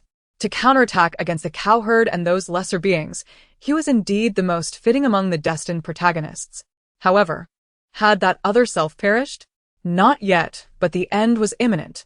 He was capable of glimpsing fragments of the future's fate, provided there were no deviations. In such circumstances, occupying his counterpart's body was feasible and bore no repercussions. Are you suggesting I soul transcend? Qilin astutely seized upon the crux of the matter, releasing a breath of relief. It seemed the weaving maiden was indeed acting with integrity. And what benefits can you offer me? Qilin cast aside any insincere pleasantries. He had come to understand that aside from those with peculiar interests, no one desired to bear the stigma of forgiveness. The more powerful individuals tended to be this way. He could not gamble on the cowherd's magnanimity. Thus, he was inclined to accept the weaving maiden's commission. Otherwise, should the cowherd attain the great Luo and be targeted by someone of that caliber, the thought alone was terrifying. Yet, he still had to demand his due rewards. To put it plainly, this matter was the weaving maiden dragging him into murky waters. She owed him. The weaving maiden did not mince words. I will grant you a significant merit, one that will save the world, ensuring that your current body can directly establish its foundation. Moreover, with merit shielding you, should anyone seek to trouble you in the future, they will think twice. That is not all. Do you know why the cowherd and his ilk venture into that world? Why? Because that world is rife with opportunities. Embryos of the river crab divine beasts, the stones used by Nuwa to mend the sky, the teachings of the primordial heavenly sovereign, and countless treasures left behind by the powerful beings standing behind those lesser folk. Whoever manages to acquire them shall possess them, and as the destined protagonist of that world, you should have the greatest chance of obtaining these fortunes. Qilin's pupils widened in astonishment before he quickly regained his composure. But these treasures are of no use to me, for my counterpart in that world will undoubtedly perish. Even if he does not die, I would still be the one to end him. Otherwise, should I assist him in achieving the great Luo, I would be assimilated by him. Qilin was not foolish. The weaving maiden smiled. The treasures I speak of are bound to a singular soul. The physical body is but a vessel. The soul, or rather the true essence, is eternal. Hence, the true divine artifacts are those that are bound to one unique soul. You still lack experience. In truth, the jade tablet, the commission letter, and the storage ring within you can all traverse alongside your soul. Qilin felt a flush of embarrassment. He had not known this. He had assumed the physical form was paramount. However, upon reflection, it made sense. Once one reached a certain realm, they could reshape their body with a mere breath. Yet, if the soul was lost, it was truly gone. Qilin, I am serious in my intent. I sincerely apologize for dragging you into this, but I shall do everything within my power to assist you. Moreover, I am not coercing you into action. In fact, I have a test for you. If you do not succeed, I will not permit you to venture into that more perilous world. Qilin was somewhat taken aback. A test? You may regard it as a commission. If you open the commission letter now, you should see many clients. The weaving maiden appeared quite familiar with Qilin's commission letter. Instead of immediately complying as the weaving maiden suggested, Qilin posed a question he had long wished to ask. Your Highness, are you also a member of the Time and Space Administration? Naturally. When I ascended to the Great Luo, I received assistance from a divine artifact left by Nuwa in that world. After achieving the Great Luo, I joined the Time and Space Administration and became a general under the goddess. My identification number is 28, code name Your Highness. Qilin was taken aback. The weaving maiden had already attained the Great Luo, yet her number was only 28. It appeared the Time and Space Administration was even more formidable than he had imagined. Nonetheless, the thicker the thigh, the better. This was fortuitous for him. Having learned that the weaving maiden was indeed a member of the Time and Space Administration, Qilin felt a sense of relief. With the primordial heavenly sovereign and Nuwa overseeing affairs, the members of the Time and Space Administration would not dare to harm one another. He swiftly opened the victim's commission from various realms, only to hear the weaving maiden instruct him, flip to the next page. Qilin complied, only to be astounded. He saw billions of commissions, all pleading for one thing, save the Earth. Qilin was utterly bewildered. What is this situation? After examining the details, he found himself at a loss for words. It turned out that in a parallel world, a fellow had traversed to a realm remarkably similar to Earth in many respects, with technology even more advanced, yet lacking in the entertainment industry. Strangely, there was no piracy in that world. Qilin could only express his disbelief. This was reminiscent of the worlds depicted in novels on Qidian. Such an illogical premise truly existed. After acclimating to this world, the individual embarked on a literary appropriation venture. However, the trajectory of the plot diverged completely from that of typical appropriation stories. He tried to replicate battle through the heavens, aiming for instant fame, only to be ridiculed as foolish. He attempted to emulate the works of Jin Yong and Gulong, but that world lacked the cultural foundation for martial arts, resulting in a calamitous failure. With no other recourse, he turned to the four great classics, but in a modern world, where could classical Chinese literature thrive? Undeterred, he plunged into the entertainment industry, beginning to copy songs, which finally garnered him a modicum of success, for good music is seldom overlooked. After earning some money, his ambitions reignited, and he ventured into filmmaking. He attempted to recreate the television and film hits from Earth, yet Journey to the West, Dream of the Red Chamber, The Lord of the Rings, The Shawshank Redemption, and The Avengers all flopped spectacularly, leaving him questioning his very existence. Qilin could hardly bear to witness this. The folly of this individual was astounding. Did he truly believe that merely transplanting these classic films would guarantee success? Perhaps he had been too influenced by the appropriation novels on Qidian? Ultimately, this individual amassed debts exceeding tens of millions and, due to his often ill-timed remarks, drew attention, leading to the revelation that he was a traveler from Earth. In that world, technology had advanced 50 years beyond Earth, leading to the construction of spaceships based on his guidance, which subsequently descended upon Earth and enslaved its inhabitants. One traveler had precipitated the downfall of the entire planet. Qilin's perception of these lesser beings was forever altered. Their intelligence truly knew no bounds. Chapter 46. The Irate Rabbit, Your Highness, since that Earth has already fallen. Taking on these commissions will not save it, remarked Qilin, somewhat perplexed. The Weaver Maiden elucidated, the commission of victims from all realms can traverse both space and time. Unless it pertains to a higher dimension such as the celestial realm, you can alter the timeline of a lower realm like Earth. Is there any issue with that? I recall contemplating altering the timeline of the Republic of China, only to be chastised by the great sage. Qilin had quite a good memory. The Weaver Maiden patiently explained, the situation of the Republic is different. The river crab divine beast maintains the normal trajectory of the heavenly Tao. However, deviations caused by certain traversers and reincarnators are precisely what the river crab divine beast seeks to rectify. By undertaking this task, you may, in a sense, earn the favor of the river crab divine beast. This was certainly a revelation for Qilin. The fall of this Earth was instigated by those traversing miscreants, which disrupted the normal trajectory of the heavenly Tao. Therefore, if he resolved this issue, he would be seen as a benefactor restoring order, and the river crab divine beast would not hold him accountable. Rather, the heavenly Tao might even express gratitude. Moreover, should he truly accept the commissions of billions of individuals, the Weaver Maiden asserted that advancement to foundational establishment would not merely be a dream. In fact, direct ascension to Golden Core could very well be within reach. Qilin was taken aback as the Weaver Maiden presented him with yet another astonishing surprise. If the parallel world Earth were to fall, the powerful beings emerging from it would be incensed and would annihilate the planet, enslaving Earth. Thus, if the current trajectory continued, both planets would ultimately face destruction. A scenario that those malevolent beings eagerly anticipated. Hence, if you could avert this calamity, you would be saving not just one world. Qilin hastily flipped through the documents, and indeed found the pleas of billions from another world. They were beseeching him to nullify the decision enslaving Earth. To go against the heavens demands a price, and they had come to regret their choices.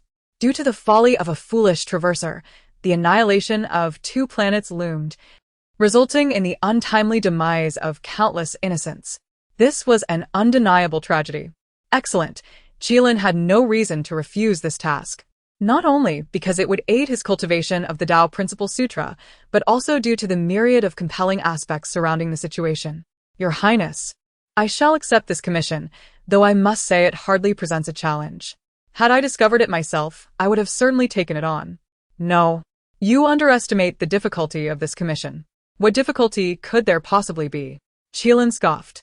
Is it not merely a foolish literary plagiarist? In his mind, he would simply locate the individual and eliminate him. Such a simpleton only served to pollute the air. Yet the Weaver Maiden, with a smile, uttered a significant statement. The one who discovered that person is a traverser himself, the cowherd of that world. Qilin frowned. The Weaver Maiden had previously explained that prior to achieving the Great Tao, many worlds would harbor another version of oneself. Only upon attaining the Great Tao could one become singular across all realms. The cowherd had not yet reached that level, so it was not surprising that he existed in that world. However, being the one who discovered the traverser complicated matters. Was someone protecting the cowherd? No. The cowherd wielded considerable influence in that world, having orchestrated the descent to Earth. Thus, to alter the fate of the two planets, he would need to confront him. This was, in truth, the Weaver Maiden's true test for him. If he could not handle even the cowherd of this world, there would be no reason for Qilin to venture into the most perilous realm to meet his demise. Qilin did not ponder long. Regardless of the cowherd or the Weaver, the combined population of these two planets exceeded 100 billion. For the sake of justice, he could not bear the thought of so many lives lost due to one fool's actions. Personally, assisting these billions in fulfilling their commissions would yield a significant amount of experience points. Surely, his cultivation would ascend rapidly. Anyone obstructing Qilin's advancement would be deemed an enemy. The Weaver Maiden was quite pleased with Qilin's attitude. Excellent, Qilin. I have great faith in you, and hope you will not disappoint me. I await your triumphant return. Your Highness, simply watch over my body. I wish to familiarize myself with the soul transmigration process in advance. Of course, I recommend that you prepare thoroughly. It is wise to be cautious. Additionally, I can upgrade your storage ring free of charge. Qilin rejoiced. I am most grateful, Your Highness.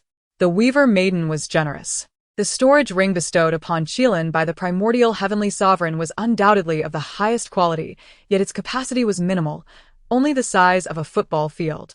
The Weaver Maiden directly expanded its space tenfold. If you require more, it can be arranged, though I would need to make some sacrifices. I believe this space should suffice for your needs, yes? She inquired. Qilin nodded. Certainly sufficient. Your Highness is truly a person of great resolve. Do not flatter me. This is merely a transaction. I never shortchange others. Furthermore, allow me to remind you that the technology in that world is highly advanced, at least 50 years ahead of Earth. At that moment, Qilin had not fully grasped the implications of the Weaver Maiden's words. However, upon opening his eyes, he instantly understood what it meant for technology to surpass Earth's advancements by 50 years. He found himself aboard a spacecraft, a manned space shuttle. Astonishingly, this vessel was intended for lunar tourism for the inhabitants of that world. Goodness, do you think the moon goddess is aware of this? In Earth, Qilin had heard of private lunar travel plans, but those were offered only to the wealthiest elites, costing hundreds of millions for a single trip, and had yet to be realized before his traversing. However, in this world, reaching the moon was quite ordinary, with expenses merely amounting to 10,000 yuan. Indeed, it was a world where technology was 50 years ahead of Earth, and Qilin was duly impressed. Nevertheless, no matter how advanced the technology, he first needed to assimilate the memories of this body. Just as Qilin began to absorb these memories, a small rabbit appeared on the moon. The little rabbit was undeniably adorable, but when it began to speak to itself, the cuteness dissipated, replaced by an aura of menace. The irate rabbit paced furiously, exclaiming, "Damn those fools who come to the moon for leisure, treating it as their backyard. Each visit disrupts my meditation, nearly driving me to madness. This grudge shall not go unavenged. My master insists I endure, but those foolish humans are practically defecating on my head. I can no longer tolerate this. I may seem docile, but they mistake me for a sickly cat. Today, I shall make it clear that the moon has an owner, and they must leave." With an imposing gait, the rabbit approached the descending spacecraft, its red eyes glinting with a dangerous light. Chapter 47. The Commission from Chang. Upon receiving the memories of the original body, Qilin found himself utterly unable to remain composed. This world was entirely unlike what he had envisioned. Initially, the trajectory of this world mirrored that of Earth, with a history that bore striking similarities. However, 50 years ago, a series of unforeseen events transpired. That year, the tomb of Qin Shi Huang underwent a mysterious transformation, which remains closed to the public to this day. Following this incident, the Celestial Empire swiftly regained its footing, rapidly enhancing its national strength, which continues to flourish to this day. Coincidentally, in the external world, the remnants of the Atlantis civilization were uncovered, prompting immediate lockdowns by various Western nations. At that time, the Celestial Empire was far from its current formidable state and, preoccupied with the anomalies surrounding the Qin Shi Huang tomb, did not involve itself in these matters. In the same year, divine sounds resonated within the Vatican, while within the homeland, there were credible claims of sightings of extraterrestrial beings. Today, all these events have become semi-public secrets. 50 years ago marked a pivotal juncture, after which humanity seemed to have collectively taken a significant leap forward. Qilin could easily surmise that there must be a conspiracy at play. The peril of this world had suddenly escalated dramatically. What was that foolish individual thinking when he chose to traverse such a world? Did he possess no ambition or intellect? Nonetheless, setting such thoughts aside, the primordial celestial master had once informed him that the host body selected through the commission would either be on the verge of death or inherently wicked, thereby minimizing the impact on others and the world. He was here to perform good deeds, not to take lives, and thus could not unjustly occupy another's body. From the memories he inherited, it appeared that this body had not committed any heinous acts, but was indeed nearing death. Interestingly, the original owner also bore the name Qilin, yet unlike him, the original's family was quite ordinary, featuring a pair of loving and supportive parents, both military personnel, and a caring sister named Qilin. Qilin had always excelled beyond his sibling, yet their bond remained remarkably close. For his sake, Qilin had forsaken numerous opportunities, leaving the original feeling indebted to his sister. Qin Feng had set his sights on the original. However, the original had little regard for Qin Feng and harbored hostility towards any male who approached Qilin, save for their father. Consequently, Qin Feng found himself rebuffed once more, inciting the ire of the domineering CEO. This unfortunate turn of events heralded a streak of misfortune for the original, who, with a strong aversion to evil, had accumulated many enemies. Unbeknownst to him, he was covertly schemed against, resulting in poisoning, one that was deemed incurable. Recently, Qilin had been preoccupied with a significant matter and could not afford distractions. The original, wishing to spare his sister and parents from worry, opted to embark on a journey to the moon, hoping to pass away quietly.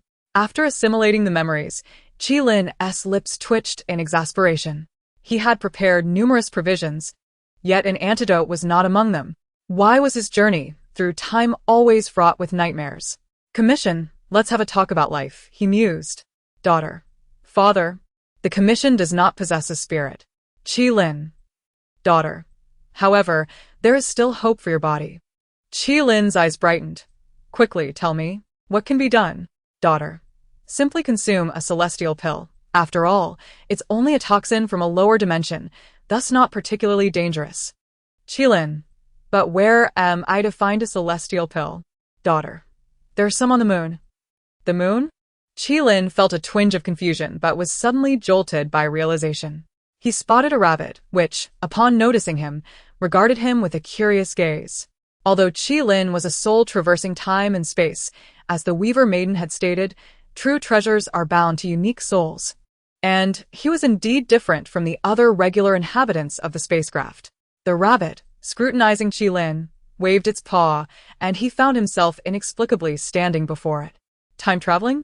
This was an extraordinary creature. Fortunately, Qilin's mental fortitude had significantly strengthened, allowing him to maintain composure. Are you a Qi practitioner, capable of seeing me? The rabbit inquired, tilting its head with an inquisitive glint in its red eyes. Ordinary folk could not perceive it. Qilin widened his eyes. The jade rabbit? The only rabbit he could associate with the moon was indeed the jade rabbit. In fact, he was not mistaken. The rabbit's crimson eyes suddenly emitted two beams of red light, directly illuminating Qilin. He felt no sense of threat, yet moments later, the rabbit returned to its usual demeanor, nodding with an air of antiquity. I see, Qi Lin, a newly inducted member of the Time-Space Management Bureau, codenamed Lawyer, frequently accepting commissions from others. Qi Lin. Why is it that in the novels I've read, deities are so foolish, while the ones I encounter are so remarkable? There are no secrets before them. Suddenly, the jade rabbit inched closer to Qi Lin, exclaiming, Qi Lin, help me with a task, and I shall reward you with a set of my master's intimate garments. What say you? Qi Lin. What is this red substance flowing? Is that blood? MMP, Jade Rabbit. Are you this impressive? Does your master know? As it turned out, the master was well aware. Just as the rabbit finished speaking, Qi Lin witnessed a jade hand emerge from the void, seizing the rabbit by the ear and twisting it mercilessly. The rabbit let out a series of pitiful cries. In the next moment, Qi Lin found himself once again in a shifting realm, appearing within a serene palace. Before him stood a celestial maiden who utterly redefined his perception of beauty. She was even more stunning than the Weaver Maiden had been. Yet this was to be expected, for she was none other than Chang'e herself. However, the aura she exuded was somewhat different from what he had imagined. At that moment, she was viciously reprimanding the Jade Rabbit. The rabbit's cries were harrowing. One might genuinely believe it was on the brink of death. After venting her frustrations upon the rabbit for 3 minutes, Chang'e finally released it, conjuring a mirror to tidy her hair, her demeanor transforming into one of ethereal elegance. She turned to Qi Lin with a gentle smile. Please forgive my earlier display. Qi Lin. I nearly thought that was a mere illusion. I see that your physical condition is not optimal. How about this? I shall provide you with a celestial pill in exchange for assistance with my lunar troubles. I reside on the moon, and I have been quite troubled by your incessant visits. Chang'e spoke with a tranquil tone, yet Qi Lin felt an inexplicable sense of disappointment. It seemed that the Jade Rabbit's proposition had been far more enticing. At that moment, Qi Lin heard Chang'e speak once more. The last individual who sought to exploit my master was Hou. He met his demise shortly thereafter. Qi Lin erupted into a fit of coughing. You are remarkable. I, Qi Ri Tian, concede. Chapter 48. The emergence of the eccentric rabbit. Qi Lin engaged in a conversation with Chang'e, refining his worldview in the process. He discovered that the moon was far more expansive than he had previously imagined. As the supreme celestial body, the moon cast its radiance across myriad realms, with only a select few worlds remaining untouched by its luminescence. Long ago, the moon served as the celestial palace of the fairy Chang'e. However, as certain worlds advanced in technology and celestial arts, disturbances to Chang'e's tranquil existence became increasingly frequent. The practitioners seeking enlightenment were a minor nuisance. Few would dare provoke a widow of her renown, who had resided on the moon for countless years. The genuine trouble arose from those who aspired to ascend the technological hierarchy. Chang'e found herself caught in a dilemma. Chastising them would diminish her own stature, yet allowing them to intrude upon her domain was equally vexing. Over time, not only did the Jade Rabbit grow irritated, but Chang'e herself became increasingly despondent. She had taken matters into her own hands in other worlds, sought assistance in some, yet remained uncertain about this one, until Qi Lin's arrival. Chang'e expressed her thoughts succinctly. Qi Lin felt an uncanny coincidence, yet found no valid reason to decline. Since the fairy had spoken, he would certainly endeavor to fulfill her request. He merely wondered to what extent she desired him to act. There were numerous methods to ensure that the inhabitants of this world refrained from visiting the moon, contingent upon Chang'e's disposition. To Qi Lin's surprise, Chang'e exhibited a degree of leniency. As long as they stayed away from the moon, the specifics were left to his discretion. She adopted a nonchalant demeanor, stating, I am a reasonable being. I do not engage in the harassment of mortals. Yet I cannot allow others to bully me either. This is only fair, is it not? Indeed, fair it was, even if it were not.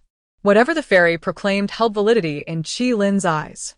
He recognized that principles paled in comparison to life itself, particularly as Chang'e had a point. Qi Lin utilized his mental faculties to access the commission within his mind, and there it was, Chang'e's request. He accepted it without hesitation, and she subsequently bestowed upon him a medicinal pill. Consume this, and your body shall be restored, Chang'e remarked coolly. However, your fate in this world is fraught with challenges. Your actions tend to be overly impulsive. Even if you save him this time, once you depart, he will inevitably attract the ire of the river crab divine beast, making a peaceful end to his life unlikely. The original protagonist was a paragon of justice, unwavering in his principles, confronting those he deemed morally deficient without regard for consequences. Yet in this era, stability reigned supreme. Those who spoke the truth often faced repercussions, and such individuals were not favored by the river crab divine beast. Chang'e's words struck Qilin as peculiar. Fairy, do you mean that this Qilin is essentially myself in this world? Did you not know? Chang'e was taken aback. I assumed you were already aware. Qilin had only just grasped this revelation. He had known that the cowhood was called Qin Feng in this world, but had never anticipated that he himself was Qilin. It appeared that Ji Nu had gone to great lengths to bring him here, and he and Qin Feng had been at odds since the very beginning. Thank you for enlightening me, Fairy. If there are no further instructions, I shall take my leave. The chill of the Moon Palace was becoming intolerable for Qilin. Furthermore, he found it challenging to suppress other thoughts in Chang'e's presence. However, should those thoughts arise, she would undoubtedly become aware of them. I shall not disappoint you, Fairy. Qilin vowed, fully aware of his duty. From every conceivable angle, he sensed that Chang'e was a more formidable presence than Ji Nu. Such an entity was not someone he could afford to offend. Once outside the Moon Palace, he promptly consumed the medicinal pill. Harboring no doubts about Chang'e's integrity, she was far too preoccupied for deception. Yet almost immediately his body went rigid, not due to any flaw in the pill, but because he beheld a rotund rabbit before him. The rabbit waved its diminutive paws, adorned with a white garment. Qilin, take me to your world, and I shall gift you this. Qilin's heart raced, not from excitement, but from dread. Oh, dear rabbit, do not bring me misfortune. If Chang'e discovers this, will she not silence me? Fortunately, Chang'e remained oblivious. Lying on her jade bed, she observed a virtual screen displaying Ji Nu's silhouette. Shinu, ihan counsel Qilin. What are your impressions? For now, nothing significant. Our interactions have been too few, though I have detected some flaws, his lewd thoughts about me, for instance. Ji Nu stifled a laugh. Sister, your beauty is renowned across the realms. It is indeed peculiar if he harbors no thoughts. Chang'e graciously acknowledged this. Is it true that you place all your hopes upon him? He is indeed the most suitable candidate. At times I envy you, sister. You ended Ho-E swiftly and decisively. I wish to eliminate the cowherd, yet so many obstruct my path, leaving me to rely on Qilin.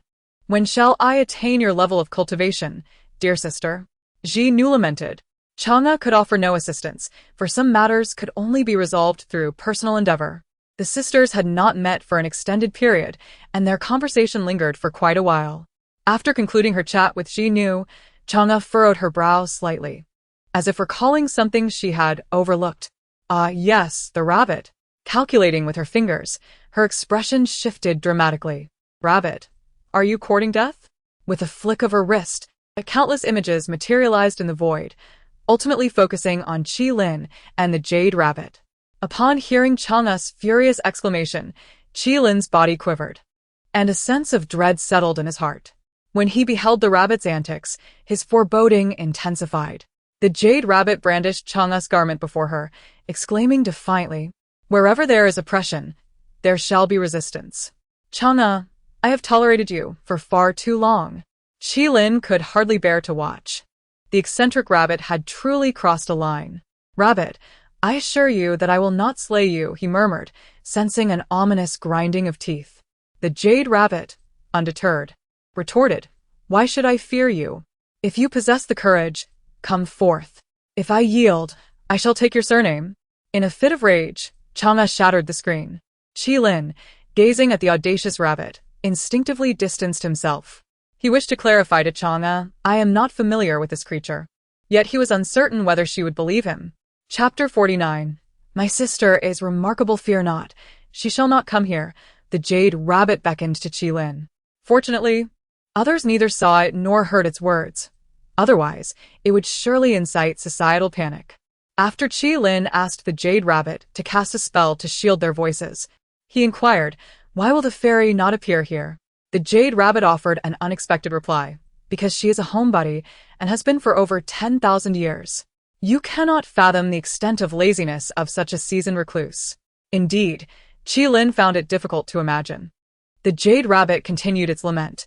In the palace of eternal cold, I served as her caretaker, handling all the dirty and laborious tasks while she merely needed to maintain her beauty. She is undeniably beautiful, Qilin acknowledged. Chang'e's beauty was an indisputable splendor that transcended gender, commanding admiration from all. It was beauty that reached an extraordinary realm, leaving Qilin reluctant to linger in the palace of eternal cold. However, it was evident that such beauty held little allure for a mother rabbit. It scoffed. What use is beauty? She remains a 1,000-year-old singleton. After finally encountering someone bold enough to pursue her, Hou-yi, she struck him down with a single blow.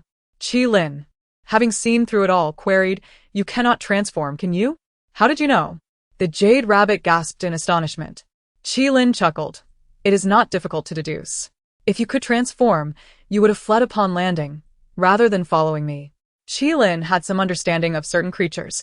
The realm of demons was peculiar, as the strongest and weakest found it challenging to take human form, while those in between had the easiest time. Of course, there were those cursed or bound by restrictions, making transformation even more arduous. The jade rabbit huffed indignantly. "That wretched woman claimed I would be less appealing than a rabbit in human form and imposed restrictions upon me." Qilin wiped the cold sweat from his brow, realizing Chang'e was indeed capricious. While Qilin conversed with the jade rabbit, his wristwatch suddenly flickered rapidly. Though called a watch, it was essentially a phone from this world. Upon tapping it, a virtual screen materialized before him, showcasing technology that surpassed Earth's by 50 years. On the screen appeared a stunning woman, rivaling even Chang'e and Xin. Among all the women Qilin knew, she ranked third, her demeanor akin to that of Chang'e, exuding a cold, ethereal beauty like an ice mountain snow lotus. It was clear she embodied the archetype of a frosty beauty. Qilin recognized this woman as the Luo god, the original owner's secret crush, and a renowned expert in micro-expressions. The Luo god was an academic prodigy, having graduated from the youth class of Shuemu University, subsequently earning dual PhDs in psychology and law, opting to delve into the niche field of micro-expressions. Micro-expressions reveal and conceal emotions, a psychological term denoting how individuals convey their inner feelings through facial expressions, often leaking additional information. Initially, many lamented her choice. Yet the Luo god soon produced remarkable results. With her expertise in micro-expressions, she developed an extraordinary ability to detect lies, achieving an accuracy that far surpassed polygraphs. Today, The Luo god was a sought-after guest in various corporations, with her words often determining multi-million yuan deals. Moreover, she had established close ties with law enforcement and the military. This young, beautiful, and exceptionally talented woman was referred to as the goddess in elite circles, wielding influence beyond ordinary comprehension. The original owner was a college classmate of the Luo god's brother, Woyang, who had harbored feelings for her. After graduation, the original owner joined her company at the Luo god's invitation and was now an employee. Thus, Qilin was unsurprised to see her appear. However, the expression on the Luo goddess' face and her subsequent words caught him off guard. "Qilin, you're alive? Wonderful. Hurry to my house. If you don't come soon, something will happen." Qilin frowned, puzzled as to how the original owner's condition had reached her without her informing her. The typically unflappable Luo god displayed rare concern and delight. "Goddess, what is happening?" Qilin inquired, addressing the Luo god as he often did. "There's no time to explain. Never mind. Don't come to my house. I've pinpointed your location. Stay put, I'll find you shortly." The Luo god arrived swiftly.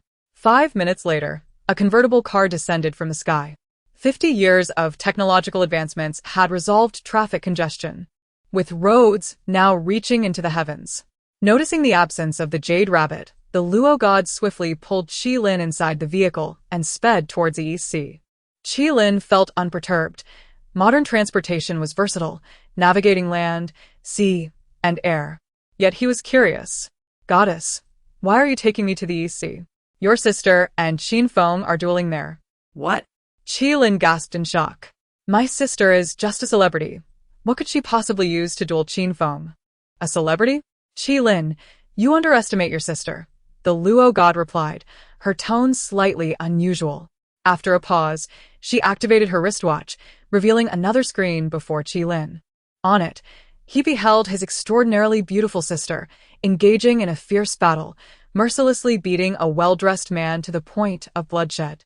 This was no duel. It was a one-sided assault. A crowd had gathered, yet none dared intervene. Qilin's eyes widened in disbelief. The original owner had no recollection of such events. What kind of world was this? What was Qilin's true situation? The Luo god offered a brief explanation. 50 years ago, the world underwent a transformation, awakening individuals with extraordinary abilities. These abilities are categorized into 5 ranks: D, C, B, A, and S, with those above these ranks referred to as kings. There are 4 ability kings in Huaxia. Your sister is one, and Qin Feng is another.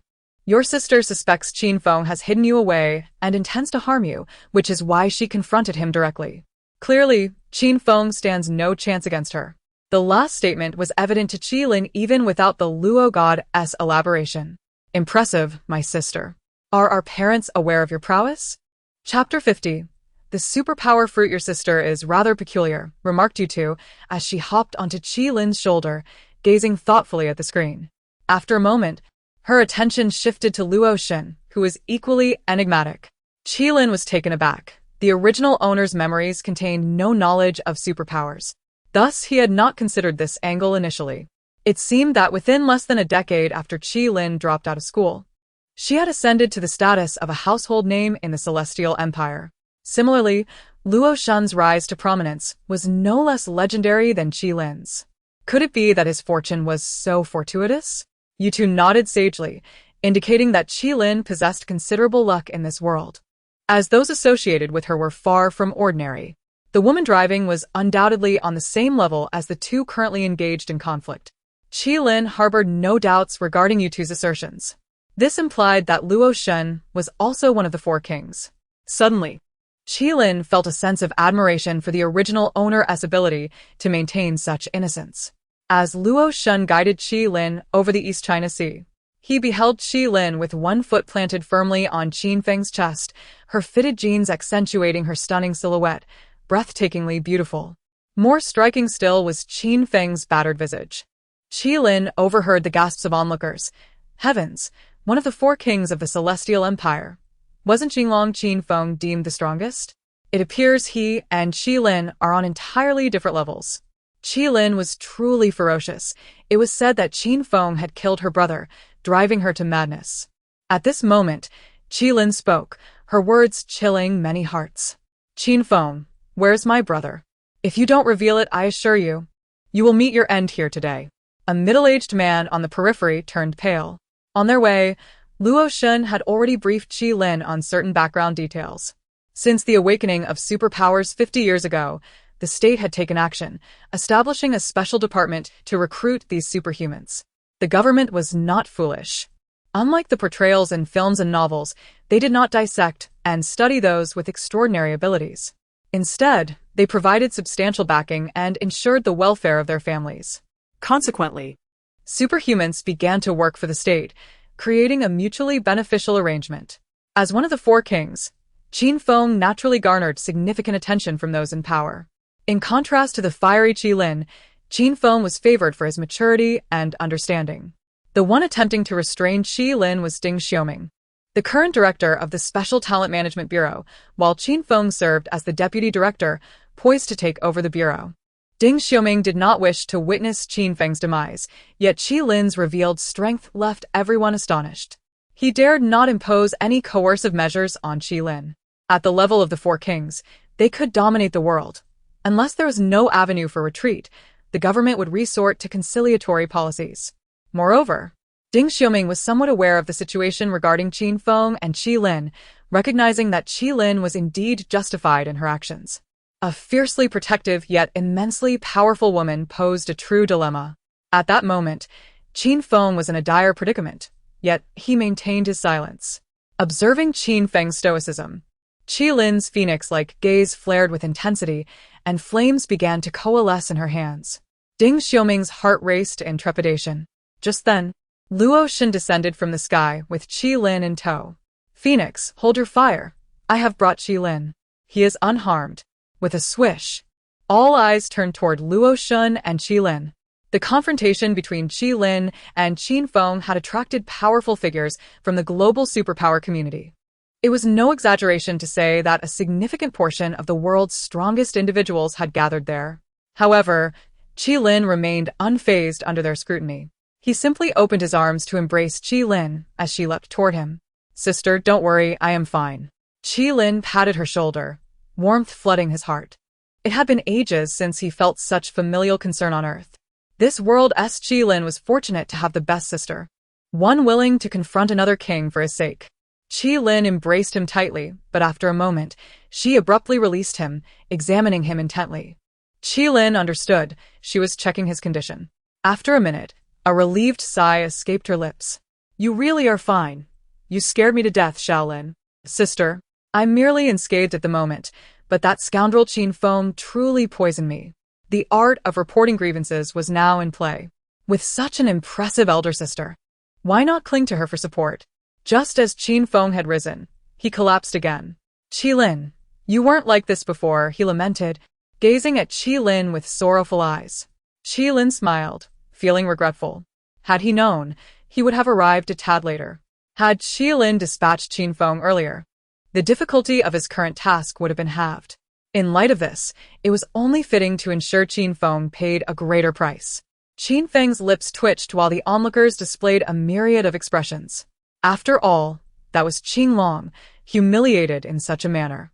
Qin Feng, tell me, how will you compensate for my brother's loss? The moment Qi Lin spoke, Qin Feng felt a surge of frustration, wishing to spit blood.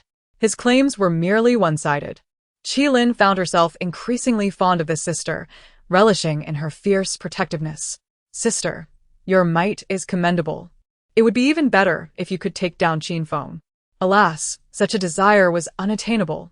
Upon Qi Lin's appearance, Ding Xiaoming exhaled in relief. Hastily approaching Qi Lin to promise, Lin, I will give you the superpower fruit that was prepared as a reward for Qin Feng as an apology gift. Please, do not trouble Xiao Qin further. Qi Lin immediately sensed the heavy breaths in the surroundings upon Ding Xiaoming's mention of the superpower fruit. Qin Feng struggled violently. Director Ding, that is out of the question. I earned that after 2 years of missions. Qi Lin delivered another fierce kick. Qi Lin acted decisively, leaving no room for Ding Xiaoming to backtrack. On the way back, Qi Lin learned the true nature of the superpower fruit. Aptly named, consuming it would grant superpowers, a treasure that had emerged 50 years ago. However, they were exceedingly rare, each valued beyond measure. Moreover, if a naturally awakened superhuman consumed the fruit, they would undoubtedly acquire dual superpowers. Yet Qi Lin sought it not for herself, but for Qi Lin. A tinge of jealousy began to surface within Qi Lin for the original owner. He truly had a remarkable sister. Chapter 51. The blessing of your presence in the Special Talent Management Bureau.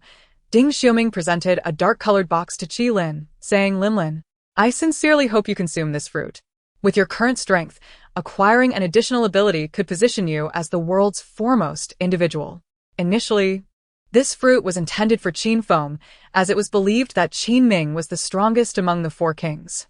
However, Qi Lin's astonishing performance in battle surpassed that of Qin Feng. Ding Xiaoming, a competent bureau chief, acknowledged that while Qi Lin's fiery temperament was less obedient than Qin Feng's, he was not averse to her becoming even stronger.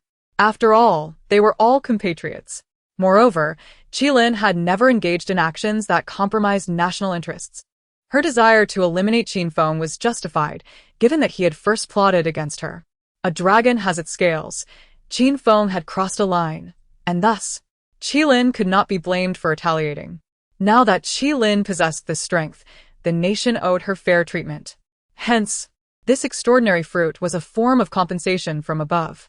Qi Lin accepted the box and replied, Director Ding, since this fruit is now mine, I shall handle it as I see fit. Ding Xiaoming smiled wryly, approached Qi Lin, and patted her shoulder, sighing, Child, you are truly fortunate. Qi Lin felt the same sentiment. The original owner had indeed been blessed by fortune. Since her sister had made up her mind, there was no need to dissuade her. However, she emphasized, after you consume the extraordinary fruit, remember to come back here to file a report. If the resulting ability is formidable, you may also join the Special Talent Management Bureau, directly under your sister's leadership. Qilin nodded. I will heed my sister's counsel. After a pause, Qilin earnestly stated to Ding Xiuming, Director Ding, I will encourage my sister to consume this fruit. Ding Xiuming's eyes brightened as he regarded Qilin seriously before bursting into laughter. No wonder your sister treats you so well. You are indeed a good child. Qilin playfully swatted Qilin's head, admonishing, 3 days without a beating and you dare defy me now. Sister, are you envious of my superiority? Qilin retorted angrily. Qilin chuckled, indeed. Qilin pondered, what if I cannot defeat my sister? Qilin nonchalantly nodded and ushered Qilin into her vehicle, driving directly onto the balcony of her opulent residence in the capital. Qilin experienced the conveniences of futuristic technology.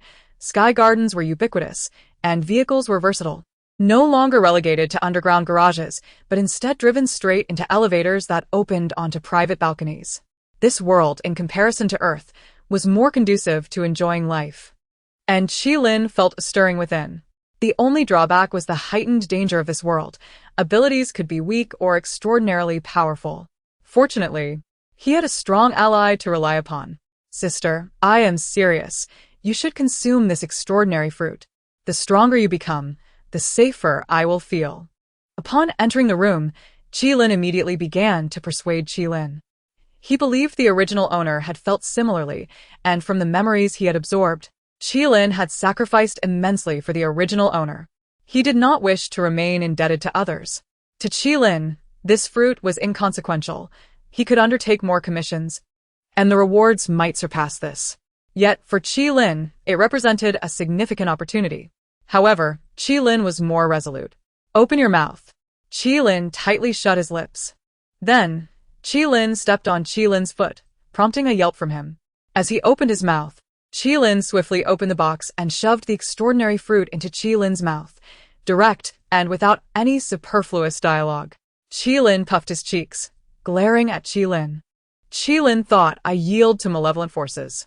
He believed Qilin was genuinely bold enough to do so, disregarding his opinion.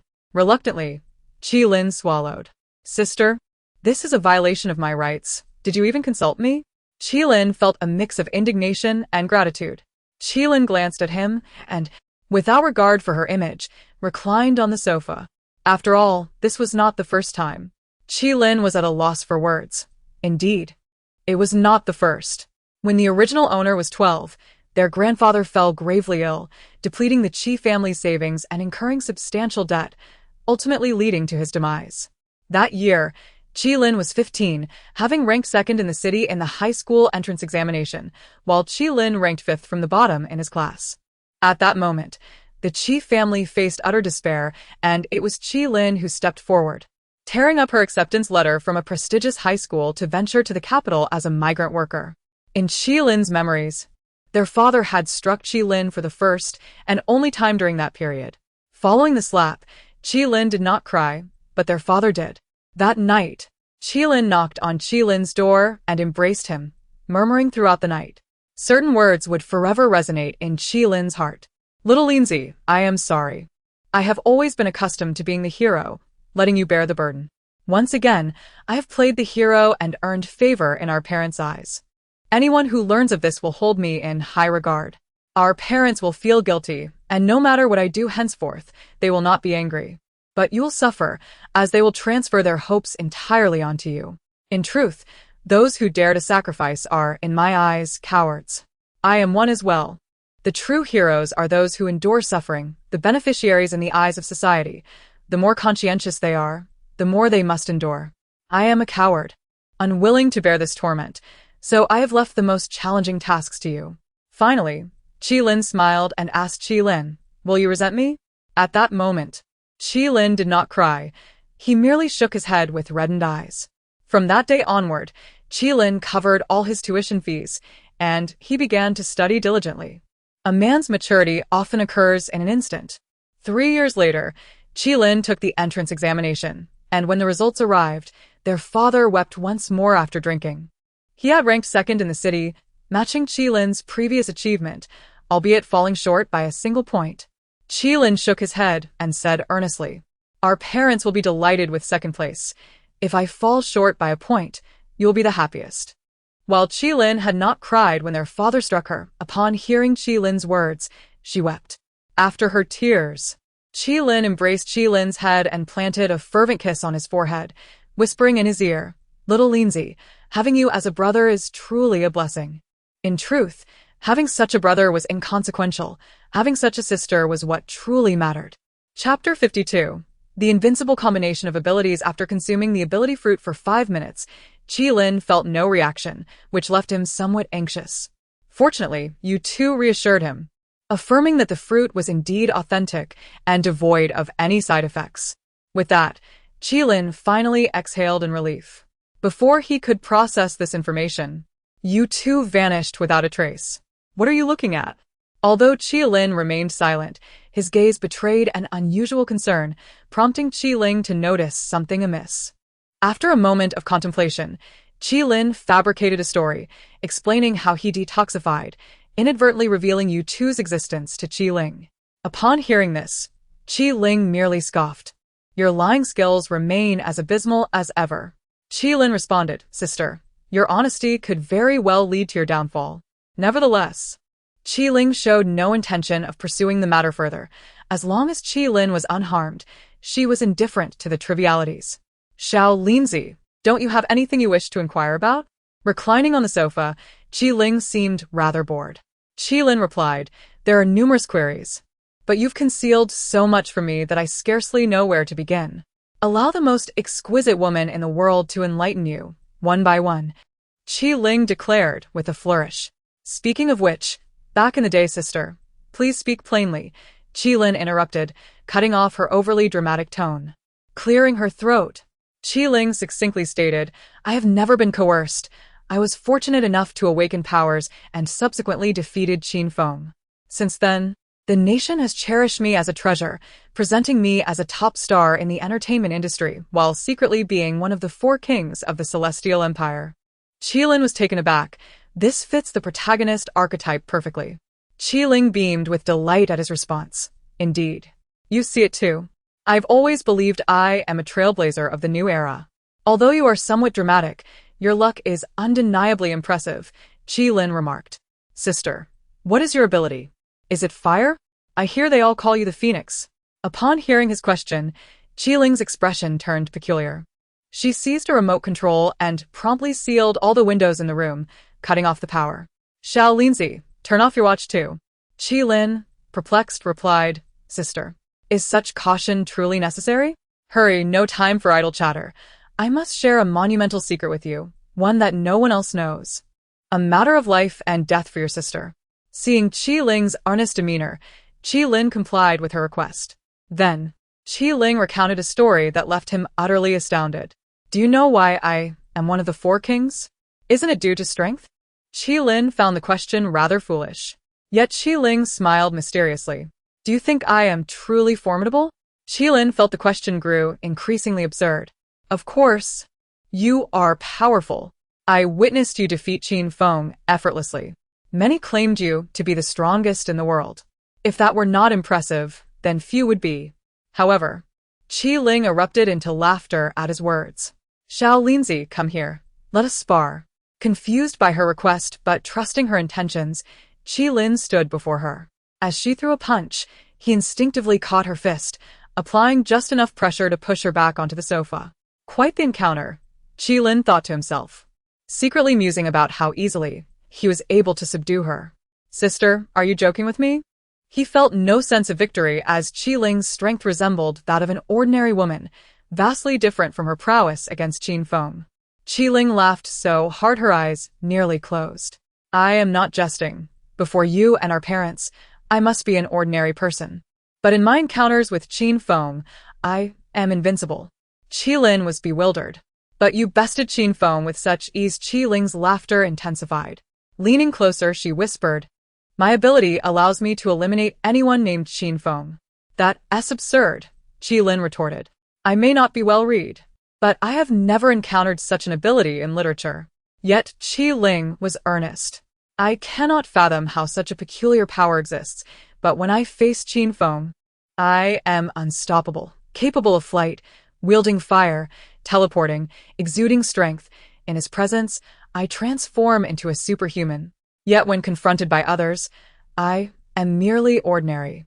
Over the years, I have relied on acting to maintain my facade. I have only fought twice, both against Qin Feng. His fierce reputation keeps others at bay. This is my closely guarded secret, Xiao Linzi. From now on, your sister's safety depends on you. She winked playfully at him. Qilin felt a whirlwind of emotions. If this were a novel, he would berate the author for their lack of creativity. How could such an ability exist? Yet he found it hard to believe Qi would deceive him. Sister, you are truly remarkable. It seems being a professional actress allows for such manipulation. Absolutely. Your sister is a powerhouse in the idol industry. Qi boasted without a hint of modesty. By the way, Xiao Linzi, why does your expression appear so peculiar? Qi noticed the sudden shift in Qilin's demeanor. She shifted slightly, and Qilin remained unresponsive. What is this expression? Sister, I believe I have sensed my ability. Qilin had just received feedback from within. Really? Quickly, tell me what it is. Qi exclaimed with delight. Qilin's expression grew increasingly odd. I can rename anyone, delving deep into their soul. Qi was taken aback. What a frivolous skill. It possesses no lethal potential. Yet 3 seconds later, she let out a shriek. Xiao Linzi, I adore you. She was capable of eliminating all individuals named Qin Feng, while Qilin could rename anyone. Chapter 53. The Ultimatum to World Leaders, Xiao Linzi. Do you think we should rule the world? Please don't be so naive, sister. That would exhaust us. And we would easily attract the attention of the river crab divine beast. What is this river crab divine beast? A formidable creature that could turn us to dust. Then go and rename it. Qilin now possessed a sense of confidence, as if with her brother by her side, she could conquer the world. However, Qilin expressed her concern, stating that her sister was utterly oblivious to the true nature of power. Sister, we are merely invincible among humanity. And who knows if there are limits to our strength? Qilin rolled her eyes. In this world, it is highly probable that there are no limits. After all, the 4 kings stand at the pinnacle of the supernatural realm. Otherwise, Qilin would not have been able to defeat Qin Feng, causing others to feel as if they had encountered a ghost upon seeing her. Qilin was quite obedient to Qilin's advice, and upon realizing that her brother had no intention of world domination, she sighed in disappointment. I still wish to be a queen. Qilin, I am not particularly eager to converse with my naive sister. Xiao Linzi, from now on, you shall be my personal assistant. Wherever I go, you shall follow, and you must not stray more than 10 meters from me, Qilin commanded, her tone leaving no room for dissent. Initially, she had feigned her prowess, but now, with Qilin by her side, she truly felt formidable. Of course, she could not allow Qilin to wander freely. Qilin was not keen on being her sister's assistant. It would tarnish his dignity. Sister, how about I be your lawyer instead? Being an assistant does not befit my status. What status do you possess? Qilin inquired, intrigued. Sister, if you continue this way, you will lose me, I assure you. All right, if you insist on being a lawyer, then so be it. However, once you pass the bar, I have yet to see you handle any serious matters. The original owner had studied law at Shuemu University, but after graduation, he went directly to work for Luotian, assisting her in various matters. Luotian had long been in dealings with the police, and in the process, the original owner had offended quite a few individuals. Qilin had been overly protective, causing him to become somewhat oblivious to the complexities of human relationships, fighting solely for justice, disregarding the nuances of social interactions. He confronted all manner of issues, from the Thunderbolt King to the Child Abuse Academy, charging in like a true champion of justice. Qilin felt somewhat inferior. Even if he did not replace the original owner, such behavior would inevitably lead to dire consequences. Naturally, he would not continue down that path. Safety was paramount. He would first utilize his identity as a lawyer to address certain matters, which had become a professional habit for him. Qilin engaged in lighthearted banter for several hours before she decided to retire for the night. Qilin remained awake. The content of the lawyer's letter was straightforward. The moon is the palace of the moon goddess Chang'e. Do not disturb her, lest you face the consequences. That night, countless leaders found themselves unable to sleep. Upon rising the next day, Qilin received several phone calls. The defense capabilities of the world leaders were certainly not lax. Yet they had still failed to prevent the intrusion. This was indeed alarming. As the unspoken leader of the four kings of the heavenly dynasty, Qilin found herself under intense scrutiny. Why am I so busy? Why should I even care about this? Unaware of the identity of the caller, Qilin noticed her sister's expression darkening rapidly, culminating in an expletive-laden termination of the call. Iceman, that fellow, truly believed himself to be the world's police. Just like the Hope Nation. Iceman, the sovereign of supernatural powers from the Hope Nation, could conjure ice from thin air and had once frozen half an ocean in a single battle, shaking the entire supernatural realm. In the West, he was known as the Ice Emperor, believed to surpass many other supernatural sovereigns. When Qilin fought Qinfeng, she had deliberately employed flames, earning her the moniker of Phoenix. The two had a natural counterbalance, thus their relationship was not particularly amicable. However, in the past, Qilin had refrained from confronting Iceman, but now, with her brother by her side, what was he? After learning about Iceman's situation, Qilin merely smiled and asked her sister, "Sister, shall we teach this fellow a lesson? If he doesn't recognize the gravity of the situation, we can send him to his demise. Director Ding has long wished to eliminate him." Between great nations, currents of intrigue flowed beneath the surface. The fact that Qilin had not been assassinated over the years spoke volumes about her acting skills and sheer luck. "I am going to take a shower. Xiao Linzi, I hope to see a delightful breakfast upon my return." Qilin, isn't the elder sister supposed to take care of the younger brother? That's the case for other families. Reluctantly, Qilin ventured out to procure breakfast, with the Jade Rabbit accompanying her. Qilin had now accepted the presence of the Jade Rabbit, although she remained oblivious to its true identity. On the way, the Jade Rabbit queried Qilin, "Qilin, do you truly believe your ultimatum to these world leaders will be effective?" Effective? Not in the slightest. Qilin certainly would not be so naive. People rarely shed tears until they face the grave. A lawyer's letter could only serve to heighten their vigilance. Then why should I deliver this lawyer's letter? Am I merely amusing the Rabbit Lord? The Jade Rabbit leapt 3 feet high. Qilin hurriedly reassured, "Sister Rabbit, you are a female." "Ridiculous. The Rabbit Lord is female." The Jade Rabbit corrected Qilin with gravity. "Sister Rabbit, I intend to extend courtesy before hostility. As a lawyer, it is not my style to declare war without warning." "Why is it so complicated?" "Of course, this is to ease my conscience. I have issued my ultimatum. I have been more than lenient. Should they continue to court disaster, I shall take decisive action, and they will have no one to blame but themselves." In truth, Qilin was being somewhat unreasonable. Humanity had always yearned to explore outer space, which was neither right nor wrong. However, Chang'e's desire to safeguard her territory from invasion was equally justifiable. As he had expressed, he merely required a morally sound reason to take action. It may appear pretentious, yet it is the pretentious who understand the value of dignity. Those devoid of pretentiousness, once endowed with immense power, could wreak havoc upon ordinary lives. As Qilin had anticipated, none of the world leaders accepted the threat. Rather, they hastily devised plans for the next lunar expedition. The very act of feeling threatened only fueled their belief that there were treasures to be found on the moon. However, they soon discovered that all data pertaining to space exploration had been completely erased, and every spacecraft had malfunctioned. Although this world's technology surpassed Earth's by 50 years, it still lagged billions of light-years behind the realm of immortals. For Qilin, who had mastered the highest level of celestial hacking techniques, there was no pressure whatsoever. He severed the foundation of this world's space exploration. Henceforth, any notions of exploring the moon or descending to Earth would be rendered impossible, an everlasting resolution. Chapter 54.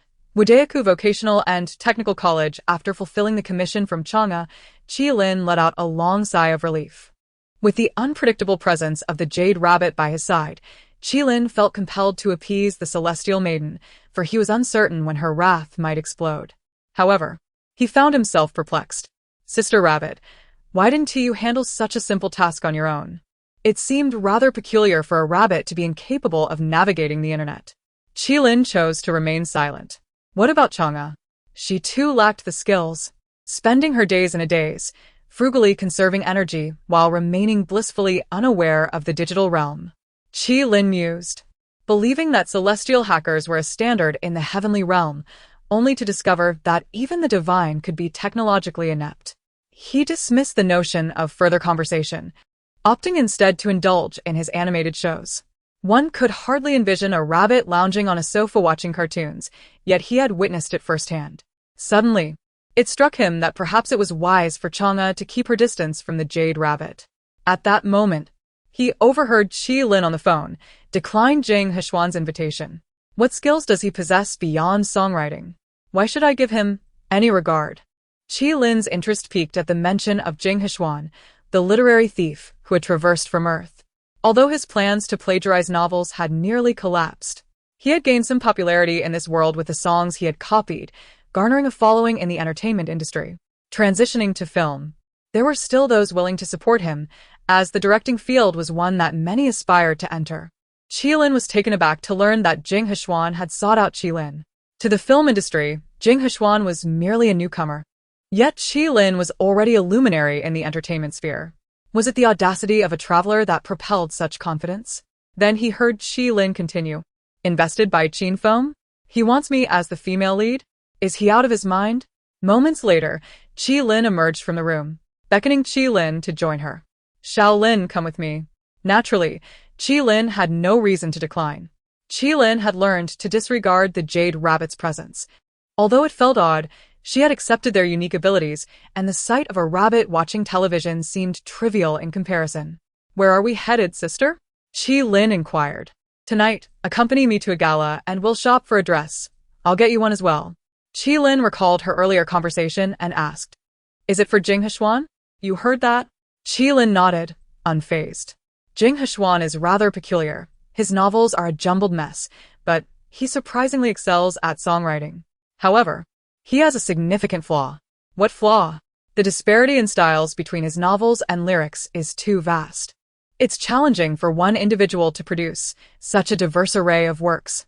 Qilin's remark ignited a sense of caution within Qilin. It appeared that these literary thieves were indeed undermining the intelligence of the world. I suspect Jing Hexuan has a ghostwriter, or perhaps there's something amiss with him.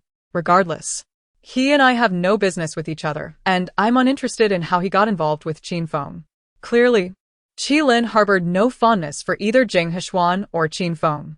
Qilin's gaze flickered with uncertainty. He was unsure whether Qin Feng had already uncovered Jing Hexuan's true nature. Regardless, he resolved to address Jing Hexuan before anything else. Allowing his presence to linger would be an affront to the original creators from Earth. What purpose did it serve if even literary thieves fell short of competence? The evening gala was resplendently adorned. Qilin encountered numerous celebrities whose faces were only familiar from the screens of television and film. As the event was hosted by the Qin dynasty, the stars were impeccably dressed, showcasing their respect for the occasion.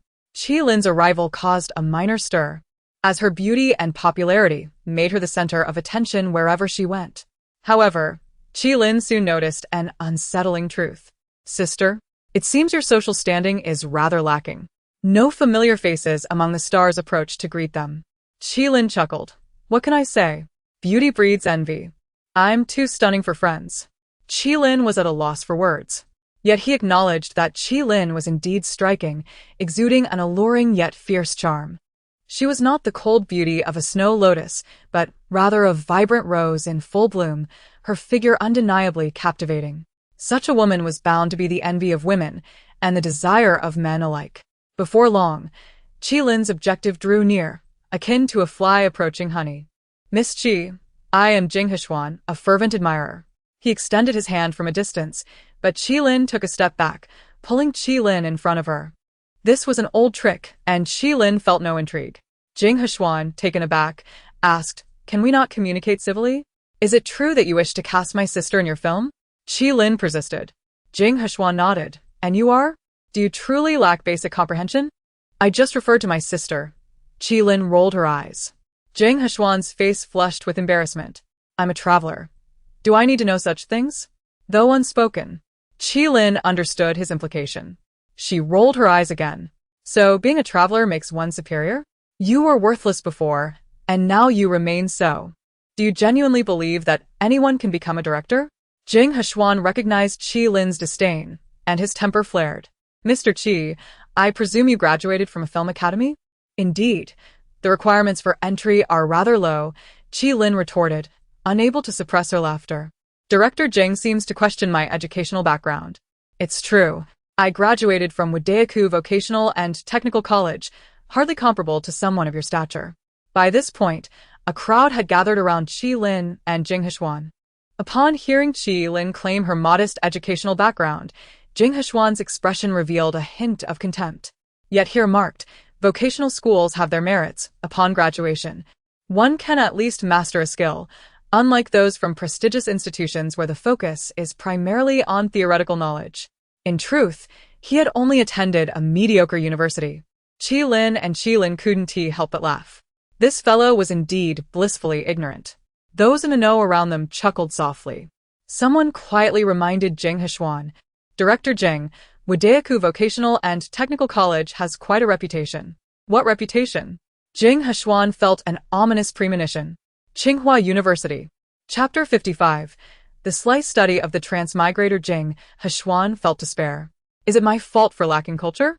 You, a graduate of Tsinghua, flaunt your credentials. What are you trying to prove? The atmosphere grew palpably awkward. Everyone knew that Jing Heshuan sought to collaborate with Qilin on a film, yet Qilin held him in disdain, showing no interest in working with him. Qin Feng, perplexed by what he saw in Jing Heshuan, meddled, leading to this ill-fated gathering. Now, it had devolved into utter embarrassment. Jing Heshuan opted for a hasty retreat. Excuse me, I need to use the restroom. As he left the crowd, he could still feel the scornful gazes upon him. In the entertainment industry, most individuals possess minimal academic qualifications. Qilin watched Jing Heshuan depart, her eyes flickering as she pulled Qilin into a secluded corner, quietly attaching a small device to her ear. A listening device? You placed it on Jing Heshuan? Qilin deduced the purpose behind Qilin's actions upon seeing the gadget. Qilin smiled, neither confirming nor denying. Sister, there may be intriguing revelations ahead. Based on Qilin's speculation, Qin Feng's engagement with Jing Heshuan must have unearthed something significant. Otherwise, given his stature, he would never deign to invest in Jing Heshuan's film. Did he truly believe that being a transmigrator would earn him respect?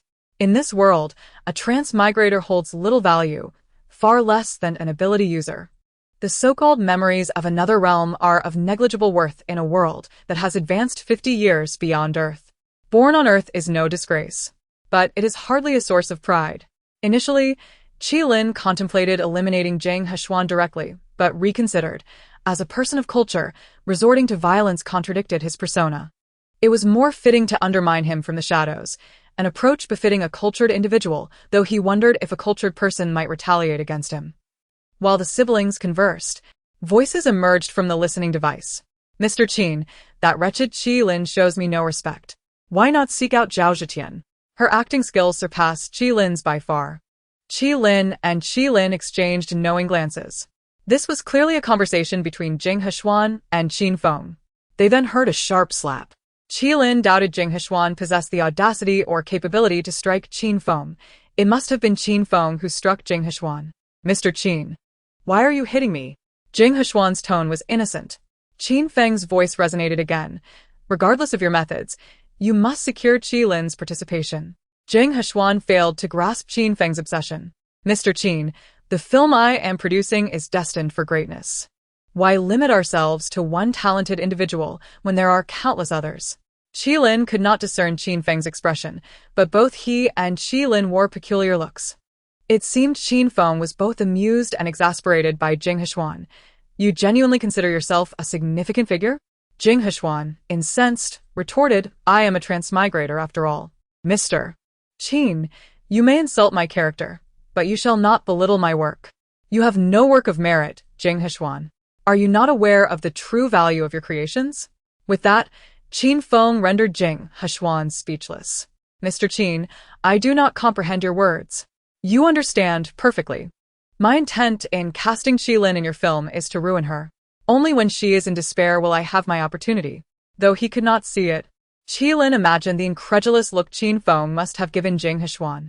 Their conversation ended on a sour note.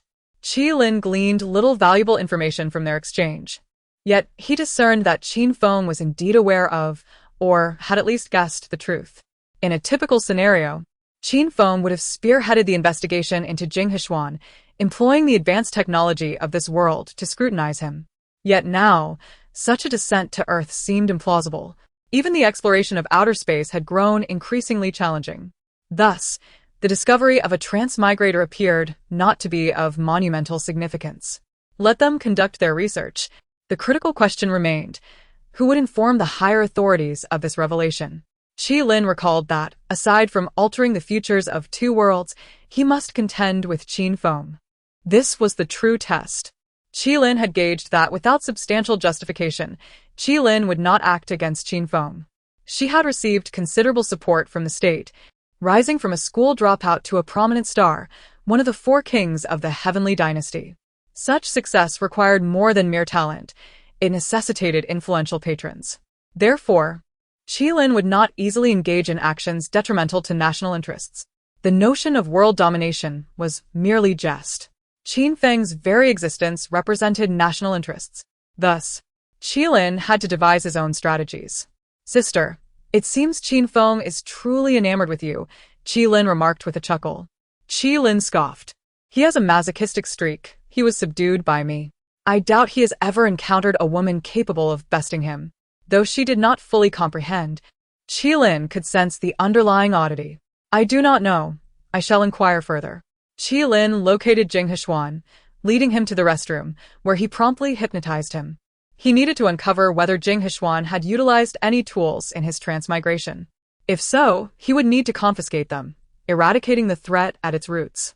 Fortunately, the literary talents Jing Heshuan possessed were rather rudimentary and did not involve any transcendent apparatus. Qilin felt reassured. Jing Heshuan's only advantage was his remarkable memory of Earth's artistic works, which Qilin held no covetousness for. A rather trivial advantage. He swiftly rendered Jing Heshuan unconscious, transporting him to Qilin's vehicle before calling her. Sister, do not linger inside. We are headed to the Special Talent Management Bureau. What for? We are to undertake a rather intriguing endeavor, sister. Do not blame me for not forewarning you. An hour later, at the Special Talent Management Bureau, the most powerful figures of the Heavenly Dynasty gathered. Yet Qilin and his sister found themselves at the epicenter. Qilin engaged in jovial conversation with those around him. At that moment, a figure clad in a white lab coat emerged from within. Doctor, what is the situation? He is truly not of our world. He hails from a place called Earth. Boom. The Special Talent Management Bureau erupted in commotion. A leader often seen on the news patted Qilin on the shoulder, grinning. Little Qi, you have accomplished a great feat, Grandpa Jiang.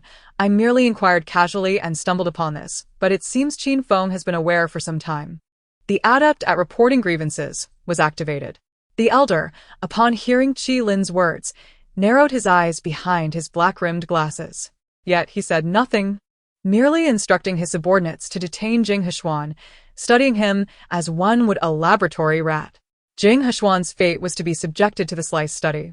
However, even if they discerned the particulars of Jing Heshuan's situation, this world could not conquer Earth. Chapter 56. The Democratic Fighter. Qin Feng observed an increasingly strange attitude from those above him. Though he did not suffer from paranoid delusions, he could not shake the feeling that he was being deliberately targeted. Sir, have I recently made any ill-timed remarks? Or is it that my close ties with the United States have displeased them? Qin Feng summoned his aides for a moment of profound introspection. However, Qian Yongxin dismissed his concerns. Xiao Feng, you are being overly sensitive. I believe this is merely the aftershock of your public defeat to Qilin. Upon hearing Qian Yongxin's words, Qin Feng's expression darkened. To him, Qian Yongxin was akin to a wise advisor. Just as national leaders have their think tanks, Qin Feng had long been ahead of the other three kings in this regard. He held Qian Yongxin's insights in high esteem. Reflecting on it, He realized that these changes indeed began after his public loss to Qi Lin. Qi Lin. Qin Feng's fists clenched silently. Qian Yongxin sighed, Xiao Feng. If you cannot subdue Qi Lin, you must eliminate her swiftly.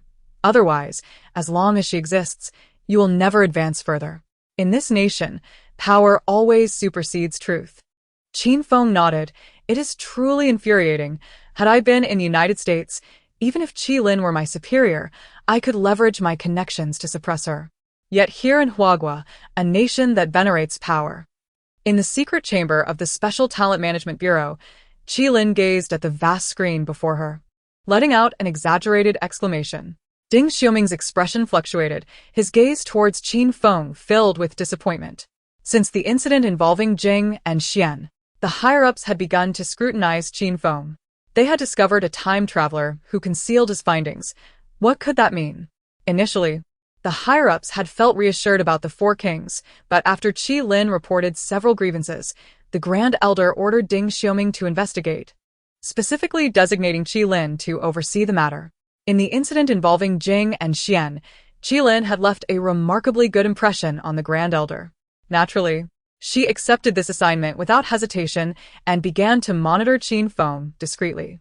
With the advanced hardware of the Special Talent Management Bureau and Qi Lin's technical expertise, accomplishing this was effortless.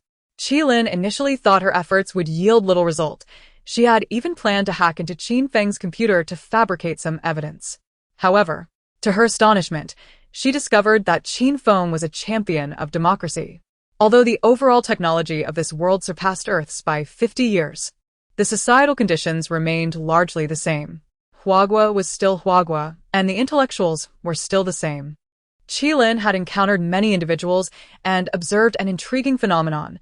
The higher one's education, the more one criticized the system. The higher one's official rank, the more one condemned the authorities.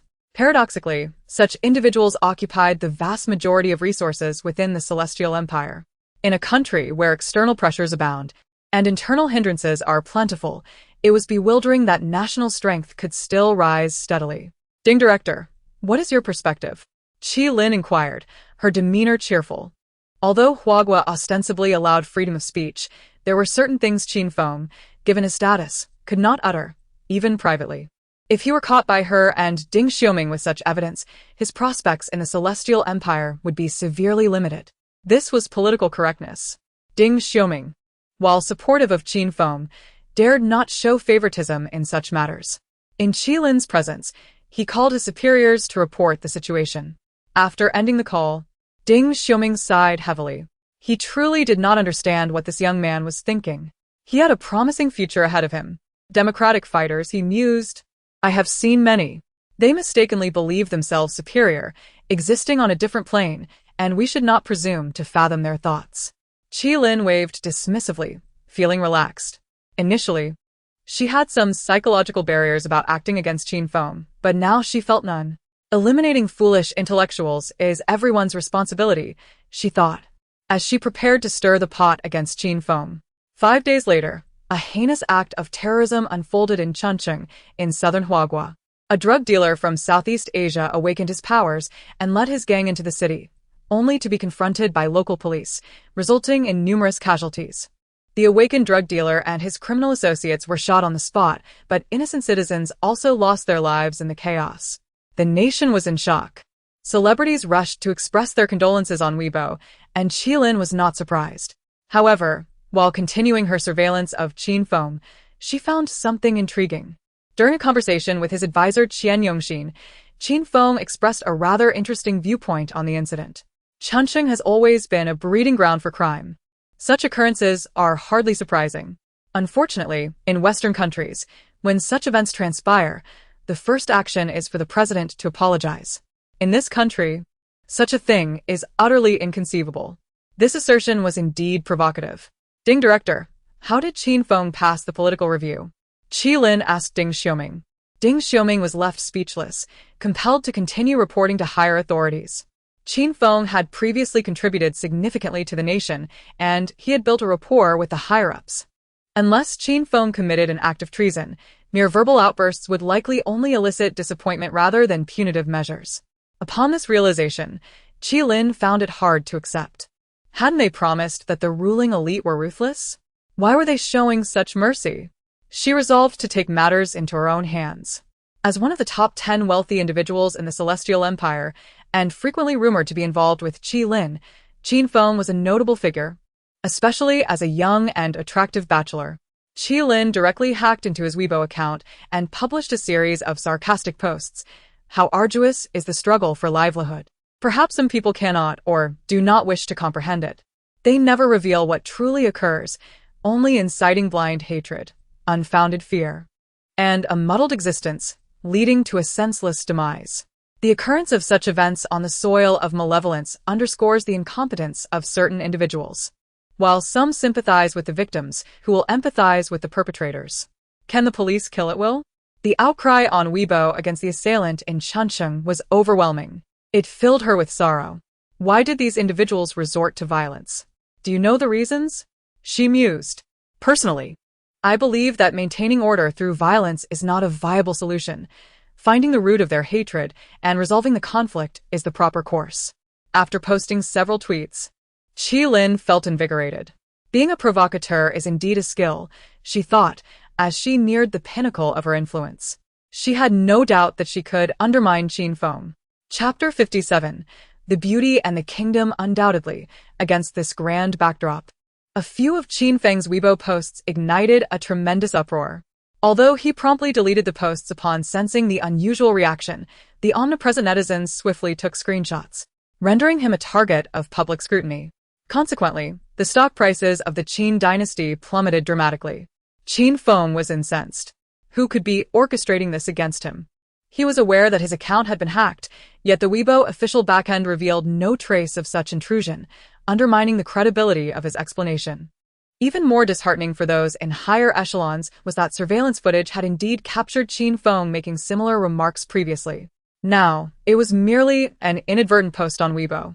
Ding Xiuming believed him, but how could those high-ranking individuals who hardly knew Qin Feng not be swayed?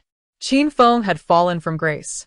Realizing this, Qin Feng sought to mend his relationship with the higher-ups, striving to clarify his unjust predicament. However, he found himself devoid of evidence. The hacking prowess in the celestial realm was beyond the detection capabilities of this world's technology. Qian Yongxin's counsel bore merit, given Qin Feng's unique status.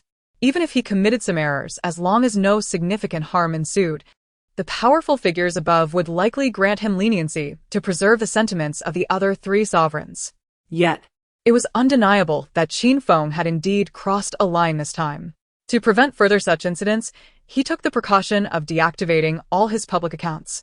He was not foolish.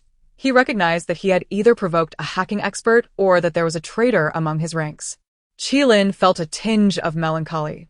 If only Qin Feng possessed an intellect akin to that of Jing Hechuan, it would save him a great deal of effort. Nevertheless, even in the current scenario, it merely required a little more exertion. He operated in the shadows while Qin Feng was in the spotlight. If he could not subdue Qin Feng now, he might as well perish. Since online avenues proved futile, Qilin resolved to take action in the real world. His investigations revealed that while this realm was teeming with individuals possessing extraordinary abilities, there were no shapeshifters akin to Mystique. Hence, the concept of transformation was virtually absent from the public's perception, greatly broadening his scope for maneuverability. In the office of the chairman of the Qin dynasty, Qian Yongxin knocked and entered, his expression peculiar. Qin Feng was engrossed in company affairs and did not notice Qian Yongxin's unusual demeanor, merely stating without raising his head, "Have him wait a moment, I'm busy." "I'm afraid he cannot wait," Qian Yongxin replied, his brow slightly furrowed. "The one seeking you is the Ice Emperor." Qin Feng's gaze narrowed. The Ice Emperor, the foremost sovereign in the realm of extraordinary abilities, was regarded by many in the Western world as the pinnacle of power, surpassing all other rulers. However, following Qilin's recent overwhelming victory over the Azure Dragon Qin Feng, the Ice Emperor's status faced a modicum of challenge. After all, Qilin had displayed astonishing strength against the remarkably accomplished Qin Feng. Nonetheless, this did not detract from the Ice Emperor's formidable prowess. Qin Feng felt a surge of dissatisfaction at the Ice Emperor's arrival. He was already under intense scrutiny from those above, Did the Ice Emperor come now to flaunt their association? Qin, do not be vexed. I am here to assist you. No sooner had Qin Feng spoken than a foreign voice, awkwardly speaking the language of Huaxia, resonated in the room. The temperature within plummeted by several degrees. The newcomer was a tall man with golden hair and blue eyes, his skin alabaster, and his long hands emanated an aura of forbiddance. Yet his face bore a warm smile. The Ice Emperor was a figure who once encased half the ocean in ice during battle. Before the Ice Emperor, Qin Feng's demeanor was far from respectful. Ice Emperor, I believed we had an understanding. You stated that Huaxia is my domain. Indeed, Qin. I have no intention of overstepping my bounds. The Ice Emperor erupted into an exaggerated laugh, continuing, however, I have noticed that my allies have been facing some difficulties of late, and thus, I wish to offer you a small favor. What favor? Qin Feng inquired, his wariness palpable. Their relationship was tenuous at best, yet it had its advantages. He knew well that such alliances were fragile and was particularly keen to keep their cooperation clandestine. Yet, the Ice Emperor's next statement piqued his interest. Qin, due to the Phoenix revealing greater power, the support from your superiors has waned significantly. Simultaneously, we are apprehensive regarding the Phoenix's strength. Hence, I propose we collaborate to devise a trap to eliminate the Phoenix. Qin Feng instinctively clenched his right fist. Yet his mind swiftly began to evaluate the feasibility of this plan. It was true that he harbored feelings for Qi Lin, yet her existence profoundly impacted his own value. A fact he could not ignore. Kingdom or beauty? What mattered more? Qin Feng had never wavered in his resolve. His only concern lay in the potential repercussions should the plan falter. The Ice Emperor seemed to sense his trepidation and offered reassurance. Rest assured, Qin. I shall not be reckless. I will enlist Medusa and the Son of the Wind to assist us. Medusa and the Son of the Wind were formidable sovereigns in the Western world, ranking just below the Ice Emperor and holding their own against Qin Feng. No longer hesitating, Qin Feng replied, Very well, I shall formulate the plan, and you will assist in its execution. Absolutely, Qin, I have faith in your capabilities. The Ice Emperor snapped his fingers and then vanished from the room, leaving behind a puddle of melting ice. Qin Feng's expression fluctuated between shadows and light. Qian Yongxin, with concern asked Xiao Feng, Are you truly going to collaborate with them? Qin Feng sneered. To conspire with a tiger for its skin is akin to courting death. Only by ensuring the Ice Emperor and his allies vanish can I unify the realm of extraordinary abilities and step into the limelight. What do you mean? Two birds with one stone. Qin Feng retrieved his personal phone and made an encrypted call to Qi Lin. Lin, I have something to discuss with you. I have nothing to say to you. What if the Ice Emperor intends to set a trap for you?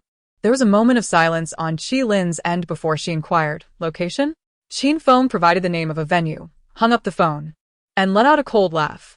Let the games begin. May you emerge from this unscathed. I shall seize my opportunity when you are both at your weakest. Unbeknownst to him, the most trusted strategist at his side wore a faint, enigmatic smile. Chapter 58. The world is united in understanding the transformation of Qilin into Qian Yongxin was indeed unexpected. However, the existence of the Ice Emperor was a reality. One that Qilin had not anticipated. Even more surprising to Qilin was the revelation that Qin Feng had discovered he was under surveillance. Sir, please continue your follow-up with the Special Talent Management Bureau and ensure the destruction of the surveillance footage from today, Qian Yongxin instructed with a nod, refreshing his perception of Qin Feng.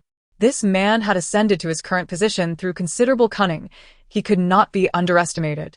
Upon realizing he was under scrutiny, he had discerned the surveillance yet maintained his composure, seemingly having even bribed individuals within the Special Talent Management Bureau. Had he not assumed the identity of Qian Yongxin, he might have been deceived by Qin Feng. It was evident that Qin Feng held a great deal of trust in Qian Yongxin, never shying away from discussing matters in his presence. However, the sole miscalculation on Qin Feng's part was his ignorance of the fact that the true Qian Yongxin had been incapacitated by Qilin and concealed within her ring. 7 days later, aboard a luxurious cruise ship on the East Sea, Qin Feng was engaged in light-hearted banter with Qilin. To be more precise, It was Qin Feng who was conversing merrily, while Qilin offered no response. She merely closed her eyes on the deck, conserving her energy for the impending battle. Qilin, must you be so solemn? We have already laid our ambush. We shall surely ensnare the Ice Emperor and his cohorts, Qin Feng remarked, his gaze betraying a hint of frost as Qilin ignored him.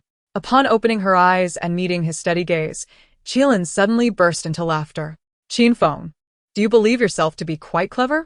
Furrowing his brow, Qin Feng replied, Qilin, I do not comprehend what you mean. How could you not understand? You conspired with the Ice Emperor to slay me, and you agreed to eliminate him as well.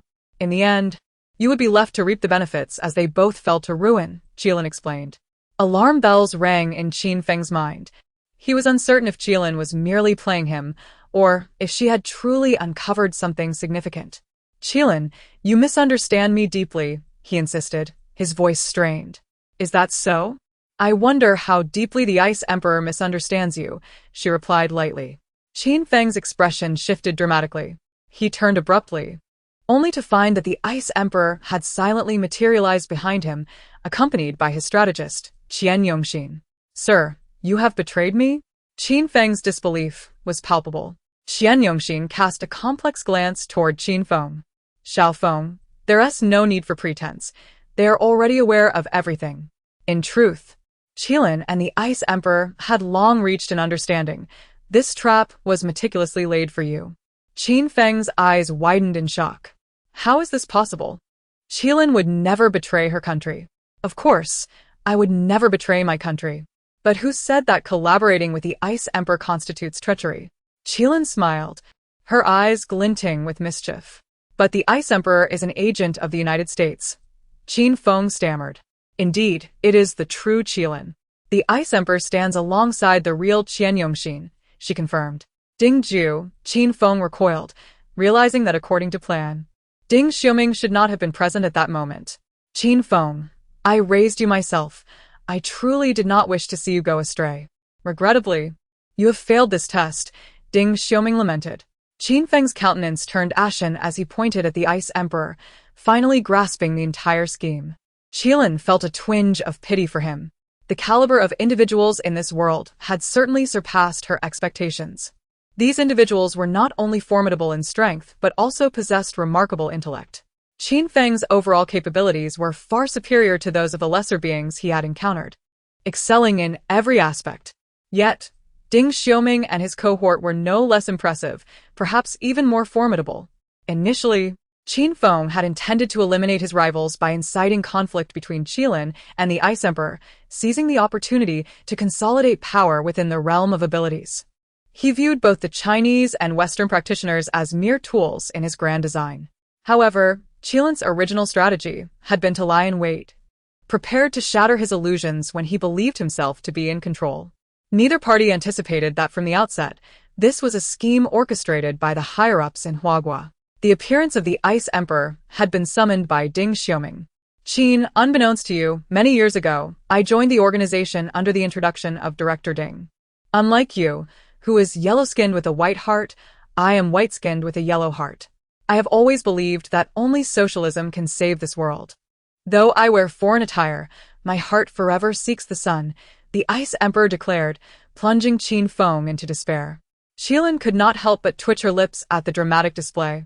Yet, she could not deny her admiration for the unfolding scenario. The upper echelons had successfully unified even the Ice Emperor, a feat no one had anticipated. The secrecy surrounding this information had been impeccable. Neither Qilin nor Qin Feng had been aware until the day prior, when Ding Xiuming revealed the details to Qilin.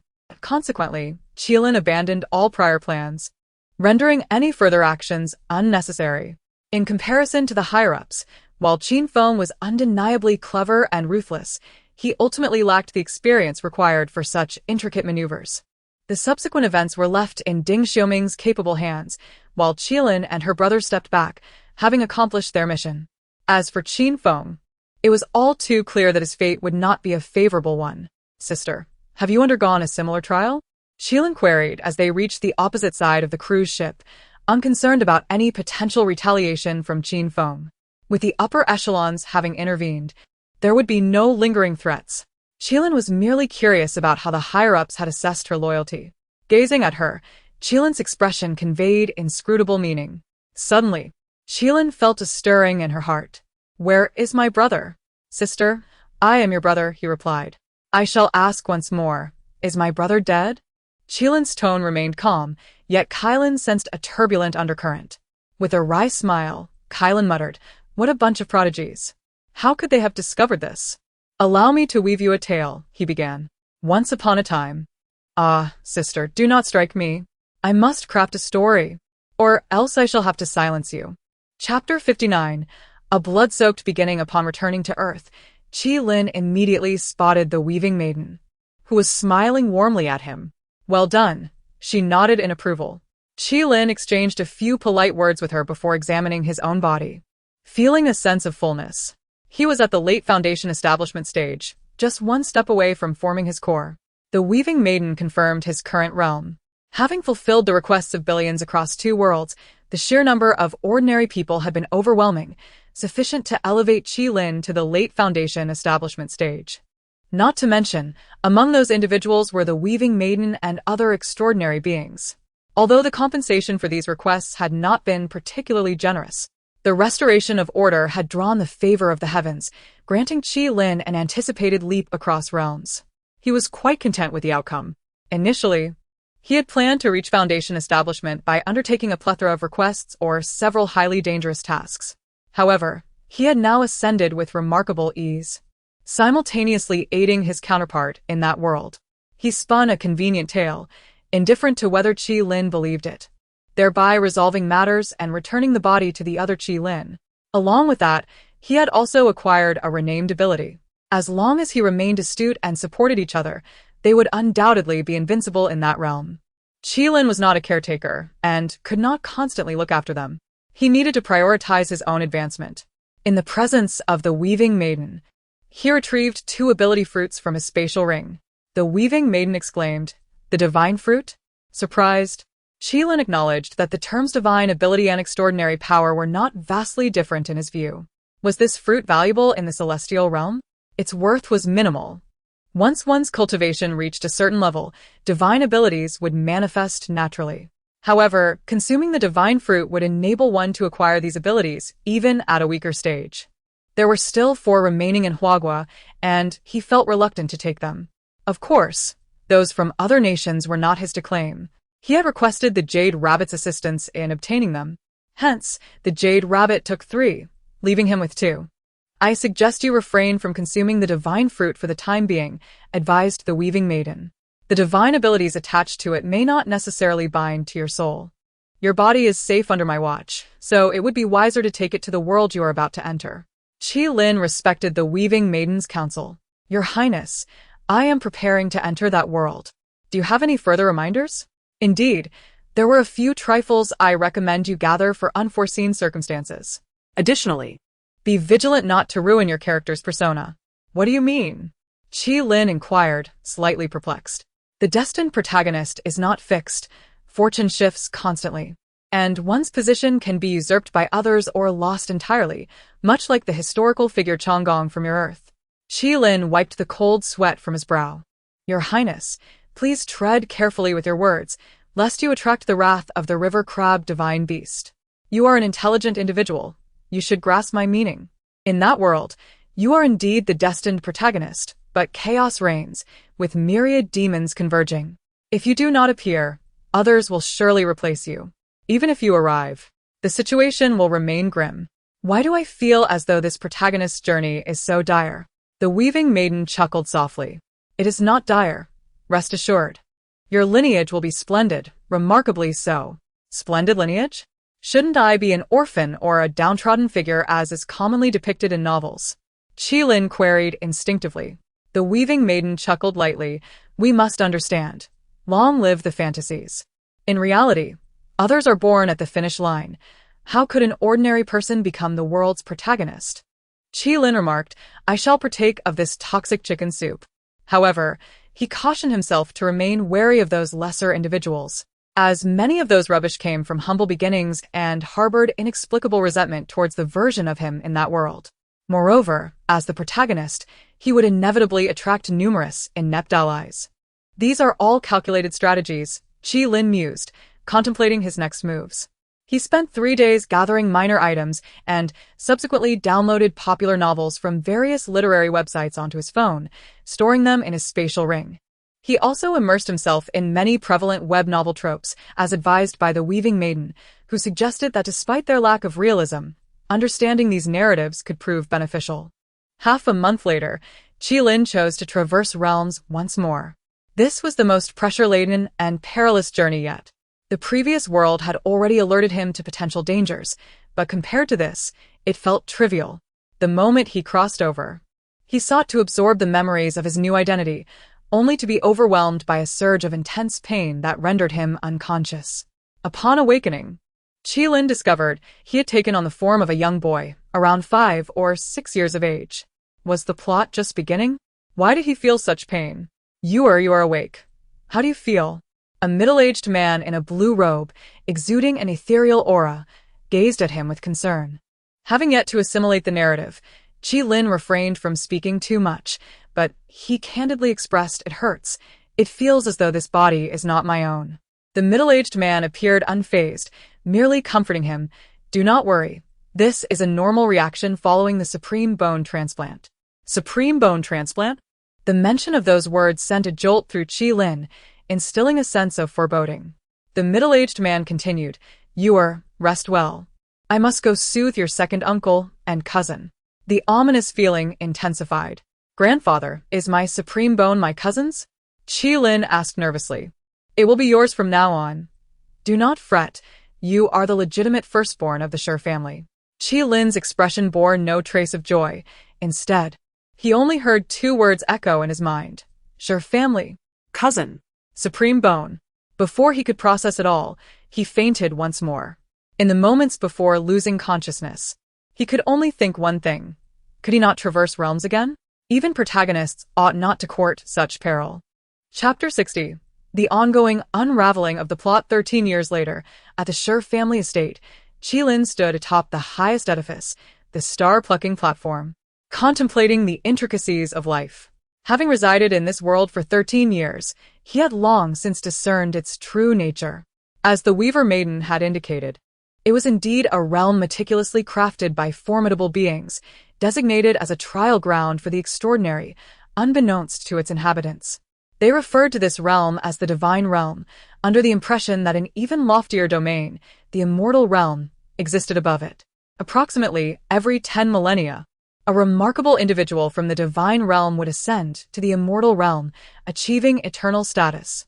Those in the Divine Realm referred to such individuals as immortals. Yet Qilin understood that they transcended mere immortality. They were Deluo, singular entities existing alongside the cosmos, having surpassed the constraints of time and space, transcending the myriad realms and the 5 elements. Thus, this world was perilous. Beneath the Deluo, no safety was assured. Even someone like Nie Shaoqian would have to tread carefully in this realm. How much more so for Qilin? However, he found solace in the fact that the Weaver Maiden had not deceived him. His lineage was indeed exceptional. As the legitimate heir of the Shi family, Shiryu, he was entangled in a web of power that included 2 sects and 4 families, each a dominant force within the Divine Realm. The Shi family was one of the 4 great clans, having produced ascended immortals in its ancestry, and currently possessed a celestial artifact that could suppress fortune. Shiryu's father, Shi Xian, was the grand tutor of the Da'in dynasty and the youngest god king of his time. As Shi Xian's firstborn, Shiryu was from birth the epitome of a prodigy, with the family's aspirations for his future unfolding automatically. This included the unscrupulous act of extracting the supreme bone from his cousin, Shi Chen. Upon learning that his surname was Shi, rather than Shi too, Qilin felt a sense of relief. Nevertheless, he could not afford to be complacent. After much deliberation, he returned the supreme bone to Shi Chen. It was imperative. Retaining it would render it a ticking time bomb. The Weaver Maiden's words rang true.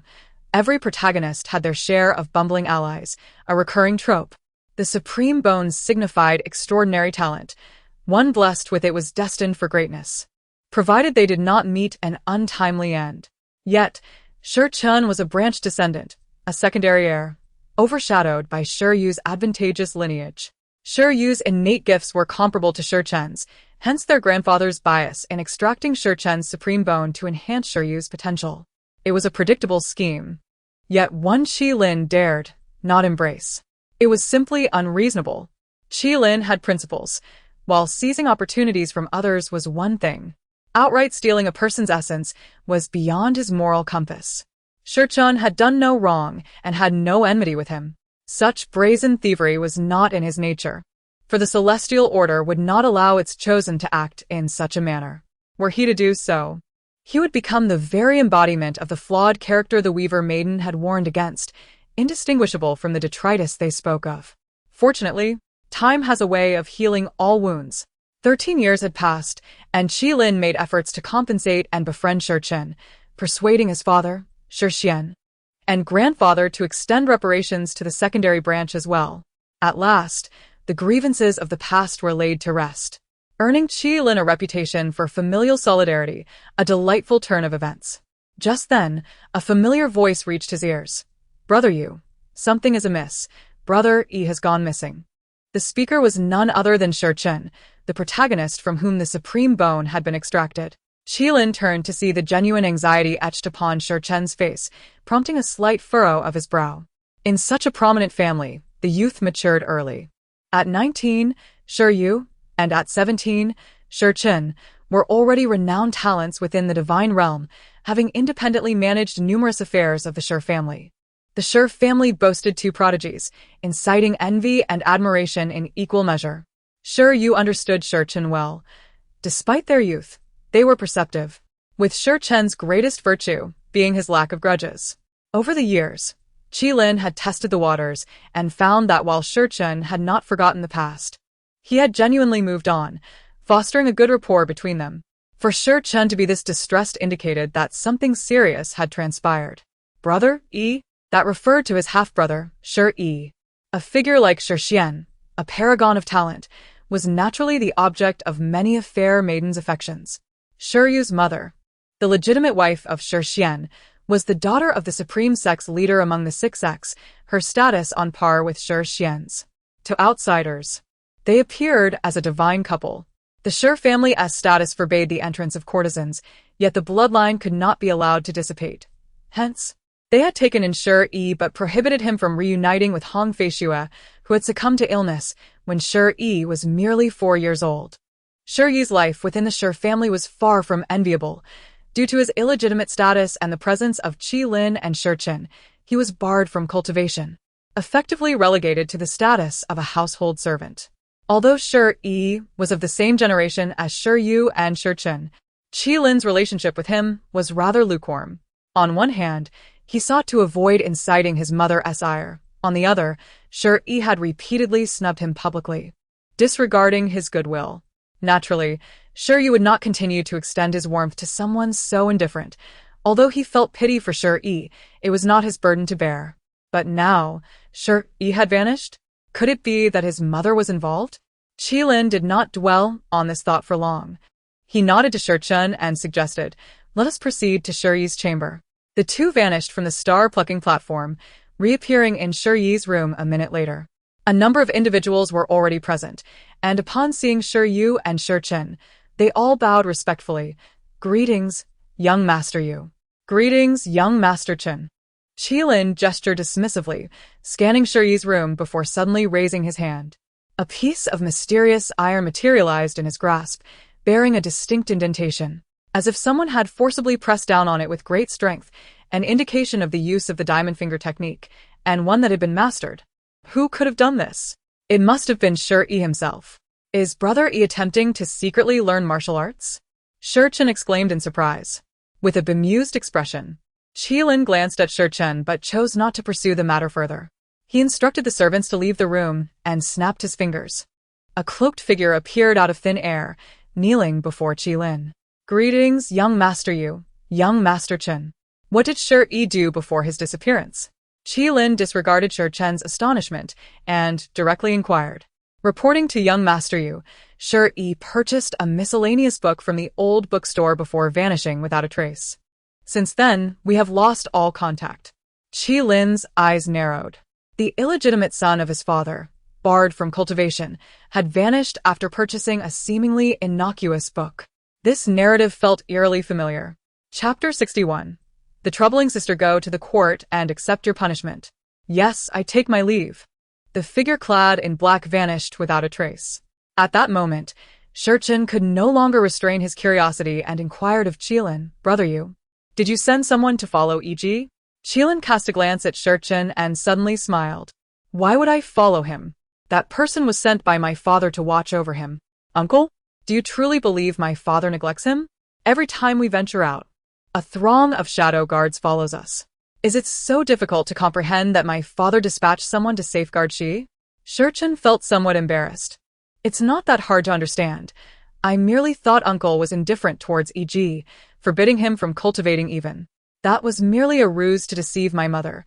Such men who stray often resort to subterfuge," Qilin replied, adopting a tone of someone with experience. "Moreover, even if the Shur family forbids she from cultivating, you're there to assist him, are you not?" Shurchin's cheeks flushed crimson. "Brother you knew all along?" "Not just me. It seems only you and she remain oblivious." Qilin shook his head.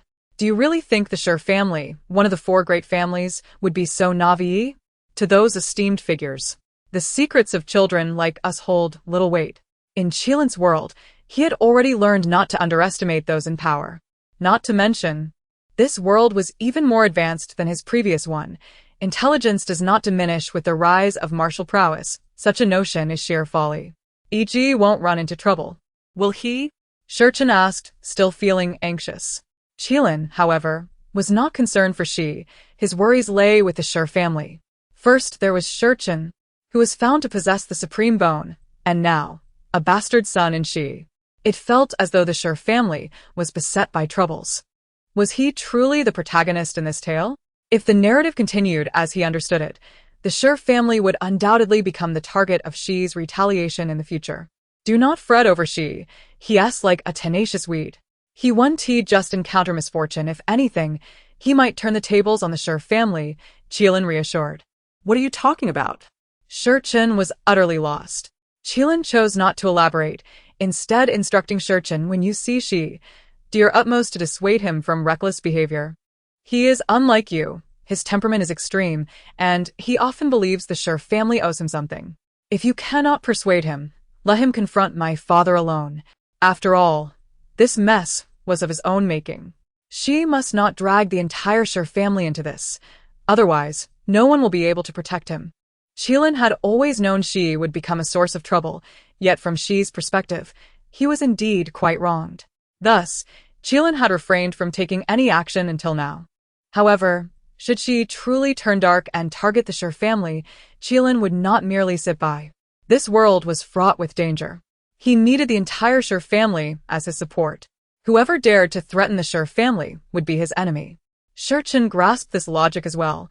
After showcasing his own talents in recent years, the investments the Shur family had made in him were evident to all. Though pure-hearted, Shurchin was not foolish. He understood the disparity between a cultivator supported by a family and one without such backing better than many. If I were to meet E.G., I would advise him, though I cannot guarantee he would heed my words. That would depend on his destiny. As the two conversed, the jade pendants they wore simultaneously emitted a white glow. Both turned pale. Someone had privately activated the family's teleportation array. Who could be so audacious? The Shur family's teleportation array could transport one to most places within the divine realm, but the resources required to activate it were substantial, necessitating the approval of the family head. To initiate it without permission would surely alert the core members of the Shur family, such as Shiyu and Shurchin at present. They exchanged glances and hastened towards the direction of the array. The Shur family's grounds were extensive, and by the time they arrived at the teleportation array, all they could see was a blank expanse. The person had already vanished. "Brother Yu, the one who activated the family's teleportation array, must be one of our own. Only one person would dare to privately activate the array without reporting for approval," Shurchin remarked. Though he refrained from naming her, Qilin understood all too well. Such impulsive and reckless behavior could only be attributed to his sister, the most esteemed little princess of the Shur family, Shurjan. Shurjan, his biological sister. was 16 years old and at an age where she was particularly unruly. With Shiyu and Shurchen around, the Shur family held little expectation of her, compounded by their mother's doting affection. Shurjeon embodied the typical archetype of a supporting character, overbearing and unaware of the world's vastness. This persona was clearly destined to be a foil for the protagonist. Before Qilin and Shurchen could devise a plan, they heard the sound of someone cutting through the air. "Young Master Yu, young Master Chen, the family head requests your presence in the council hall." Qilin and Shurchen hurriedly complied, racing towards the council hall. Upon arrival, they found Shurxian and Qilin's mother, Guangyai, already present. Where did Shurjeon go? Why did she leave without a word? Qilin wondered aloud. Though Shurjeon had always been mischievous, she had never gone so far as to run away from home. What had caused this sudden escalation in her rebelliousness? Hearing Qilin's question, Shurxian cleared his throat, a look of embarrassment crossing his face, while Guangyai shot him a fierce glare and explained to Qilin, "When your father was young, he traveled the realm and was saved by the current head of the Shao family, Shao Yang. To repay this debt, he arranged for your sister to be betrothed." Qilin's expression morphed into one of incredulity. "You can't mean that cliché where a family unites over the birth of a son, and a boy and girl are wed, right? How utterly foolish does that sound?" "I thought the same." Guangyai rolled her eyes and continued. "Initially, we intended to keep this from Shurjeon, but your father, in his wisdom, wished to arrange her engagement with Shao family's Xiao Yao first. The moment she learned of it, Shurjeon exploded. Once she discovered Xiao Yao's background, she became even more averse to the engagement and has now run to the Shao family to call it off." Qilin's expression grew increasingly peculiar. Shurchen could no longer restrain himself. "Xiao Yao? That name sounds familiar. Your memory serves you well, Chen. Xiao Yao was once a moderately renowned genius. Though he cannot compare to you, he was still commendable. However, 5 years ago, something transpired that caused his cultivation to regress rather than progress. And he has yet to recover, becoming just an ordinary person. Shurjeon grew up alongside you too. How could she possibly look favorably upon him? You must hurry and catch up to Shurjeon. The engagement can be annulled, but do not let her make a scene, and do not overly embarrass the Shao family." Though Guangyai still showed favoritism, she ultimately recognized the larger picture. However, Qilin had already lost hope. Chapter 62. Do not underestimate the youth in poverty. Qilin increasingly comprehended why Ji Nu remarked that Shuryu, the destined protagonist, was bound to be outmaneuvered by others. The Shur family truly had a penchant for self-sabotage. Without his intervention, the Shur family's demise would be nothing short of miraculous. Yet, since he had arrived in this world, it was imperative that he did not allow his most formidable support to collapse. Qilin required a boundary. Guangyai waved her hand dismissively, suggesting merely to offer some compensation to the Shao family, determining their needs and placing the responsibility upon herself. The Shur family was one of the 4 major clans, and Guangyai, being the daughter of the supreme sect's leader, rendered the Shao family insignificant in comparison to these 2 colossal entities. Guangyai's generosity was indeed warranted. However, Shurxian voiced a dissenting opinion. You must conduct a thorough assessment of Xiao Yao during your visit. If his character is commendable, he may indeed be a suitable match for Zhishan." Upon hearing Shurxian's words, Qilin could not restrain a roll of his eyes. "Father, even if you hold him in high regard, it does not guarantee that he will reciprocate the same feelings for Zhishan. Who is Xiao Yao, after all? A youthful prodigy whose cultivation seems to be regressing. Do you truly believe he is within our reach? It is perplexing to think that someone of his stature would take an interest in a girl like Shur Zhishan, who embodies the traits of a spoiled princess." Yet, Shurxian's mood soured at Qilin's remarks. Do you harbor disdain for your sister?" Qilin responded candidly, aside from her beauty. "There is truly nothing about Zhishan that I find admirable." He maintained a friendly relationship with Shur Zhishan, but that was simply a bond forged by blood. His appreciation for her character was lacking due to her numerous flaws. Nevertheless, it was entirely normal for a princess to possess a sense of entitlement. It must be acknowledged that a princess like Shur Zhishan should not consider marrying someone of ordinary status. Otherwise, her fate would undoubtedly be dismal. The probability of a princess finding happiness with a prince is significantly higher. After all, the principle of social compatibility is universally acknowledged. Guangye decisively stated, You are entrusted with this matter entirely. Ensure that your sister does not create a scandal that could tarnish our family's reputation. And do not exploit your position to make things difficult for the Xiao family. I have faith that you can strike the right balance. However, she was clearly implying another course of action, to annul the engagement first. In this world, it is rare to achieve a perfect resolution. Nonetheless, one must still fulfill their obligations. Qilin nodded, gathered a few companions, and, alongside Shi Chen, departed for the Xiao family via the teleportation array. As for the reason behind taking Shi Chen along, it was simple. If Xiao Yao was indeed dubious, Shi Chen would serve as a safeguard.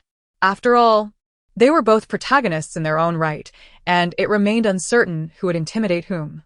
The Shi family's teleportation array was indeed trustworthy, and within mere minutes, upon stabilizing their footing, they arrived at the city of Tianhua, where the Xiao family resided. Tianhua City, a notable locale within the Dajin Empire, may not rival the imperial capital, yet it certainly stood out in its own right.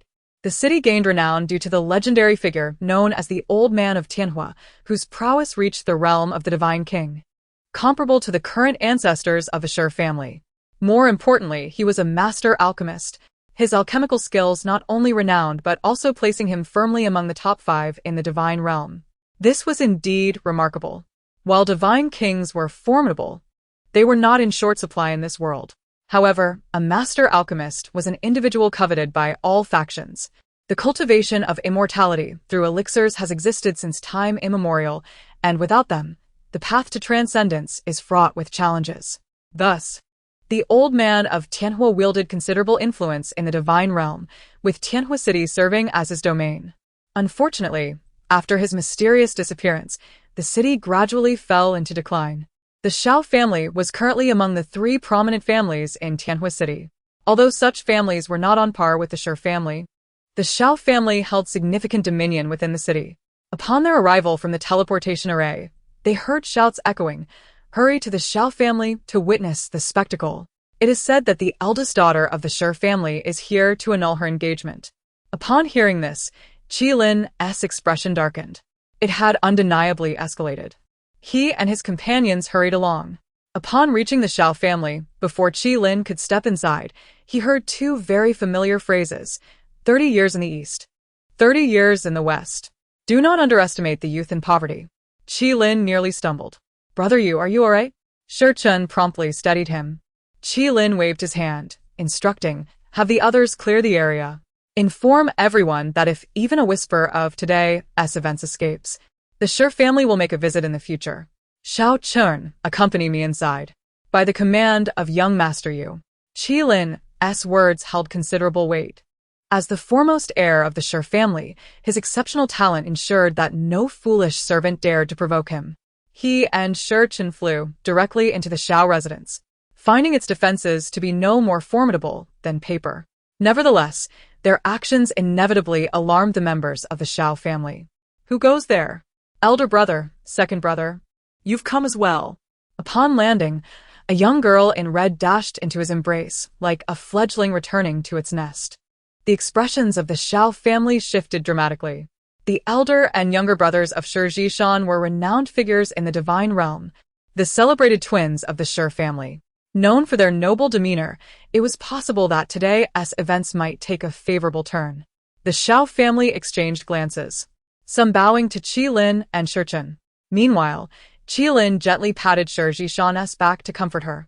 His gaze fixed upon a young man clad in black at the center of the crowd.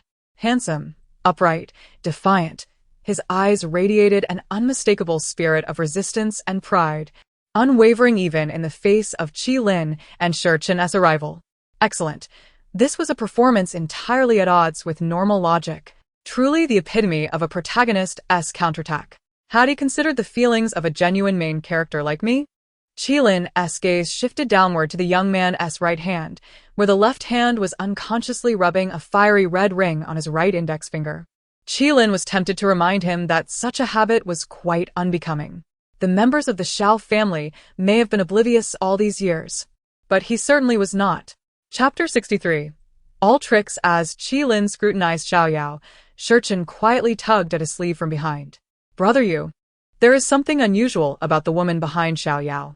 Qi Lin's gaze flickered as he turned to glance at Xiao Yao's rear, where he indeed spotted a strikingly unfamiliar woman.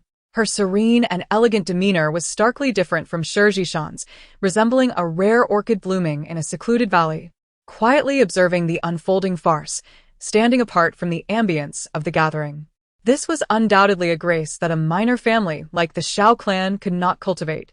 A thought stirred within Qi Lin. He could not ascertain the true strength of this woman, yet he discerned that her age was comparable to his and Shurchen's. In the divine realm, peers of their caliber were exceedingly rare. Even if Xiao Yao were entirely normal, he could not possibly match their rate of advancement. Exceptional talent and abundant resources were the reasons they could look down upon the younger generation of the divine realm. Where had this woman emerged from? Qi Lin closed his eyes, and when he reopened them, they gleamed with a golden light that enveloped Xiao Yao. This startled the members of the Xiao family. Young Master Yu, please show restraint. Shurchen, possessing the supreme bone, was exceptionally gifted, yet the Shi family believed that Shi Yu's potential was on par with Shurchen. And there was indeed a reason for that. From the moment of his birth, Shi Yu's eyes were unlike those of ordinary people. His eyes could perceive far more than others. In the divine realm, this was known as the Eye of Insight, capable of discerning truth from falsehood. During cultivation, the Eye of Insight could aid him in discovering the optimal methods of practice. In battle, it allowed him to swiftly identify his opponent's weaknesses. Even in daily life, it helped him see through the facades of others. At Qi Lin's current level, he would not casually employ the Eye of Insight. Thus, when he activated it, the members of the Xiao family were taken aback. Yet, the true target of Qi Lin's divine insight was not Xiao Yao, but the young woman behind him. As the golden light enveloped her, the girl's expression shifted slightly, and the air crackled with invisible sparks and thunder. Realizing her concealment had failed, she stepped forward confidently to confront Qi Lin. Is this the legendary young Master Yu, reduced to such a rogue? Had she not possessed a special protective divine ability, she would have appeared completely exposed in Qi Lin's sight just moments ago. The Eye of Insight was indeed formidable. Qi Lin found himself increasingly impressed by Erling Shin, who, with 3 eyes, managed to spy without facing dire consequences. It was rather rude. However, you had not anticipated encountering the snowy saintess here. He would soon send someone to the Righteous Alliance to offer apologies. The Snowy Saintess? The granddaughter of the Righteous Alliance's leader? Was that true? Everyone was taken aback by Qi Lin's declaration. Among the major forces in the divine realm, each had its representatives among the younger generation. The Shi family's representatives were Shi Yu and Shurchen. Meanwhile, one of the 2 alliances surpassing the Shi family in strength had a saintess, known as the Snowy Saintess. A figure shrouded in mystery, rarely seen in public, and one of the most enigmatic young powers of the age. Qi Lin had never met the Snowy Saintess Jiang Xuehui, but his Eye of Insight could unveil her true identity. A woman of similar age and strength was indeed rare in the divine realm, making the chances of him guessing correctly quite high. Upon having her identity revealed, Jiang Xuehui furrowed her delicate brows and promptly removed her mask. Instantly, Qi Lin heard the rapid beating of many hearts. The Jiang Xuehui who had first appeared was already beautiful, but the contrast with her unmasked self was like night and day. While Shi Zhishan's beauty was not inferior to Jiang Xuehui's, her aura paled in comparison.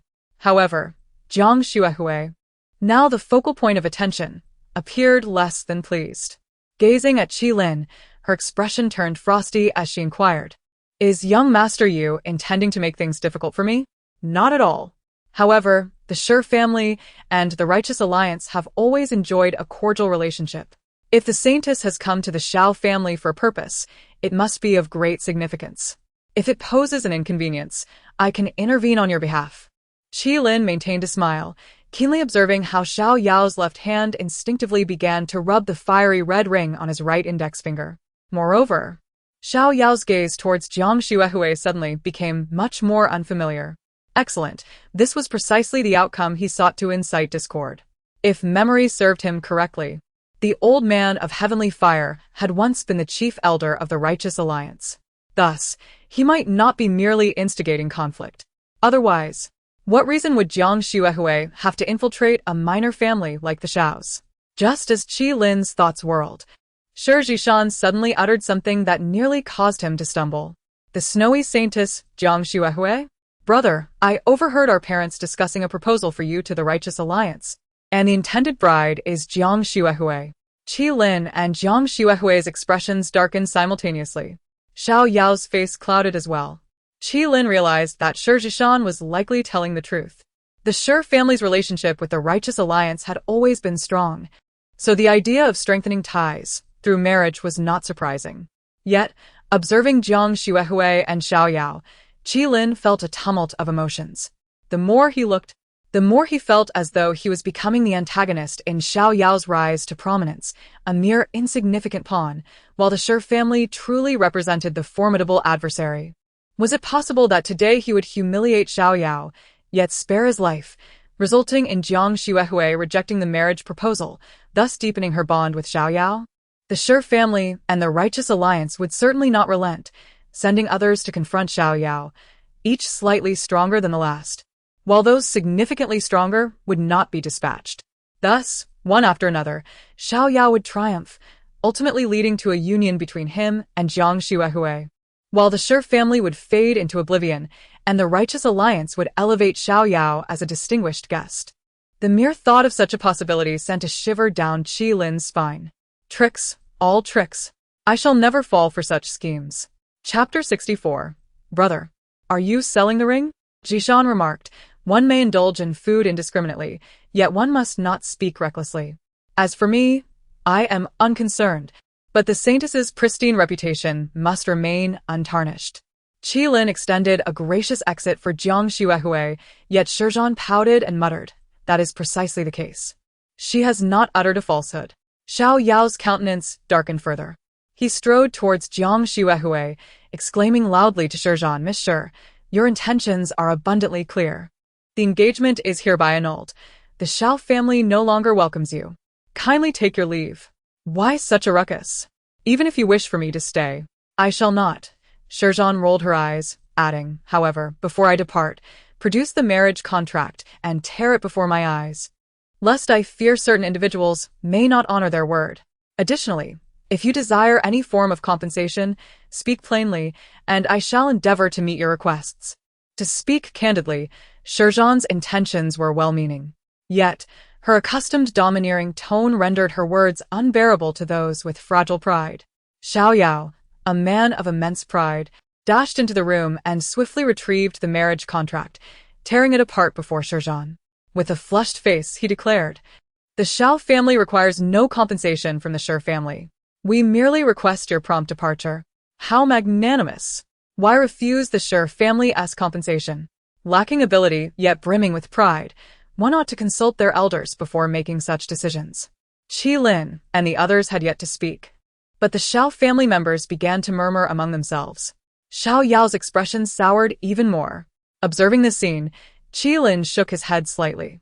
This exemplified the disparity between prominent families and lesser ones, perhaps reflecting the distinction between a true protagonist and a mere template for reversal. Having spent over a decade with the Shi family, he had encountered no such foolish onlookers nor faced such provocations. Even Shi Yi, despite his status as a bastard, was seldom subjected to unwarranted gossip. Intelligent individuals understood that, given his advantageous lineage, one should not provoke him, regardless of his personal attributes. Conversely, Xiao Yao's father, a clan leader, was universally disliked within their lineage, presenting a paradox. Enough. This matter is mine. Your opinions are unwelcome. Silence. Xiao Yao raged. Yet his fury only fueled the other's audacity. Xiao Yao, you are merely a good-for-nothing. Who permitted you to dictate terms before your elders? Just because you deem it your affair does not render it so. How many resources have you squandered over the years? Do you possess no awareness? Even as the clan leader's son, you cannot act with such disrespect. Apologize. Xiao Yao trembled with indignation. Why must this group incessantly trouble him? Qi Lin watched with keen interest. He had previously encountered such scenarios only in novels, yet this live spectacle proved far more captivating. Noticing Jiang Xuehui's displeased expression, Qilin pondered briefly before producing a bag of sunflower seeds, offering them to her. Saintess, enjoy some seeds while you observe. Jiang Xuehui replied. Brother, provide me with a bag. Shizhan clung to his arm playfully. Qilin retrieved 2 more bags for Shizhan and Shizhan. Thus, an absurd tableau unfolded in the Xiao family courtyard. The young master was subjected to ridicule by his kin while the Shi siblings munched on seeds, spectators to the chaos. Jiang Xuehui stood between these 2 factions, feeling out of place, embarrassed by the Xiao family's disgraceful display and wary of drawing too near the Shi siblings, lest Xiao Yao misconstrue her intentions. The internal strife among the Xiao family raged, and even the clan leader, Xiao Yang, could not quell the discord. At this juncture, Qilin suddenly mused, Saintess, do you truly wish to align yourself with such a family? Jiang Xuehui could no longer maintain her composure. Young master, you, tread carefully, she cautioned, her expression betraying her unease. Qilin chuckled lightly, recalling tales where every scorned, inept young master with declining prowess invariably attracted the affection of a wealthy, alluring maiden. Though he found the logic of this trope perplexing, reality affirmed its existence. If I am not mistaken, Saintess, your interest in the Xiao family likely pertains to the ring Xiao Yao possesses, does it not? According to ancient texts I have perused, the ring bears an uncanny resemblance to the celestial fire ring owned by the venerable elder Tianhua. Xiao Yao's diminished abilities are likely entwined with this very ring. Qilin's initial inquiry transformed into a statement. Jiang Xuehui found herself at a loss for words, her mind racing with the commendations from the righteous alliance regarding Qilin. Young master Yu, a polymath with an exceptional memory, astute and quick-witted, often drawing insightful conclusions. Should he not falter, he is destined for greatness. Previously, Jiang Xuehui had only a superficial impression of Qilin from written accounts, yet today, witnessing him firsthand, she felt the weight of his formidable presence. The confidence and composure of a genuine scion of a noble family far eclipsed that of the current Xiao Yao. The Saintess's hesitance to act against Xiao Yao must stem from considerable pressure from the righteous alliance. As Qilin continued, Jiang Xuehui could not bear to meet his gaze. Meeting him in person exceeded all expectations. Young Master Yu is even more insightful than rumored, striking directly at the heart of matters. Given this, allow me to assist the Saintess. Finishing a bag of seeds, Qilin promptly appeared before Xiao Yao. Upon his arrival, the other members of the Xiao family fell silent. Unfazed, Qilin inquired, Young Master Xiao, are you willing to sell that ring? Not for sale. Xiao Yao replied without hesitation. Qilin was not surprised, responding with a smirk, Young Master Xiao, that ring is no blessing to you. Consider this, since acquiring it, your abilities have stagnated for 5 consecutive years. Surely, 5 years should suffice to disabuse you of any unrealistic fantasies? At this proclamation, Xiao Yao's countenance shifted drastically, and the others in the Xiao family gasped in astonishment. Young Master Xiao, I offer this friendly advice. Should you choose to retain that ring, prepare for a confrontation with your goddess. If she cannot obtain it, the ramifications will be dire. Xiao Yao instinctively glanced at Jiang Xuehui, who averted her gaze. Observing this exchange, Qilin's smile deepened with meaning. He was genuinely curious about the fragility of their relationship compared to the weight of tangible interests. Moreover, he pondered whether, bereft of the support of his esteemed grandfather, Xiao Yao's archetypal reversal would still hold merit. Chapter 65. The Dramatic Couple, Part 2. Is what he said true? Xiao Yao asked, his voice trembling as he addressed Jiang Xuehui. The Zhengqi alliance ranks second among the great sanctuaries in the divine realm, following closely behind the 2 unions, 4 prominent families, and 6 sections. However, in the eyes of many, the true strength of the Zhengqi alliance falls short when compared to the 4 great families or even the 6 major sections. This is because both unions are coalitions. The cohesion of a union pales in comparison to that of a family or a sect. Members of a family share the same bloodline, while disciples of a sect strive for a common goal. In contrast, within a union, many aspire to be the leader, and a significant portion of its members may even be mortal enemies. When they manage to unite against external foes, they may achieve great success, but more often than not, This unity proves elusive. Where there are people, there exists a complex web of relationships. As the granddaughter of the current leader of the Zhengqi alliance, Jiang Xuehui holds a position of great honor, yet with such status comes an immense burden of responsibility. Should she fail to bear this weight, it could adversely affect her grandfather's standing within the alliance. Thus, Jiang Xuehui refrains from acting impulsively. The Elder of Heavenly Fire was once the chief guest elder of the Zhengqi alliance, and his relics are undoubtedly of immense significance to the organization, certainly far more so than the currently ineffectual young master Xiao Yao. Seeing Xiao Yao's indecision, Jiang Xuehui found herself torn, further exacerbated by Qi Lin's provocative words. "Captain Bu, am I not correct?" As Qi Lin's voice faded, a middle-aged man materialized beside Jiang Xuehui. Bu Fan, a direct disciple of the leader of the Zhengqi alliance and one of its prominent commanders, is among the most distinguished figures of his generation within the alliance. Although he does not match the prowess of Shi Xian, the father of Shi Yu, he surpasses Qi Lin in terms of cultivation level.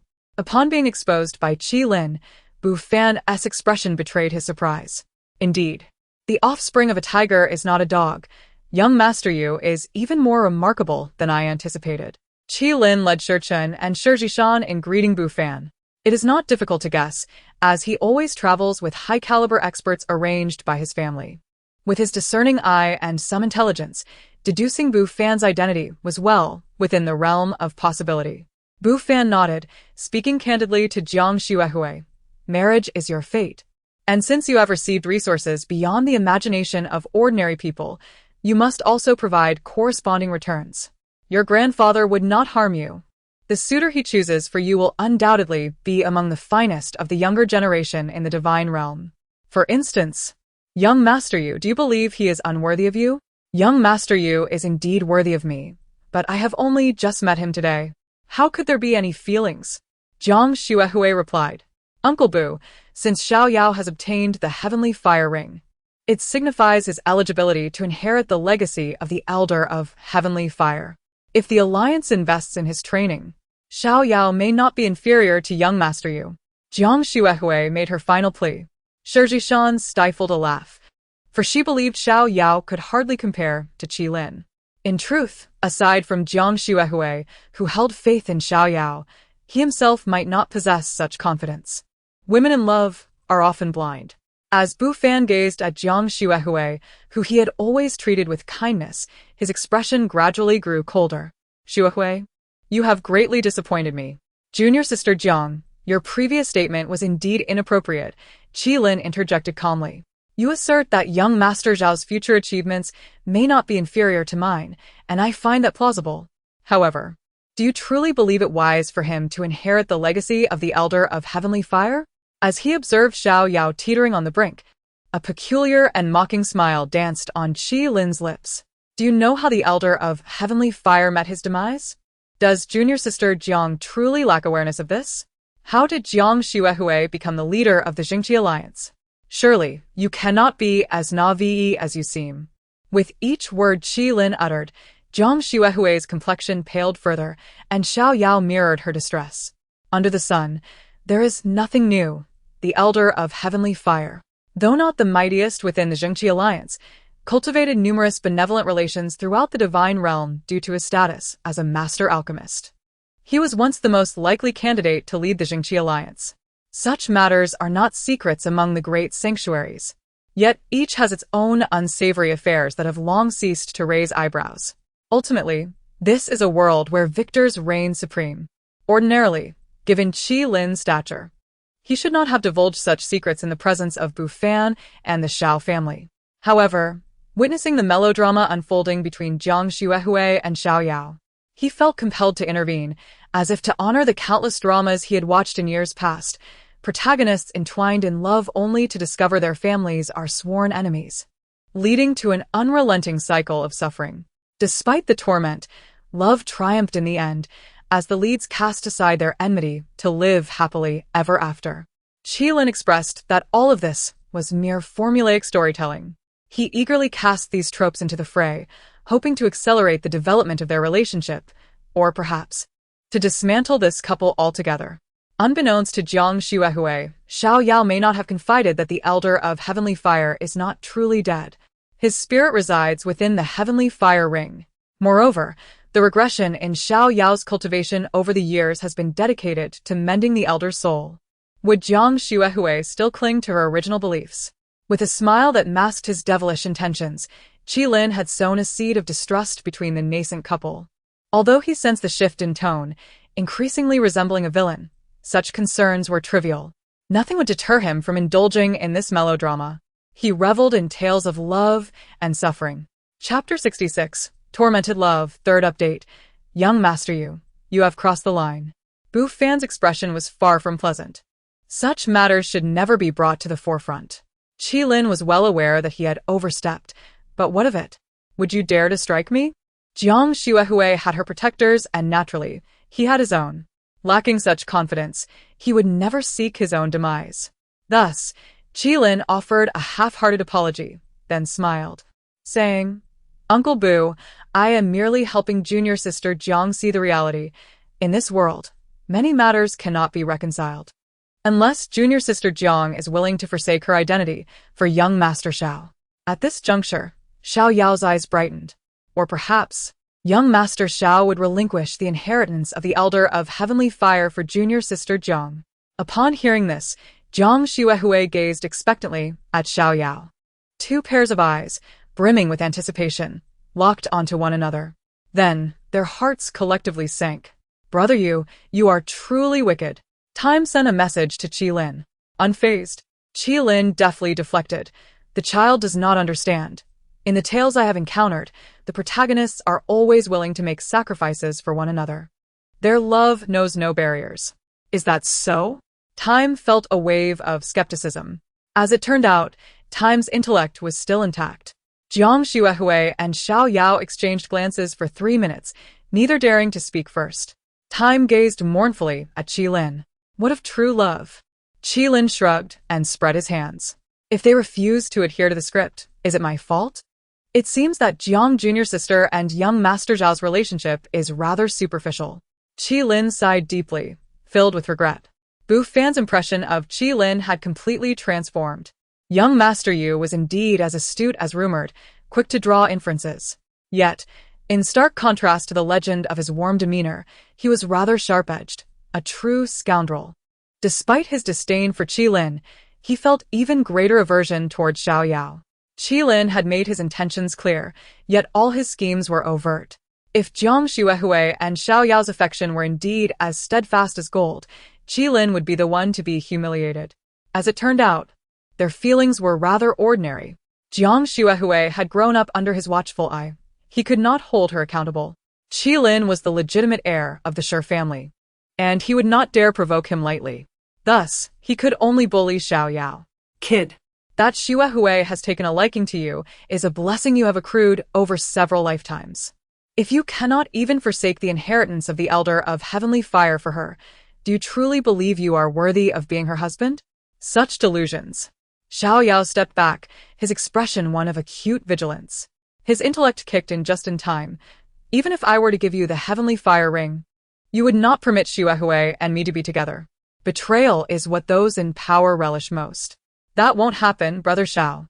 If you give me the ring, I assure you my grandfather and the others will not make things difficult for you. Jiang Xuehui's reasoning began to falter. However, Xiao Yao maintained his composure. You cannot defy your grandfather, and even this man before us does not heed your words. Xuehui, only if I become as powerful as your grandfather can I resolve all the obstacles between us. Qilin applauded in agreement. Young Master Xiao is indeed a clever man. No wonder junior sister Jiang holds you in such high regard.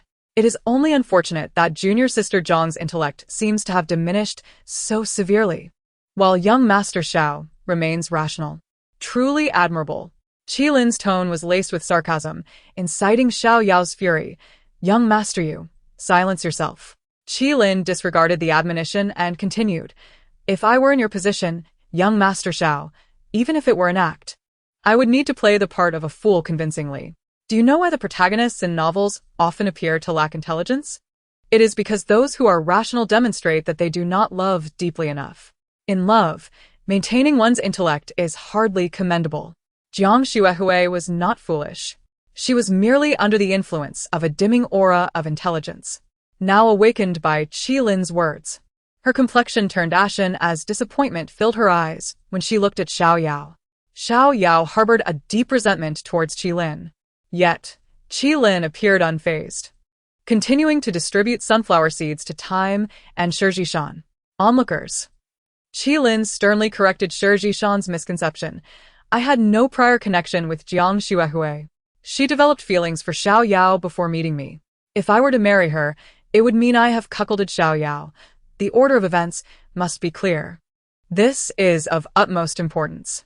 Qi Lin did not wish to be a member of the cuckold society. Shi Zhishan pouted. But marrying a woman whose heart lies elsewhere is shameful, don't you think? Not at all. It is all the more thrilling. Qi Lin failed to grasp Shi Zhishan's perspective. As long as I possess her body, the suffering is not mine to bear. If given a choice, Qi Lin would undoubtedly prefer Long Xiaoyan over Li Xuanhuan. Shi Zhishan. Brother, you are toxic. I refuse to speak with you. Brother Chan is far better. Time. Shanshan, I share the same sentiment as Brother Yu. Shi Zhishan. Familiarity breeds contempt. After years of brotherhood, it would be strange if Time remained unaffected by Qi Lin. While they were casually chatting and munching on seeds, the plot began to escalate once more. Xiao Yao surprisingly engaged Bu Fan in combat. Undoubtedly, this Xiao Yao was not in his right mind. He was possessed by the Elder of Heavenly Fire. As they witnessed the aerial duel, Jiang Xuehui's expression grew increasingly pale. Junior sister Jiang, you have not had any intimate contact with young Master Xiao, have you? Qi Lin suddenly inquired. Jiang Xuehui seethed with rage. What does young master you take me for? Excellent. Such a reaction indicated that their relationship remained grounded in decorum. That was good, but junior sister Jiang must still consider, if she were to wed young Master Xiao in the future, whom would she truly be marrying, young Master Xiao or the Elder of Heavenly Fire? Given the Elder's age, Qi Lin's tone was laden with implications.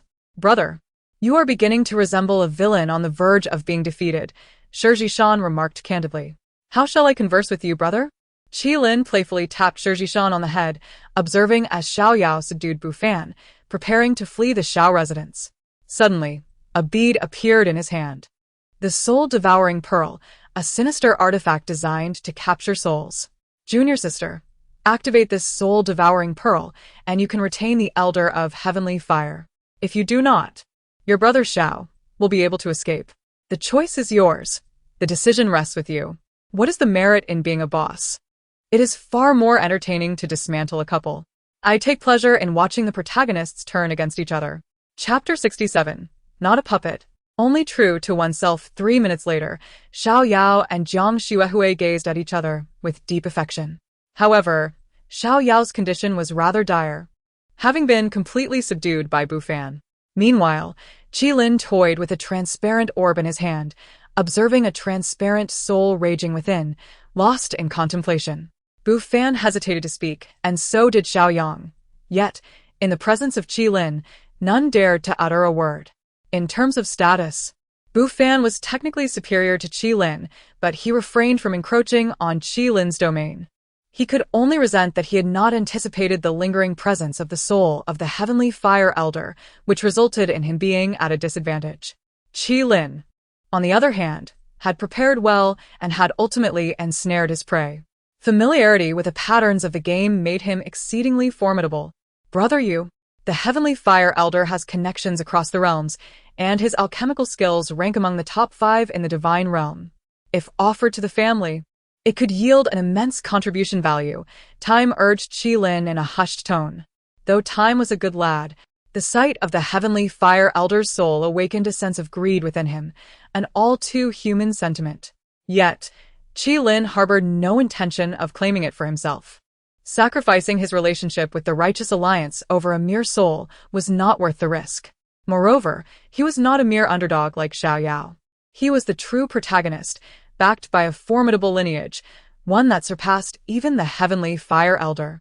The reason the Heavenly Fire Elder was willing to collaborate with Xiao Yao was that he had effectively trapped him, leaving Xiao Yao no option but to comply. Qi Lin, however, was not one to be dominated by the heavenly fire elder. The greater likelihood was that he would end up subjugating the elder instead. A being that once dominated the divine realm would not bow to him, and Qilin was acutely aware of this reality.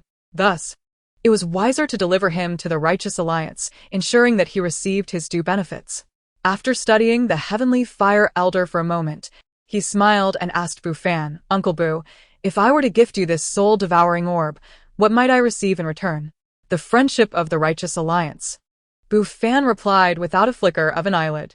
Qilin's smile waned slightly. "Uncle Bu, let us discuss something more tangible. I could arrange to betroth Xuehui to you." Qilin's grin faded further. "Uncle Bu, do you think I lack women? Moreover, if I were truly interested in junior sister Jiang, would I need your consent?" He was not Xiao Yao. Lacking the constraints of a prestigious family, pursuing a woman was a simple endeavor for Qilin. While he did not often engage in such tactics, he was well-versed in many strategies. "Since Uncle Bu lacks sincerity, let the righteous alliance send someone to negotiate with my father." Qilin had little patience for empty chatter with Bu Fan, viewing him as someone utterly oblivious. Did he truly think that his youth could deceive him with empty promises? Naive. He had encountered countless strategies, and individuals like Bu Fan rarely survived beyond the first act in the stories he had read or watched. Qilin approached Xiao Yao. "What do you intend? Young master you? To continue humiliating me?" Qilin waved his hand dismissively. "There is no need for such paranoia. I bear you no malice. Why would I humiliate you? Do you possess an aura of mockery?" "Xiao Yao." Qilin produced a pill, its fragrance wafting through the air, causing Bu Fan to squint with interest. The members of the Xiao family who recognized its value whispered among themselves. Young Master Yi's display was indeed as grand as the rumors suggested. Xiao Yao could hear the murmurs clearly, yet his expression did not betray excitement. Instead, it was filled with intense anger. "Are you pitying me, young Master Yi?" Qilin, exasperated, retorted, "Indeed, I am pitying you. Is there a need for a rhetorical question?" The onlookers. "Xiao Yao, why wouldn't you say a few kind words and encourage me to accept it? Why be so blunt?" Qilin paid no heed to Xiao Yao's thoughts, adhering strictly to his own script. He looked at Xiao Yao. "I have no need for your charity. What you say is true. The Xiao family has no objections." The first part came from Xiao Yao, while the latter was voiced by Xiao Yang. The awkwardness was palpable. Faced with Xiao Yang, who had always been deeply concerned for him, Xiao Yao found himself unable to defy. "Then let this matter rest here. I hope there will be no unnecessary disturbances in the future, or I will be quite displeased. If there is nothing further, my sister and I shall take our leave. Farewell to all." Qilin chose not to linger on trivialities, swiftly departing the Xiao residence with time and Shizhishan, entirely unconcerned with what Xiao Yao, Jiang Xuehui, and Bu Fan might conjure next. Once outside the Xiao residence, Qilin suddenly recalled his daughter's voice. "Daddy, that Xiao Yao is a traveler from Earth." "I know. His cultivation is quite decent. If you were to kill him, you should be able to obtain 2,000 worthless points." "I know. Then why don't you kill him? I've observed that his current cultivation is weak, and his fortune is also lacking. He is no match for you, because he bears me no grudge, and I have seen nothing heinous in his actions. Why should I kill him? But Daddy, you are from opposing factions. Killing him is not my commissioned task, and besides, if I choose not to kill, then I shall not." Qilin's resolve was unwavering. Over the years, he had perused numerous system novels and discovered a common flaw among their protagonists. While they were ostensibly the masters of the system, they were, in reality, entirely controlled by it. They did whatever the system commanded. Such a golden finger was not worth having. "I will only accept the commissions I wish to undertake. I will only do what I desire. Even if a task offers substantial rewards, I shall not pursue it if it does not align with my will. I am a person with autonomy, not a puppet, and I refuse to be bound by profit and temptation." "Daddy, I think you look quite handsome now." Qilin. How does one respond to being teased by an intelligent robotic daughter? Chapter 68. The Tumultuous Times of the Shi Family. Second update. My dear brother, you are simply the best. Shizhishan beamed with delight upon hearing Qilin's words. However, unbeknownst to them, Qi Lin's true sentiments were far from what he expressed.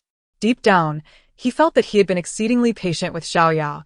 Should Xiao Yao provoke him again in the future, he would not extend the same mercy. From the information he currently possessed, Qi Lin understood that these time travelers and reborn individuals were often backed by powerful entities operating behind the scenes.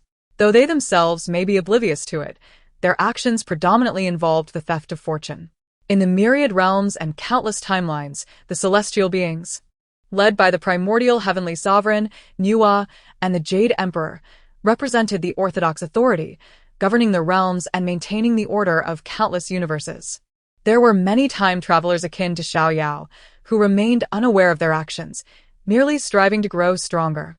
However, once they reached a certain level of power, it would be the opportune moment for those powerful entities to reap their rewards. Thus, while his daughter urged him to eliminate Xiao Yao, it appeared cold-hearted. In reality, killing him would not only absolve any wrongdoing, but also yield merit. Nevertheless, Qi Lin was reluctant to betray his own principles for such trivial matters. Xiao Yao had not committed any offenses at present, and therefore, he did not deserve death. Should Xiao Yao choose a path of self-destruction in the future, Qi Lin would not hinder him. Yet for now, he could not bring himself to act against him. At most, he had already rendered Xiao Yao's golden finger ineffective. Qi Lin did not wish to become a heartless demon. While such a path might accelerate his ascent in power, it would ultimately render him a slave to that very power, which was not the hallmark of a true strong man. They then proceeded to meet with Shi Xian and Guangyai, where Qi Lin recounted the events surrounding the Xiao family and handed the soul-devouring pearl to Shi Xian. Shi Xian was generally pleased with Qi Lin's approach, particularly admiring his retrieval of the soul of the Elder of Heavenly Fire. You have achieved great merit this time.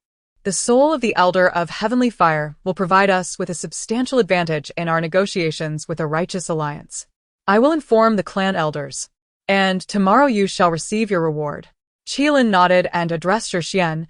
Father, I currently have no intentions of marrying, and I feel no affection for Jiang Xuehui. Please refrain from arranging a match for me.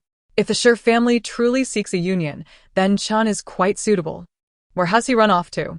Guangyai rolled her eyes at him. When it comes to marriage, Chen is even swifter than you. Do you really expect him to assist you in sharing the burden?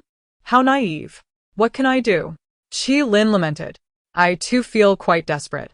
He reassured, rest assured, since Jiang Xuehui has such poor taste. I will ensure she does not enter the Shi household. My daughter-in-law must not be a fool. Guangyai affirmed, in a woman's heart, husbands are always better elsewhere, while sons are the best at home. There is no fault in that. Having narrowly escaped a predicament, Qi Lin decided against exploiting the situation further. I take my leave, he said, preparing to depart. Shi Zhishan also attempted to slip away, but was swiftly caught by Guangyai. You stay here. Your father, and I still need to discipline you. With tears streaming down her face, Shi Zhishan turned to Qi Lin for help. Brother, save me. Qi Lin cleared his throat, avoiding eye contact, and turned to leave. A dead friend is better than a living one. Though both Guangyai and Shi Xian were regarded as prodigies of their generation, when it came to their children, they were no different from ordinary parents. They were absolutely unwilling to endure any further complaints from their offspring. Curiosity piqued, Qi Lin soared ahead, and upon arrival, he discovered that Shi Chen was already present. Accompanied by Su Fu, the family's chief steward, and a handful of servants. Upon Qi Lin's arrival, they all bowed in respect. Greetings, young master Yu. Qi Lin waved his hand and inquired of Shi Chen, what has transpired? Is this regarding the servant tending to Zhishan's horse? A sense of foreboding unexpectedly crept into Qi Lin's heart. He nodded slightly. Su Fu's actions were not erroneous, as servants should not be privy to the Shi family's secret techniques. Otherwise, what would distinguish the disciples from the servants? Yet, an unsettling feeling lingered. What is the name of that servant? Fong Cheng. Qi Lin's body stiffened. Please repeat that. What is his surname? Fong. Young Master Yu, is there something amiss? Su Fu was perplexed by Qi Lin's sudden inquiry. Little did he know that the Fong surname now held a level of intimidation for Qi Lin, second only to the Yi, Xiao, and Lin clans. Taking a deep breath, Qi Lin commanded, where does that Fong Cheng reside? Take me there. Su Fu, confused but not daring to delay, promptly led Qilin to a servant's quarters. Upon opening the door, they found it empty. Qilin turned to Su Fu, who wore an awkward expression. He was just here, and I knocked him out. I will send someone to search for him immediately. No need. I will dispatch my hidden guards. If you were to search for him, it would be truly odd if you managed to find him. A servant caught stealing martial arts secrets, beaten by the chief steward. Qilin found himself increasingly impressed by the Shi family. Managing to endure until now was no small feat. Chapter 69. The awakened cowhood find that servant named Fong Chung and bring him before me. If he resists capture, let the consequences be disregarded. Understood. Dozens of dark guards were dispatched by Qilin, all of whom were his personal attendants. With their capabilities, it should have been a straightforward task to apprehend Fong Chung. Yet, Qilin felt an unsettling anxiety gnawing at him. Upon returning to his chamber, Qilin set up a barrier and retrieved a bronze mask from his spatial pocket, donning it upon his face. Instantly, the mask radiated a brilliant light, and a virtual screen materialized before him, displaying a figure unfamiliar to Qilin. However, he recognized the identity of the individual immediately. Fong Chung, or rather, the cowherd. It was indeed the cowherd. Though not entirely surprised, Qilin experienced a complex array of emotions. Prior to entering this world, he had engaged in a profound conversation with the weaving maiden, who had informed him that due to the peculiar nature of this realm, she could not precisely identify who the cowherd was. Nevertheless, she had provided him with a magical artifact, the bronze mask. By wearing it, he could automatically lock onto the cowherd's essence and location, crafted from the cowherd's own soul aura, ensuring absolute accuracy. In the years that followed, Qilin had not failed to investigate the Shi family, yet the mask had never reacted. To his astonishment, this time on a whim, it had indeed responded. It seemed the cowherd had only just awakened. Qilin did not forget the purpose of his visit. Having pinpointed the cowherd's location, he prepared to enact his lethal intentions. He was certain that despite the cowherd's awakening, he could easily eliminate 10 of them without issue. However, he soon discovered that the Shi family had activated their grand formation, sealing off the entire estate. Su Fu approached Qilin to report, "Young Master Yu, the family head has instructed me to inform you to refrain from venturing out in the coming days." "What has transpired?" Qilin inquired.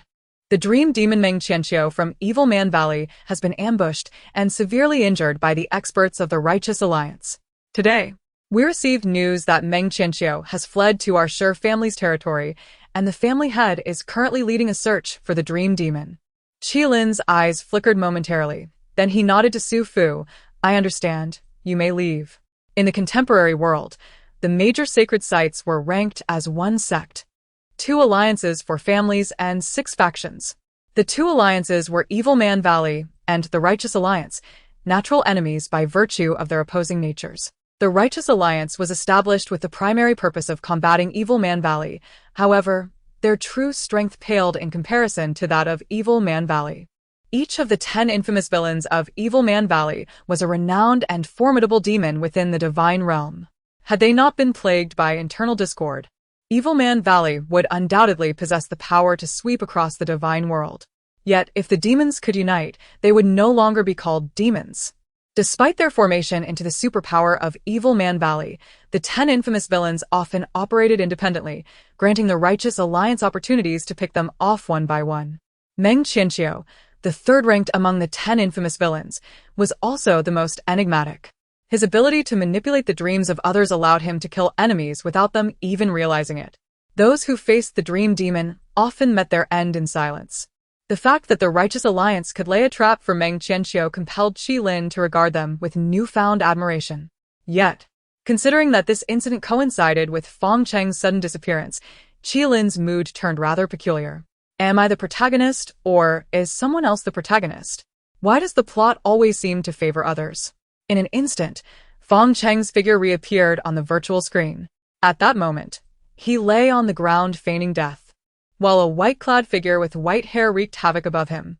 To be precise, that figure was observing others. Whoever fell under his gaze would plummet from the sky. Their fates uncertain.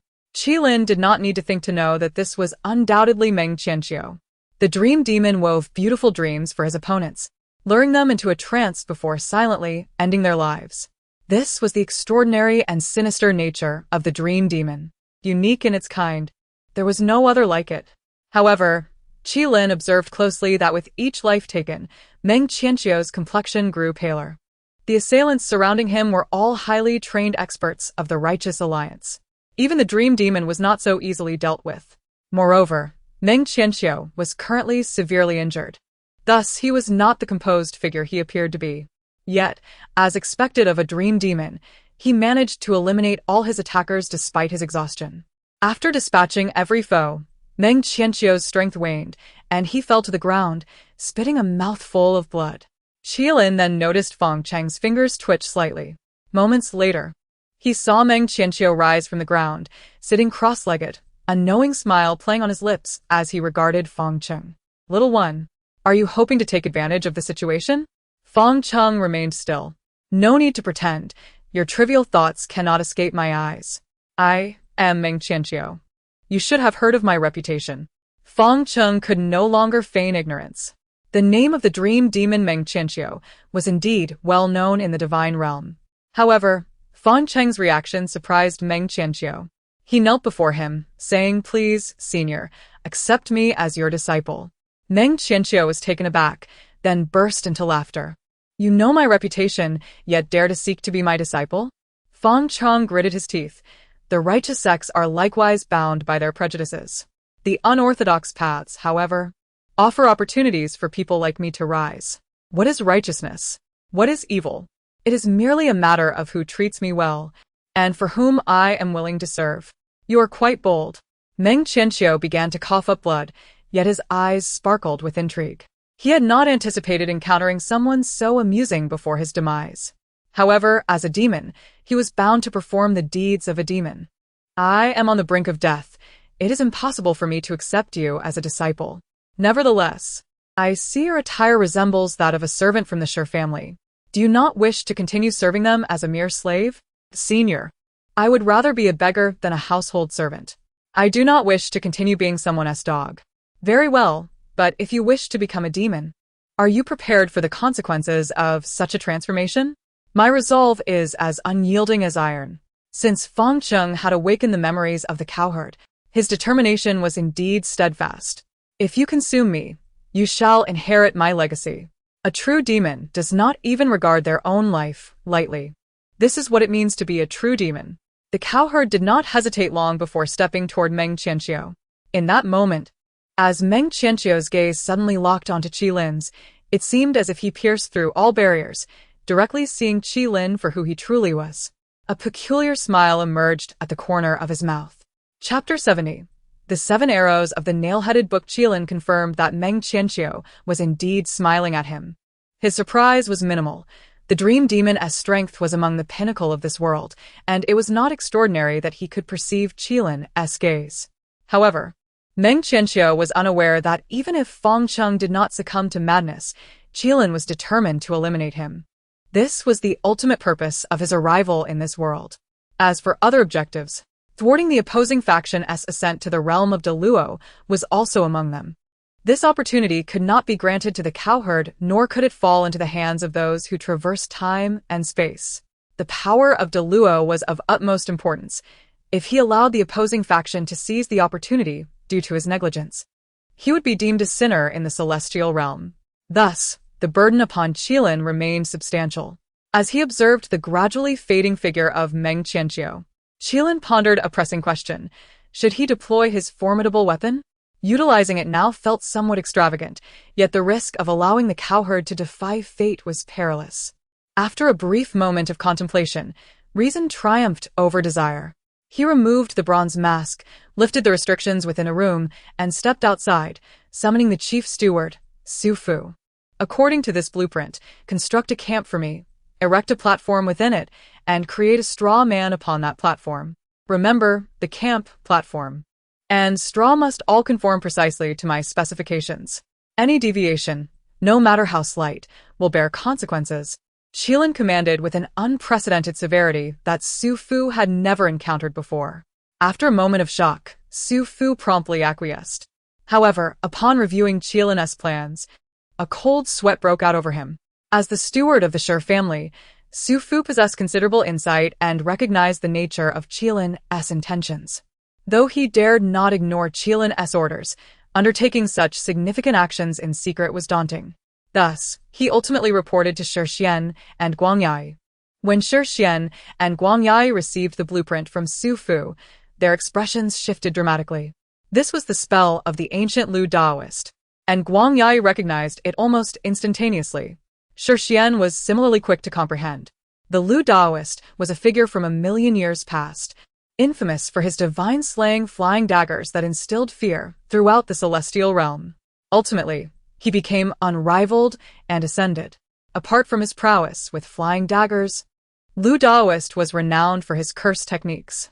It appeared that Yu had somehow acquired Lu Daoist's inheritance. Shi Xian's deduction was correct. This indeed was the legacy Qilin had obtained in this world. The protagonist's aura was no mere fabrication, since Qilin's arrival. He had not faltered in his character nor diminished his fortune, leading to a series of extraordinary encounters. Lu Daoist's curse techniques were merely one facet of his newfound abilities. Qilin understood that Lu Daoist held greater seniority than the Weaver Girl and was now a formidable general in the celestial camp. This world was intrinsically a realm of trials. Many Deluo figures from the celestial realm achieved enlightenment here. Naturally, the celestial realm preferred to refer to this as tribulation. Competing within the mundane world, completing tribulations, awakening past memories, and attaining the path of Deluo were the ways of Lu Daoist, the Weaver Girl, and now the cowherd. The only distinction was that the cowherd awakened far earlier than anticipated. Qilin was unaware of the cowherd's unusual circumstances. Under normal conditions, the cowherd should have awakened just before achieving enlightenment. The current turn of events was clearly unexpected, favoring the cowherd while posing significant challenges for Qilin. Therefore, he had to react. The 7 arrows of the nail-headed book was his chosen response. Based on the information provided by his daughter, the Lu Daoist had once cursed a golden immortal with this technique. Naturally, Qilin could not unleash the full potency of the 7 arrows of the nail-headed book. He had yet to master its application. However, he had been granted a single opportunity for free use, the cost being a sacrifice of his own lifespan and fortune. On a different note, Yu was inherently prudent and Qilin trusted her capabilities. Shi Xian's voice was deliberate. Su Fu. Proceed with Yu's instructions to construct the camp and platform. As for other matters, I shall consult Yu directly. As a parent, one cannot remain indifferent to such significant affairs. Shi Xian and Guang Yi's visit was anticipated by Qilin, who candidly expressed his true intentions, albeit with some embellishments. Father, Mother, you are aware that my eyes can perceive things beyond the sight of others. Shi Xian and Guang Yi nodded. I foresee my demise at the hands of Feng Cheng, leading to the downfall of the entire Shi family. To preempt this, I must eliminate him first. Who is Feng Cheng? Shi Xian and Guang Yi were entirely unfamiliar with this individual. Qilin recounted the incident involving Feng Cheng and Meng Qianqiu, causing their expressions to grow grave. As distinguished figures themselves, they understood that such individuals were invariably endowed with fortune. Otherwise, their luck would not be so extraordinary. Employing curse techniques against someone so fortunate will result in severe backlash. You must think carefully, Guang Yi cautioned, her concern for her son's safety taking precedence. To this, Qilin merely shrugged. I never claimed I would undertake it myself. Shi Xian, Guang Yi, slams table if you don't intend to do it yourself. You should have stated that earlier. I merely instructed Su Fu to prepare the necessary materials. As for the one casting the spell, I have already instructed someone to find a suitable candidate. Who? There is no specific individual in mind, but a few common traits are essential. For instance, someone who has long been foolish and suddenly becomes normal, or perhaps an extravagant individual who suddenly becomes responsible. Alternatively, a talentless cultivator who unexpectedly transforms into a genius. Only such peculiarities can contend with someone like Feng Cheng. Shi Xian and Guang Yi exchanged knowing glances. Meanwhile, Yu subtly reminded Qilin in his mind, Daddy, you are truly incorrigible. 7 days later, Su Fu had everything prepared. However, Qilin's desired spellcaster had yet to be located. He even considered seeking out Xiao Yao. Just as he was about to do so, Shi Zhishan burst into his room, visibly furious. Elder brother, it's as if I've seen a ghost. What happened? Do you remember that insufferable young master of the Yi family who dared to provoke me? The one you nearly incapacitated? Strangely, I encountered him today, and he seems like a completely different person. Qilin, it seems fate has a peculiar sense of timing. Chapter 71. Yi Ritian. The Yi family, like the Shi family, is one of the 4 great clans of the divine realm. However, the Yi family has suffered a misfortune. A millennium ago, they boasted an extraordinarily gifted ancestor named Yi Hao, who nearly dominated an entire era and was the most likely candidate for ascension. Yet, he ultimately fell to the goddess Yunjin, emerging from the divine palace, resulting in his demise and leaving the Yi family in a state of near ruin. This was, of course, to be expected. The conflict between Yi Hao and Yunjin was not merely a personal rivalry, but a clash between 2 great sanctuaries. Had Yi Hao succeeded in his ascension to the Great Tao, the Yi family would undoubtedly have risen to the pinnacle among the 4 great clans. Alas, he failed, depleting nearly all of the Yi family's resources in the process. Cultivating a being of such caliber is no simple feat. The Yi family had poured their entire strength into his cultivation, as had the divine palace. Ultimately, the victor claims the throne. Presently, the divine palace stands as the foremost among the 6 factions, while the Yi family languishes at the bottom of the 4 great clans, vulnerable to being usurped by others. Under these circumstances, the younger generation of the Yi family has not produced any remarkable prodigies. Instead, their sole heir, Yi Liangchen, is a quintessential wastrel, widely regarded as the least capable among the youth of the major sanctuaries. His daily routine consists of debauchery and vice. Although Shi Zhishan holds disdain for Xiao Yao, she equally disapproves of this individual. Despite harboring resentment, the Yi family finds themselves powerless against Qilin, who possesses incriminating evidence. Qilin, however, is not without his own backing. Now that he has recuperated, Qilin's eyes glimmer as he instructs the Void, "Go to the intelligence hall and retrieve the information regarding Yi Liangchen's injuries inflicted by me." No one responded, yet Qilin was aware that his shadow guards had already departed. Even though the Yi family has shown signs of falling behind, all 4 great clans diligently gather intelligence on one another, a tacit understanding among them. Shi Zhishan, not lacking in wit, inquires of Qilin after taking a seat beside him. "Brother, what is amiss with Yi Liangchen?" "Everything is amiss. A leopard cannot change its spots. Please enlighten me on how he differs from before." After pondering, Shi Zhishan responds, "The most significant change is in his gaze. Previously, his eyes were filled with lecherous intent when he looked at me. Now his gaze is utterly indifferent, as if he perceives me as nothing more than an ant. I cannot fathom the source of his arrogance." Qilin chuckles softly, recognizing the truth in her words. From Shi Zhishan's description, Yi Liangchen does not seem to embody the archetype of a downtrodden individual who has traversed realms. Rather, it is highly probable he is a powerful being reborn. Yi Hao, Or perhaps an outsider of formidable strength. After a moment's contemplation, Qilin commands the Void once more. "Bring me a detailed dossier on Yi Hao." "Brother, do you suspect that Yi Hao has been reborn?" Shi Zhishan's expression shifts. Qilin, unreserved, acknowledges the speculation, for it holds no concern for him to shield Yi Liangchen's secrets. In this realm, the phenomenon of powerful beings possessing others' bodies for rebirth is not uncommon.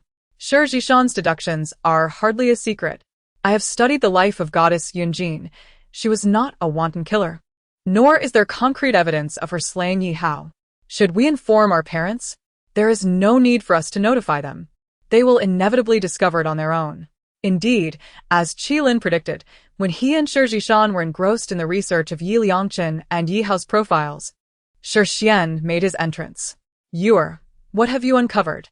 Qilin calmly pushed the documents before Shi Xian and stated, "Father, Yi Liangchen was once an unlearned wastrel, inferior even to Zhishan in cultivation, excelling only in indulgence and vice. However, after I severely injured him, he swiftly mastered the arts of weapon forging and alchemy. Rapidly advancing in cultivation to surpass 4 minor realms in less than a month, He now stands just one tier below me. If there is no trickery involved, he must share my surname. Shi Zhishan stifles a laugh. Brother, you're taking advantage of him. After reviewing the two dossiers, Shi Xian's expression turns grave. According to the intelligence, Yi Hao is indeed a polymath in cultivation, mastering weapon forging, alchemy, formations, and inscriptions. Should it truly be Yi Hao's soul reborn, his potential threat would be substantial. Do you possess the confidence to confront him? Even if I lack certainty, I must proceed. After all, I have already left Yi Liangchen severely injured. Even if I refrain from provoking him, he will undoubtedly seek me out. This is merely a tactic. In such scenarios of powerful beings reborn, the first act upon awakening is often to retaliate against the original's adversaries. Unfortunately, my face is not easily struck. Father, I find this individual useful. Please refrain from disseminating any news for now. I require a spellcaster, and he fits the bill perfectly. Shi Xian neither assented nor declined, merely cautioning Qilin. Yi Hao is but a step away from ascension. One can be certain he possesses numerous hidden trump cards. One misstep, and you may find yourself in dire straits. Then let it be my destiny. Father, one cannot achieve great things while living in fear of wolves and tigers. If Goddess Yun Jin could vanquish him, I refuse to believe she cannot handle a reformed version of Yi Ritian. Observing Qilin's confidence, Shi Xian refrained from further discouragement. I shall grant you a month. Should you fail to resolve this matter, I will intervene personally. Rest assured, Father, it will not take a month. Qilin waved his hand dismissively, brimming with confidence. The present generation may not be inferior to the past. Yi Hao is not necessarily stronger than I at my age. Moreover, he is merely Yi Liangchen now, no longer the defiant Yi Ritian of yore. Brother, your sister is still present. Might you choose your words more carefully? Shi Zhishan protested. Oh, then you may act the demure lady while I seek amusement at Yi Liangchen's expense. Wait, I wish to join. I delight in witnessing you flaunt your prowess and humble your foes. Shi Xian did not interject. This was Shi family's domain, and he possessed full faith in Qilin's capabilities, discreetly dispatching additional guards for protection. Guided by Shi Zhishan, Qilin arrived at a forest outside the city. Upon their arrival, they encountered the principal figure confronting another. Then, they heard a line that left both of them bemused. Hand over what you possess. I have no taste for idle chatter. If you believe you possess the strength to contend with me, Liangchen would be more than willing to play along. Shi Zhishan clutched Qilin's arm, her expression pained.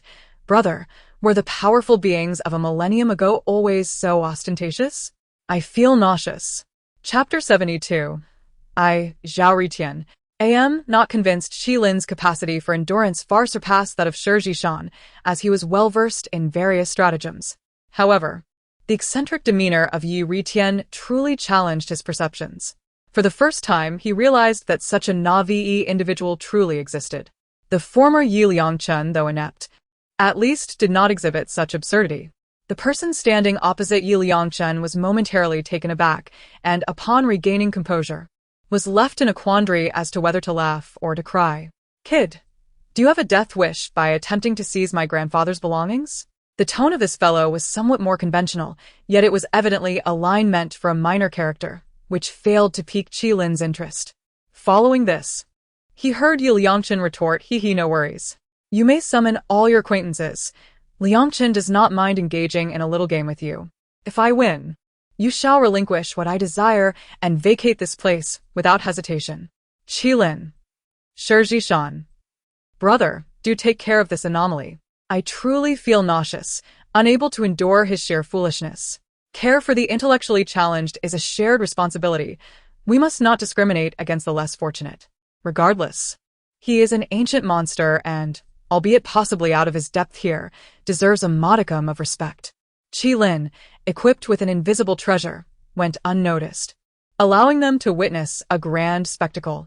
As anticipated, the individual opposite Yi Liangchen summoned a throng, including formidable opponents, yet Yi Liangchen dispatched them with remarkable ease, toppling them all within less than half an hour. Shi Zhishan's eyes widened in disbelief. Indeed, it appeared he had become possessed. The former Yi Liangchen could hardly best me, yet now he displayed such prowess. Nevertheless, he still paled in comparison to my brother.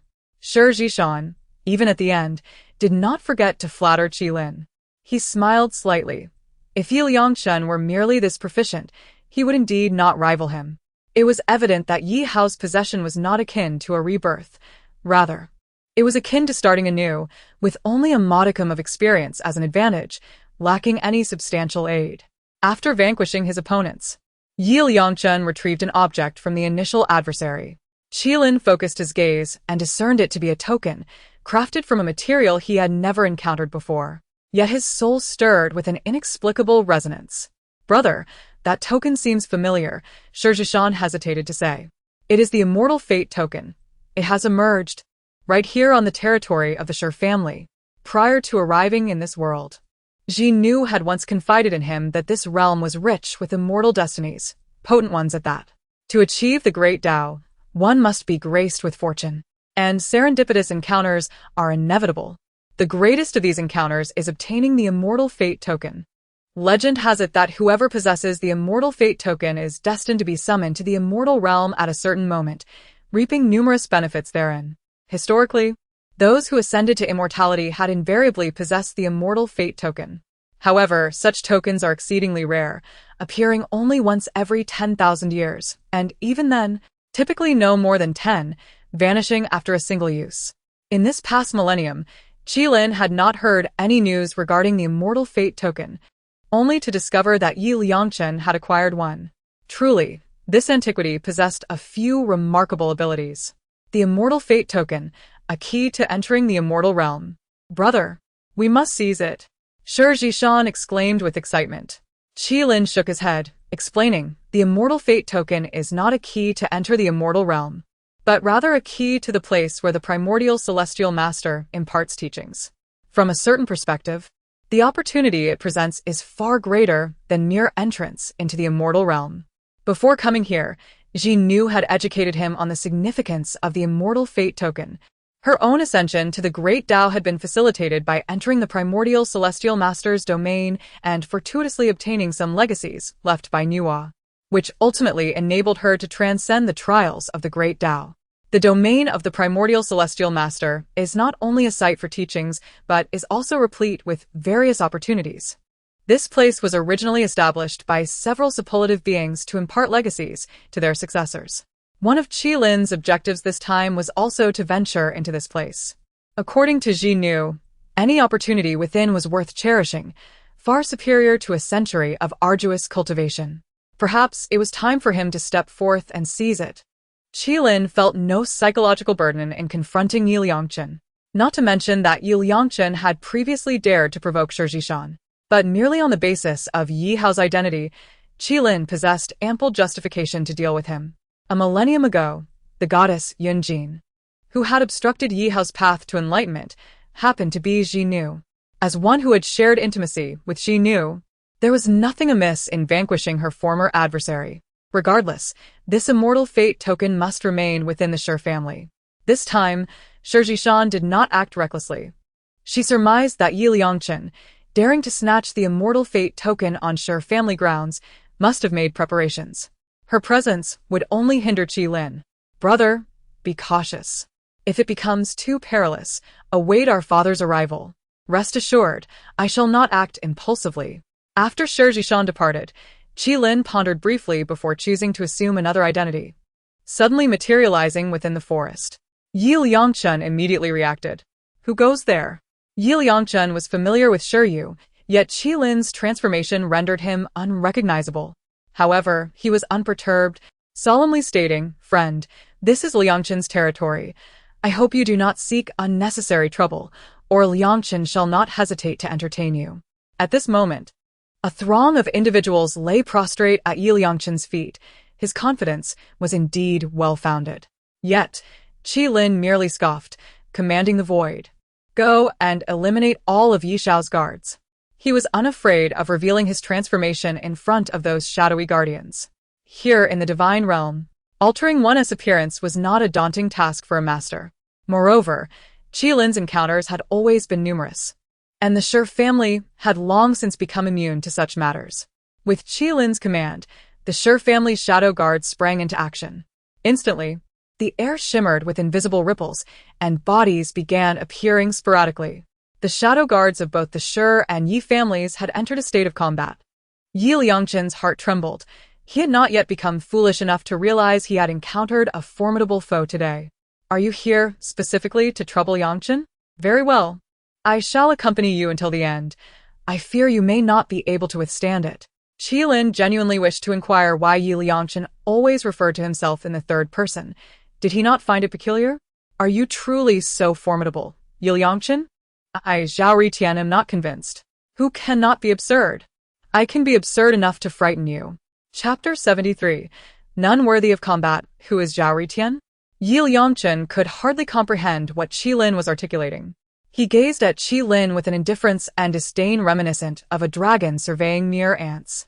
Young man, I can discern that you are not of considerable age. Possessing such strength, it is only natural to exhibit a degree of pride. However, you should not dare to provoke Liangchen. He is not someone you can afford to offend. Qilin retorted, you have triumphed. My youthful exuberance pales in comparison to your own. Yet I must inquire, were you similarly overzealous a millennium ago? Yi Liangchen's pupils constricted sharply, a palpable aura of menace emanating from him. Who are you? What do you know? Who are you? What do you know? Qilin feigned ignorance, a sense of superiority swelling within him as he effortlessly outsmarted his opponent. I must ask, could you perhaps change your dialogue? I could predict your words with my eyes closed. Yi Liangchen's fury ignited. Young man, knowing too many secrets is ill-fated for you. Yi Liangchen's complexion reddened, feeling insulted by the implication of his own intelligence. How could this impudent youth anticipate his thoughts? Is it sorcery? In truth, it is nothing but a scripted dialogue. Yi Ritian, a millennium has passed, and the divine realm has undergone immense transformation. Do not present yourself with an air of superiority. You have lagged behind the times for a millennium, how quaint. Qilin raised a middle finger in defiance. Yi Liangchen could no longer restrain himself and charged forward, unleashing a resounding battle cry, his right fist poised to strike, extraordinary phenomena manifesting around him. Qilin muttered a curse under his breath at the foolishness of his adversary. In the territory of the Shi family, such a loud outcry was rather presumptuous. However, he refrained from summoning aid. There existed an unspoken understanding among the sanctuaries regarding the rivalry of the younger generation. Outsiders seldom intervened. Naturally, this tacit agreement was occasionally breached, but only when the Shi family deemed Qilin no match for his opponent. Presently, they certainly had no reason to doubt Qilin's capabilities. As Yi Liangchen launched his attack, Qilin's eyes radiated a golden brilliance, illuminating the battlefield. Amidst the golden glow, he perceived Yi Liangchen's speed significantly diminish, the trajectory of his assault becoming strikingly apparent. Qilin understood that it was not Yi Liangchen who had slowed, but rather his own piercing gaze that unveiled every movement, rendering Yi Liangchen's actions transparent and thus greatly reducing the impending peril. In Yi Liangchen's incredulous gaze, Qilin's right hand shimmered with a dark golden light, striking first and sending him flying. Before Yi Liangchen could regain his bearings, Qilin's foot descended, grounding him firmly to the earth. I have already informed you. This is not a millennium ago. Your current form is weak. Even if you could alter the course of fate, what can a mere few months achieve? Who gave you the audacity to act so arrogantly before me? Qilin leaned closer, observing the ashen visage of Yi Liangchen, devoid of any sense of accomplishment. Was it that he was too powerful, or were his opponents simply too feeble? There was not a single worthy adversary. Qilin seized the immortal fate token, toyed with it briefly, and then stowed it away in his spatial ring, subsequently inscribing countless seals within Yi Liangchen's body, innovations birthed from a millennium of divine realm research. The world often favors the ancients over the contemporary. However, as long as the lineage remains unbroken and the world develops normally, there exists no justification for the present to be inferior to the past. Many techniques from a millennium ago have become antiquated. Conversely, numerous contemporary methods would be entirely unfamiliar to Yi Haowen, leaving him with little advantage, particularly when Qilin's own prowess overshadowed that of Yi Liangchen. Just as Qilin contemplated departing with Yi Liangchen in tow, he suddenly froze. He had rendered Yi Liangchen unconscious and confined him within his ring, yet his eyes, now ablaze with golden light, turned toward the southeast. In a distant location, he recognized a familiar figure, Lin Fan, the eldest scion of the Lin family, one of the four esteemed clans alongside the Shi and Yi families. Lin Fan, like Qi Lin, was a young sovereign renowned throughout the divine realm. They had previously clashed, with Qi Lin having gained a slight upper hand, but not without challenge. What brings him here? Why do the descendants of rival families flock to the Shi family's domain? A thought struck Qi Lin. Could he too be seeking the immortal fate token? At that moment, he observed Lin Fan flying towards him with unexpected swiftness, arriving before him in mere breaths. Qi Lin activated his piercing gaze and, upon scrutinizing Lin Fan, felt a wave of disappointment. The figure before him was merely a clone, the least effective kind. Even if he were to annihilate this projection, it would bear no consequence for Lin Fan. The Lin family's mastery of clone techniques was unparalleled, yet Qi Lin remained curious about Lin Fan's intentions. Lin Fan did not allow Qi Lin to ponder for long. Gazing at Zhao Hao, his eyes flickered as he tentatively inquired, "Fang Cheng?" A jolt coursed through Qi Lin. Why would Lin Fan mistake him for Fang Cheng? How about we strike a deal? You hand over the immortal fate token, and I shall refrain from informing the Shi family of your treachery here. Otherwise, I will expose your theft of Yi Liangchen's immortal fate token, and both the Shi and Yi families will hunt you down, along with my Lin family. Think carefully. Consider your own folly, Qi Lin retorted, extending his right hand, casting a shadow that obscured all, and grasping Lin Fan firmly. His fingers pressed against Lin Fan's brow, invoking the soul search technique. A minute later, Qi Lin's expression turned peculiar. In a cave miles away, Lin Fan's complexion paled slightly. This is not Fang Cheng. He would never be so reckless. I had intended to leverage my foresight to eliminate both Fang Cheng and Yi Liangchen as rivals, but it seems that endeavor has become unattainable. Moreover, what perplexes me is why Shi Yu and Shi Chen have not become adversaries. Why did Shi Yu return the supreme bone to Shi Chen? Could he, like me, be a time traveler, thus refraining from antagonizing Shi Chen? Lin Fan murmured to himself, overwhelmed by an acute sense of confusion. The greatest advantage of a reincarnated lies in their prescience, yet now, everything diverged from his recollections. He found himself utterly flummoxed. Chapter 74. Breaking Yi Ritian. Lin Fan found himself in a state of bewilderment, while Qi Lin remained remarkably clear-headed. Although Lin Fan had not stored sufficient memories within this incarnation, it was enough for him to discern the true situation. My remarkable reincarnator. It was evident that Lin Fan had lost in the future contest for the Tao. However, he likely did not survive to witness the emergence of the one who would achieve ultimate enlightenment. Otherwise, his rebirth would hold no significance. The Tao is a realm that transcends all notions of time and space, a singular existence across myriad realms. Once someone from their generation attains the Tao, the timeline becomes irrevocably altered. Although Qi Lin could deduce that no one had achieved the Tao before Lin Fan's reincarnation, it was apparent that Fang Cheng had thrived in Lin Fan's memories. Meanwhile, Shi Yu had evidently met his demise. Otherwise, Lin Fan would not have mistaken identities. Clearly, the predictions of the Weaver Maiden were accurate. Had he not intervened, the original protagonist would have faced a dismal fate. Yet everything had changed now. In fact, it was destined to be so.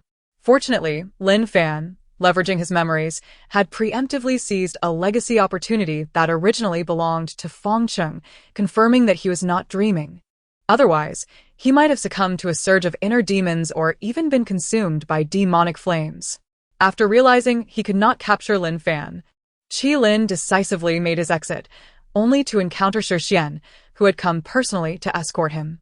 Upon returning to the Shi family, Qi Lin and Shi Xian conspired for half an hour, successfully misleading Shi Xian. Of course, the greater reason lay in the Shi family's intentional indulgence of him. Qi Lin could only marvel at his stroke of luck. In the novels he had read, the protagonist's family invariably conspired against him, while the supporting characters' factions united. He was fortunate to encounter a family that was almost entirely compliant to his will. In other tales, such a dynamic would suit the secondary male lead or the antagonist. Yet, he was the protagonist. This is how a prestigious family operates. As the legitimate heir of the Sher family, endowed with exceptional talent and a steady demeanor, everyone regarded him as a qualified successor, thus sparing him from any misfortunes. Even the immortal fate token was uncontested by anyone against Qilin. In a family, everyone is aware of who possesses greater potential.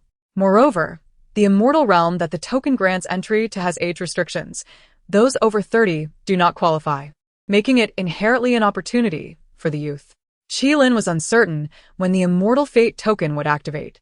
His immediate goal was to ensure Yi Liangchen was well prepared to bear the burden he had set. You might as well give up. Liangchen will never bow to anyone. After hearing Qilin's demands, Yi Liangchen resolutely declined. Qilin was not surprised. He merely suppressed his feelings of nausea. Yi Hao. Regardless of whether you are feigning or genuinely this naive, I wish to make one reality clear. Your foolish endeavor to seize the immortal fate token without notifying the higher-ups of the Yi family means no one will come to your rescue. Yi Liangchen's expression shifted. Upon learning this, Qilin could scarcely believe it. There truly existed such folly. Eventually, he understood that Yi Liangchen's standing in the Yi family could not be compared to his own in the Sher family. His position within the Sher family was as solid as a mountain, while Yi Liangchen faced constant provocation within his own clan. This was the standard background of a male protagonist in a web novel. Thus, Yi Liangchen harbored doubts about his family and sought to seize the immortal fate token first, unwittingly benefiting Qilin, a peak divine emperor. Once capable of silencing the Sher family with a mere word, imagine the humiliation of perishing at the hands of a junior from the Sher family. Liangchen would never succumb to any threat. Qilin raised his hand and delivered a slap. Speak plainly. You have insulted Liangchen, so he will surely retaliate in kind. Slap. The sensation of striking a divine emperor was exhilarating. Speak plainly. Liangchen. Slap. Liangchen. Slap. Enough. Even if I were to acquiesce, you would not spare me afterward. It was evident that Yi Hao could still articulate coherently, despite his battered appearance. Qilin smiled warmly at Yi Liangchen, shaking his head in lament. Had you spoken plainly earlier, we wouldn't have had to reach this point. I wonder how you managed to achieve the status of Divine Emperor in the first place. Yi Hao longed for death. You've struck me. What purpose does the added humiliation serve? Divine Emperor Yi, I truly do not wish to kill you. Really?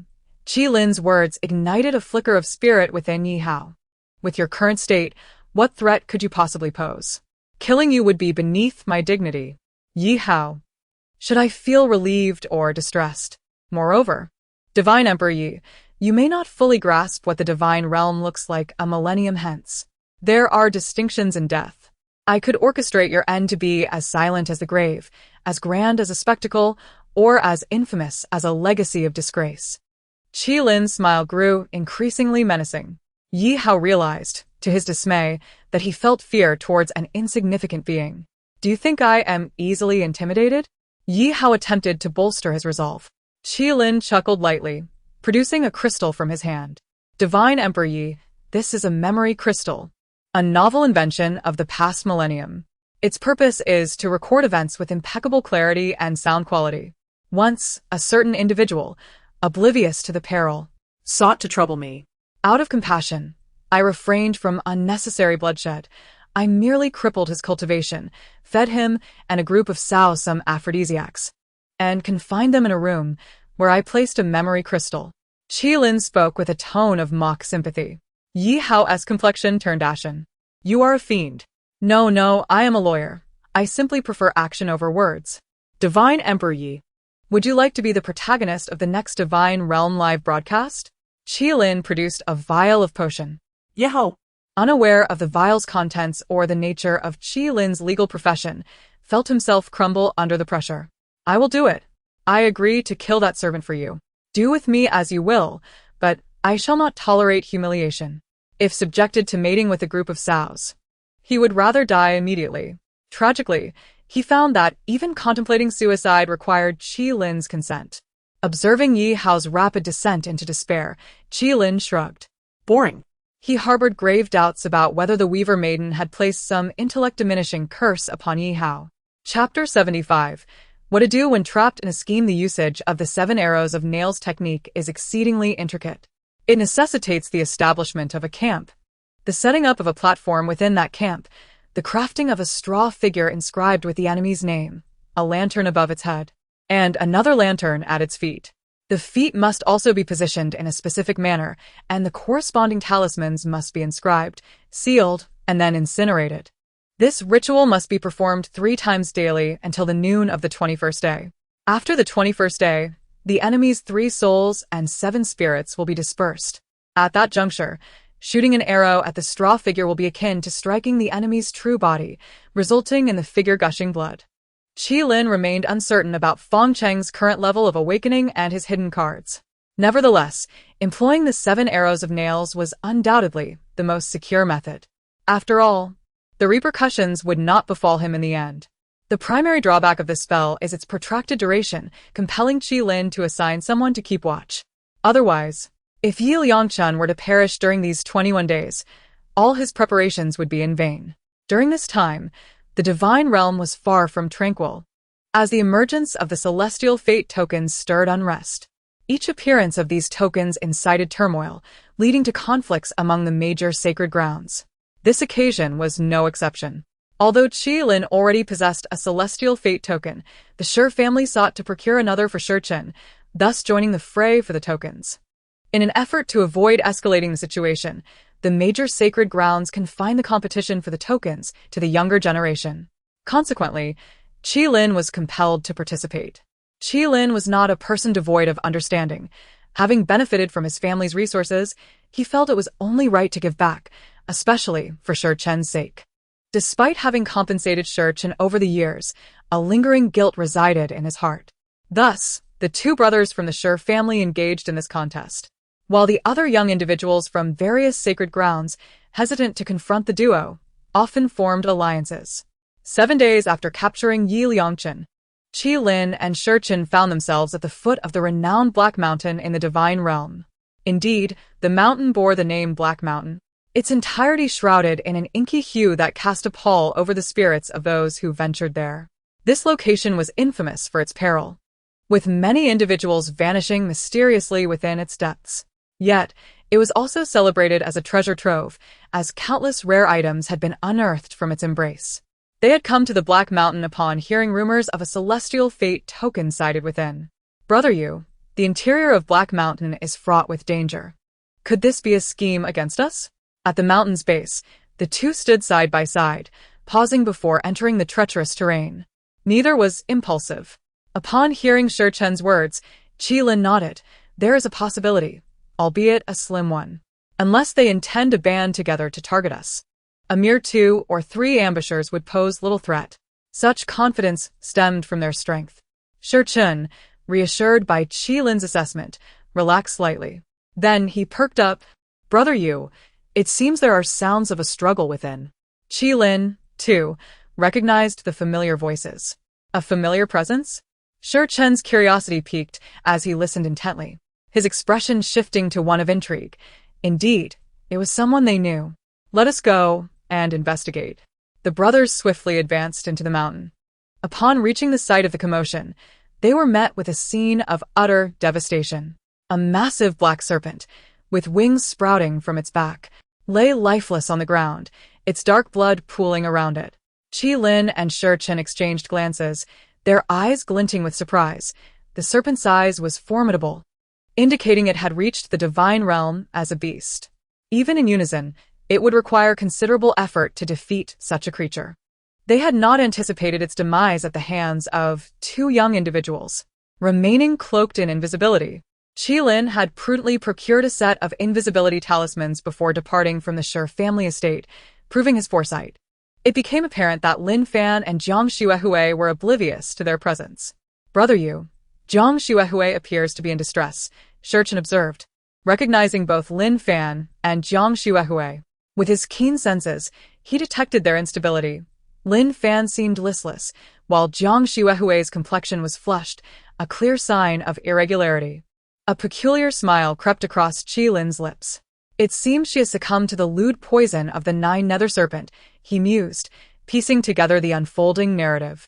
Under normal circumstances, this would have been an encounter between Xiao Yao and Jiang Xuehui, where their mutual affections could ignite a passionate connection.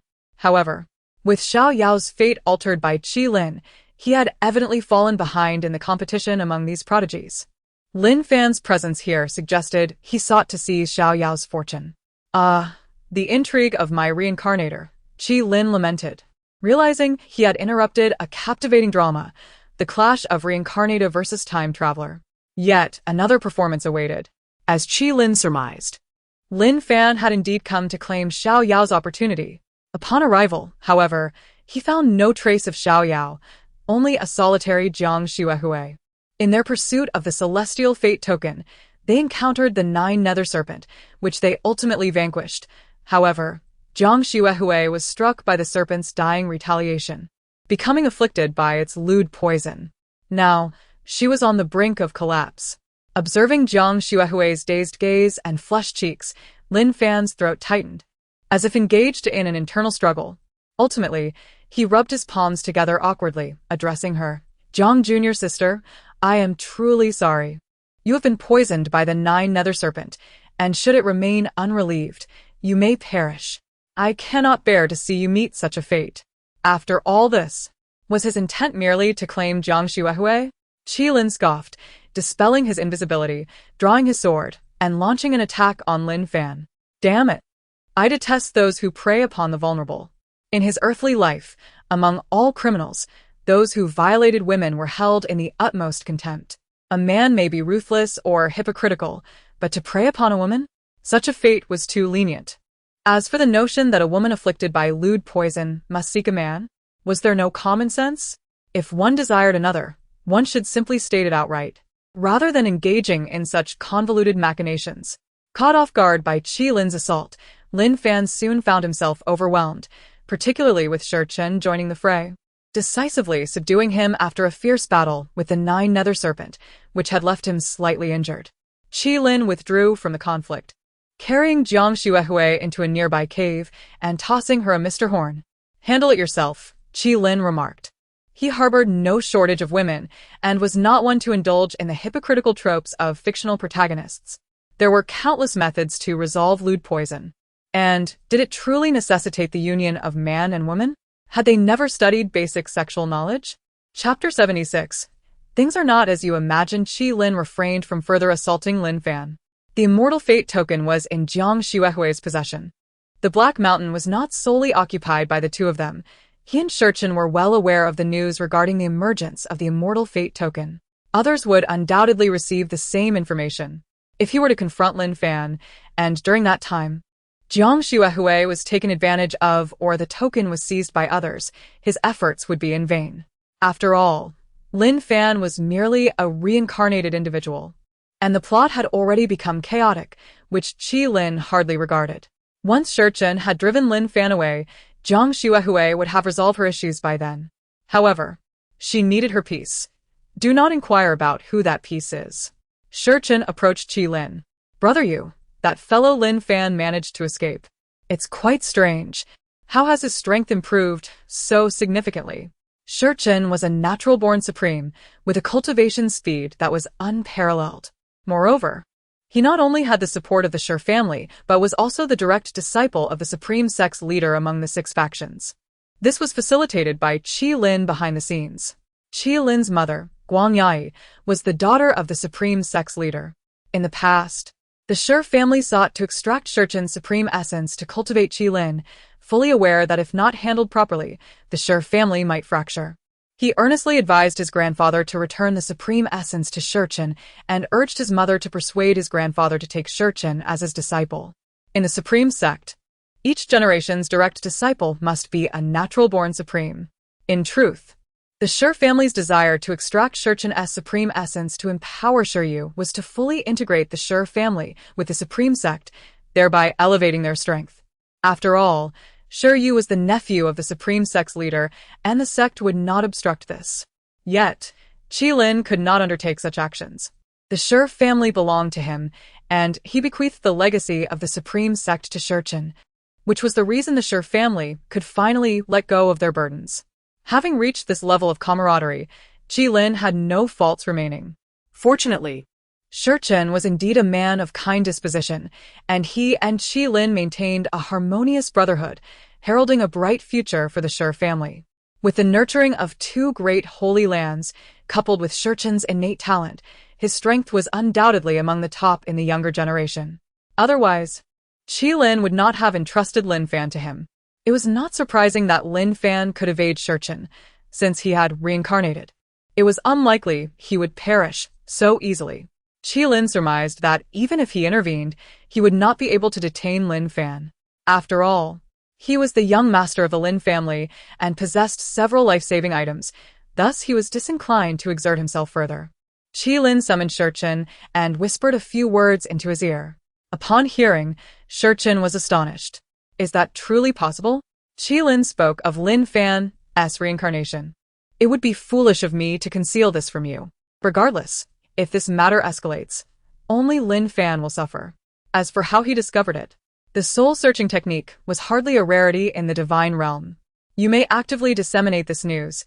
I believe many will be intrigued by this reincarnated individual. To control a reincarnated person is to seize numerous opportunities. Of course, this would attract many ambitious individuals. It remained to be seen whether the Lin family would unite as the Shur family had. Just as Shurchen was processing the news Qilin had delivered, Jiang Xuehui emerged after her rendezvous with Jingjing. Her attire was intact, yet an unmistakable scent lingered, one that no amount of clothing could conceal. Some charms were impossible to hide, regardless of how complete the attire appeared. Jiang Xuehui had not lost consciousness, thus upon seeing Qilin, her cheeks flushed crimson. Stammering slightly, she opted to communicate telepathically with Qilin. How come you carry Mr. Jiao with you? Qilin, this girl has an unusual focus. He, Qilin, had perused countless trope-laden novels, films, and dramas to avoid missteps in this world. In such narratives, it was customary for the female lead to seek male companionship to dispel the effects of aphrodisiacs. Having a Mr. Jiao on hand was undoubtedly prudent. As it turned out, his foresight was not misplaced. The question remained, how to explain this to Jiang Xuehui? Jiang Shimmy, do you truly require an explanation? Jiang Xuehui's face deepened in crimson. She then telepathically inquired once more, why didn't you come yourself? Qilin, this girl is truly difficult to please. It appears that my absence has wounded her pride. Jiang Shimmy, I am not one to kick someone when they're down.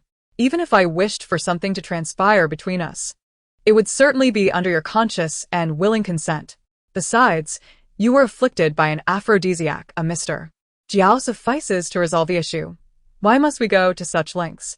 He was not one to lack common sense. While Jiang Xuehui and Qilin appeared to share a silent understanding, a commotion suddenly erupted outside. Shurchen's keen eyes spotted an unexpected figure. He tugged at Qilin's sleeve, his expression peculiar. Qilin turned to see the individual, equally astonished. It was Xiao Yao, Jiang Xuehui's love interest. He had not anticipated that he would arrive here. Lin Fan pointed at Qilin, addressing Xiao Yao. Young Master Xiao, did I deceive you? Young Master, you intended to do harm to Jiang Shimmy, but I discovered it. Alas, I was outmatched by the two of them. Now that we are numerous, let us first apprehend these two scoundrels. The individuals behind Lin Fan did not echo his sentiments, yet their gazes fell upon Qilin and Jiang Xuehui with unmistakable insinuation. Those with experience understood that such expressions and sense following intimacy were challenging to disguise. In the current situation, any explanation Jiang Xuehui offered would fall on deaf ears. Xiao Yao's complexion paled, and he trembled with rage. Jiang Xuehui, in a state of urgency, hastily explained, Brother Xiao Yao, do not heed his nonsense. Things are not as you perceive. Shameless wretch, be silent. Upon uttering this, Xiao Yao felt a pang of regret. Yet, seeing the allure in Jiang Xuehui's gaze, he steeled himself. Jiang Xuehui's face turned ashen. A mysterious smile curled upon Qilin's lips. He sensed that Jiang Xuehui was on the brink of self-destruction, and he would soon have the opportunity to converse with her. All this was thanks to the orchestrations of Xiao Yao and Lin Fan. Chapter 77. The gratitude of Jiang Xuehui. Jiang Xuehui is no ordinary woman. She is the saintess of the Righteous Alliance, a genuine heiress of great fortune. To speak candidly, Her association with Xiao Yao leads everyone to believe that he is the one who has ascended in status by being with her. Deep down, although she does not voice it, Jiang Xuehui subtly agrees with this perception. In such circumstances, when Xiao Yao calls her a shameless person, anyone would feel indignant. After all, Jiang Xuehui is accustomed to the obedience and respect of others. Love, when faced with numerous factors, can often seem fragile. Seeing Jiang Xuehui on the brink of collapse, Qi Lin stepped forward. Have you married junior sister Jiang? He casually inquired, while adjusting his ears. Xiao Yao was taken aback, his face instantly flushing crimson. We are mutually affectionate. It is truly innocent. If Jiang Xuehui were to acknowledge this under such circumstances, he would have nothing further to say. Qi Lin would keep his distance from such a woman, for foolishness is contagious. Fortunately, Jiang Xuehui was not that naive. She glanced at Xiao Yao, then at Qi Lin, and the color returned to her face, even breaking into a light laugh. Perhaps it is merely unrequited love. Young master, you should understand that with our status, there are always numerous admirers. Free from Xiao Yao's diminishing aura, Jiang Xuehui immediately regained the demeanor of a wealthy saintess from the righteous alliance. Her presence made it clear that she was not an individual they could easily tarnish. She was among the elite heiresses of the divine realm. Upon hearing Jiang Xuehui's words, Xiao Yao's fury erupted, drowning his reason. Shameless woman, how dare you say that? Jiang Xuehui's expression turned icy. Young Master Xiao, do you know the consequences of insulting the saintess of the righteous alliance? And you all, do you dare to trouble me and young Master Yu? Not to mention that there is nothing between young Master Yu and me. Even if there were, we are both unmarried. What business is it of yours? Do you wish to offend both the righteous alliance and the Sher family simultaneously? As Jiang Xuehui spoke, the crowd's curiosity and intrigue began to wane.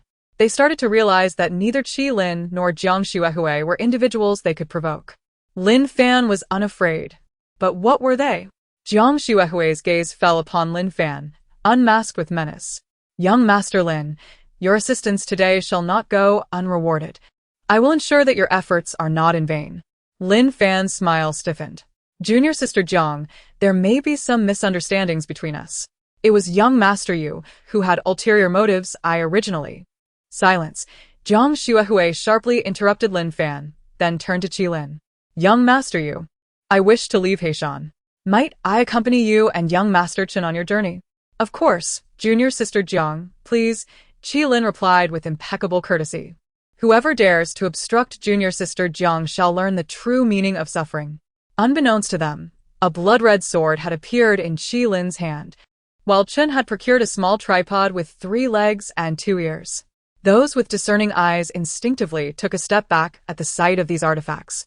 Lin Fan's gaze burned with desire. These were indeed treasures.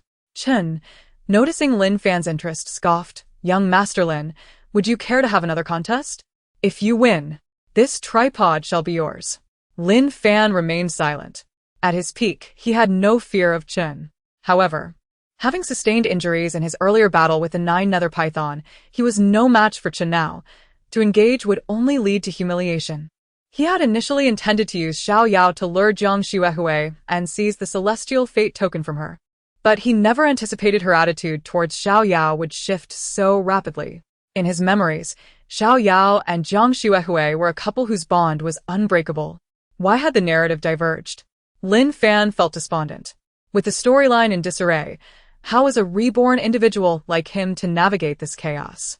Lin Fan hesitated to act, while Xiao Yao yearned to intervene but found himself immobilized by Chen's overwhelming power. Thus, Qi Lin and his companions smoothly departed from Heishan. The atmosphere among the three became somewhat peculiar. Qi Lin and Chen, whether intentionally or not, flanked Jiang Xuehui. Rescuing her was one matter, seizing treasures was another. Knowing that the celestial fate token resided with Jiang Xuehui, the brothers were resolute in their pursuit. The major Holy Lands had long declared that whoever laid claim to the celestial fate token would rightfully possess it, irrespective of justice. It was merely a matter of strength. Had they not intervened, the token would undoubtedly have fallen into Lin Fan's hands. They had every reason to accept the spoils. Yet, the two refrained from direct confrontation, as they preferred a peaceful resolution. Jiang Xuehui was no fool. Especially after parting ways with Xiao Yao, she swiftly regained the intellect befitting a saintess of a holy land. Young Master Chen, I wish to speak privately with young Master Yu. Would you mind stepping aside? Chen looked at Qi Lin, who nodded slightly. And then Chen vanished without a trace. Jiang Xuehui sighed softly. I truly envy you brothers, for you share such trust and seamless cooperation. Relationships require cultivation. Had I not painstakingly nurtured my bond with Chen, we might have been at odds. Qi Lin did not believe that the camaraderie he shared with Chen had come easily. Jiang Xuehui empathized. Young Master Yu is correct. Relationships require effort. Solely giving or taking will ultimately lead to mutual destruction. Young Master Yu, my relationship with Xiao Yao is over. Qi Lin showed no reaction, as it was not his concern. I have never allowed him to take advantage of me. I am a woman of pure character. Qi Lin. This situation seems to be veering off course. Today, thanks to young Master Yu's rescue, I have not allowed Lin Fan to tarnish my purity. I have no means to repay you. If young Master Yu does not mind my humble status, I am willing to offer myself to express my gratitude for your assistance. Qi Lin took a cautious step back, feeling a sense of alertness. Do not think that this will dissuade me from claiming the celestial fate token. Jiang Xuehui. Who can help me eliminate this unfortunate soul destined for loneliness? She cast a disgruntled glance at Qi Lin and tossed the celestial fate token to him. I am not unreasonable, since you saved me. The token is indeed your rightful prize. Qi Lin confirmed the authenticity of the token and beamed with delight. Junior Sister Jiang, I do not mind your humble status. Qi Lin rubbed his hands together, speaking candidly. Jiang Xuehui. Handle it yourself. Chapter 78. Divine Assistance. Although Qi Lin appeared to lack romantic understanding, Jiang Xuehui did not harbor any ill feelings towards him. On the contrary, she found Qi Lin to be quite innocent. Had it been someone with ulterior motives in that situation, they would have undoubtedly taken advantage of the circumstances. The fact that Qi Lin could resist the allure of her beauty elevated her perception of him. Indeed, young Master Yu was a man of integrity. Qi Lin tossed the immortal fate token to Shurchen, who was naturally overjoyed, only to soon learn of the earlier incident between Qi Lin and Jiang Xuehui. Shurchen was taken aback, touching Qi Lin's forehead and noting he did not have a fever. When did you become such a virtuous gentleman, brother Yu? He exclaimed, as he had never known you to be this way. Qi Lin glared at Shurchen. Kid, are you still a novice? Shurchen's face turned crimson. How could that be? Brother Yu, I've been through countless battles. He added, usually, those who boast of experience are novices. The more seasoned ones tend to downplay their expertise. Make sure to jot that down. To Qi Lin's surprise, Shurchen actually pulled out a small notebook. Your style is starting to waver, my friend, Qi Lin remarked. Please continue. Brother Yu, Shurchen humbly urged. Seeing his earnestness, Qi Lin generously imparted some wisdom. Do you know the difference between an experienced driver and a novice? He inquired. Shurchen shook his head. The difference is that the more experienced one will often feign innocence in front of women, pretending to know nothing, which makes women lower their guard. By the time they realize what's happening, the experienced one has already succeeded. In contrast, novices tend to act like seasoned veterans, making women think they know everything, which only heightens their wariness and complicates matters.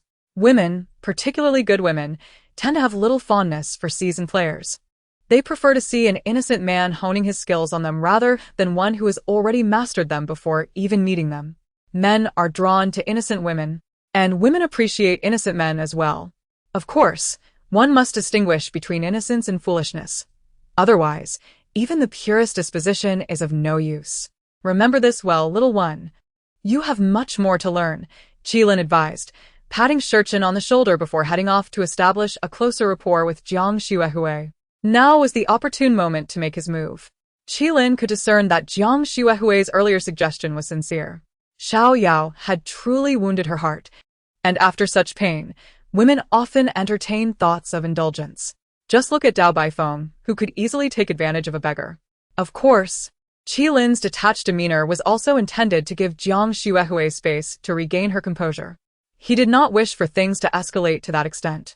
Even if they could not be together forever, it was vital to maintain a cordial relationship. To nurture such a bond, he needed to avoid appearing overly lascivious. At the very least, he aimed to raise her affection to 80 points. As it turned out, Qilin's strategy proved to be quite astute. Once Jiang Xuehui calmed down, she thoughtfully analyzed her feelings for Xiao Yao and realized their incompatibility. The disparity in their backgrounds and differing worldviews made it challenging to find common ground. Yet, having once harbored feelings for him, it was not easy to forget entirely. Recalling how she had been saved from the brink of despair by Qilin, her opinion of him improved significantly. Qilin lingered not only to pursue Jiang Xuehui, but also to see if an opportunity might arise to secure another immortal fate token for her. Though the likelihood was slim, one could always hope. If he were to procure such a token for Jiang Xuehui, she might truly feel indebted to him. Unfortunately, such serendipity was indeed rare. While they did not encounter another immortal fate token, their relationship began to blossom rapidly. Simultaneously, rumors of their budding romance began to circulate swiftly throughout the divine realm. He was the young supreme of the Sher family, and she was the enigmatic saint of the righteous alliance. They were neither ordinary individuals, and the public was naturally intrigued by their gossip. In this context, the two found themselves, whether intentionally or not, in Tianhua City. Jiang Xuehui was still clearly pining for Master Xiao.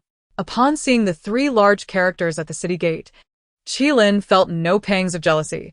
Instead, he found the situation amusing. Love, indeed, had a profound impact on individuals. It was perhaps wiser to maintain a distance. Jiang Xuehui adjusted her hair and forced a smile. Disappointing brother you. I am not disheartened. Regardless of what decision Xuehui makes, I will support you, he reassured her. After all, he had not been emotionally invested. His initial intent was simply to find a good friend to share applause with, nothing more.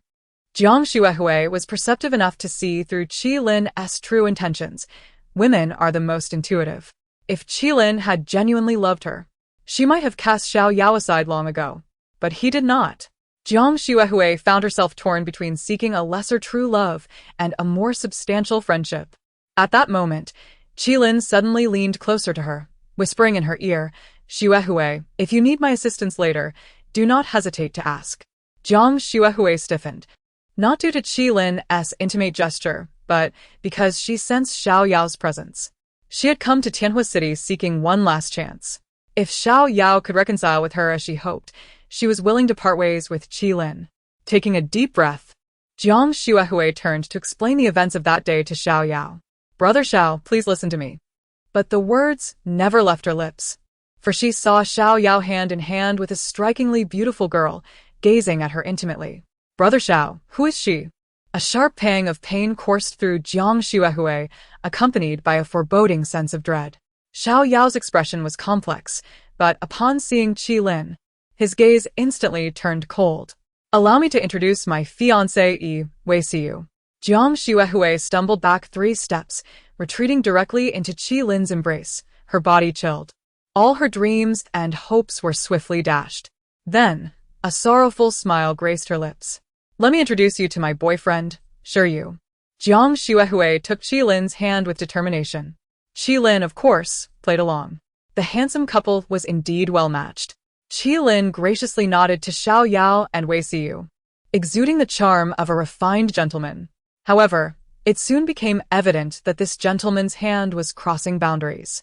Chapter 79, The Neighbor, Old Qi, Second Update. In recent days, Qilin and Jiang Xuehui have begun to develop an ambiguous relationship. However, Qilin has always conducted himself with propriety, never allowing Jiang Xuehui to feel the slightest hint of offense. Even if he wished to indulge in a more carefree lifestyle, he maintains a certain level of principle. Thus, despite Jiang Xuehui's awareness that Qilin may not be a suitable match, she finds herself devoid of any ill feelings towards such a person. This moment marks Qilin's first transgression of boundaries, yet Jiang Xuehui still harbors no aversion towards him. In the battlefield of love, the one who concedes first is often the one who loses. For Qilin, witnessing a couple that once shared a deep connection now begin to inflict emotional wounds upon each other evokes a sentiment reminiscent of the wise state he experienced previously. Typically, in the conventional narrative, one often finds themselves playing the role of the backup. The male and female leads would reconcile. The female would then issue a good guy card to the backup, and they would all return to their blissful lives. This is not the storyline Qilin desires. Thus, he will not allow it to unfold. He wrapped his arm around Jiang Xuehui's delicate waist and gently pulled her closer, lowering his head to adjust her attire. Xuehui, as we revisit this familiar place, would you kindly introduce me to the renowned sights of Tianhuoqing? Certainly, follow me, Jiang Xuehui replied without hesitation, turning to lead Qilin. Xiaoyao opened his mouth as if to speak, but ultimately remained silent. Qilin was unaware of this dynamic. Had he known, he would have surely invited Xiaoyao for a drink. Another one who fails to read the room. Jiang Xuehui clearly still held some affection, and even if she did not, it would ultimately fall under Mr. Jiao's responsibility. It is not necessarily the case that she is seeking a man. The current travelers are predominantly straightforward men, and the key point is that the ladies are not required to revolve around them. However, it is precisely due to encountering such a straightforward individual that Qilin has found the process of pursuing his romantic interest to be so seamless. Upon entering Tianhuoqing, Qilin snapped his fingers. Half an hour later, he produced a jade talisman from his possession and crushed it, his expression shifting to one of clarity. Jiang Xuehui guided him to the finest restaurant in Tianhuoqing, where they reserved a private room.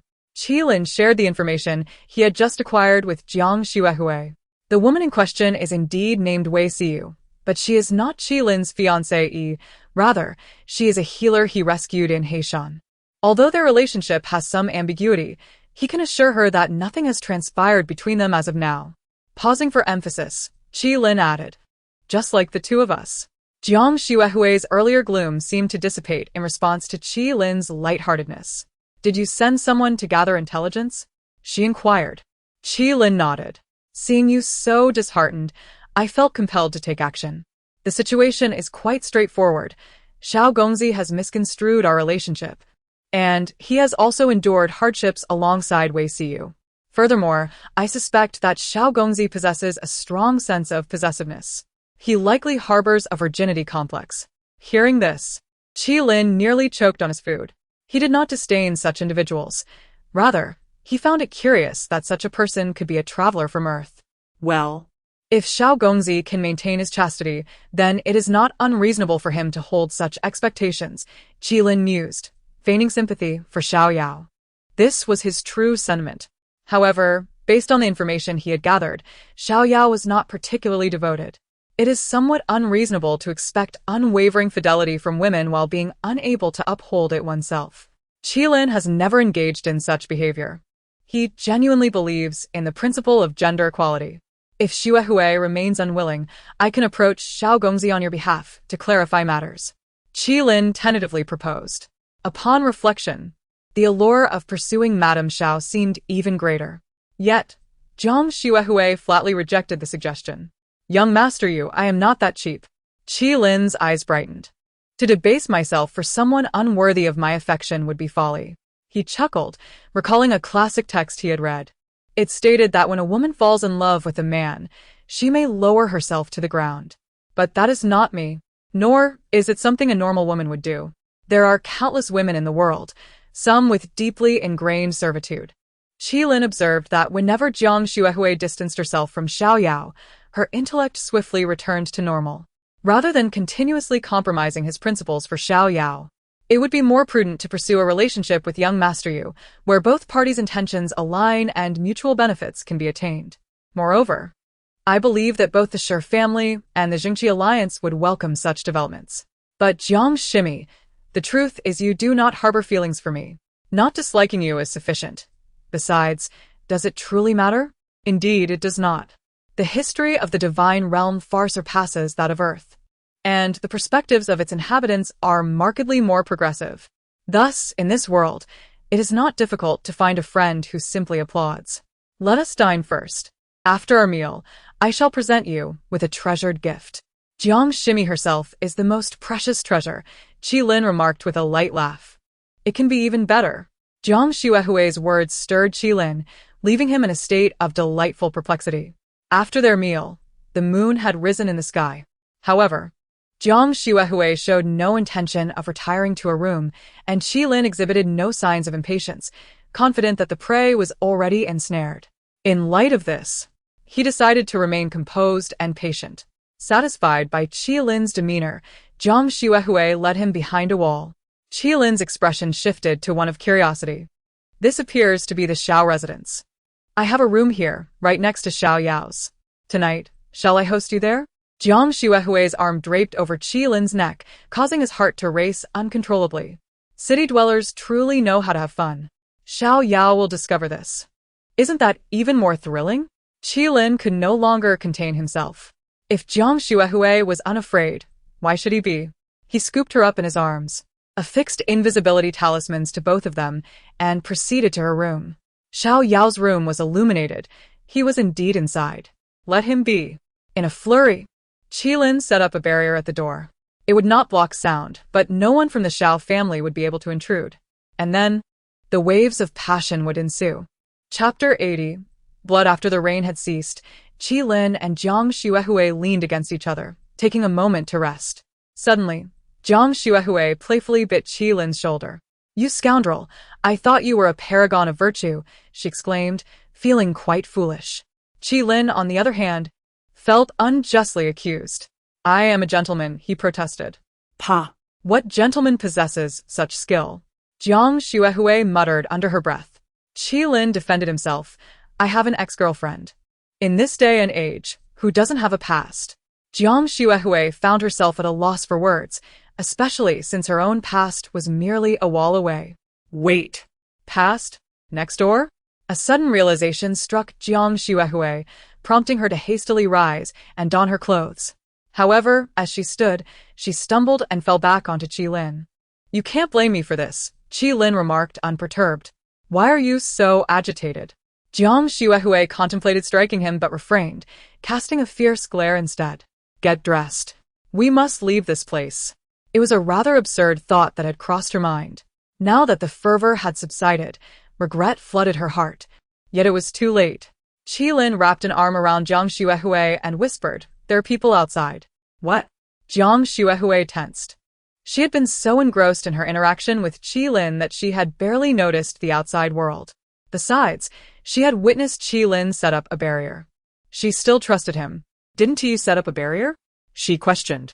Qi Lin's lips curled into a peculiar smile. That barrier prevents others from entering, but it does not mute your voice. Jiang Xuehui, being astute, quickly grasped Qi Lin's ulterior motive. You pervert, she exclaimed, her cheeks flushing as she pinched him. I don't care. You must deal with whoever is outside. Qi Lin replied, Xuehui, you are the saintess of the righteous alliance, not a disciple of the valley of evil. How can you casually take a life? His words were filled with righteous indignation, while Jiang Xuehui was a mix of shame and anger. If you want to do it, then I will, she retorted. I cannot allow anyone to hear me like that. In the pursuit of preserving one's secrets, individuals often resort to actions that contradict their principles. Yet, with a single statement from Qi Lin, Jiang Xuehui's murderous intent dissipated. The person outside was Xiao Yao. Jiang Xuehui felt an overwhelming urge to eliminate Qi Lin. You did this on purpose, didn't you? You said it would be more thrilling. Qi Lin reminded her. Don't forget, this was your initial idea. He spoke the truth, yet Jiang Xuehui's reaction was one of sheer shock. Now that she had regained her composure, she felt utterly embarrassed. As she pondered her next move, Qi Lin gently draped a garment over her shoulders, while stealthily dispelling the barrier. Xiao Yao burst through the door, only to be met with the sight of Jiang Xuehui, barely clothed, sprawled atop the equally bare Qi Lin. The atmosphere and the scene conveyed the unmistakable truth of their encounter. Xiao Yao trembled with rage. You two adulterers. Upon hearing this, Jiang Xuehui's previous guilt vanished, replaced by indignation. Qi Lin anticipated this reaction. Why come to my Xiao family of all places? Do you think I am without defenses? Xiao Yao felt a deep sense of humiliation. Qi Lin, puzzled, inquired, Does the Xiao family harbor anyone capable of threatening me? Jiang Xuehui smiled knowingly. Not at all. Only someone of exceptional prowess, like Gongziyu, could pose a threat. A small family like the Xiaos is no challenge for you. Xiao Yao fumed. Where's my sword? Jiang Xuehui ignored him after his outburst, leaning down to kiss Qilin. Darling, let us leave. This small place is hardly suitable for our royal escapade. Xuehui is right. Qilin agreed. With a flick of his wrist, a black cloak enveloped them both. In the next instant, they vanished from the room, leaving Xiao Yao in stunned silence. Yet, he was further struck by the vivid stain of red on the sheets. The tallest building in Tianhua City was known as Tianhua Pavilion, where a giant, holding a torch, gazed skyward. This giant represented the elder of Tianhua. Qilin and Jiang Xuehui ascended to the pavilion's rooftop, comfortably seated upon the giant's head, gazing at the stars and conversing about life and aspirations. Don't you wish to inquire about something? Jiang Xuehui asked Qilin. He appeared puzzled. What should I ask? For instance, why did I not bleed? Jiang Xuehui's tone turned anxious, as she herself did not comprehend the reason for her lack of bloodshed. Despite it being her first time, Qilin chuckled, pulling her close, allowing her to rest her head on his shoulder. He placed a gentle kiss on her forehead. I am not Xiao Yao. I do not place value on such matters. What matters most to me is my faith in your purity. But I truly did not bleed, she reiterated. That is a common occurrence. Many women do not bleed during their first experience. Unfortunately, this is rarely discussed, leading to widespread ignorance. Qilin was no novice. He could easily discern whether Jiang Xuehui was indeed a maiden. The notion that every woman must bleed on their first occasion is a misconception that needs to be corrected. Countless families have suffered irreparable rifts because of such ignorance, where husbands, upon witnessing their wives' lack of blood, have doubted their fidelity, regardless of the explanations offered. This has led to numerous familial tragedies, a situation Qilin found profoundly sorrowful. Pain is the universal experience for a woman's first time. Bleeding or not depends on various factors, and not everyone will experience bleeding. Yet, many men and even some women remain unaware of this. Qilin could not assist everyone, but he would at least enlighten those close to him. Then, he revealed something astonishing to Jiang Xuehui. Before we left the room, I dripped a few drops of blood onto the bed. Jiang Xuehui was taken aback. Xiao Yao will regret missing you for the rest of his life.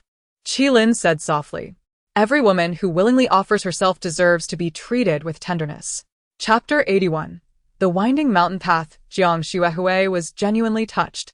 During her affection for Xiao Yao, he had never once considered her feelings with such empathy. It was rather typical.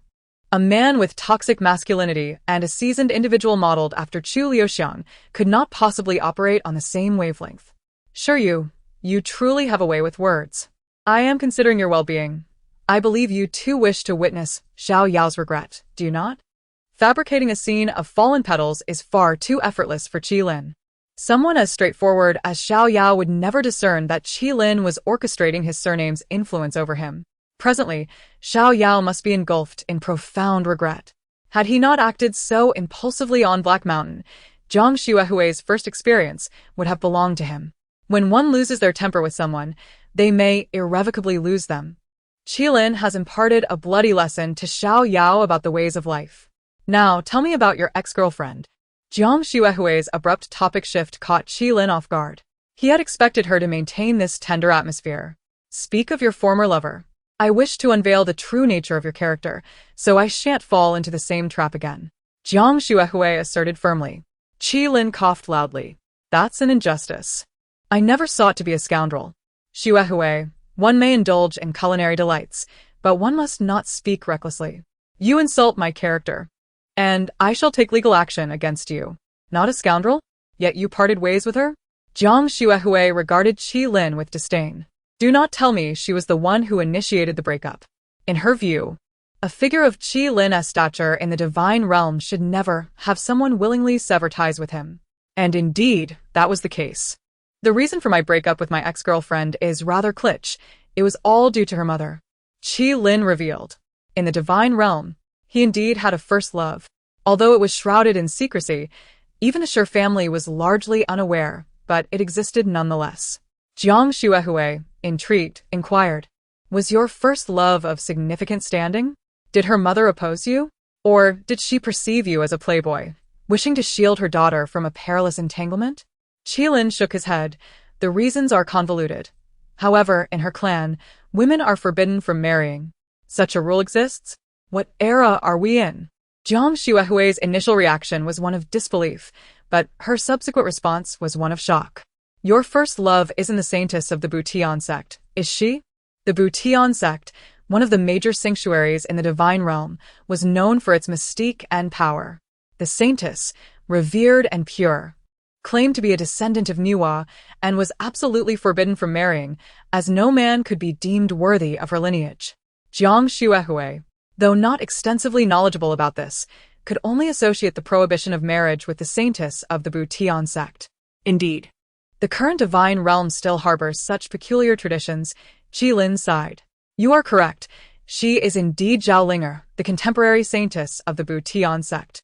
Jiang Xuehui's body began to tremble. Qilin, puzzled, asked, Are you unwell?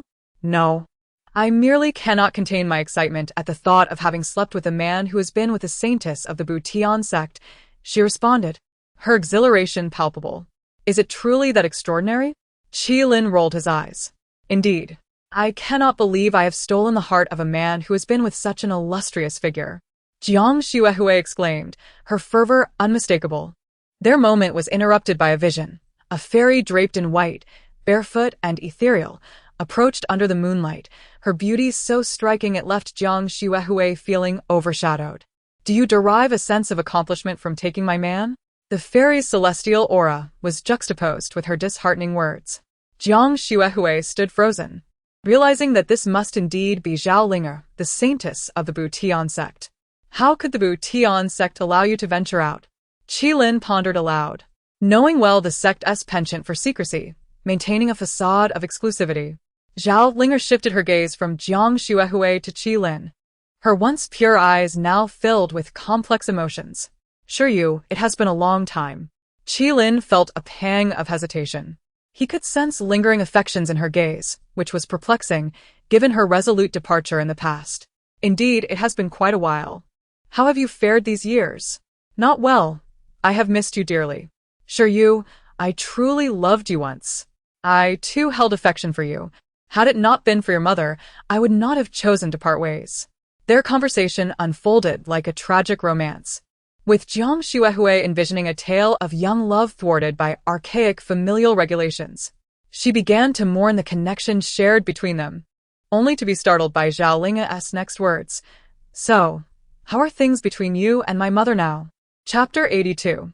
The story of the 9 linked rings. Upon hearing Zhao Linger's words, Jiang Xuehui's waist twisted, and she plummeted directly from the rooftop of the Tianhua pavilion. Midway through her descent, she forcefully swallowed a mouthful of old blood that had surged into her throat, then climbed back up. Her gaze fixed menacingly on Qilin and Zhao Linger. Why are you two deviating from the script? She had envisioned a poignant love tragedy, only to be met with an unexpected turn of events. As a passenger in this tumultuous ride, Jiang Xuehui nearly faced ruin. Qilin, however, could only offer silent sympathy. He observed Zhao Linger, whose eyes still seemed to harbor lingering affection, feeling somewhat awkward. You ought to know that my feelings for your mother are rather tenuous. Zhao Linger nodded, reflecting. Eventually, I understood. She intentionally allowed me to witness that scene. Back then, in my youthful arrogance, I was incensed upon seeing you two in such a manner, without contemplating further. By the time clarity dawned, I found myself ensnared in the Butian pavilion. Jiang Xuehui's imagination began to run wild again. The rules of the Butian pavilion were strict, and Zhao Linger shared an unbreakable bond with Shiryu, Zhao Linger's mother. The previous saintess of the Butian pavilion could not permit Zhao Linger to disrupt the pavilion's regulations. Otherwise, Zhao Linger would undoubtedly face severe repercussions. Embracing the notion of if I do not descend into hell, who will? Zhao Linger's mother resolutely decided to sacrifice herself, throwing herself into Qilin's embrace, deliberately allowing Zhao Linger to witness their intimacy. This was the only way to dissuade Zhao Linger from her affections. What a noble mother, Jiang Xuehui mused. Only to hear Zhao Linger continue, she went to great lengths to ensure I could fulfill my role as saintess in peace. Only by extinguishing my feelings for you could she attain true liberation. Ah, indeed, a true mother, sacrificing her own virtue to ensnare her daughter. Jiang Xuehue found herself struggling to process the unfolding drama. I can't imagine you would be fond of a woman like that. Your taste surely doesn't plummet to such depths. Jiang Xuehue retorted, Does your mother know you speak of her in this manner? Actually, she does. My dear daughter. It pains me to hear you speak of your mother so, Zhao Linger replied. Just as the conversation escalated, Zhao Qingying appeared on the scene, prompting Qi Lin to swiftly incapacitate Jiang Xuehue from behind. Caught off guard and still reeling from her earlier fall, Jiang Xuehue fell victim to Qi Lin's strike. His intention was not to harm her, but to keep her from learning certain truths, lest Zhao Qingying pursue her with lethal intent. Upon Zhao Qingying's arrival, the atmosphere grew tense. The mother-daughter duo, Zhao Linger and Zhao Qingying, displayed no warmth, instead radiating hostility. Zhao Linger's eyes darted like knives across Zhao Qingying.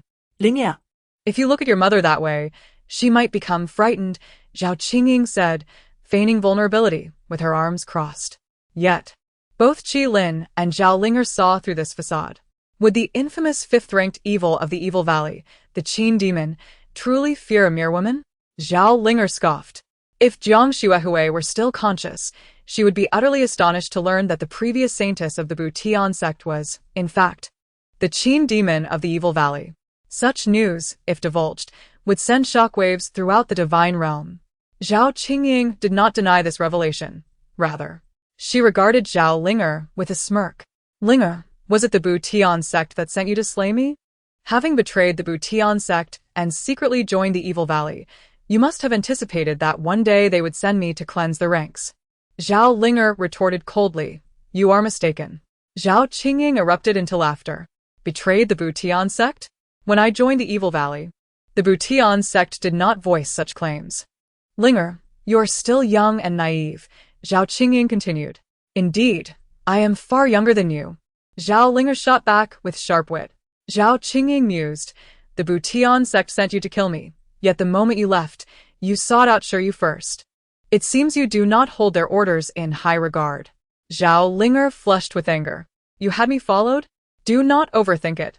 I merely dispatched someone to monitor the Butian pavilion, and you just happened to fall into that scope. Zhao Qingying waved her hand dismissively. Lin. The Butian sect is not the paragon of virtue you perceive it to be, Qi Lin interjected. Zhao Linger glared at him. You too? Defending her? Her tone mirrored that of a wife confronting her unfaithful husband. Zhao Qingying chuckled lightly. Linger, I suspect you are still unaware of your stepfather's identity. Enough. Zhao Qingying. I warn you not to speak recklessly. I have no father, Zhao Linger retorted, her face burning with embarrassment. Then your stepfather's status is not much nobler than that of your mother, Zhao Qingying teased, causing Zhao Linger's heart to sink as realization dawned.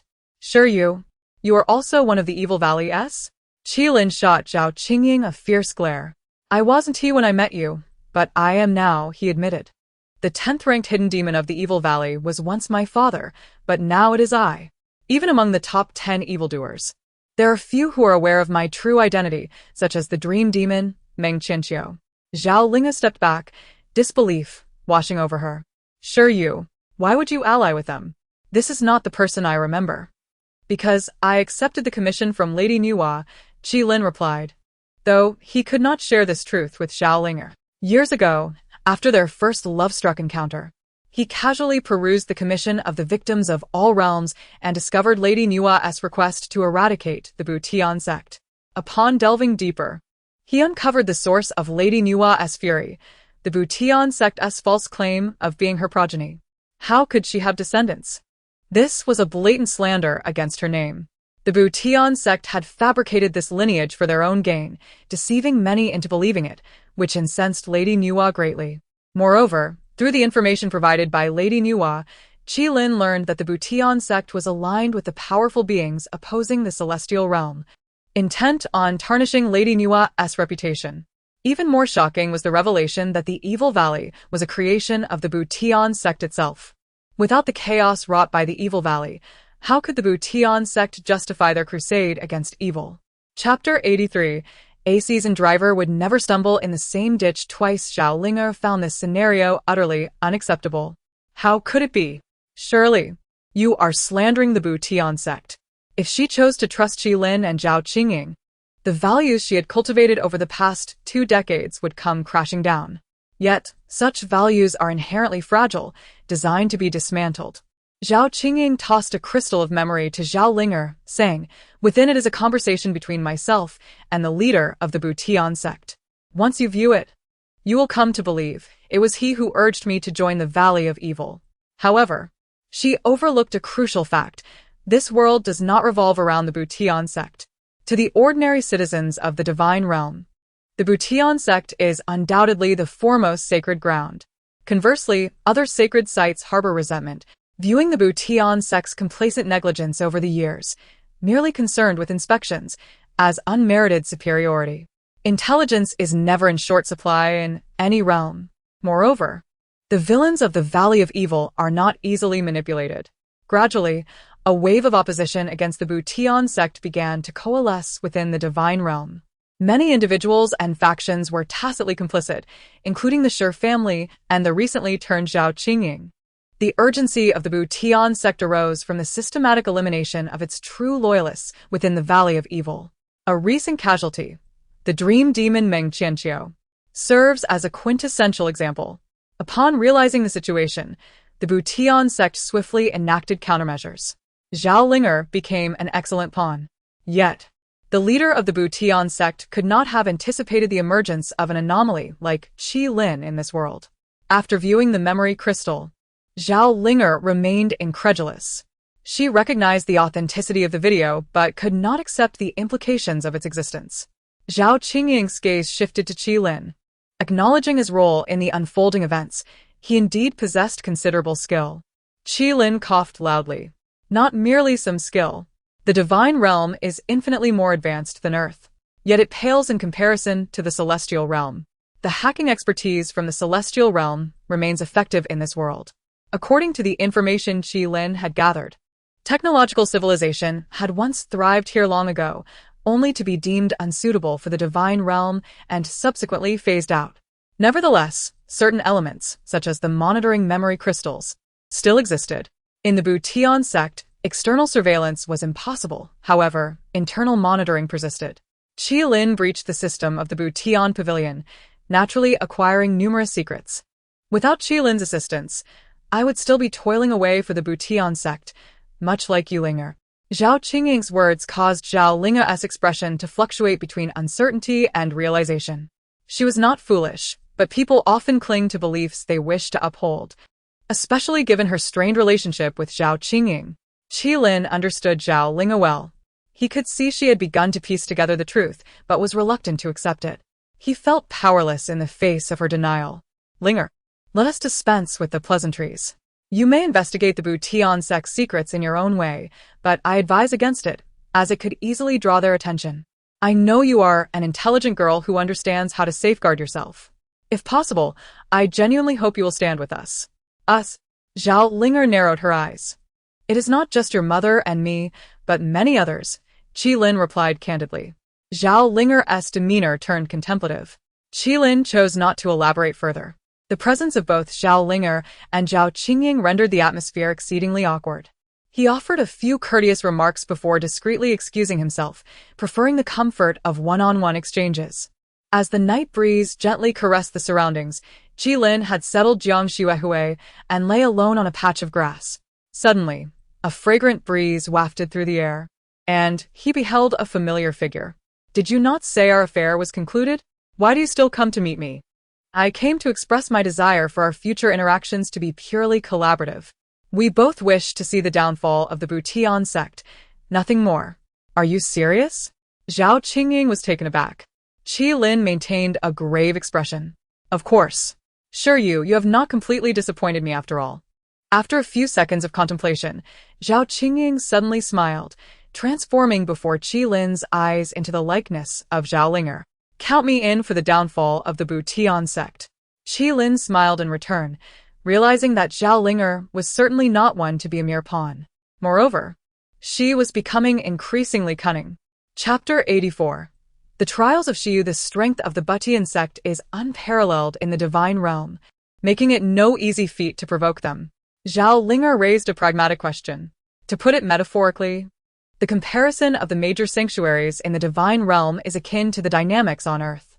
The Butian sect represents the dominant power, while the Jingqi Alliance and the Evil People's Valley can be likened to lesser forces. The four great families and 6 major sects follow suit in descending order.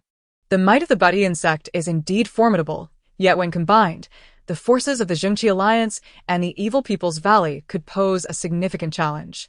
If the laggards from Europe were to join, the supremacy of the Butian sect would be precariously threatened. Thus, the principle of forming alliances to confront adversaries stands as a universal truth across realms. In the former divine realm, the Evil People's Valley was under the control of the Butian sect, which ensured their dominance. Unfortunately, due to significant infiltration from other sanctuaries, the Butian sect's influence waned, and the Evil People's Valley has now achieved a degree of independence. Upon hearing Qi Lin's explanation, Zhao Linger's eyes sparkled with intrigue. Is Xiu from the Shijia also positioned against the Butian sect? The inhabitants of the divine realm generally possess a higher intellect than those in the fictional worlds Qi Lin had encountered in various novels. The actions of the Butian sect remind Qi Lin of the Cihong Jingjai from the Twin Dragons of the Tang dynasty. While reading that tale, Qi Lin was perplexed by how the prominent sects seemed bewitched by Cihong Jingjai, allowing them to exert their influence unchallenged. Was it the allure of supporting a supreme ruler, or merely the sight of celestial beings that satisfied them? Such folly confounds Qi Lin's understanding. Should one not pursue the celestial beings they admire? What is the point of idle daydreaming? Much like his decisive pursuit of Zhao Ling years ago, which soon culminated in their union, this is what a man ought to do. The denizens of the major sanctuaries in the divine realm largely share a comparable intellect with Qi Lin. While the Butian sect occupies a moral high ground, leveraging public opinion to sway the average citizen, the members of the Jingqi Alliance and the 4 families should be beyond such manipulation.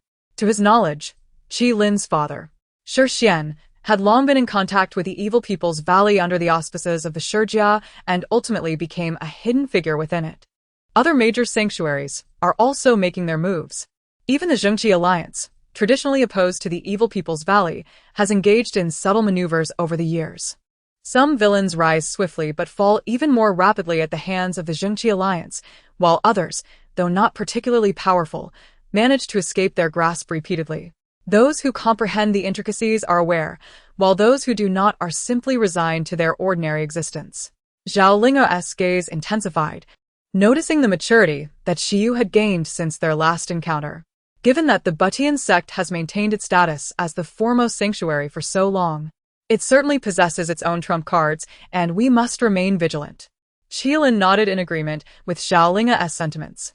Indeed, there are few fools among the other sanctuaries, and it is evident that the Butian sect does not harbor such beings either. All parties involved are astute. The Butian sect's position as the leading sanctuary is primarily due to its undeniable strength. Among the major sanctuaries, the Yi and Lin families stand as allies of the Butian sect. At this juncture, Qi Lin narrowed his eyes. Over the years, he had gleaned considerable information from his daughter. If one were to categorize their faction as the celestial realm and the opposing faction as the demonic realm, there exist several superpowers within the latter that warrant close attention, namely the Yi, Xiao, Lin, and Fong families. Once, the Long family was also among the superfamilies of the demonic realm, but they have since been nearly eradicated by the Time and Space Management Bureau, and they now face a joint assault from the Yi, Xiao, Lin, and Fong families, rendering them nearly powerless.